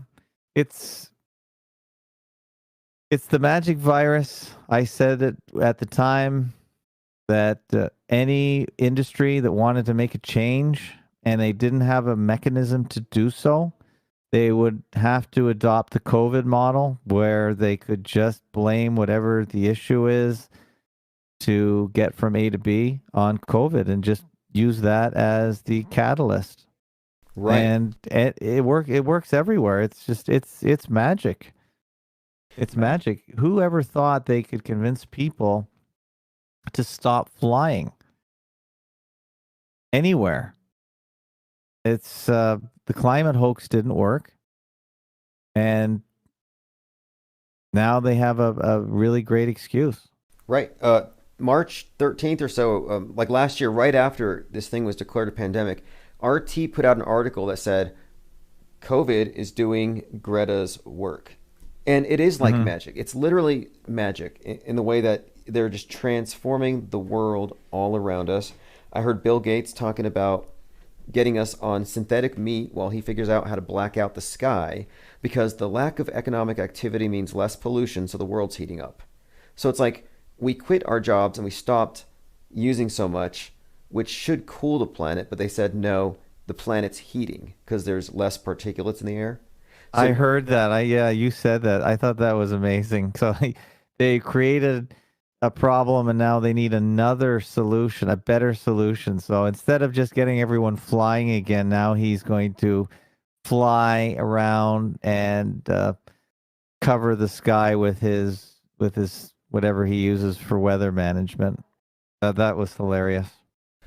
Yeah, I'm like astounded that these ideas aren't just instantly shot down.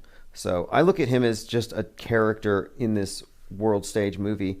By the way, I got a commenter here says Fakeologist is an original conspiracy gangsta. When did you start really breaking down the media and publishing it online? Was it like? Well, it was 2012. 2012, I used the word fakeologist because I wanted to create a word that required a little investigation. I didn't want to just be a conspiracy theorist. So fakeologist was the investigation into media fakery because 9/11 was, to me, one of the best media fakery events where they portrayed planes flying into towers as real. So that to me was media fakery. The media was required to sell the story, and it was just like a movie where they bring in the media to have fake reporters. That's what they actually. That's what the leading media anchors, who were the most important people at the time, like Dan Rather, Peter Jennings, Aaron, whatever his name is for CNN. I forgot his last name right now. They brought him in at the time just for the 9/11 event, which was a 4 or 5 year event, and then they got rid of him. Aaron Brown, that was the name I remember on CNN, and therefore that's why I created the word fakeologist. Now, of course, Donald Trump came along in 2016, and he co-opted the word fake to meaning anything he disagreed with. Now, he was right in a sense that the media is fake, promoting fake stories, but he never explained it, even though he was the one person for years that said there was more to the 9/11 story, and maybe he would get to the bottom of it if he became president, which of course he didn't do. Great point. Great point. He hijacked that term. He stole the word fake. So fake news, and I remember when fake news was being thrown out there, and I even saw some alternative media talking heads like Paul Joseph Watson from InfoWars. He banned me from a live chat for calling the Nice attack fake. And so the way they use fake is it means a bias, a partisan bias, a political agenda. And when you say fake, you mean, no, this is atrocity propaganda. This is theater. This is soap opera presented as real. We're being governed by a reality TV show. LARPing is a good word. I like live action role players. It's all these major events are LARPing events with crisis actors. And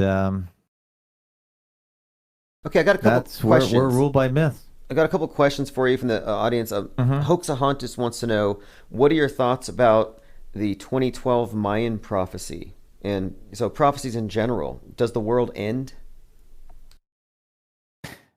Yeah, I think the world's always about to end. I didn't give too much thought to the 2012 Mayan prophecy. I'm not even sure what it is. Yeah, I guess the world ending.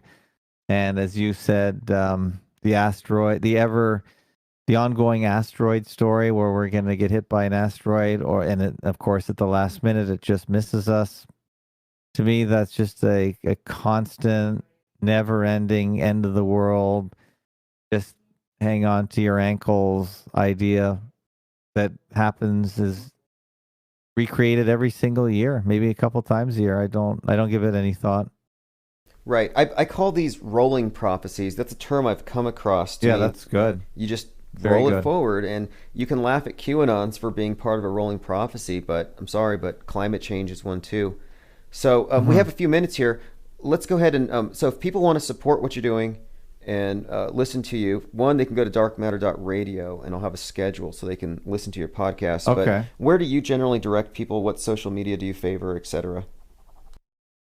Well, I think the best social media is the old-fashioned website, the thing where you could have your own space on the internet.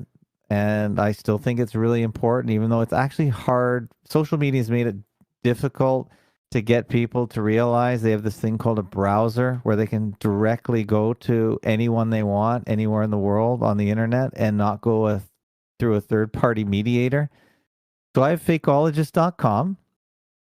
The main page is now, I turned it back at the beginning of 3/11, which I know you like to call the beginning of the pandemic, characterized as the pandemic, COVIDian world, 3/11.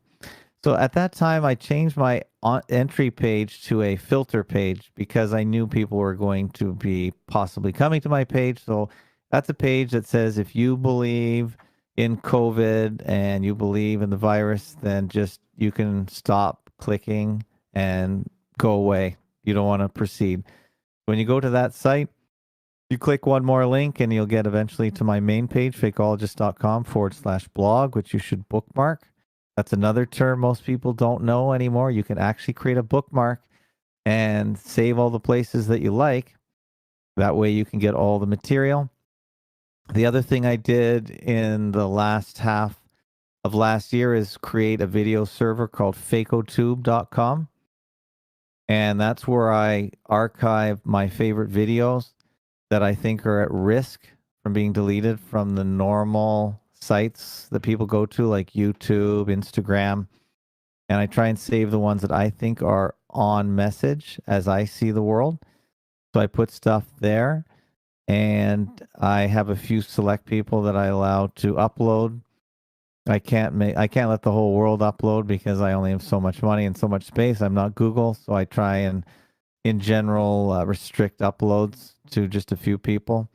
I will let a couple people live stream because it has a live streaming service, because I don't want to waste time setting up a million accounts at YouTube, because you know that the minute we use the COVID word, that is going to get us censored. So I don't want to waste energy because there's not enough time in the day to recreate accounts.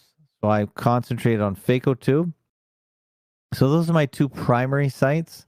And the other thing I'm focusing on and spending research time into is cryptocurrencies, because from what I'm hearing from different content creators, now we're getting banks and payment institutions like PayPal, they're starting the censoring as well and gatekeeping for the controllers. And that's a really dangerous precedent, where if they cut off your financial or blood supply, that's really going to put a crimp in people's in people's opposition. Yes, in fact, or criticism. DLive is one of the channels that I've been on. I accrued about 2,200 subs since last year. Even though I've been qualified for a year plus, by their standards, they've denied me partner status. And I started making fun of them the other day because after the Capitol riots, they demonetized my channel because they say I engage in political speech. And I'm thinking, they support video gamers, and video games are all political because it's all propaganda. So, and anyway, they took away the monetization, which, if you have a 24-hour stream and you're monetized on a channel like that, that could cover your electric bill, your rent bill. So it's a very real power they have to control you by saying, well, if you speak these particular syllables in this order, we take away your money. And we're dealing with digital book burning and digital content creation burn. It's a book burning. It's a destruction of culture. So I'm glad that you're preserving it over there at FakoTube. Yeah, and you really do need to explore the new financial roads that are being created. Now, I don't know if the cryptocurrencies are just the banks creating their own controlled opposition. That's certainly a possibility. But at the moment, I believe currency and money systems are at the same place that the internet was about 35 years ago. It's hard to believe it's been that long. So I believe the World Wide Web, the graphical interface, was in the early 90s. I don't remember the day I switched from bulletin board services to a graphical Netscape browser, but I think it was in the mid or early 90s. And that decentralization of information, where you didn't have to go to the TV, you didn't have to go to your newspaper, your national newspaper, your local newspaper to get information, was extremely powerful. And one of the things they used to try and re-centralize the internet was create these free platforms like YouTube and Twitter, where they reconcentrated and re-centralized information so they could gatekeep and control it. We have to realize, so with currency, they're now at the same stage where they have we have the tools to decentralize currency, where we can not be gatekept in the financial sense by the big banks, the central banks. And that's why I encourage people, if they go to fakecologist.com/donate, I don't like PayPal. I know, again, PayPal was another re-centralization of payments, and they're gatekeeping as well and deplatforming people. Same with Patreon, same with all these services that we actually do not need. So I'm encouraging people, if they want to support my work, go figure out how to buy a Bitcoin. It's not hard. Or a similar Litecoin. You can buy different. You can get any currency you want, and I'll give you any wallet you want. But for the most part, I would like to concentrate on Bitcoin and Monero based on my own research. But I've created links to Coinbase, which is a currency exchange where you can take your Visa, your credit card, or your fiat currency and switch it into digital currency and send me donations anonymously, because crypto is pretty much anonymous. I don't know who you are, and I don't need to know who you are, and no gatekeeper can know who you are. Yeah, and so on that is anything that you subsidize, you get more of, and anything that you penalize, you get less of. And so it is important. I put a link in there, fakeologist.com/donate, thank you. because I know how it is with this where we're in, where yes, your money's threatened by the content that you choose to create. So if you want, or if people want to hear it, they have to support it. Because I got demonetized on DLive, and most of what I say here is innocuous. YouTube long ago decided that they didn't want me to make any money off their site, and they're hemorrhaging. Yeah, but you're obviously speaking truth, even though it's not. You're not attacking the narrative, but you are exposing the narrative, and you're doing it in a very intellectual way. But obviously, someone is listening that doesn't like what you're saying. So if you are being deplatformed, then you know that you are over the target. And Yes. I don't think you should waste your time with these other channels. If you can use them as fishing holes where you can fish people over to your own servers and your own form of monetization, which I think it is very important to support all content creators directly, without gatekeepers, without central servers. So I think you should also figure out how to get people to donate through crypto, because I see it as the future. And most people in the centralized servers before the World Wide Web, if you are old enough, you can remember The Source, Prodigy, CompuServe, AOL. They were all laughing at the World Wide Web because they thought their central servers, with their simplicity, were going to be where people end up, and that was going to be the network. But of course, that's not how it turned out, because decentralization and allowing ungate-kept creative forces is always going to win in the end, which is why free enterprise is always going to work better than centralized communism, which is where the world is headed. I am also convinced, and we haven't really talked about this, that the China model is where the Western world is going to be taken to, unless people wake up to see what's happening. And that is what the goal is. The COVID narrative is the distraction. I agree. I think there's a major shift that's happened culturally. The mobs are being weaponized against the individual. If you show your face, now you stand out, and you're at the mercy of the mob that has the power of state behind it. They have people snitching on each other. The snitching last year was just off the charts, where cities had to open up numbers like 311 for neighbors snitching on their neighbors for violating these rules. And all this stuff is very anti-American, very anti-individualistic. Killing free speech because it might offend somebody, shutting down somebody's business. So, yes, it does appear to be the case that that's all the Chinese model. It's all a one-party dictatorship, censorship model. I have lots of people. I occasionally look on my statistics to see where people come from. Nobody is coming from China. Now, I know most people in China will use VPNs, and most likely US VPNs, to come to my site. So I don't know that they're not from the US and are from China, but obviously China is heavily censored, and I'm pretty sure you can still use a few methods to get out of China and see the World Wide Web. But yeah, we don't want to become that system. And people are, if they bring us into the China model while people aren't paying attention, and then it's too late to go back, that'll be too bad. So that's sort of what we have to expose. Yes, and I do on my channel, what I think we're doing here in the chat also is it's parsing the media narratives, analyzing the news objectively, and just describing things as they are. So we're not surprised by any of this. I'm not surprised by where this is going, and I'm observing. And so I've taken steps to preserve my ability to communicate to the people who want to listen. And I have dozens of extra YouTube channels. I'm everywhere because I refuse to give up any space. I'm not going to be pushed off the edge. I'm just going to expand.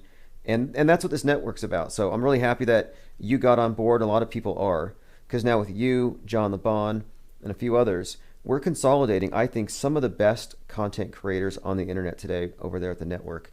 So for anybody listening, if you go to darkmatter.radio, there's going to be a bio page set up with Fakeologist. It'll send you to all the relevant links. And then, of course, anytime you go live, we can more than likely mirror on the network. It has 24/7 listenership. It's been around for a few years now. But yeah, we're definitely taking it in this direction. So again, I want to say thanks for joining today and telling everybody about your channel and becoming a part of this thing. Sure. I don't really have a regular broadcast time. One of the things that I do like about the decentralized internet is everything is on demand. I think that lots of people consume on demand. They don't like to be held hostage to appointment radio or appointment television or video. I really like that, and I like the ability to go on whenever I feel like it, whenever I can get a guest that's interesting and coordinate a time, because you can do that anytime, anywhere. So I don't, even though I really like the live interaction in the chat and perhaps phone calls, because I could take phone calls too on my setup. Unless I am going to do it really super consistently, which is difficult. At the most part, I really like being able to just go, okay, I have a guest, I can go live. And that's the other reason I like having my own platform, because I control all the emails. So for instance, if they sign up at fakeologist.com, if you email me, I can set up an account for you, and you can set up your own account at FakeOtube.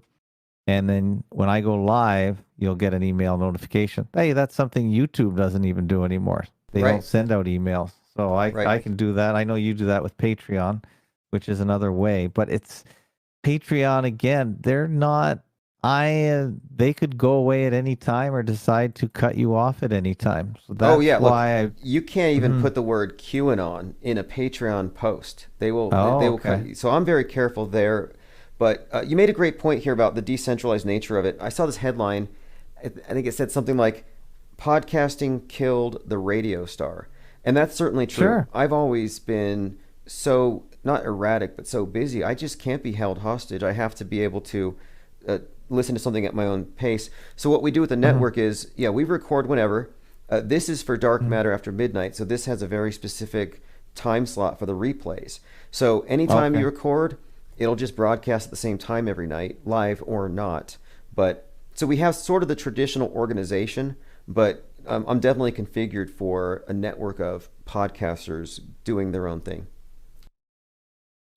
So if I wanted to go live, would I contact you, or how would that work? If I said, okay, I'm going live, but would I go live on your network at that time? It would normally be at this time of night in the evening, Eastern time, 8 p.m. evening. That's my normal time slot, sort of Sunday to Thursday. Well, I have a dedicated, basically it's a board computer, a little laptop here. So if you want to go live, all I would do is I would mirror your radio stream through mine, or I could give you the direct key. Either way, it's as simple as I push a button and then you take over whatever was there in that slot. So if it was a previous, like this conversation. Oh, I see. So yeah, it's a very simple, streamlined process, and it's working out great so far. John LeBon just had his 4th program, 2 pilots, but 2nd episode of Apostasy was today.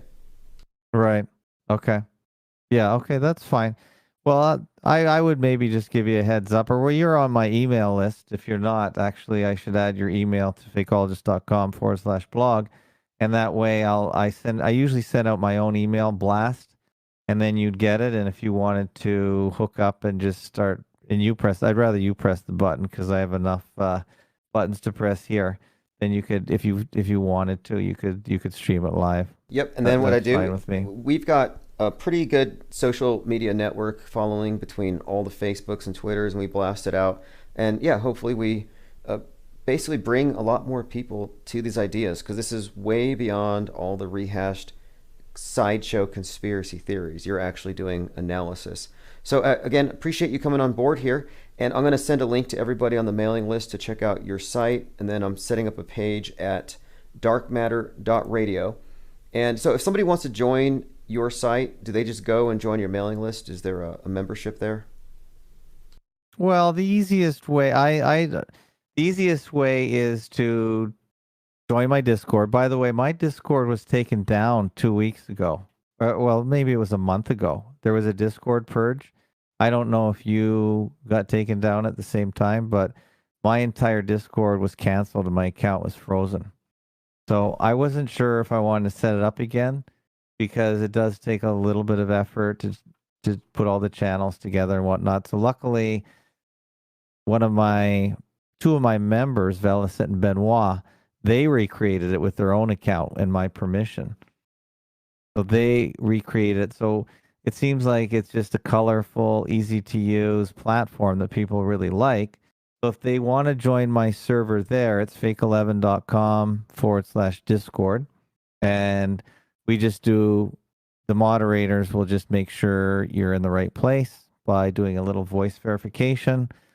Usually, I believe they do a voice verification where they just hear your voice, make sure you're not a bot, and then you're in. And then I just ask people if they want, give me your email address or an email address, and then I plug it into the main blog, fakeologist.com, and then you'll be able to post over there. And unfortunately, none of these accounts are integrated, so I just prefer people use the same username, but they can also go to fakotube.com if they want to, because I'm gonna stream mainly my screen. There's really nothing to show really on fakotube.com, which will show the live stream on that platform as well if you want to listen that way. Otherwise, you can just listen to my audio stream. I have a 24/7 audio stream at fake11.com/stream1 or stream2. We also have an audio chat where it's actually a fantastic resource where we get regular voices and new voices come and just tell their story or tell their, just give their commentary on what's going on. And it has regular people, but anyone is welcome. We really like new voices. And we record whenever there's enough people. So people just show up and we record, and it is broadcast live around the world at fake11.com/stream2. So that is an audio chat where people just talk, regular people, about the psyops of the day.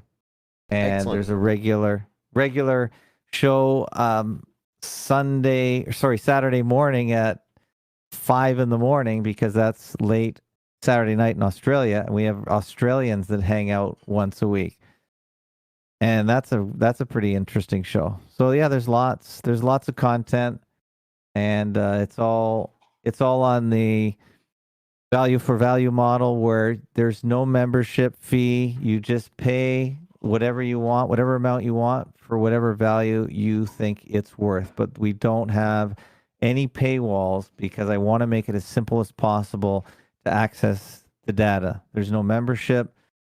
It's just, you feel you got value, pay whatever you think it's worth. I think that's Awesome. The best method. I think it's the best method. I agree with that. I think it's important just to bring the network in and not exclude anybody. I like the freemium method. You like with John LeBon, you listen for the first hour or many of these podcasts, and then you go to their site if you want the rest. But yeah, I'm again trying to consolidate. I think that it's great to have a lot of minds actively parsing stuff, because some of these big hoaxes, some of these things take so many different perspectives to actually put the puzzle together in a decent amount of time. So again, I'm putting a link to your site in the chat. We'll do this again soon. And okay, great. I'll send you an email so you can add me to your mailing list. And I'll suggest everybody else does too, because even if they kill all of our platforms, if you have the mailing list, it'll be very easy to reconstitute and get back to the streams or Well, wherever. yeah, but some of my they can listen. Every method can be blocked. I get bounced. My emails get bounced from Comcast right now. So if you're going to give me a Comcast email, my emails won't make it through to you probably because what they do is the big servers will go to an email reputation service, and they probably own those services too. So if you are broadcasting from an IP that is blacklisted, the people on that email server won't get your emails. So I haven't been blacklisted by the big boys yet, but Comcast is a pretty big concern in the United States, at least. So if you give me a Comcast email, you're not going to get an email from me. So you might have to go sign up at Proton Mail or one of the other servers that maybe aren't blacklisting me. And if it's just like anything else, if I want to go appeal my censorship, then that's a whole process that I don't really want to deal with. So yeah, listen, it might be down to you need my IP at the end when they blacklist fakeologist.com. That'll happen too. I can guarantee it.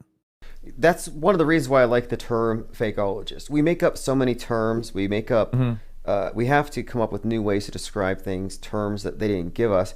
And I think it's very important because even if they are able to destroy everything we've done here, we have created a culture with a lexicon that is able to understand and reconstitute itself.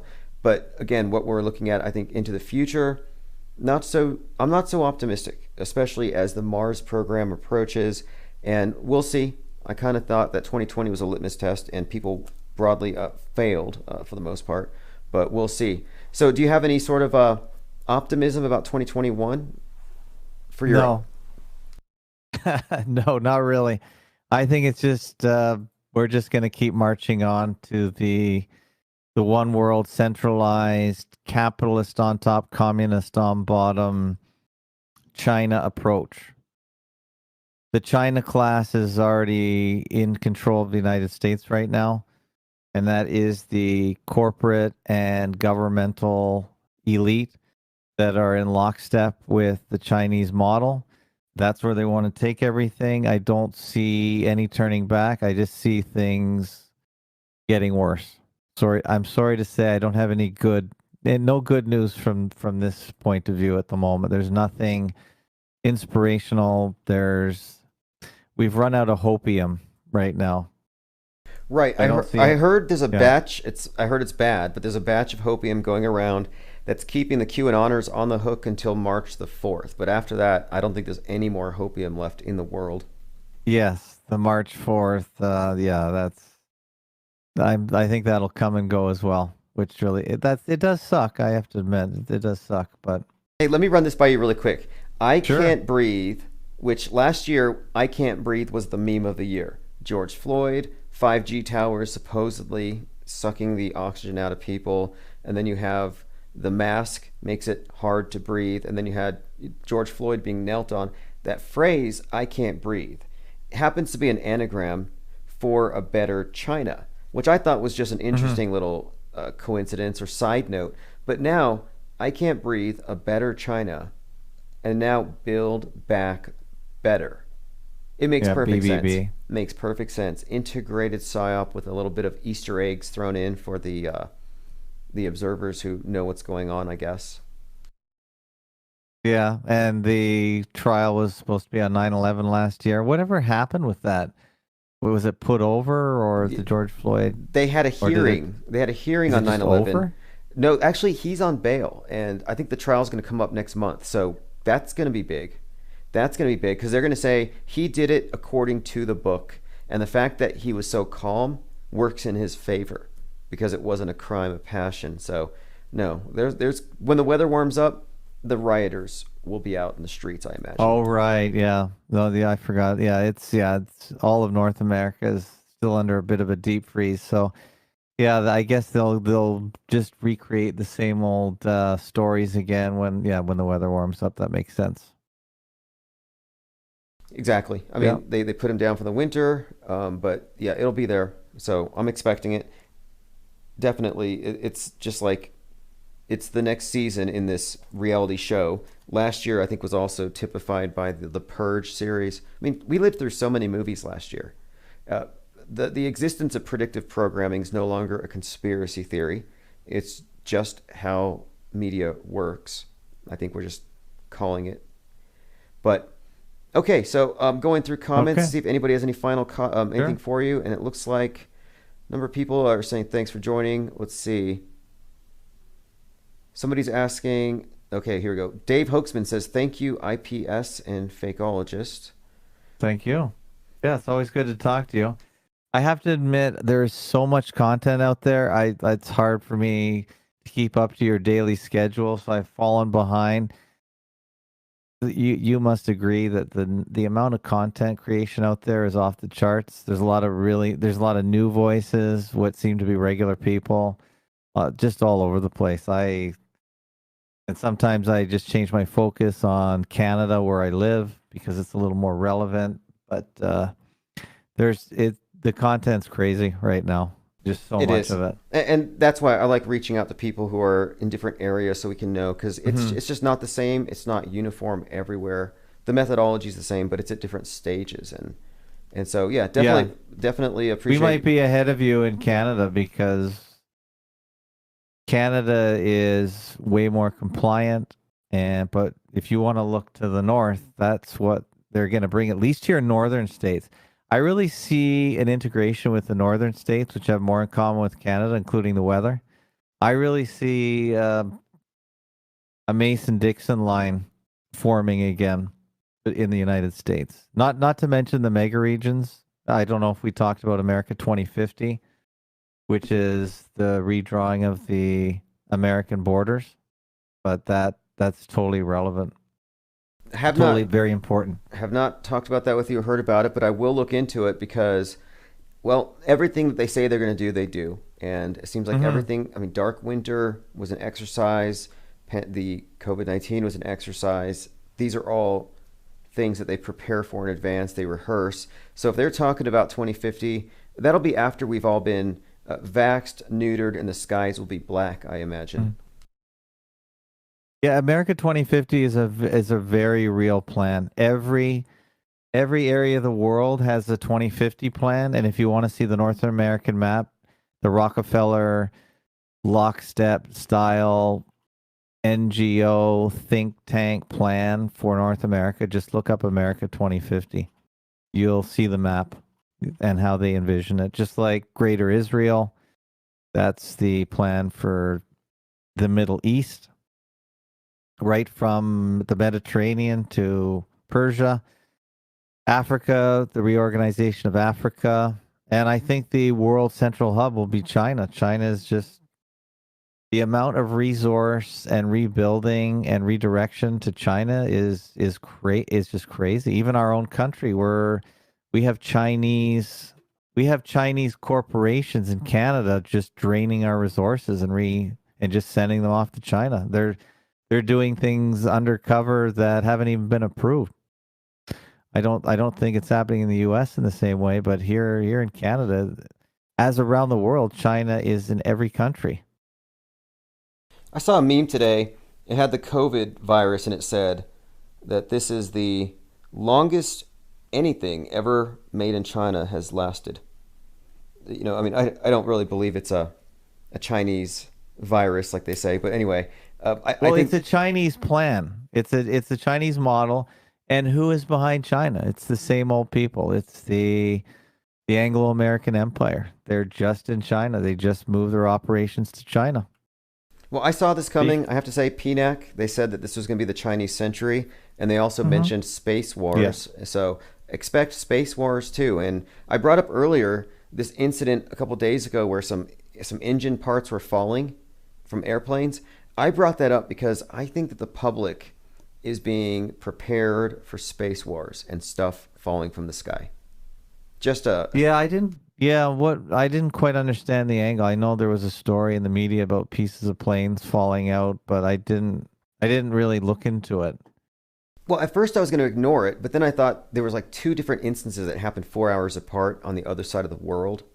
So I thought this looks like a template thing, kind of like after Floyd, you had others being kneeled on the neck in the same way in other parts of the world. And I thought, well, what could be the agenda? And then I see a commercial on NBC for a show called Debris. And then I see Leonardo DiCaprio in a movie that's coming up called Don't Look Up, about asteroids. So I look at this all as integrated, entertainment and the news. And if they have stuff falling from the sky, I suspect it's to prepare us for space junk Armageddon, possibly coming soon. Mandatory helmets to go with your mask. Okay. Yeah, I don't quite get the I still don't see what they're getting at with unless they're just trying to promote the idea of space, which as the song you used to play all the time, space is fake for sure. Right, exactly. My thinking, space is a new warfighting domain, and that it's just another area where they have a global threat. Climate change, viruses, and now debris. And this is why every other day they tell us there's an asteroid coming. And how can they still tell us the straight face that we're about to get hit by a space rock when they've been wrong every single time since, well, the dinosaur one, 66 million years ago? Mm-hmm. But anyway, hey, this has been All right. an interesting talk as usual. So we'll be in touch, and I'll put everybody in the mailing list in touch with you on your site. Maybe check it out and get on your mailing list. So thanks again. Have a great evening. All right. Thank you, Tim. Take care. All right, everybody. That is Fakeologist, the newest addition to the Dark Matter Digital Network. If you go there, there's a menu. It says on the top, Fakeologist Show, Apostasy. Infinite Plane Radio. Anyway, this will take you right on over to fakeologist.com. We've gone over some of that. He brought up Bitcoin. I should have brought this up. Bitcoin's damage to the planet. The coal-powered Chinese phenomenon that uses more electricity than Argentina. There's a good reason for environmental campaigners and academics to worry about the effects of cryptocurrencies on the planet. So now your digital currency is a threat to the planet. That tells me that there's probably something good in it. If they're trying to tell you it's bad for the environment, if they're trying to scare you about it, if you use cryptocurrency, the sky is going to fall, then it's probably something you want to be a part of. Okay, thanks everybody for joining. If you want to hear this on a replay, go to darkmatter.radio. If you're on my Patreon, you will get that link as well. This is Chief Crow and the Flat Earth Worms. The edge is in your mind. Have a great night.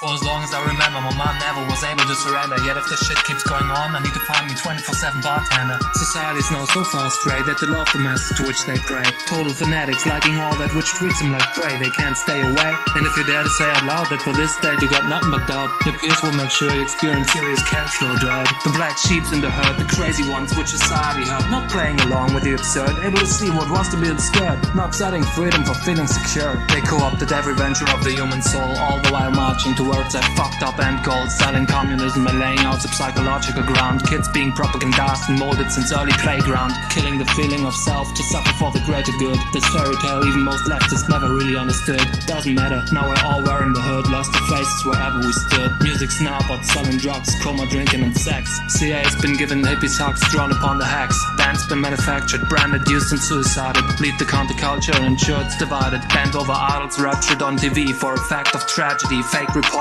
real is a new spaceline melody. Journalism's now nothing but a mere parody. You need an auto hoax to retain your sanity. The black sheeps in the herd, the crazy ones which society hurt, not playing along with the absurd, able to see what was to be obscured, not setting freedom for feeling secure. It's all fucked up wherever I look. Children have no interest of reading a book. School hammered it out of their little heads, having them learn useless shit, bought to be dead. Listen and repeat over and over again. No wonder they close their minds according to plan. When parents ain't there and the state plays its game, no brain, no shame. Every dictated curriculum is lame. In 1984, all were laid out what 2020 would actually do. Just a little late, we've been overdue. The street was paved long ago when the federal dirt got its goal. Total control brought to a wider scene, delivered by the screen. A hijacked financial system at the base for the greatest scheme. In the halls of mental asylums echoes what critical voices scream. Division is on every level, but have your dream. Allopathic drug dealers, botchers and psycho rapists thrive. The thief management of the road that healthcare does drive.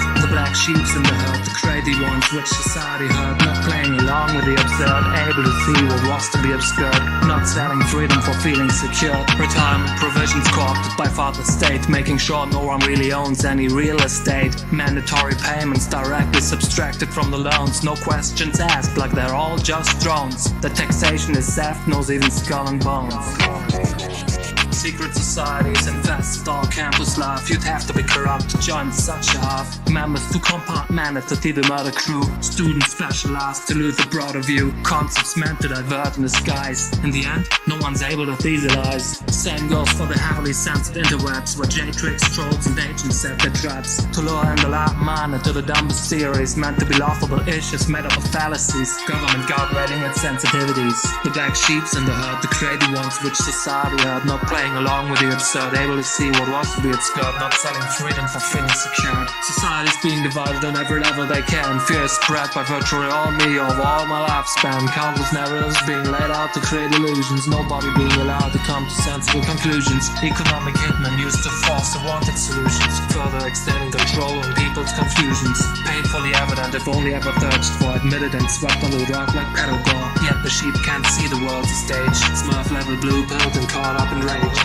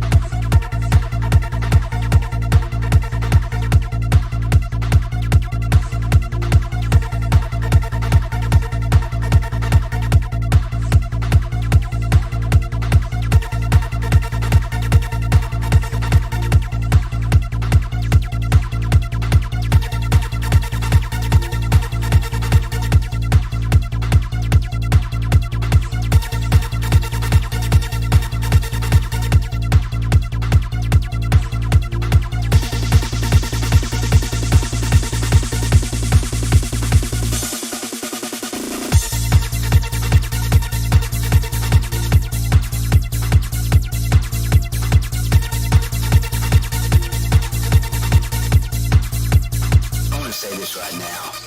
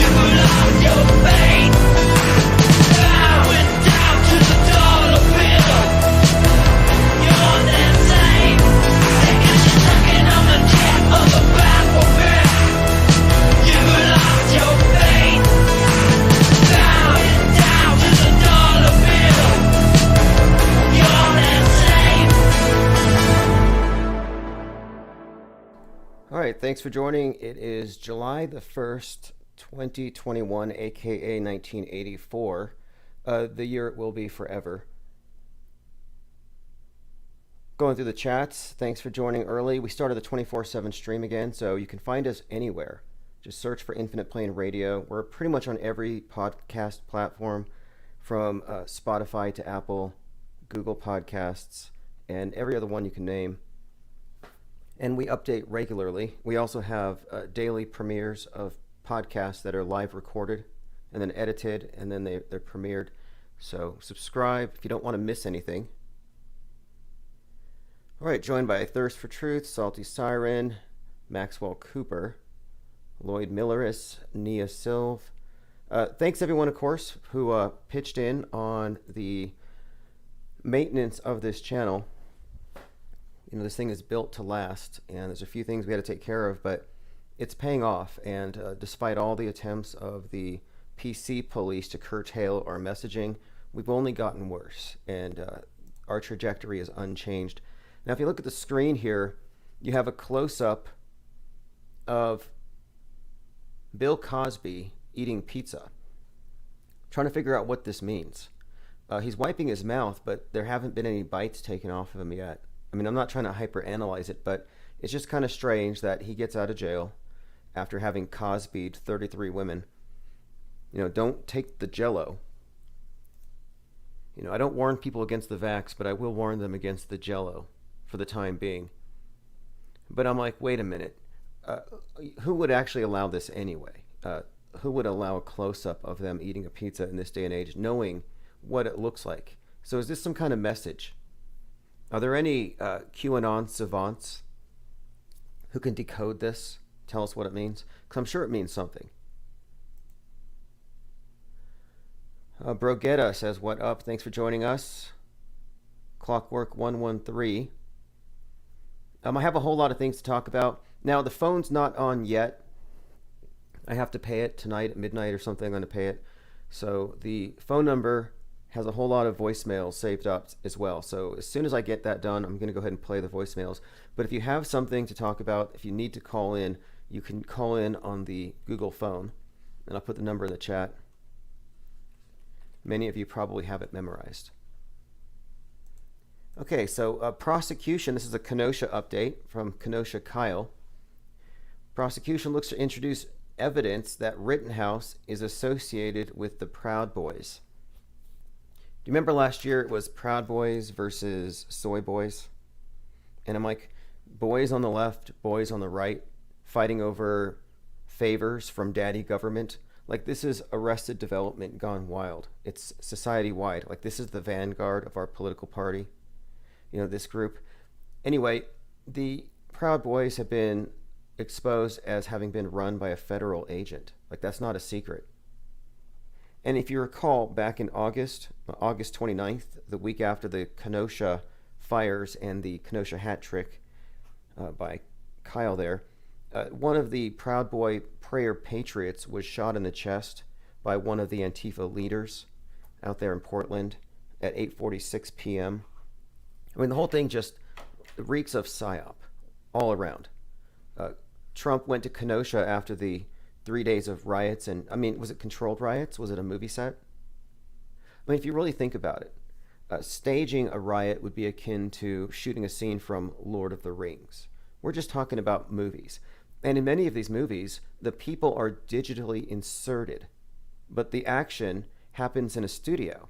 So you might see somebody pushing a burning dumpster. Well, do you know that that actually happened on the streets of Kenosha? So that's the level of fakery here. And we never have really come to any kind of conclusion about Gage Grosskreutz. Did he really get shot in the bicep by Kyle Rittenhouse? And I don't think so. I mean, I think it was a squib. I think it was a rubber sleeve with blood in it that they pop. You know, it's just like movie magic. And my thinking here is that if you could just go out there and, I'm not saying twist his arm, literally, but just ask a few questions like, hey, Gage, can we see your arm? Can we see any evidence that your bicep was shot off? Because if he doesn't have an injury consistent with what we saw in the video, then the whole thing is fake and an act. I find this Kenosha Kyle to be a very questionable character. First of all, she was front row at one of the Trump rallies right before the riots there in Kenosha, who, by the way, received $42 million from Donald Trump after this debacle. So Kyle Rittenhouse is front row seats at a Trump rally wearing a white hat. Well, the QAnoners believe that they're going to be saved by the white hats. So here you have a city under siege. It's being burned down night after night, and you have a white hat front row at the Trump rally with who happens to be 17 years old. So he goes out and he defends the city. He alone stands up to the mob. And of course, the shooting was really interesting as well. It just seemed very convenient that he shot some characters that are, well, one, I would say unsavory and hard to feel sympathy for. I mean, he didn't shoot BLM marchers. He shot some people. He did a public service, if you want to be honest about these characters that he took out. I mean, look, one of them was Rosenbaum. You know, I mean, the best that could be said about him was he died doing something he loved, chasing a minor. But he was the one who was supposedly shot in the head. I say supposedly, because if you look at the people who filmed it, they're all high up in media. All the people who did first aid, high up in media. I mean, this whole thing could have been staged. But the other guy he shot, the guy he shot in the chest, the guy at the skateboard, Anthony Gruber, Gruber was friends with Jacob Blake. Jacob Blake is the one who was shot 7 times by the police officer and was the reason for the riots in Kenosha in the first place. So what are the odds that he would have such a direct confrontation with a friend of the guy that triggered the riots in the first place? Who, by the way, Blake, was visited by Kamala Harris while he was in the hospital, which I think is really strange considering the reason why the police were at his house. Going through some comments here. X Divine Matrix says Cosby doesn't know everyone figured out their signals while he was incarcerated. He's new to the internet trying to signal to his friends. Oh, I see. He's like, I need some pizza, guys. Can you hook me up? Yeah. Why now? You know, why did they let him out now? And it's just kind of a coincidence for me because I was looking into Neil deGrasse Tyson, who I learned had attended an event at Ghislaine Maxwell's house. So you might say it means nothing, guilt by association. So they went to his house. A lot of people went to Ghislaine's house. Big deal. Right. Well, what if I told you that the person you hired to do babysitting or dog walking spent some time at Jeffrey Dahmer's house? Like, you have to question somebody's judgment. And guilt by association, yeah, I know it's kind of a fallacious way of looking at things. However, there are just so many dots being connected here, it's ridiculous. And it is true that there were some pretty hideous allegations against Neil deGrasse Tyson back in '84, where supposedly he Cosby'd somebody before that term had been well, actually, the term Cosby originated, I think, about 5 years ago. Thirst for Truth says the New Yorker did a huge article on Kyle the other day. Okay, yeah, I'll check it out. The whole story is fascinating in itself. You know, because I thought it was real. I was caught up in the live action, live streaming, and I just had a hard time believing that they could have faked injury so well. Like, it was so well choreographed. So the only way they could have done this, it would not have been possible, I would contend, to have choreographed such a scene live. I would say it would be a mix of live action and inserted footage. Simple as that. Kind of like the Zapruder film. Or any of these various events where they insert with CGI, like 9/11, for example. Like, some people still think 9/11 happened as advertised, which is insane to me. I mean, believe what you want. You know, you can choose to live with myths and computer models malforming your reality, and you'll fit in better. But anyway, so the story with Kyle, though, took a strange turn when Lin Wood came to his defense. And I'm trying to figure out, it's one of two things. Either he's in cahoots with Lin Wood, which involves the wildest, fringiest side of QAnon. Not to mention, Lin was also the attorney for the parents of JonBenet Ramsey, among others. So it brings in this very strange element where it's like, is this guy an opportunist, or is Kyle part of this psychological operation. Well, then I saw this article a few months ago where Kyle Rittenhouse's mother was angry at Lin Wood. She says that they abandoned him. Lin Wood accused of leaving Kyle Rittenhouse to rot in jail in order to raise money for his Fight Back campaign. So she's suggesting that her son Kyle was being martyred to raise funds, and moreover, they're trying to figure out where this $4 million went. Now, I follow Lin Wood on Telegram. He's got this nice collection of antique cars.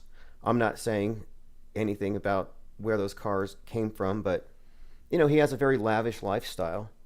But it's kind of funny, not funny, that, you know, if Kyle truly did go defend his city, he just got ripped off by this major league world-class grifter. Thirst for Truth said the live streamers had suspicious connections to the Daily Caller. Yeah, that was my point. That was the one thing that really got me thinking that this could be a total setup. Because in every instance where you had casualties, the people treating the victims were live streamers who were on the ground covering the riots. So it's like CJ, the riot covering guy, does the actual tourniquet on Rittenhouse.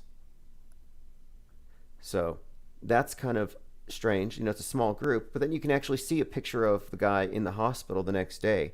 And even that's kind of strange. Like, look at all these pictures of people taking selfies in the hospital when they're, you know, getting their COVID treatments or whatever it is. But in reality, I don't think you're allowed to take pictures in hospitals. I know at the hospital where I live, if you take out a camera, they watch you. There are policies against that. So I find it very dubious whenever somebody takes a selfie. Like, do you remember last year was it in Seattle, Summer of Love? You had Summer and Love who were hit by a car. I don't know if you know that story. We looked at this one very closely because this is either an extremely well choreographed psychological operation, possibly pure CGI or something else. But here's the story. You can judge for yourself based on the story. So in Seattle last summer, last July 4th, you had Summer Taylor and Diaz Love. So Summer and Love. They were out in the street protesting. They were doing the Cupid Shuffle. And then a car drives through the crowd and they both get hit. You know, Summer and Love got hit by cars.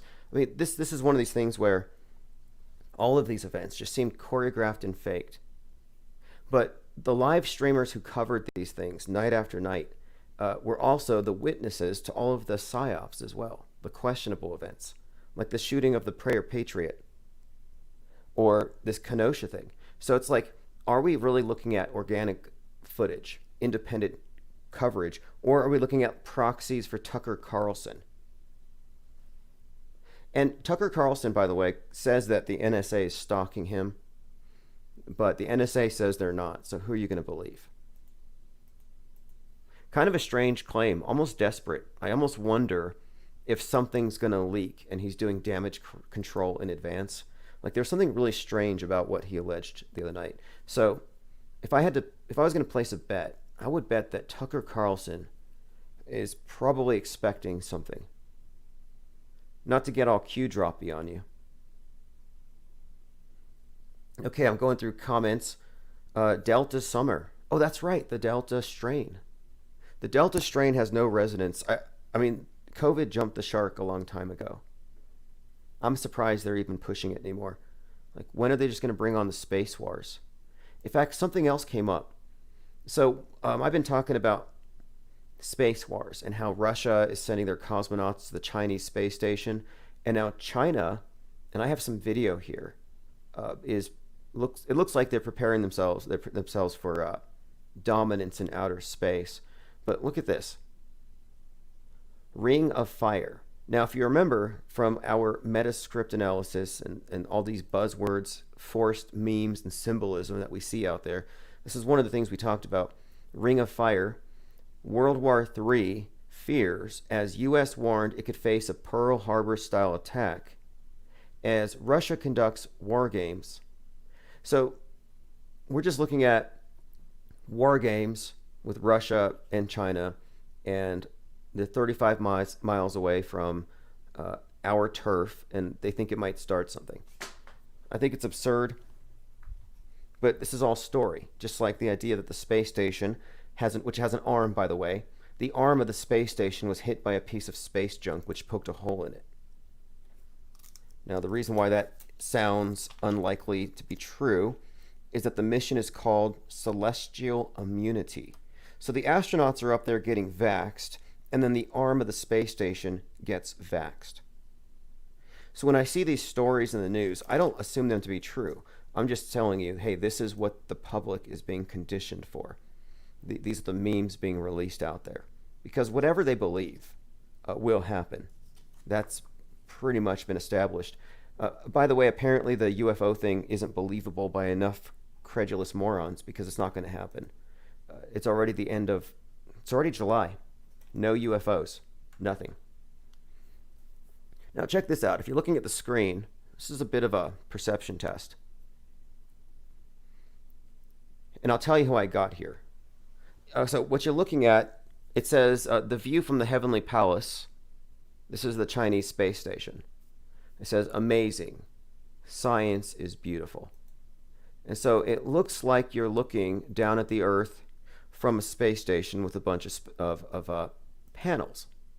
So I put this up there, and a whole lot of people on Twitter have retweeted it. And I'm getting retweets because I say those dumb flat earthers think this is fake. So they didn't even question it. They assume they're looking at the Chinese space station, like looking down at the Earth or whatever. So the truth is, this is actually, here's how I got here. I was looking at the Tower of Babel story, and I was thinking about this notion of too big to fail as this meme that's been propagated. And I find the Too Big to Fail Wikipedia page, and the main image that shows up is a headquarters of AIG, the insurance company that was rescued during the subprime mortgage crisis. And I noticed that the picture of the AIG tower, and again, it's too big to fail, looks a lot like the view from the space station looking down. And I'll just, for comparison, and I'll show you what I'm getting at with this. Because I've been saying for some time that the space station, International Space Station, represents the I would say the epitome of man's conceit. And that man ascending into heaven, one language, transhumanism, putting life in new worlds. Like, this is about as much hubris as we could possibly exhibit.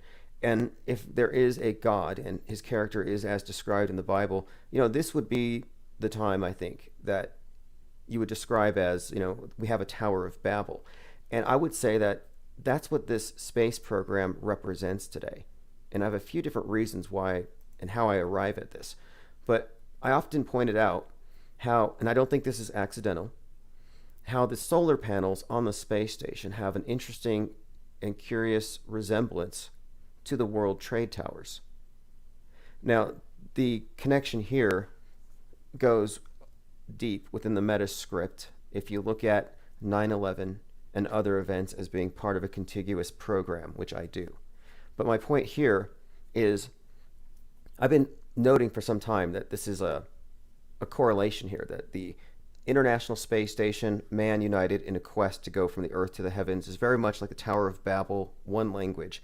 And I've been suggesting it's about to fall, and that even 9/11 kind of signaled that the Tower of Babylon is falling. And you could even look at the Cathedral of St. John the Divine in New York, where it has revelations, but in the 21st century, and it has scenes in the pillars reminiscent of 9/11, and these things were carved 10 years prior. My point being, if 9/11 represents, or rather, if New York represents Babylon in a modern take on Revelations, then the Tower of Babel would be the World Trade Towers. And it would extend, I would say, to the space station. And this is where the story goes next, if you ask me. So I think next what we're looking at is this idea of too big to fail is going to be brought back again. But this time, I think it's going to involve everything above. Outer space, the hubris of saturating low Earth orbit with cheap routers. This whole thing is just so insane. It's just too hard to believe, and I don't think it's sustainable. And I think the way the script is going, they're going to tear the Tower of Babylon down. The Tower of Babel crumbles sooner than later. And this is also why I think it's noteworthy that Russia and China are doing drills together, considering that China has their own space station now. They don't need ours. But anyway, I got here because I was just noting how similar the AIG towers are in appearance to the space station. And I thought that is kind of interesting, because I only found this by correlating too big to fail with this. And stylistically, this correlation, I first started noting this more than a couple years ago, but I found this piece analyzing the work of Stanley Kubrick, where you can see a scene in Space Odyssey 2001 where you have a spaceship approaching the twin wheels of their space station, and how similar that image is to the image of Flight 175 going into the South Tower. And this was part of a series, again, suggesting that we're looking at a number of contiguous psychological operations with the same authors, the same basic script. And so here you can even see, with Stanley Kubrick's Space Odyssey, you can see a correlation between space station and 9/11. It's all in the iconography. Symbolism is rampant. We're all very much aware of it. But when you go into these movies, there are narratives and storylines. Like, for example, the story in Doctor Strangelove revolves around a jet airplane on a rogue, low-level attack mission. And so you have this a flight, and it's a really daring flight, very close to the ground, very similar to Flight 77 at treetop height hitting the Pentagon. And there are more relations between Kubrick's films and 9/11, more than I care to go through right here, especially regarding Ground Zero. Space Odyssey and The Shining, both. I mean, that's kind of a longer conversation, but my point in bringing this up is that I think everything that we're seeing in the media, and when I say everything, I mean it's all just part of a long, protracted psychological operation. And I think even QAnon, that's one of the things to consider here too. It's easy to dismiss the QAnoners with a laugh or whatever. However, the same authors that brought you 9/11 brought you COVID-19. And they're bringing you whatever is next with this post-reset. So it's the same authors. And what's more, I would contend that the QAnon script is part of the story, as is Trump. And if you've looked into this view that many of the people on the world stage are in fact lifetime actors and characters, you can see pretty clearly that Donald Trump has existed in the American psyche. He has existed in culture. He pre-existed himself, as did Elon Musk and other characters we could name, who you can find evidence of their archetype, of their character, being imprinted into our minds before they even emerge. I mean, Trump is an interesting character himself, and he's stirring the pot right now. He went out and he tweeted, he doesn't tweet anymore, but he has his own platform, and he said, "Who shot Ashley Babbitt?" Which is kind of a funny question, because that whole thing's a psyop. It can't be answered. But I don't think he's trying to get at the truth. It's one of these, well, we'll see. We'll see. I mean, do people actually think that's real? That's what surprises me. The QAnoners are supposedly conspiracy theorists, but many of the narratives they accept are just suggestive of very gullible people. I mean, the Space Force thing. I mean, if you're still buying, part of the whole thing is, this is why you can't paint people with a broad brush. The Space Force is an integral part of the QAnon salvation story. Donnie of the Dead says the new theory is that Pence's SS detail shot Babbitt. You know, I saw one screen cap where it looked like the silhouette of Chuck Schumer. I just don't think that Babbitt was actually shot. I don't think she was shot, and I don't think they can produce evidence for it. I even think her name Babbitt is a reference to the book by Lewis Sinclair, the book about, or Sinclair Lewis, the book about these conservative Americans who are afraid at the change they see. They're clinging to their American dream, even though it's a fraud. I mean, it's one of those types of books. Let me pull that up. Because these names mean something.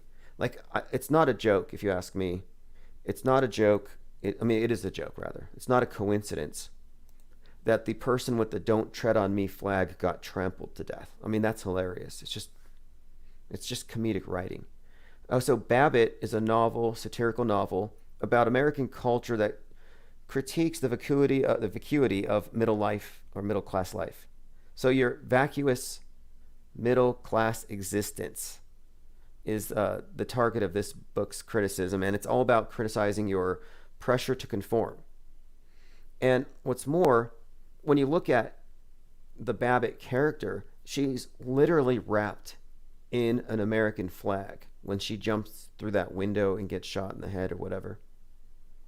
Totally a fake story. I don't think these characters are believable. Just like Jake Angeli, or whatever his real name is, Chansley.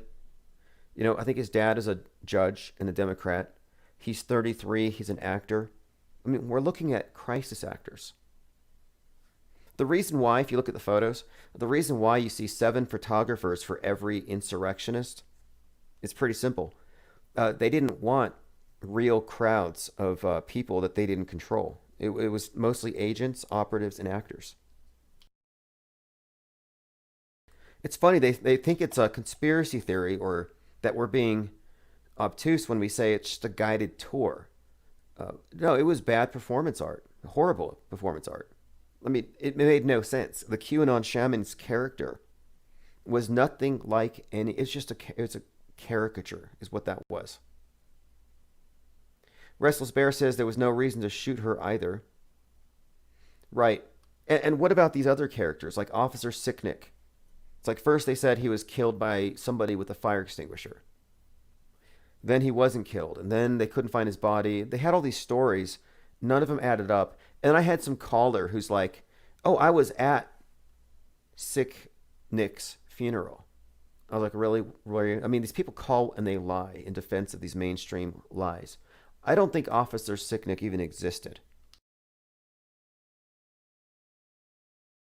I mean, look, one of the characters, this is probably my favorite one. So you have this officer who looks like the RoboCop. He's wearing body armor. And, I mean, he looks like he could sit in a trash compactor and just kick it while it crushes. But no, he's there, and there's like this flimsy wooden door. And he's got these angry patriots closing the door. And he's just sitting there squirming and crying like a baby. And the news is like, this officer almost got crushed to death. And it's like, since when does the MSM stick up for officers? Why aren't they praising the Trumpers for attacking police? So the guy goes out to the news media afterward with a smirk on his face that you can see through the mask. And he says, oh, I will happily get crushed to crush white power. Or something so corny. Like I said, it's all just theater. And it's really bad. And I stopped believing it. I mean, after 1/6, I thought they couldn't disappoint me anymore.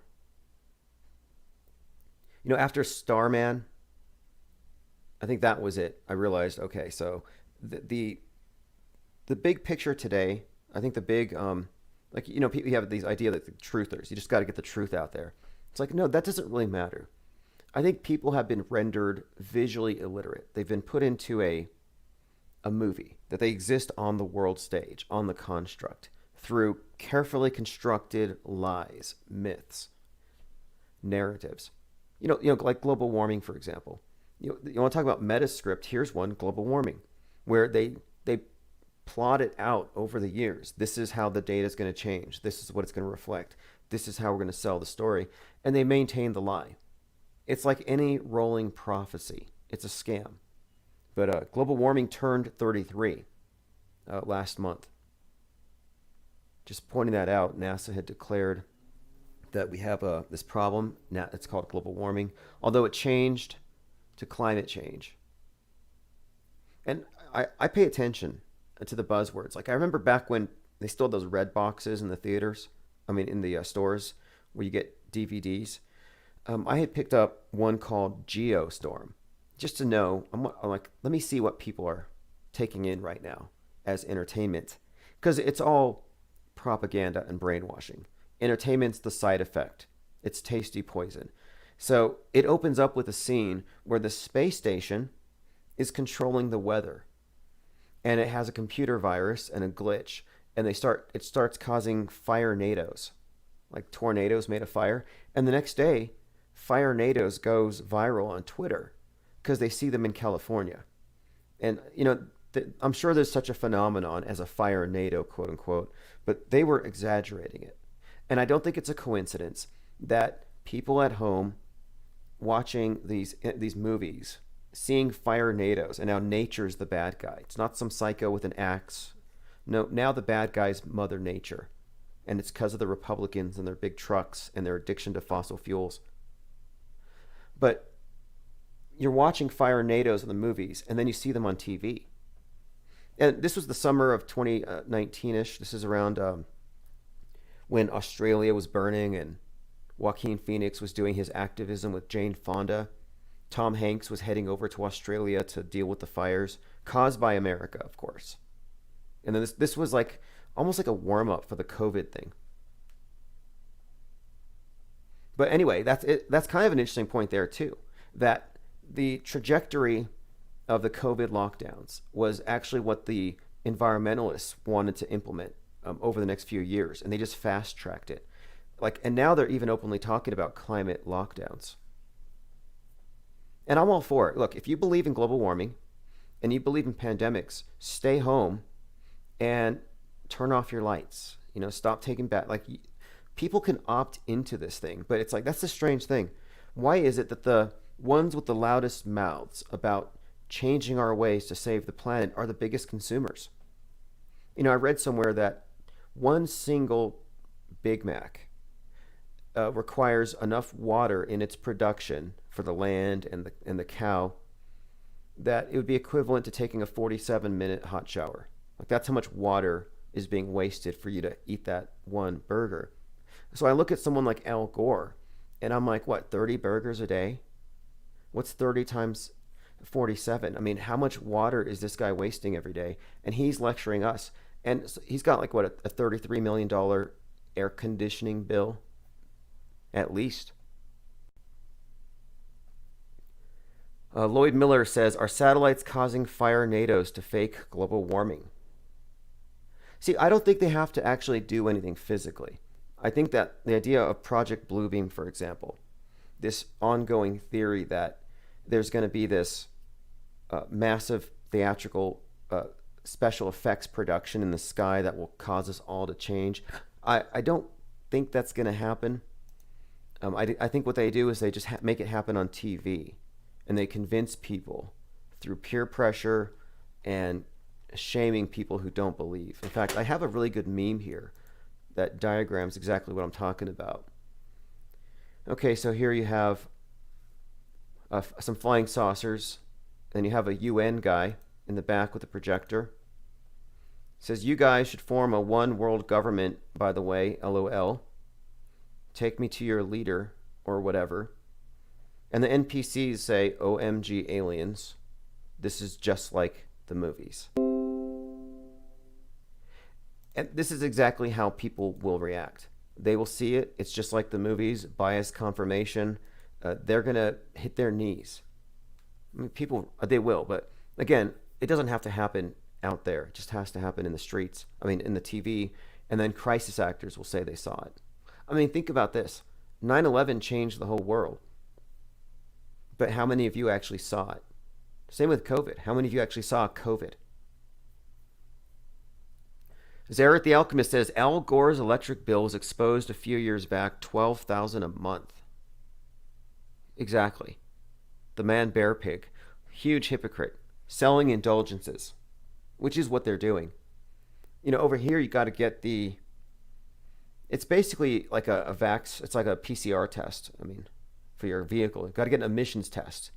They got to swab your tailpipe just to make sure that you're not worsening the hole in the ozone. It's all because of the California Clean Air Act. And I'm like, is that even real? The ozone hole? And we're still paying for it? It's a mafia. El Gorleone and the Environmental Protectionist Agency. And then I see these pictures, these videos of the Terminator hanging out with John Kerry. John Kerry, Skull and Bonesman. Skull and Bonesman, Satanist, depopulationist, misanthrope. How do you classify people who are part of this cult of Saturn worship? Anyway, he's hanging out with the Terminator, and they're talking about this thing called World War Zero. And this is right before COVID. And he's like, we need to cut our carbon emissions in half by 2030. What do you mean cut our carbon emissions in half? Like breathe half as much? And within a month, everybody's got their mouths covered. I don't think these are coincidences. And it's not a coincidence that you take somebody like Arnold Schwarzenegger as the Terminator and then recast him as this World War Zero. Because World War Zero is, I think, a very cynical way of describing what they're really about. Just look at the people who are behind it. Penguin Dung says, why are we even paying electric bills? What are there elves running on treadmills for our electricity or something? Right, I'm still waiting for one of these Neo-Tartarians to build some free energy architecture in their backyard. Just demonstrate it. Someone build up some kind of energy extraction thing with all the ornamental designs and show us how it works. I'm not disputing it necessarily, but there are a lot of people who've come to these very grandiose interpretations about what life was like a few hundred years ago, and I'm interested to see what people have come up with. But I'd like to see somebody do something Tesla-like instead of talking about how godlike he was. But the more I look into the real Tesla, the more it seems like, I don't know, maybe I'm reading the wrong information, but it seems like a lot of things attributed to him aren't actually things that he could be credited with. All right, let me see here. Zaret the Alchemist says 6 protons, 6 neutrons, 6 electrons. Carbon. Oh, I see what you're saying. Yes. Yes, well, this carbon footprint is also a replacement for the original sin. Something you have to confess away. And the modern confession is recycling. I mean, think about this. So you go throughout your week, you do a bunch of bad things, you go to church on Sunday or whatever, and then you tell the priest, you're like, okay, I did these things. These things were bad. I made these bad choices. Forgive me. You give him some money.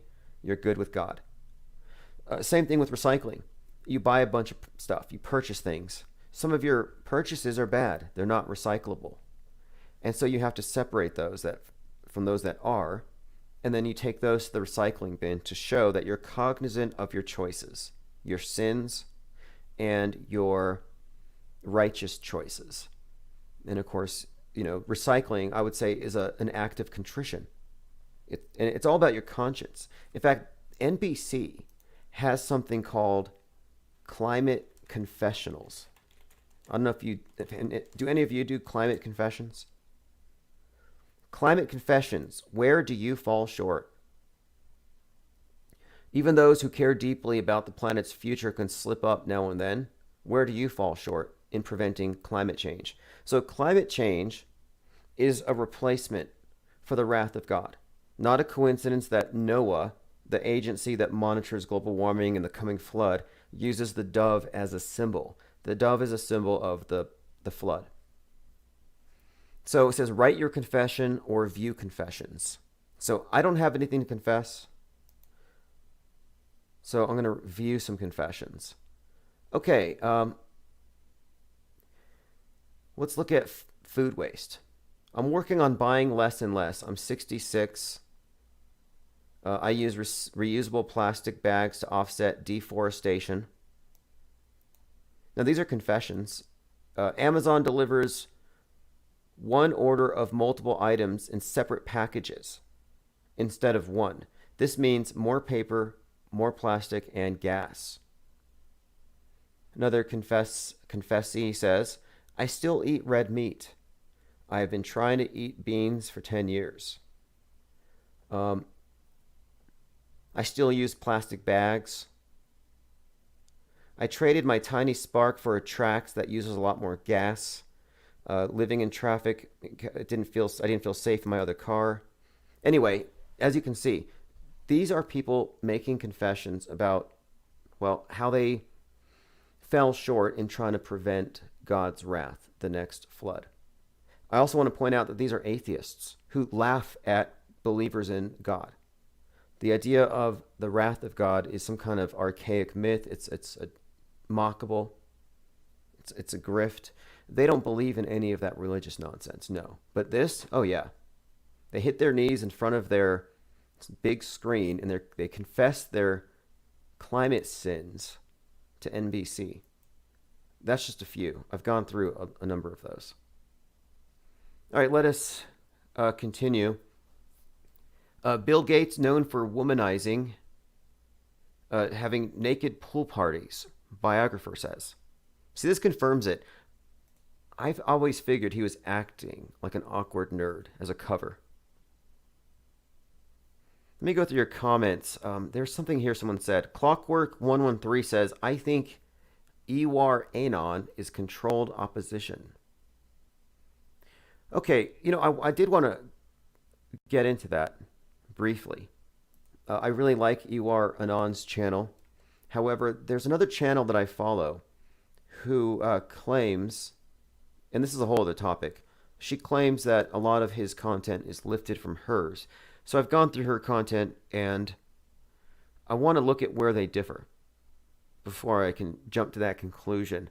What I like, though, without getting into that allegation, and I'll find that channel for you, but what I do like about Ewar Anon is that he picks up where Sturgio Studios 10 left off, and he also explains what Sturgio's is communicating, which I think is a big deal because Sturgio's doesn't talk, and so it's nice to have someone who can actually explain it in a way that that we can all understand.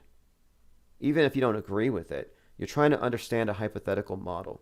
That's what confuses me about some of these professional anti-flat earthers or whatever. It's like, look, I know you don't get it or you don't agree with it, but can you at least not attack a straw man?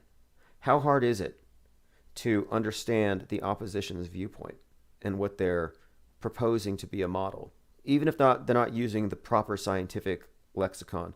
I was watching a debate with Fight the Flat Earth and Santos Bonacci, the astrotheologist, and it was a wreck. It didn't go anywhere, but it didn't have to go that way. But it was because they refused to take into account what he was positing as his model, his cosmography. Maybe he should have used the word cosmography instead of model, but they wouldn't even hear it. And I think it's like, well, it's probably because they aren't taking the time to see it from his perspective, even if they think it's ridiculous. Like, there's this TV show out based on the books of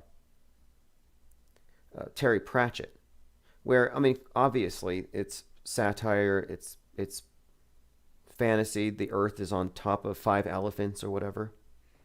It's like, you can take these hypothetical situations and you don't have to immediately attack it in order to see where people are actually arriving at these things. And I don't feel like they really got where he was trying to go.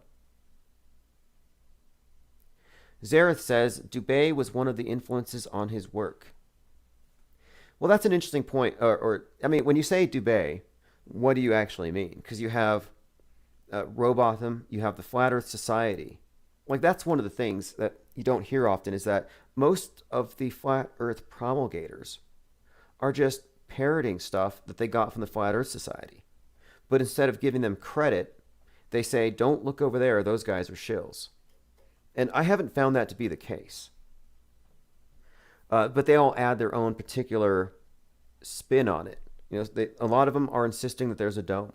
And, whether or not you think these individuals are shills, they all agree that we're under a dome. And this is where Ewar Anon differs from all of them. Ewar Anon is his name.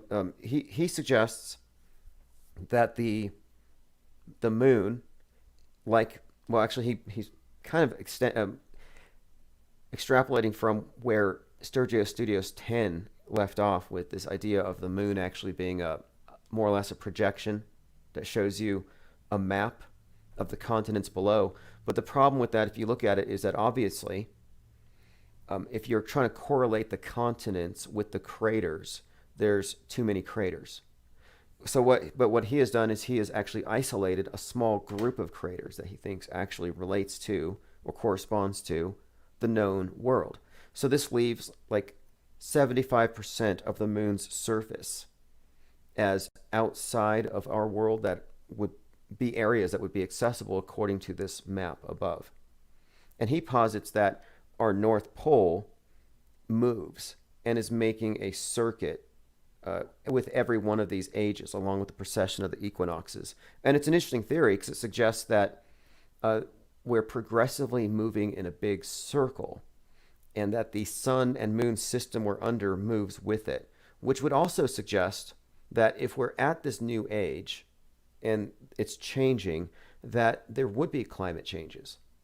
It wouldn't be caused by consumption of fossil fuels. It'd be caused by some colossal shift in everything that would affect our geography and possibly put half this place underwater and open up the other half. I don't know.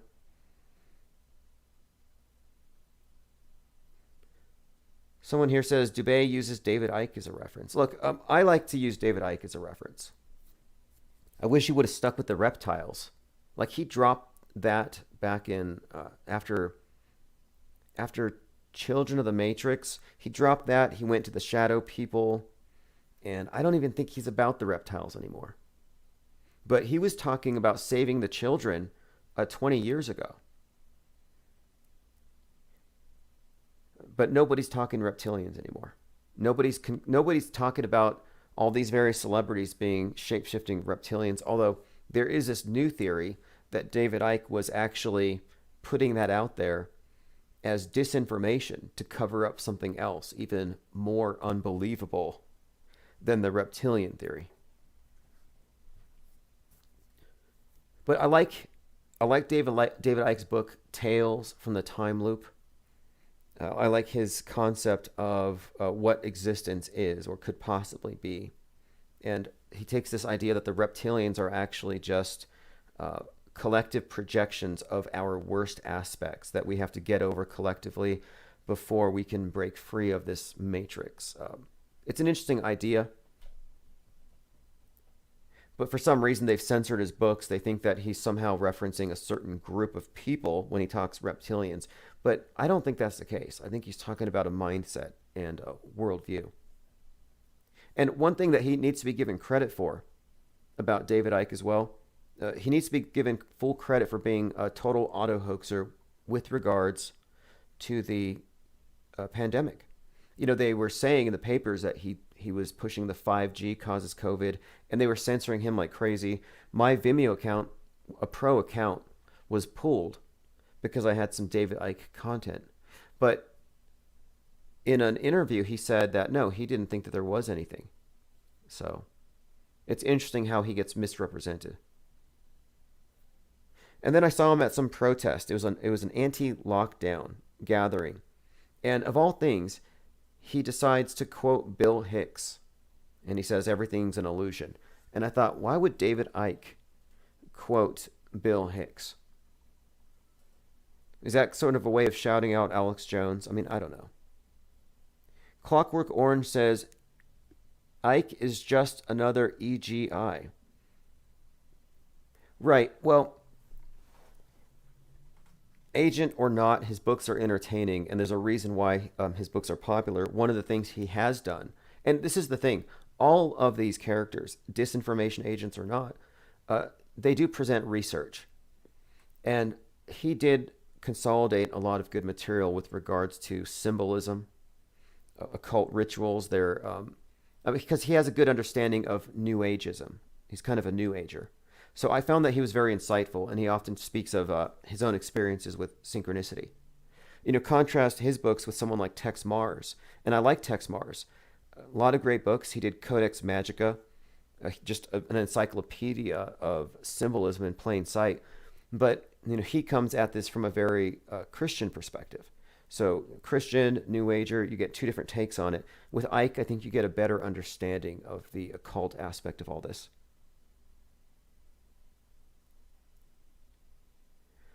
Frog King says, Tim, there was a commercial being ran within a year or so ago of an alien ship landing, and everybody watching what comes out, and it's the devil. That might have been that Arthur C. Clarke. Was it Childhood's End? 6119 says, my girlfriend's a reptilian. Well, Ike's story, if you read Children of the Matrix, is that the elite are mostly reptilian. They have there's a mix here. And that if you have any reptilian DNA in you, it's latent, but you can awaken it if you go to your local Masonic lodge and you do the rituals, that you can awaken this other side of you. You can basically become a conduit. You're possessible. So if you're possessible, you can be made useful to the system. That's David Icke's take on it. And that all of the elite are controlled by interdimensional aliens. And it doesn't matter if you want to call them reptilians. You just say interdimensionals. But that they're all being controlled from beyond. And it's an interesting theory, but I kind of think that it could also be a cover for so many other things, like deep fakery, hyper-realistic masks, or this EGI theory, for those of you who think that might be it, although that could easily be distraction from the reptilian thing. And if you're wondering what that is, it's pretty simple, but also very complex. It's this notion that everything is so topsy-turvy, but that it's not even about topsy-turvy. It's this idea that the occult secret societies that rule the world are androgynous, is how you'd explain it. And that there's a lot of elite inversion is this term that I've seen. But again, you get these wild theories and they stick around for a few years and they pass. It used to be Satanists, then it was reptilians, and so it may be something else later. Zareth says, look at the back of your hand. It's exfoliating scales. So there's that. Penguin Dung says, I've dated a reptilian once. Well, if you go deep into the Q tunnel, the Q rabbit trail, you get into reptoids, avians, and Nordics. And Greys, I believe. All right, let us continue. Last thing I brought up was Bill Gates womanizing with naked pool parties. Here's one of the reasons why I stopped even caring about the pandemic thing and this new variant. This is just a clear example of predictive programming and meta-scripting in plain sight. So you know something's not real if you find the playbook. So this is the cover of The Economist from December of 2017. It says, and just look at the terminology here carefully, sharp power, the new shape of Chinese influence. So when you get this image in your head, what's the first thing it conjures for you? You have the earth covered in spikes. It looks like a COVID. And then you have the word new, novel. And then you have influence, think influenza or flu. And then, of course, Chinese influence. So the new Chinese flu, the novel Chinese flu, and of course, sharp power. And this is all about, of course, Chinese taking a dominant role in the coming years. This to me is clear predictive programming, 3 years ahead of the actual event. Donnie the Dead says, look at all those protein spikes. Right. Zareth the Alchemist says, I saw a shapeshifter myself. Well, I believe that's the thing that that's how he got his information, is mostly people telling him what they witnessed. And he said that the shapeshifters shift when they are excited or aroused, basically. Like they see blood or something.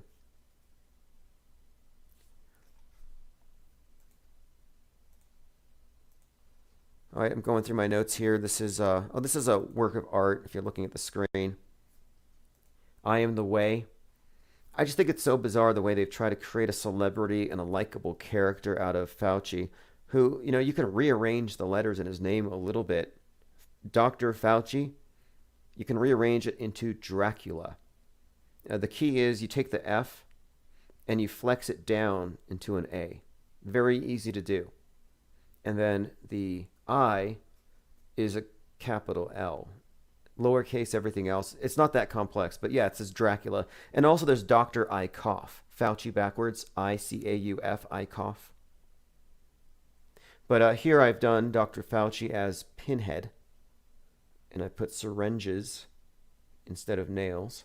But it means the exact same thing. They're selling you salvation. It's a sacrament. I have an image here of the space station last week missing one of the panels that might have some significance. Also noteworthy that some of the Russians are going to the Chinese space station. And their space station's already up. And, you know, just my first impression, when I saw the footage of the Earth from the Chinese space station, I thought, wow, cheap Chinese knockoff, as I expected. Not believable at all. You know, I was expecting them to improve their graphics.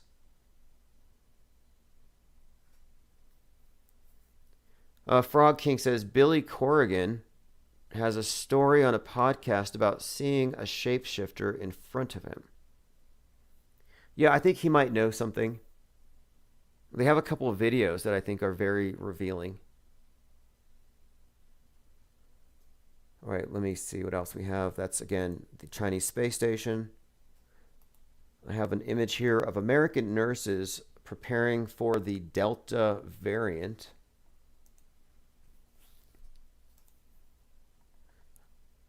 Of course, that, as you know, just means twerking. Now, did you see this? So Bill Cosby, of course, released from prison. Don't take the Jell-O. But he had 33 people accuse him. I was shocked by the verdict, says Gloria Allred, lawyer for 33 of Bill Cosby's accusers. That's the kind of thing that makes me think that we're looking at a hoax, that we're looking at something other than what they're saying.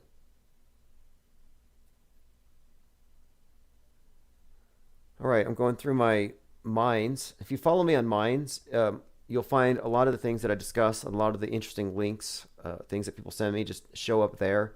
Highly recommend it. Just go to infiniteplainsociety.com, and that takes you to a link tree that has everything that we talk about here. So you won't miss anything, and it also has all the relevant links and all these various videos that we've been finding, like this video of NASA astronauts on Earth Day dropping their globe. And they all reach to grab it. They just reflexively try to grab it before it hits the ground. You're pretty amazed and you start taking pictures and all of that of it, but then you forget that there are people in danger that whole hurricane. You're pretty amazed and you start taking the pictures reason why that's and a all problem of that of it, but then you forget is that they're in outer space and it shouldn't be falling. But it fell right in front of everybody. They played it off poorly.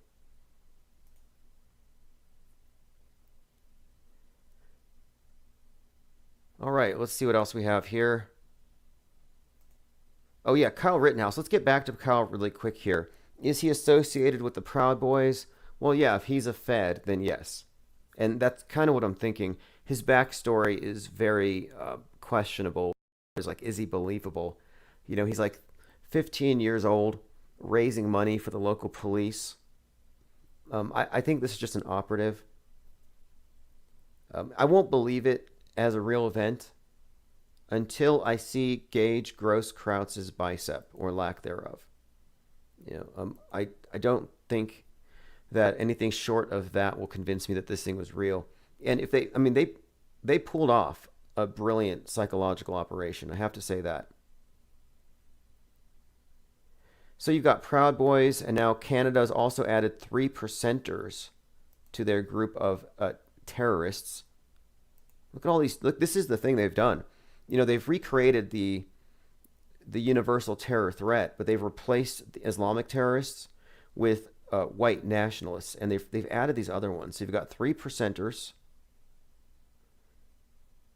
and 3%ers were part of the group that wanted to kidnap the governor of Michigan, which is insane. Like, who would want to babysit that? So you've got 3%ers. Proud Boys is another terrorist entity that had a pivotal role in the attack on the Capitol. And I think the other one might be Oath Keepers. I'm trying to figure out what the third group is. But anyway, these are all considered to be terrorist organizations. Targeting the U.S. federal government building and the Muslim community. For example, in November of 2015, a 3%... And targeting the Muslim community. You see how they flipped this? How they flipped the script? How the threat has completely been reversed?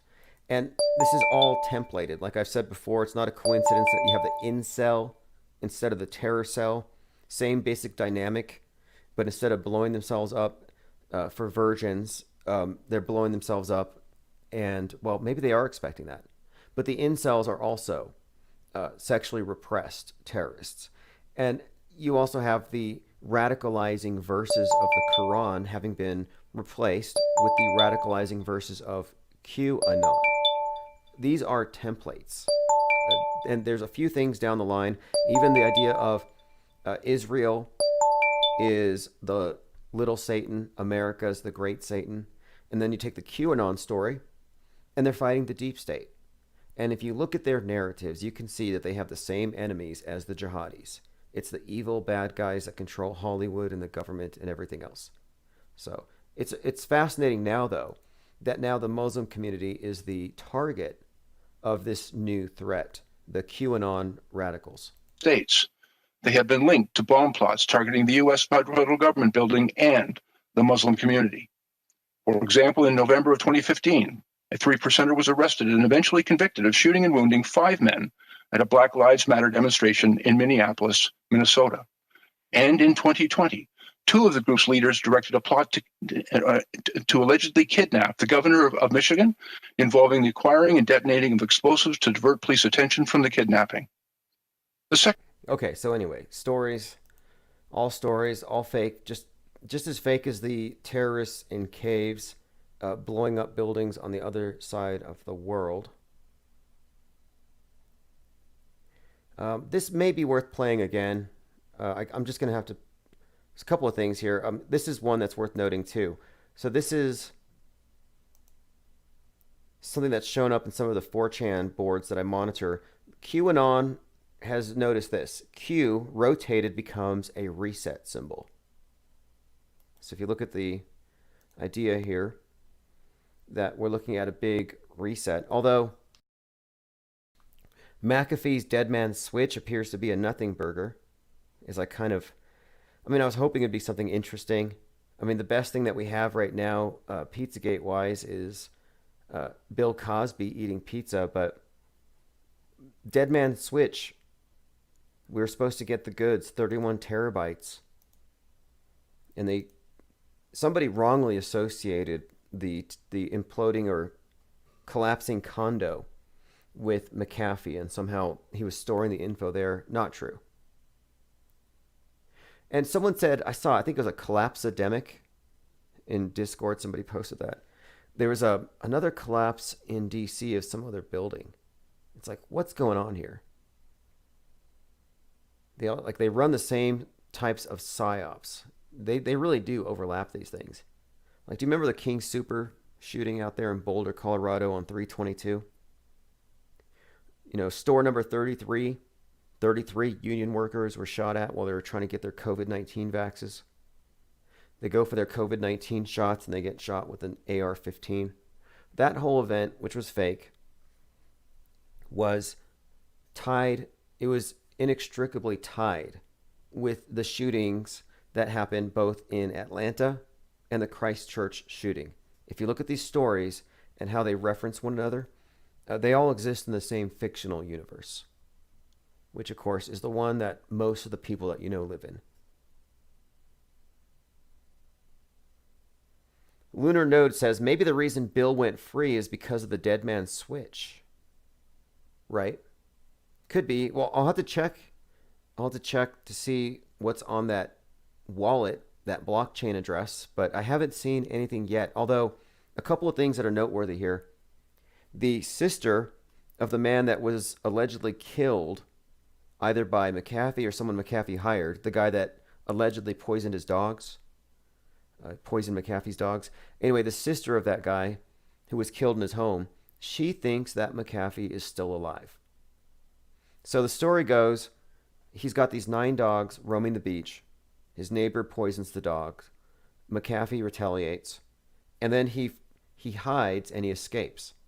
And at another point in time, McAfee had escaped a deportation by faking a heart attack. So, he's also known for employing body doubles, something like 8. And at one point, he claimed that one of his body doubles was going to a cryptocurrency conference and was killed.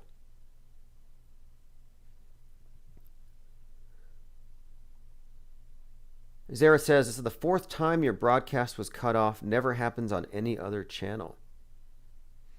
Wow.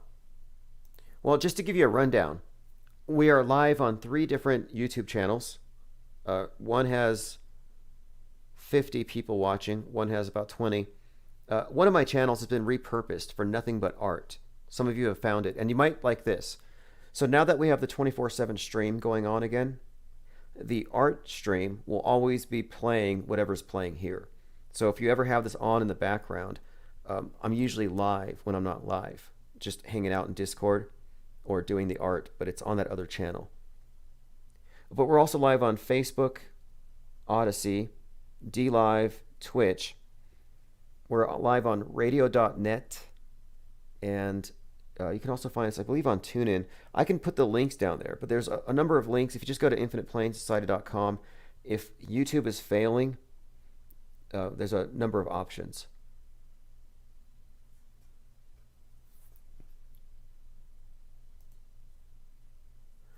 Let's see. Let us continue. Donnie of the Dead says the hashtag Pizzagate is blocked by Twitter. Yeah, that is such a strange thing. The story is, go inside Bill Cosby's estate, his first day free from prison.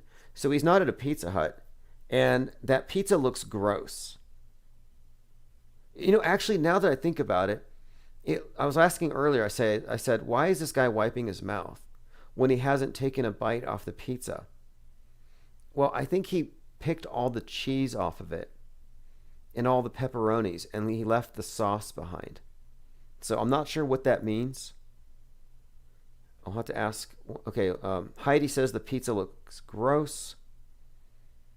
A-Dog says don't drink anything he serves. John MC says he should invite Cardi B over. They can trade drink recipes.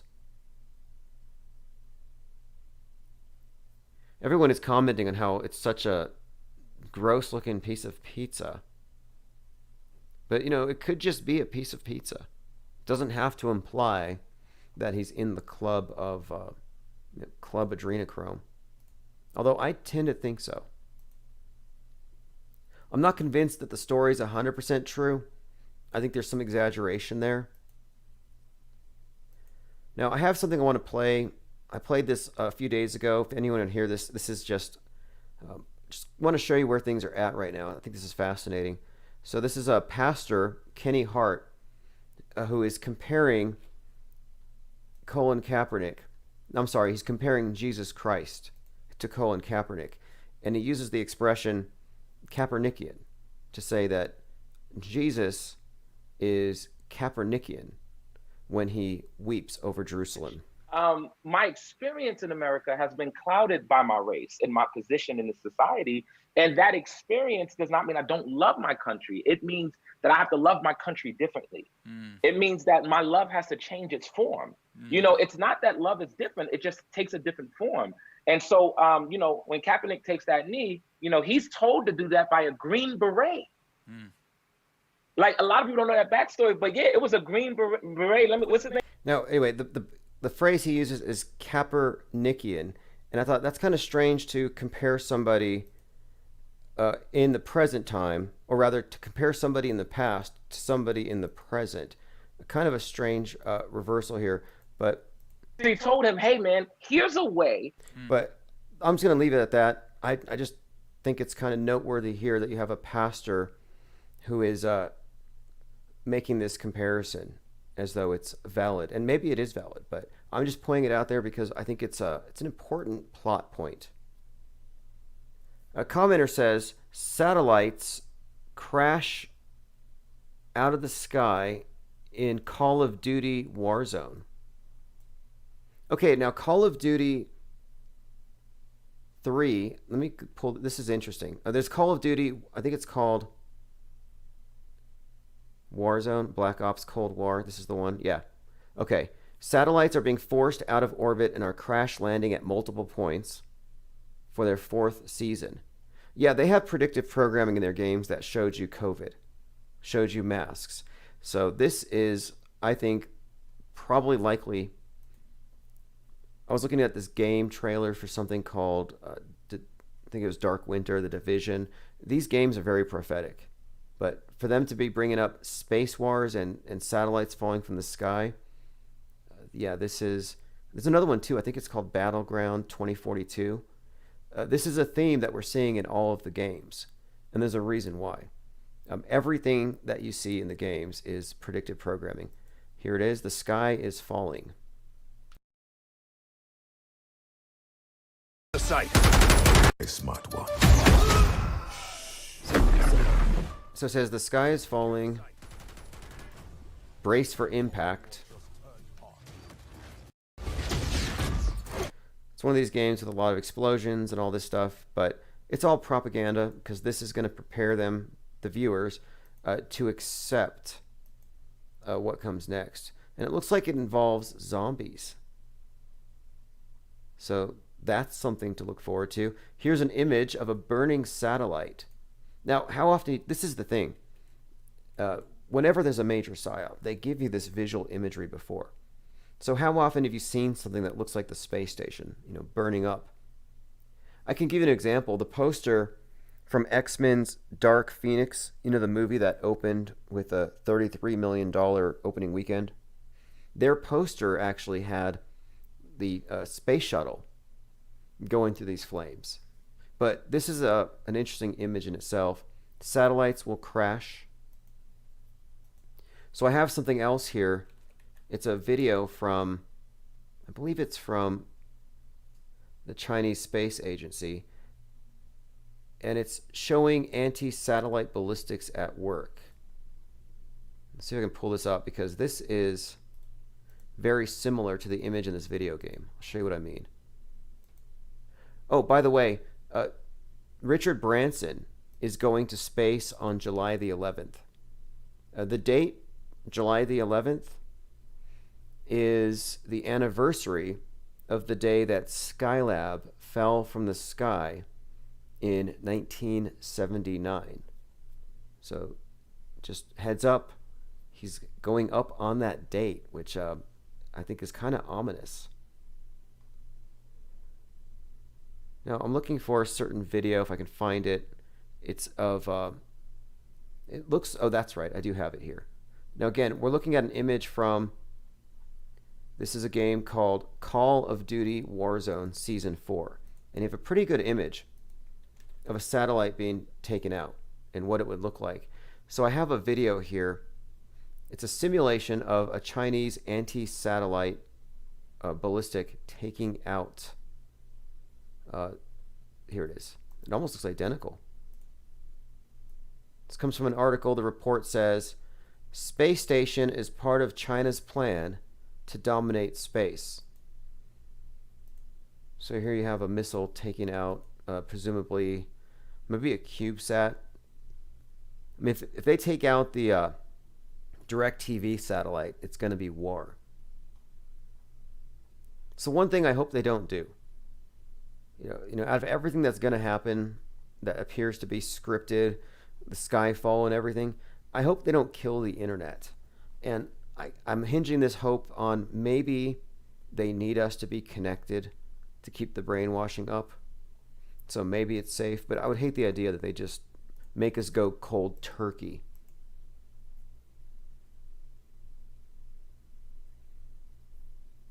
All right, I'm going through your comments.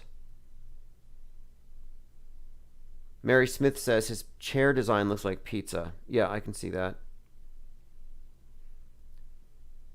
Lloyd Miller says Kaepernick is Jesus-like, not the other way around. Well, that's what I found so strange. And he used the phrase Kaepernicky. Very Kaepernicky of Jesus. Wow, that was like, you read the Bible, like, wow.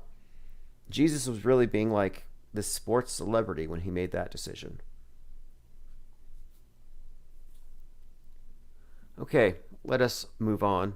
Just predictive programming like crazy. Black Ops Cold War Warzone Season 4.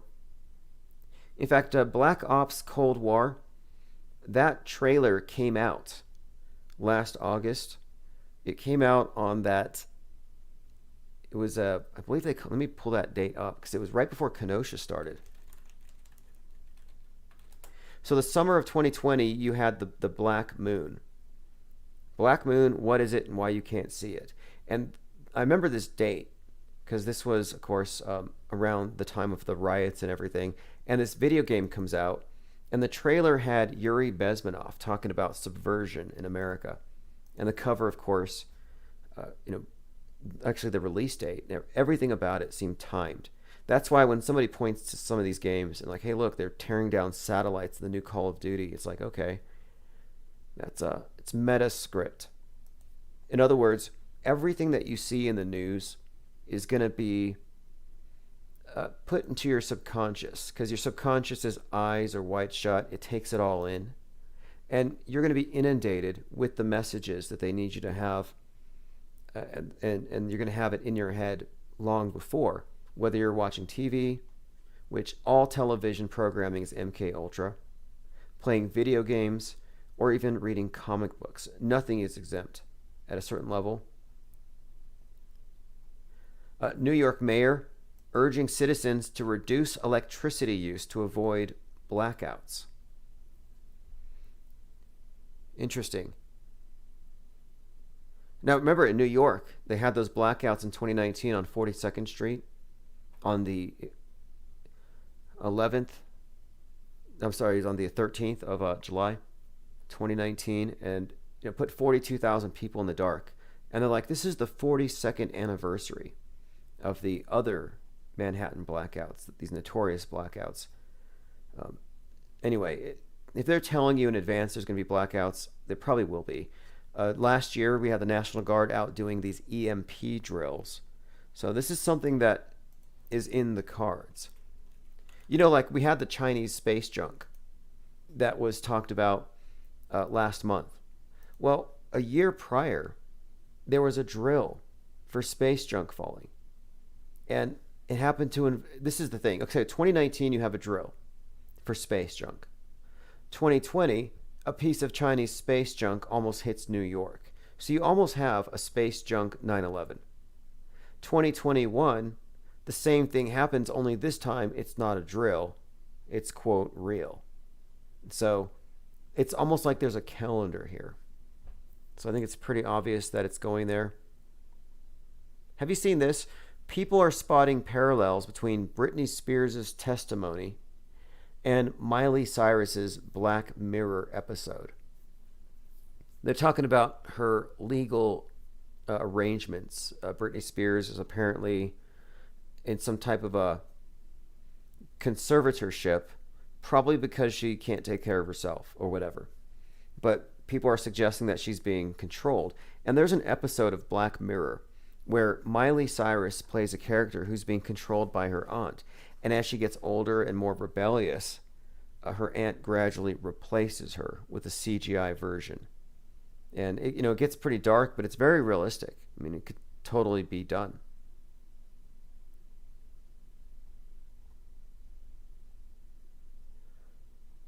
All right, let's see what else is going on. Going through my Twitter feed. I mean, there's so many things happening right now at this time. Donald Trump, of course, stirring the pot, suggesting, of course, that there's some kind of conspiracy to cover up who shot Ashley Babbitt. He's going to be speaking in a couple of days.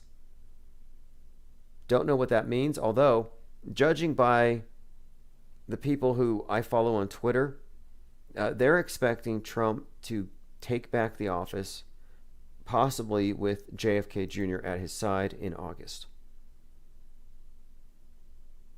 Speaking of Black Mirror, there's an episode in there, the very first episode, which I couldn't watch it. It's just disgusting. But it had to do with a politician doing something horrible on film and everybody watching. And that's actually what the QAnoners are waiting for.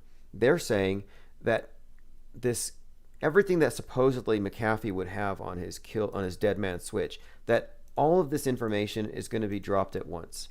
All the voter fraud stuff, all the Pizzagate stuff, but that it's going to be broadcast on every social media platform, and that there's going to be no way to not see it. And so that's what they're hoping for. And of course, I don't necessarily buy into the whole narrative. I find it very hard to believe this idea of saving the children from the deep state. I think it's all kind of satanic panic all over again. I need more evidence.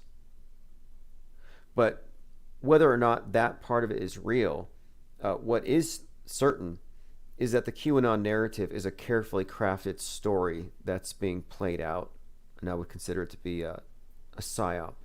If you're looking at the screen, you can see another indicator that Joe Biden is being portrayed by an actor. That's a rubber hood. That's a hyper-realistic silicone mask. And you can see the crease in it. Again, there's the line. Very consistent with what you see with masks. That's not how skin folds. That's not real. Does anybody here think that Joe Biden is Joe Biden? I'm still leaning towards Joe as Beau.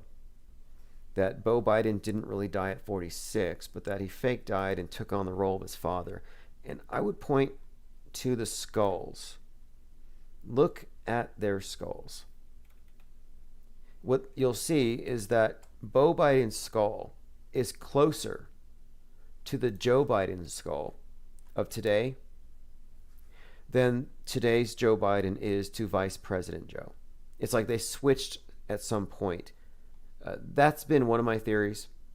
I could be wrong. I'm not totally married to the theory there, but Joe Biden is a puppet, whether or not he's being played by somebody else or he's being shuffled around. The McCloskeys agree to forfeit their guns. Another perfect example of what we'd say when we bring up world stage characters. The McCloskeys are the ones who came out in front of their mansion pointing weapons at the BLM protesters who were passing in front of their house. Now, you could justify it. They did knock down a fence or something, but they came out in front of their home, practically in their front lawn, and pointed weapons. But one of the things that was pointed out is that the Turner Diaries, which is like the Bible of the white nationalists, it's a book about whites getting together and nuking everybody else. But basically, the cover art of this book, which was published 42 years before the McCloskeys emerged, the cover art looks exactly like the McCloskeys did on that day. And if you remember, they were dressed on that day for this big PR event. She was wearing this black and white striped shirt. He had a polo shirt. And then she had her golden gun, holding it sideways, very gangster. But that is the exact wardrobe of the same couple on the cover of the Turner Diaries. The Turner Diaries is the book that inspired Timothy McVeigh. Again, I'm suggesting that these are made for TV characters based on archetypes. Portal Complex said Rumsfeld didn't kill himself. Did he get vaxxed? That would be my question. Donnie the Dead said, I think Joe is Jim Carrey, as Carrey swore to never portray him on SNL again. See, that's likely as well. The Jim Carrey thing. There was one video back when they were still campaigning where Joe Biden ran up the stairs of the jet. Now, he didn't fall up like he ran. And I thought, man, that is somebody 20 or 30 years younger. But body doubles are used all the time. In fact, even Laura Loomer, of all people, actually confronted Kamala Harris and was like, wait, you're not Kamala Harris. She actually called out a body double. Nothing controversial about suggesting that these characters all have body doubles, but the idea that we're dealing with human puppets, that's kind of what we're veering into here. Which, yeah, it's absolutely true. Here's a video. For the first time, the Chinese have entered their own space station orbit.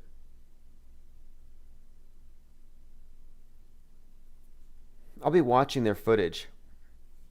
I'm kind of curious. I mean, I would have hoped that they would have improved. I think this does look like an improvement. I don't see the wires hanging out everywhere. It doesn't look like a nightmare in that sense. But it didn't take them that long.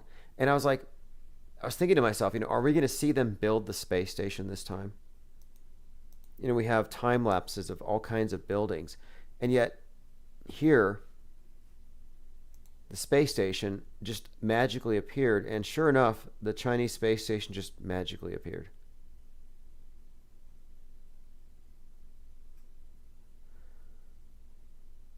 All right, so by tomorrow, we're going to have the phones back on. Won't take I think maybe by tonight I'll get them back on, but we'll be taking calls tomorrow, and I'm going to have to go through a lot of voicemails. I got 2 weeks worth of voicemails to address. So those of you who've been leaving voicemails, I appreciate it. Also, thanks to all of you who have kept this channel up. I had to take a little bit of time off to deal with some things to make sure that we can keep this schedule and maintain it. Somebody posted a picture of Joe Biden's wife with her dress on backward. And then this was a day after Donald Trump came out with his pants on backward. Is this another Illuminati hazing thing like the Black Eye Club? Jordan says McCloskey is shorter than his wife. Right? I saw that. Are you suggesting... What are you suggesting? I say, look, I'm looking at all these characters. I'm suggesting that they're basically given a script on how to act because it makes gun owners look crazy. And they're demonizing self-defense. And there's a rationale here that's worth pointing out. So they're demonizing self-defense for the same reason that they demonize people who are against vaccines. It has to do with your role or the role you assign the government in your life. Is the government there to protect you? Or do you have to defend yourself? So the fact that the gunophobes, the anti-Second Amendment people are pro-vax is not a coincidence. Or that the anti-vaxxers are pro-Second Amendment. You're not going to find anti-vaxxers who want to get rid of guns. There's a dynamic here. And it has to do with protection. Same thing applies with the border. Why the same side that is pro-vax is for open borders. And vice versa. Because, the border, the boundary, whether it's your front door or your skin, we're talking about boundaries. And so who defends you if someone kicks in your front door? Do you? Or does the government? Because you're not allowed to have guns. Who defends you if you got a virus trying to get in your door? The government-injected vaccine or your immune system? So it's a perfect polarity they created here.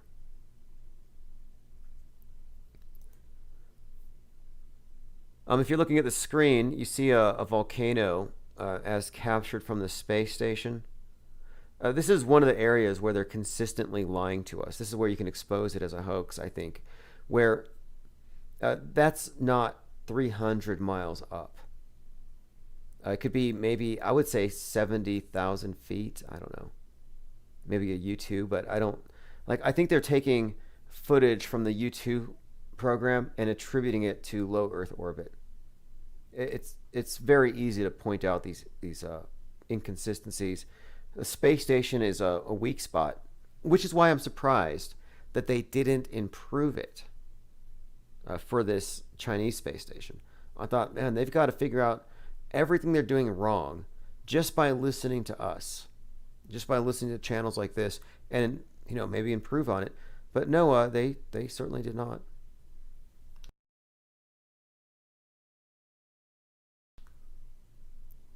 I wanted to bring this up too because, as you know, I brought this up earlier, Branson is going up to space in 10 days.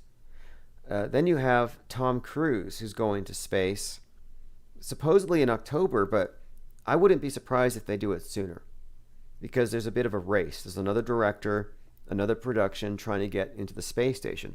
So I was looking into this thing, and it's like this idea that you have this movie star going to the space station to film the first movie in space. And the first reason I paid attention to this is that he worked with Kubrick, the guy who faked the moon landing. Or helped. So his connection to Kubrick, Eyes Wide Shut, it suggests quite a lot for this upcoming stunt movie or whatever. But the thing is, for the last few movies he's done, Tom Cruise has actually performed stunts, hanging off cliffs, dangling off buildings, hanging from planes.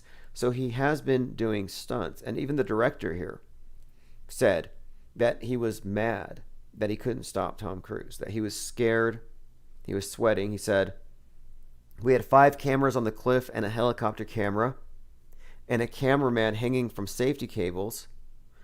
We had to do it again and again. I was so scared I was sweating and I couldn't watch the monitor when we shot the scene." So it's already been, put out there that he does these death-defying stunts for his movies.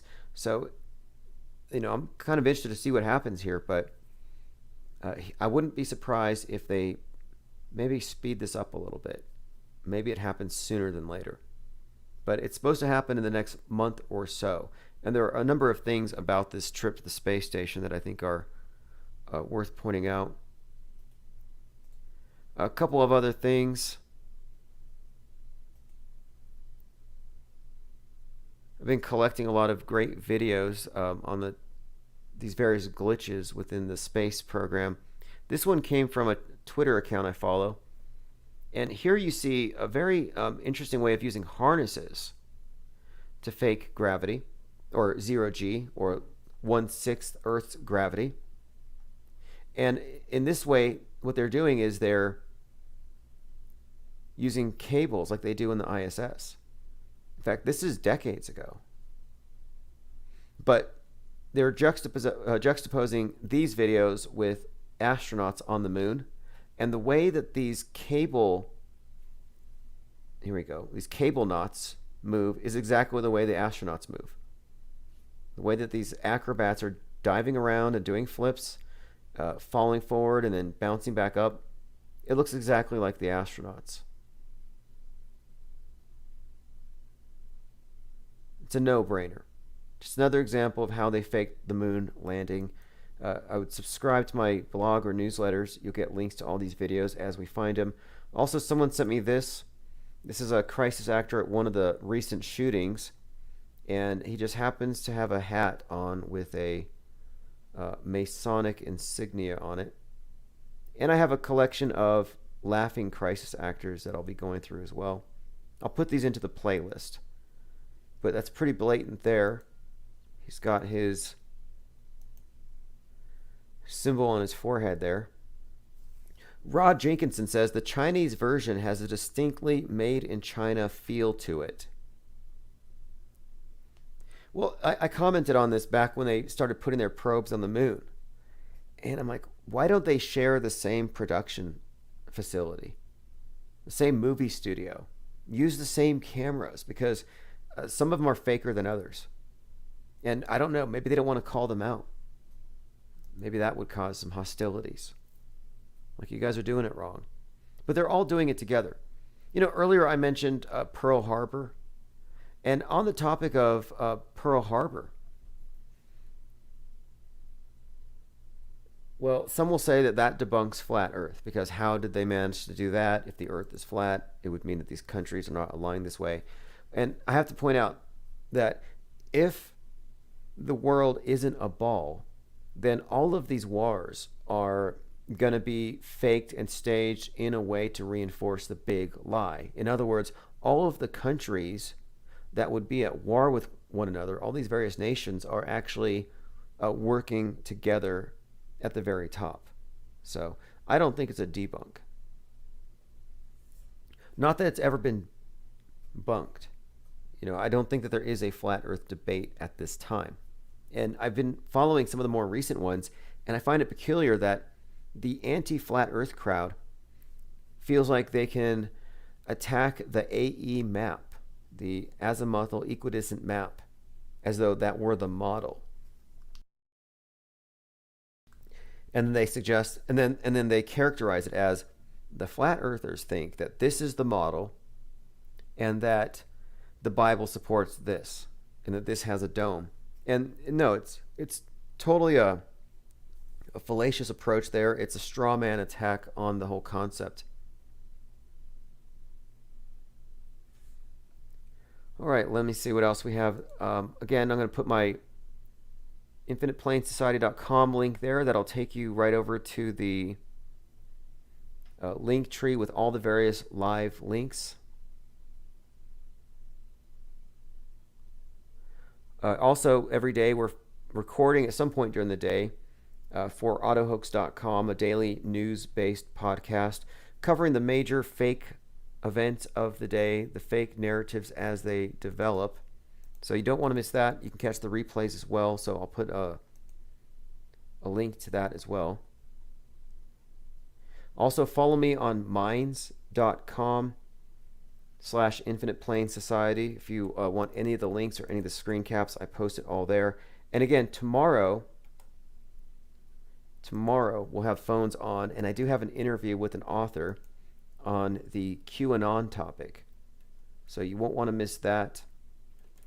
I'll be, again, turning the phones on tomorrow. I was trying to get them on tonight, but I wasn't able to make that happen. Maybe about an hour from now. And most nights we're going to be live, just for future reference, from about 9 to 11. We'll be in that window. 9 to 11 Mountain Time. Of course, if you miss it, you can always catch us on the replay. All right, so this is the newest song from JT33, The Reckoning. Thanks for joining. See you all later.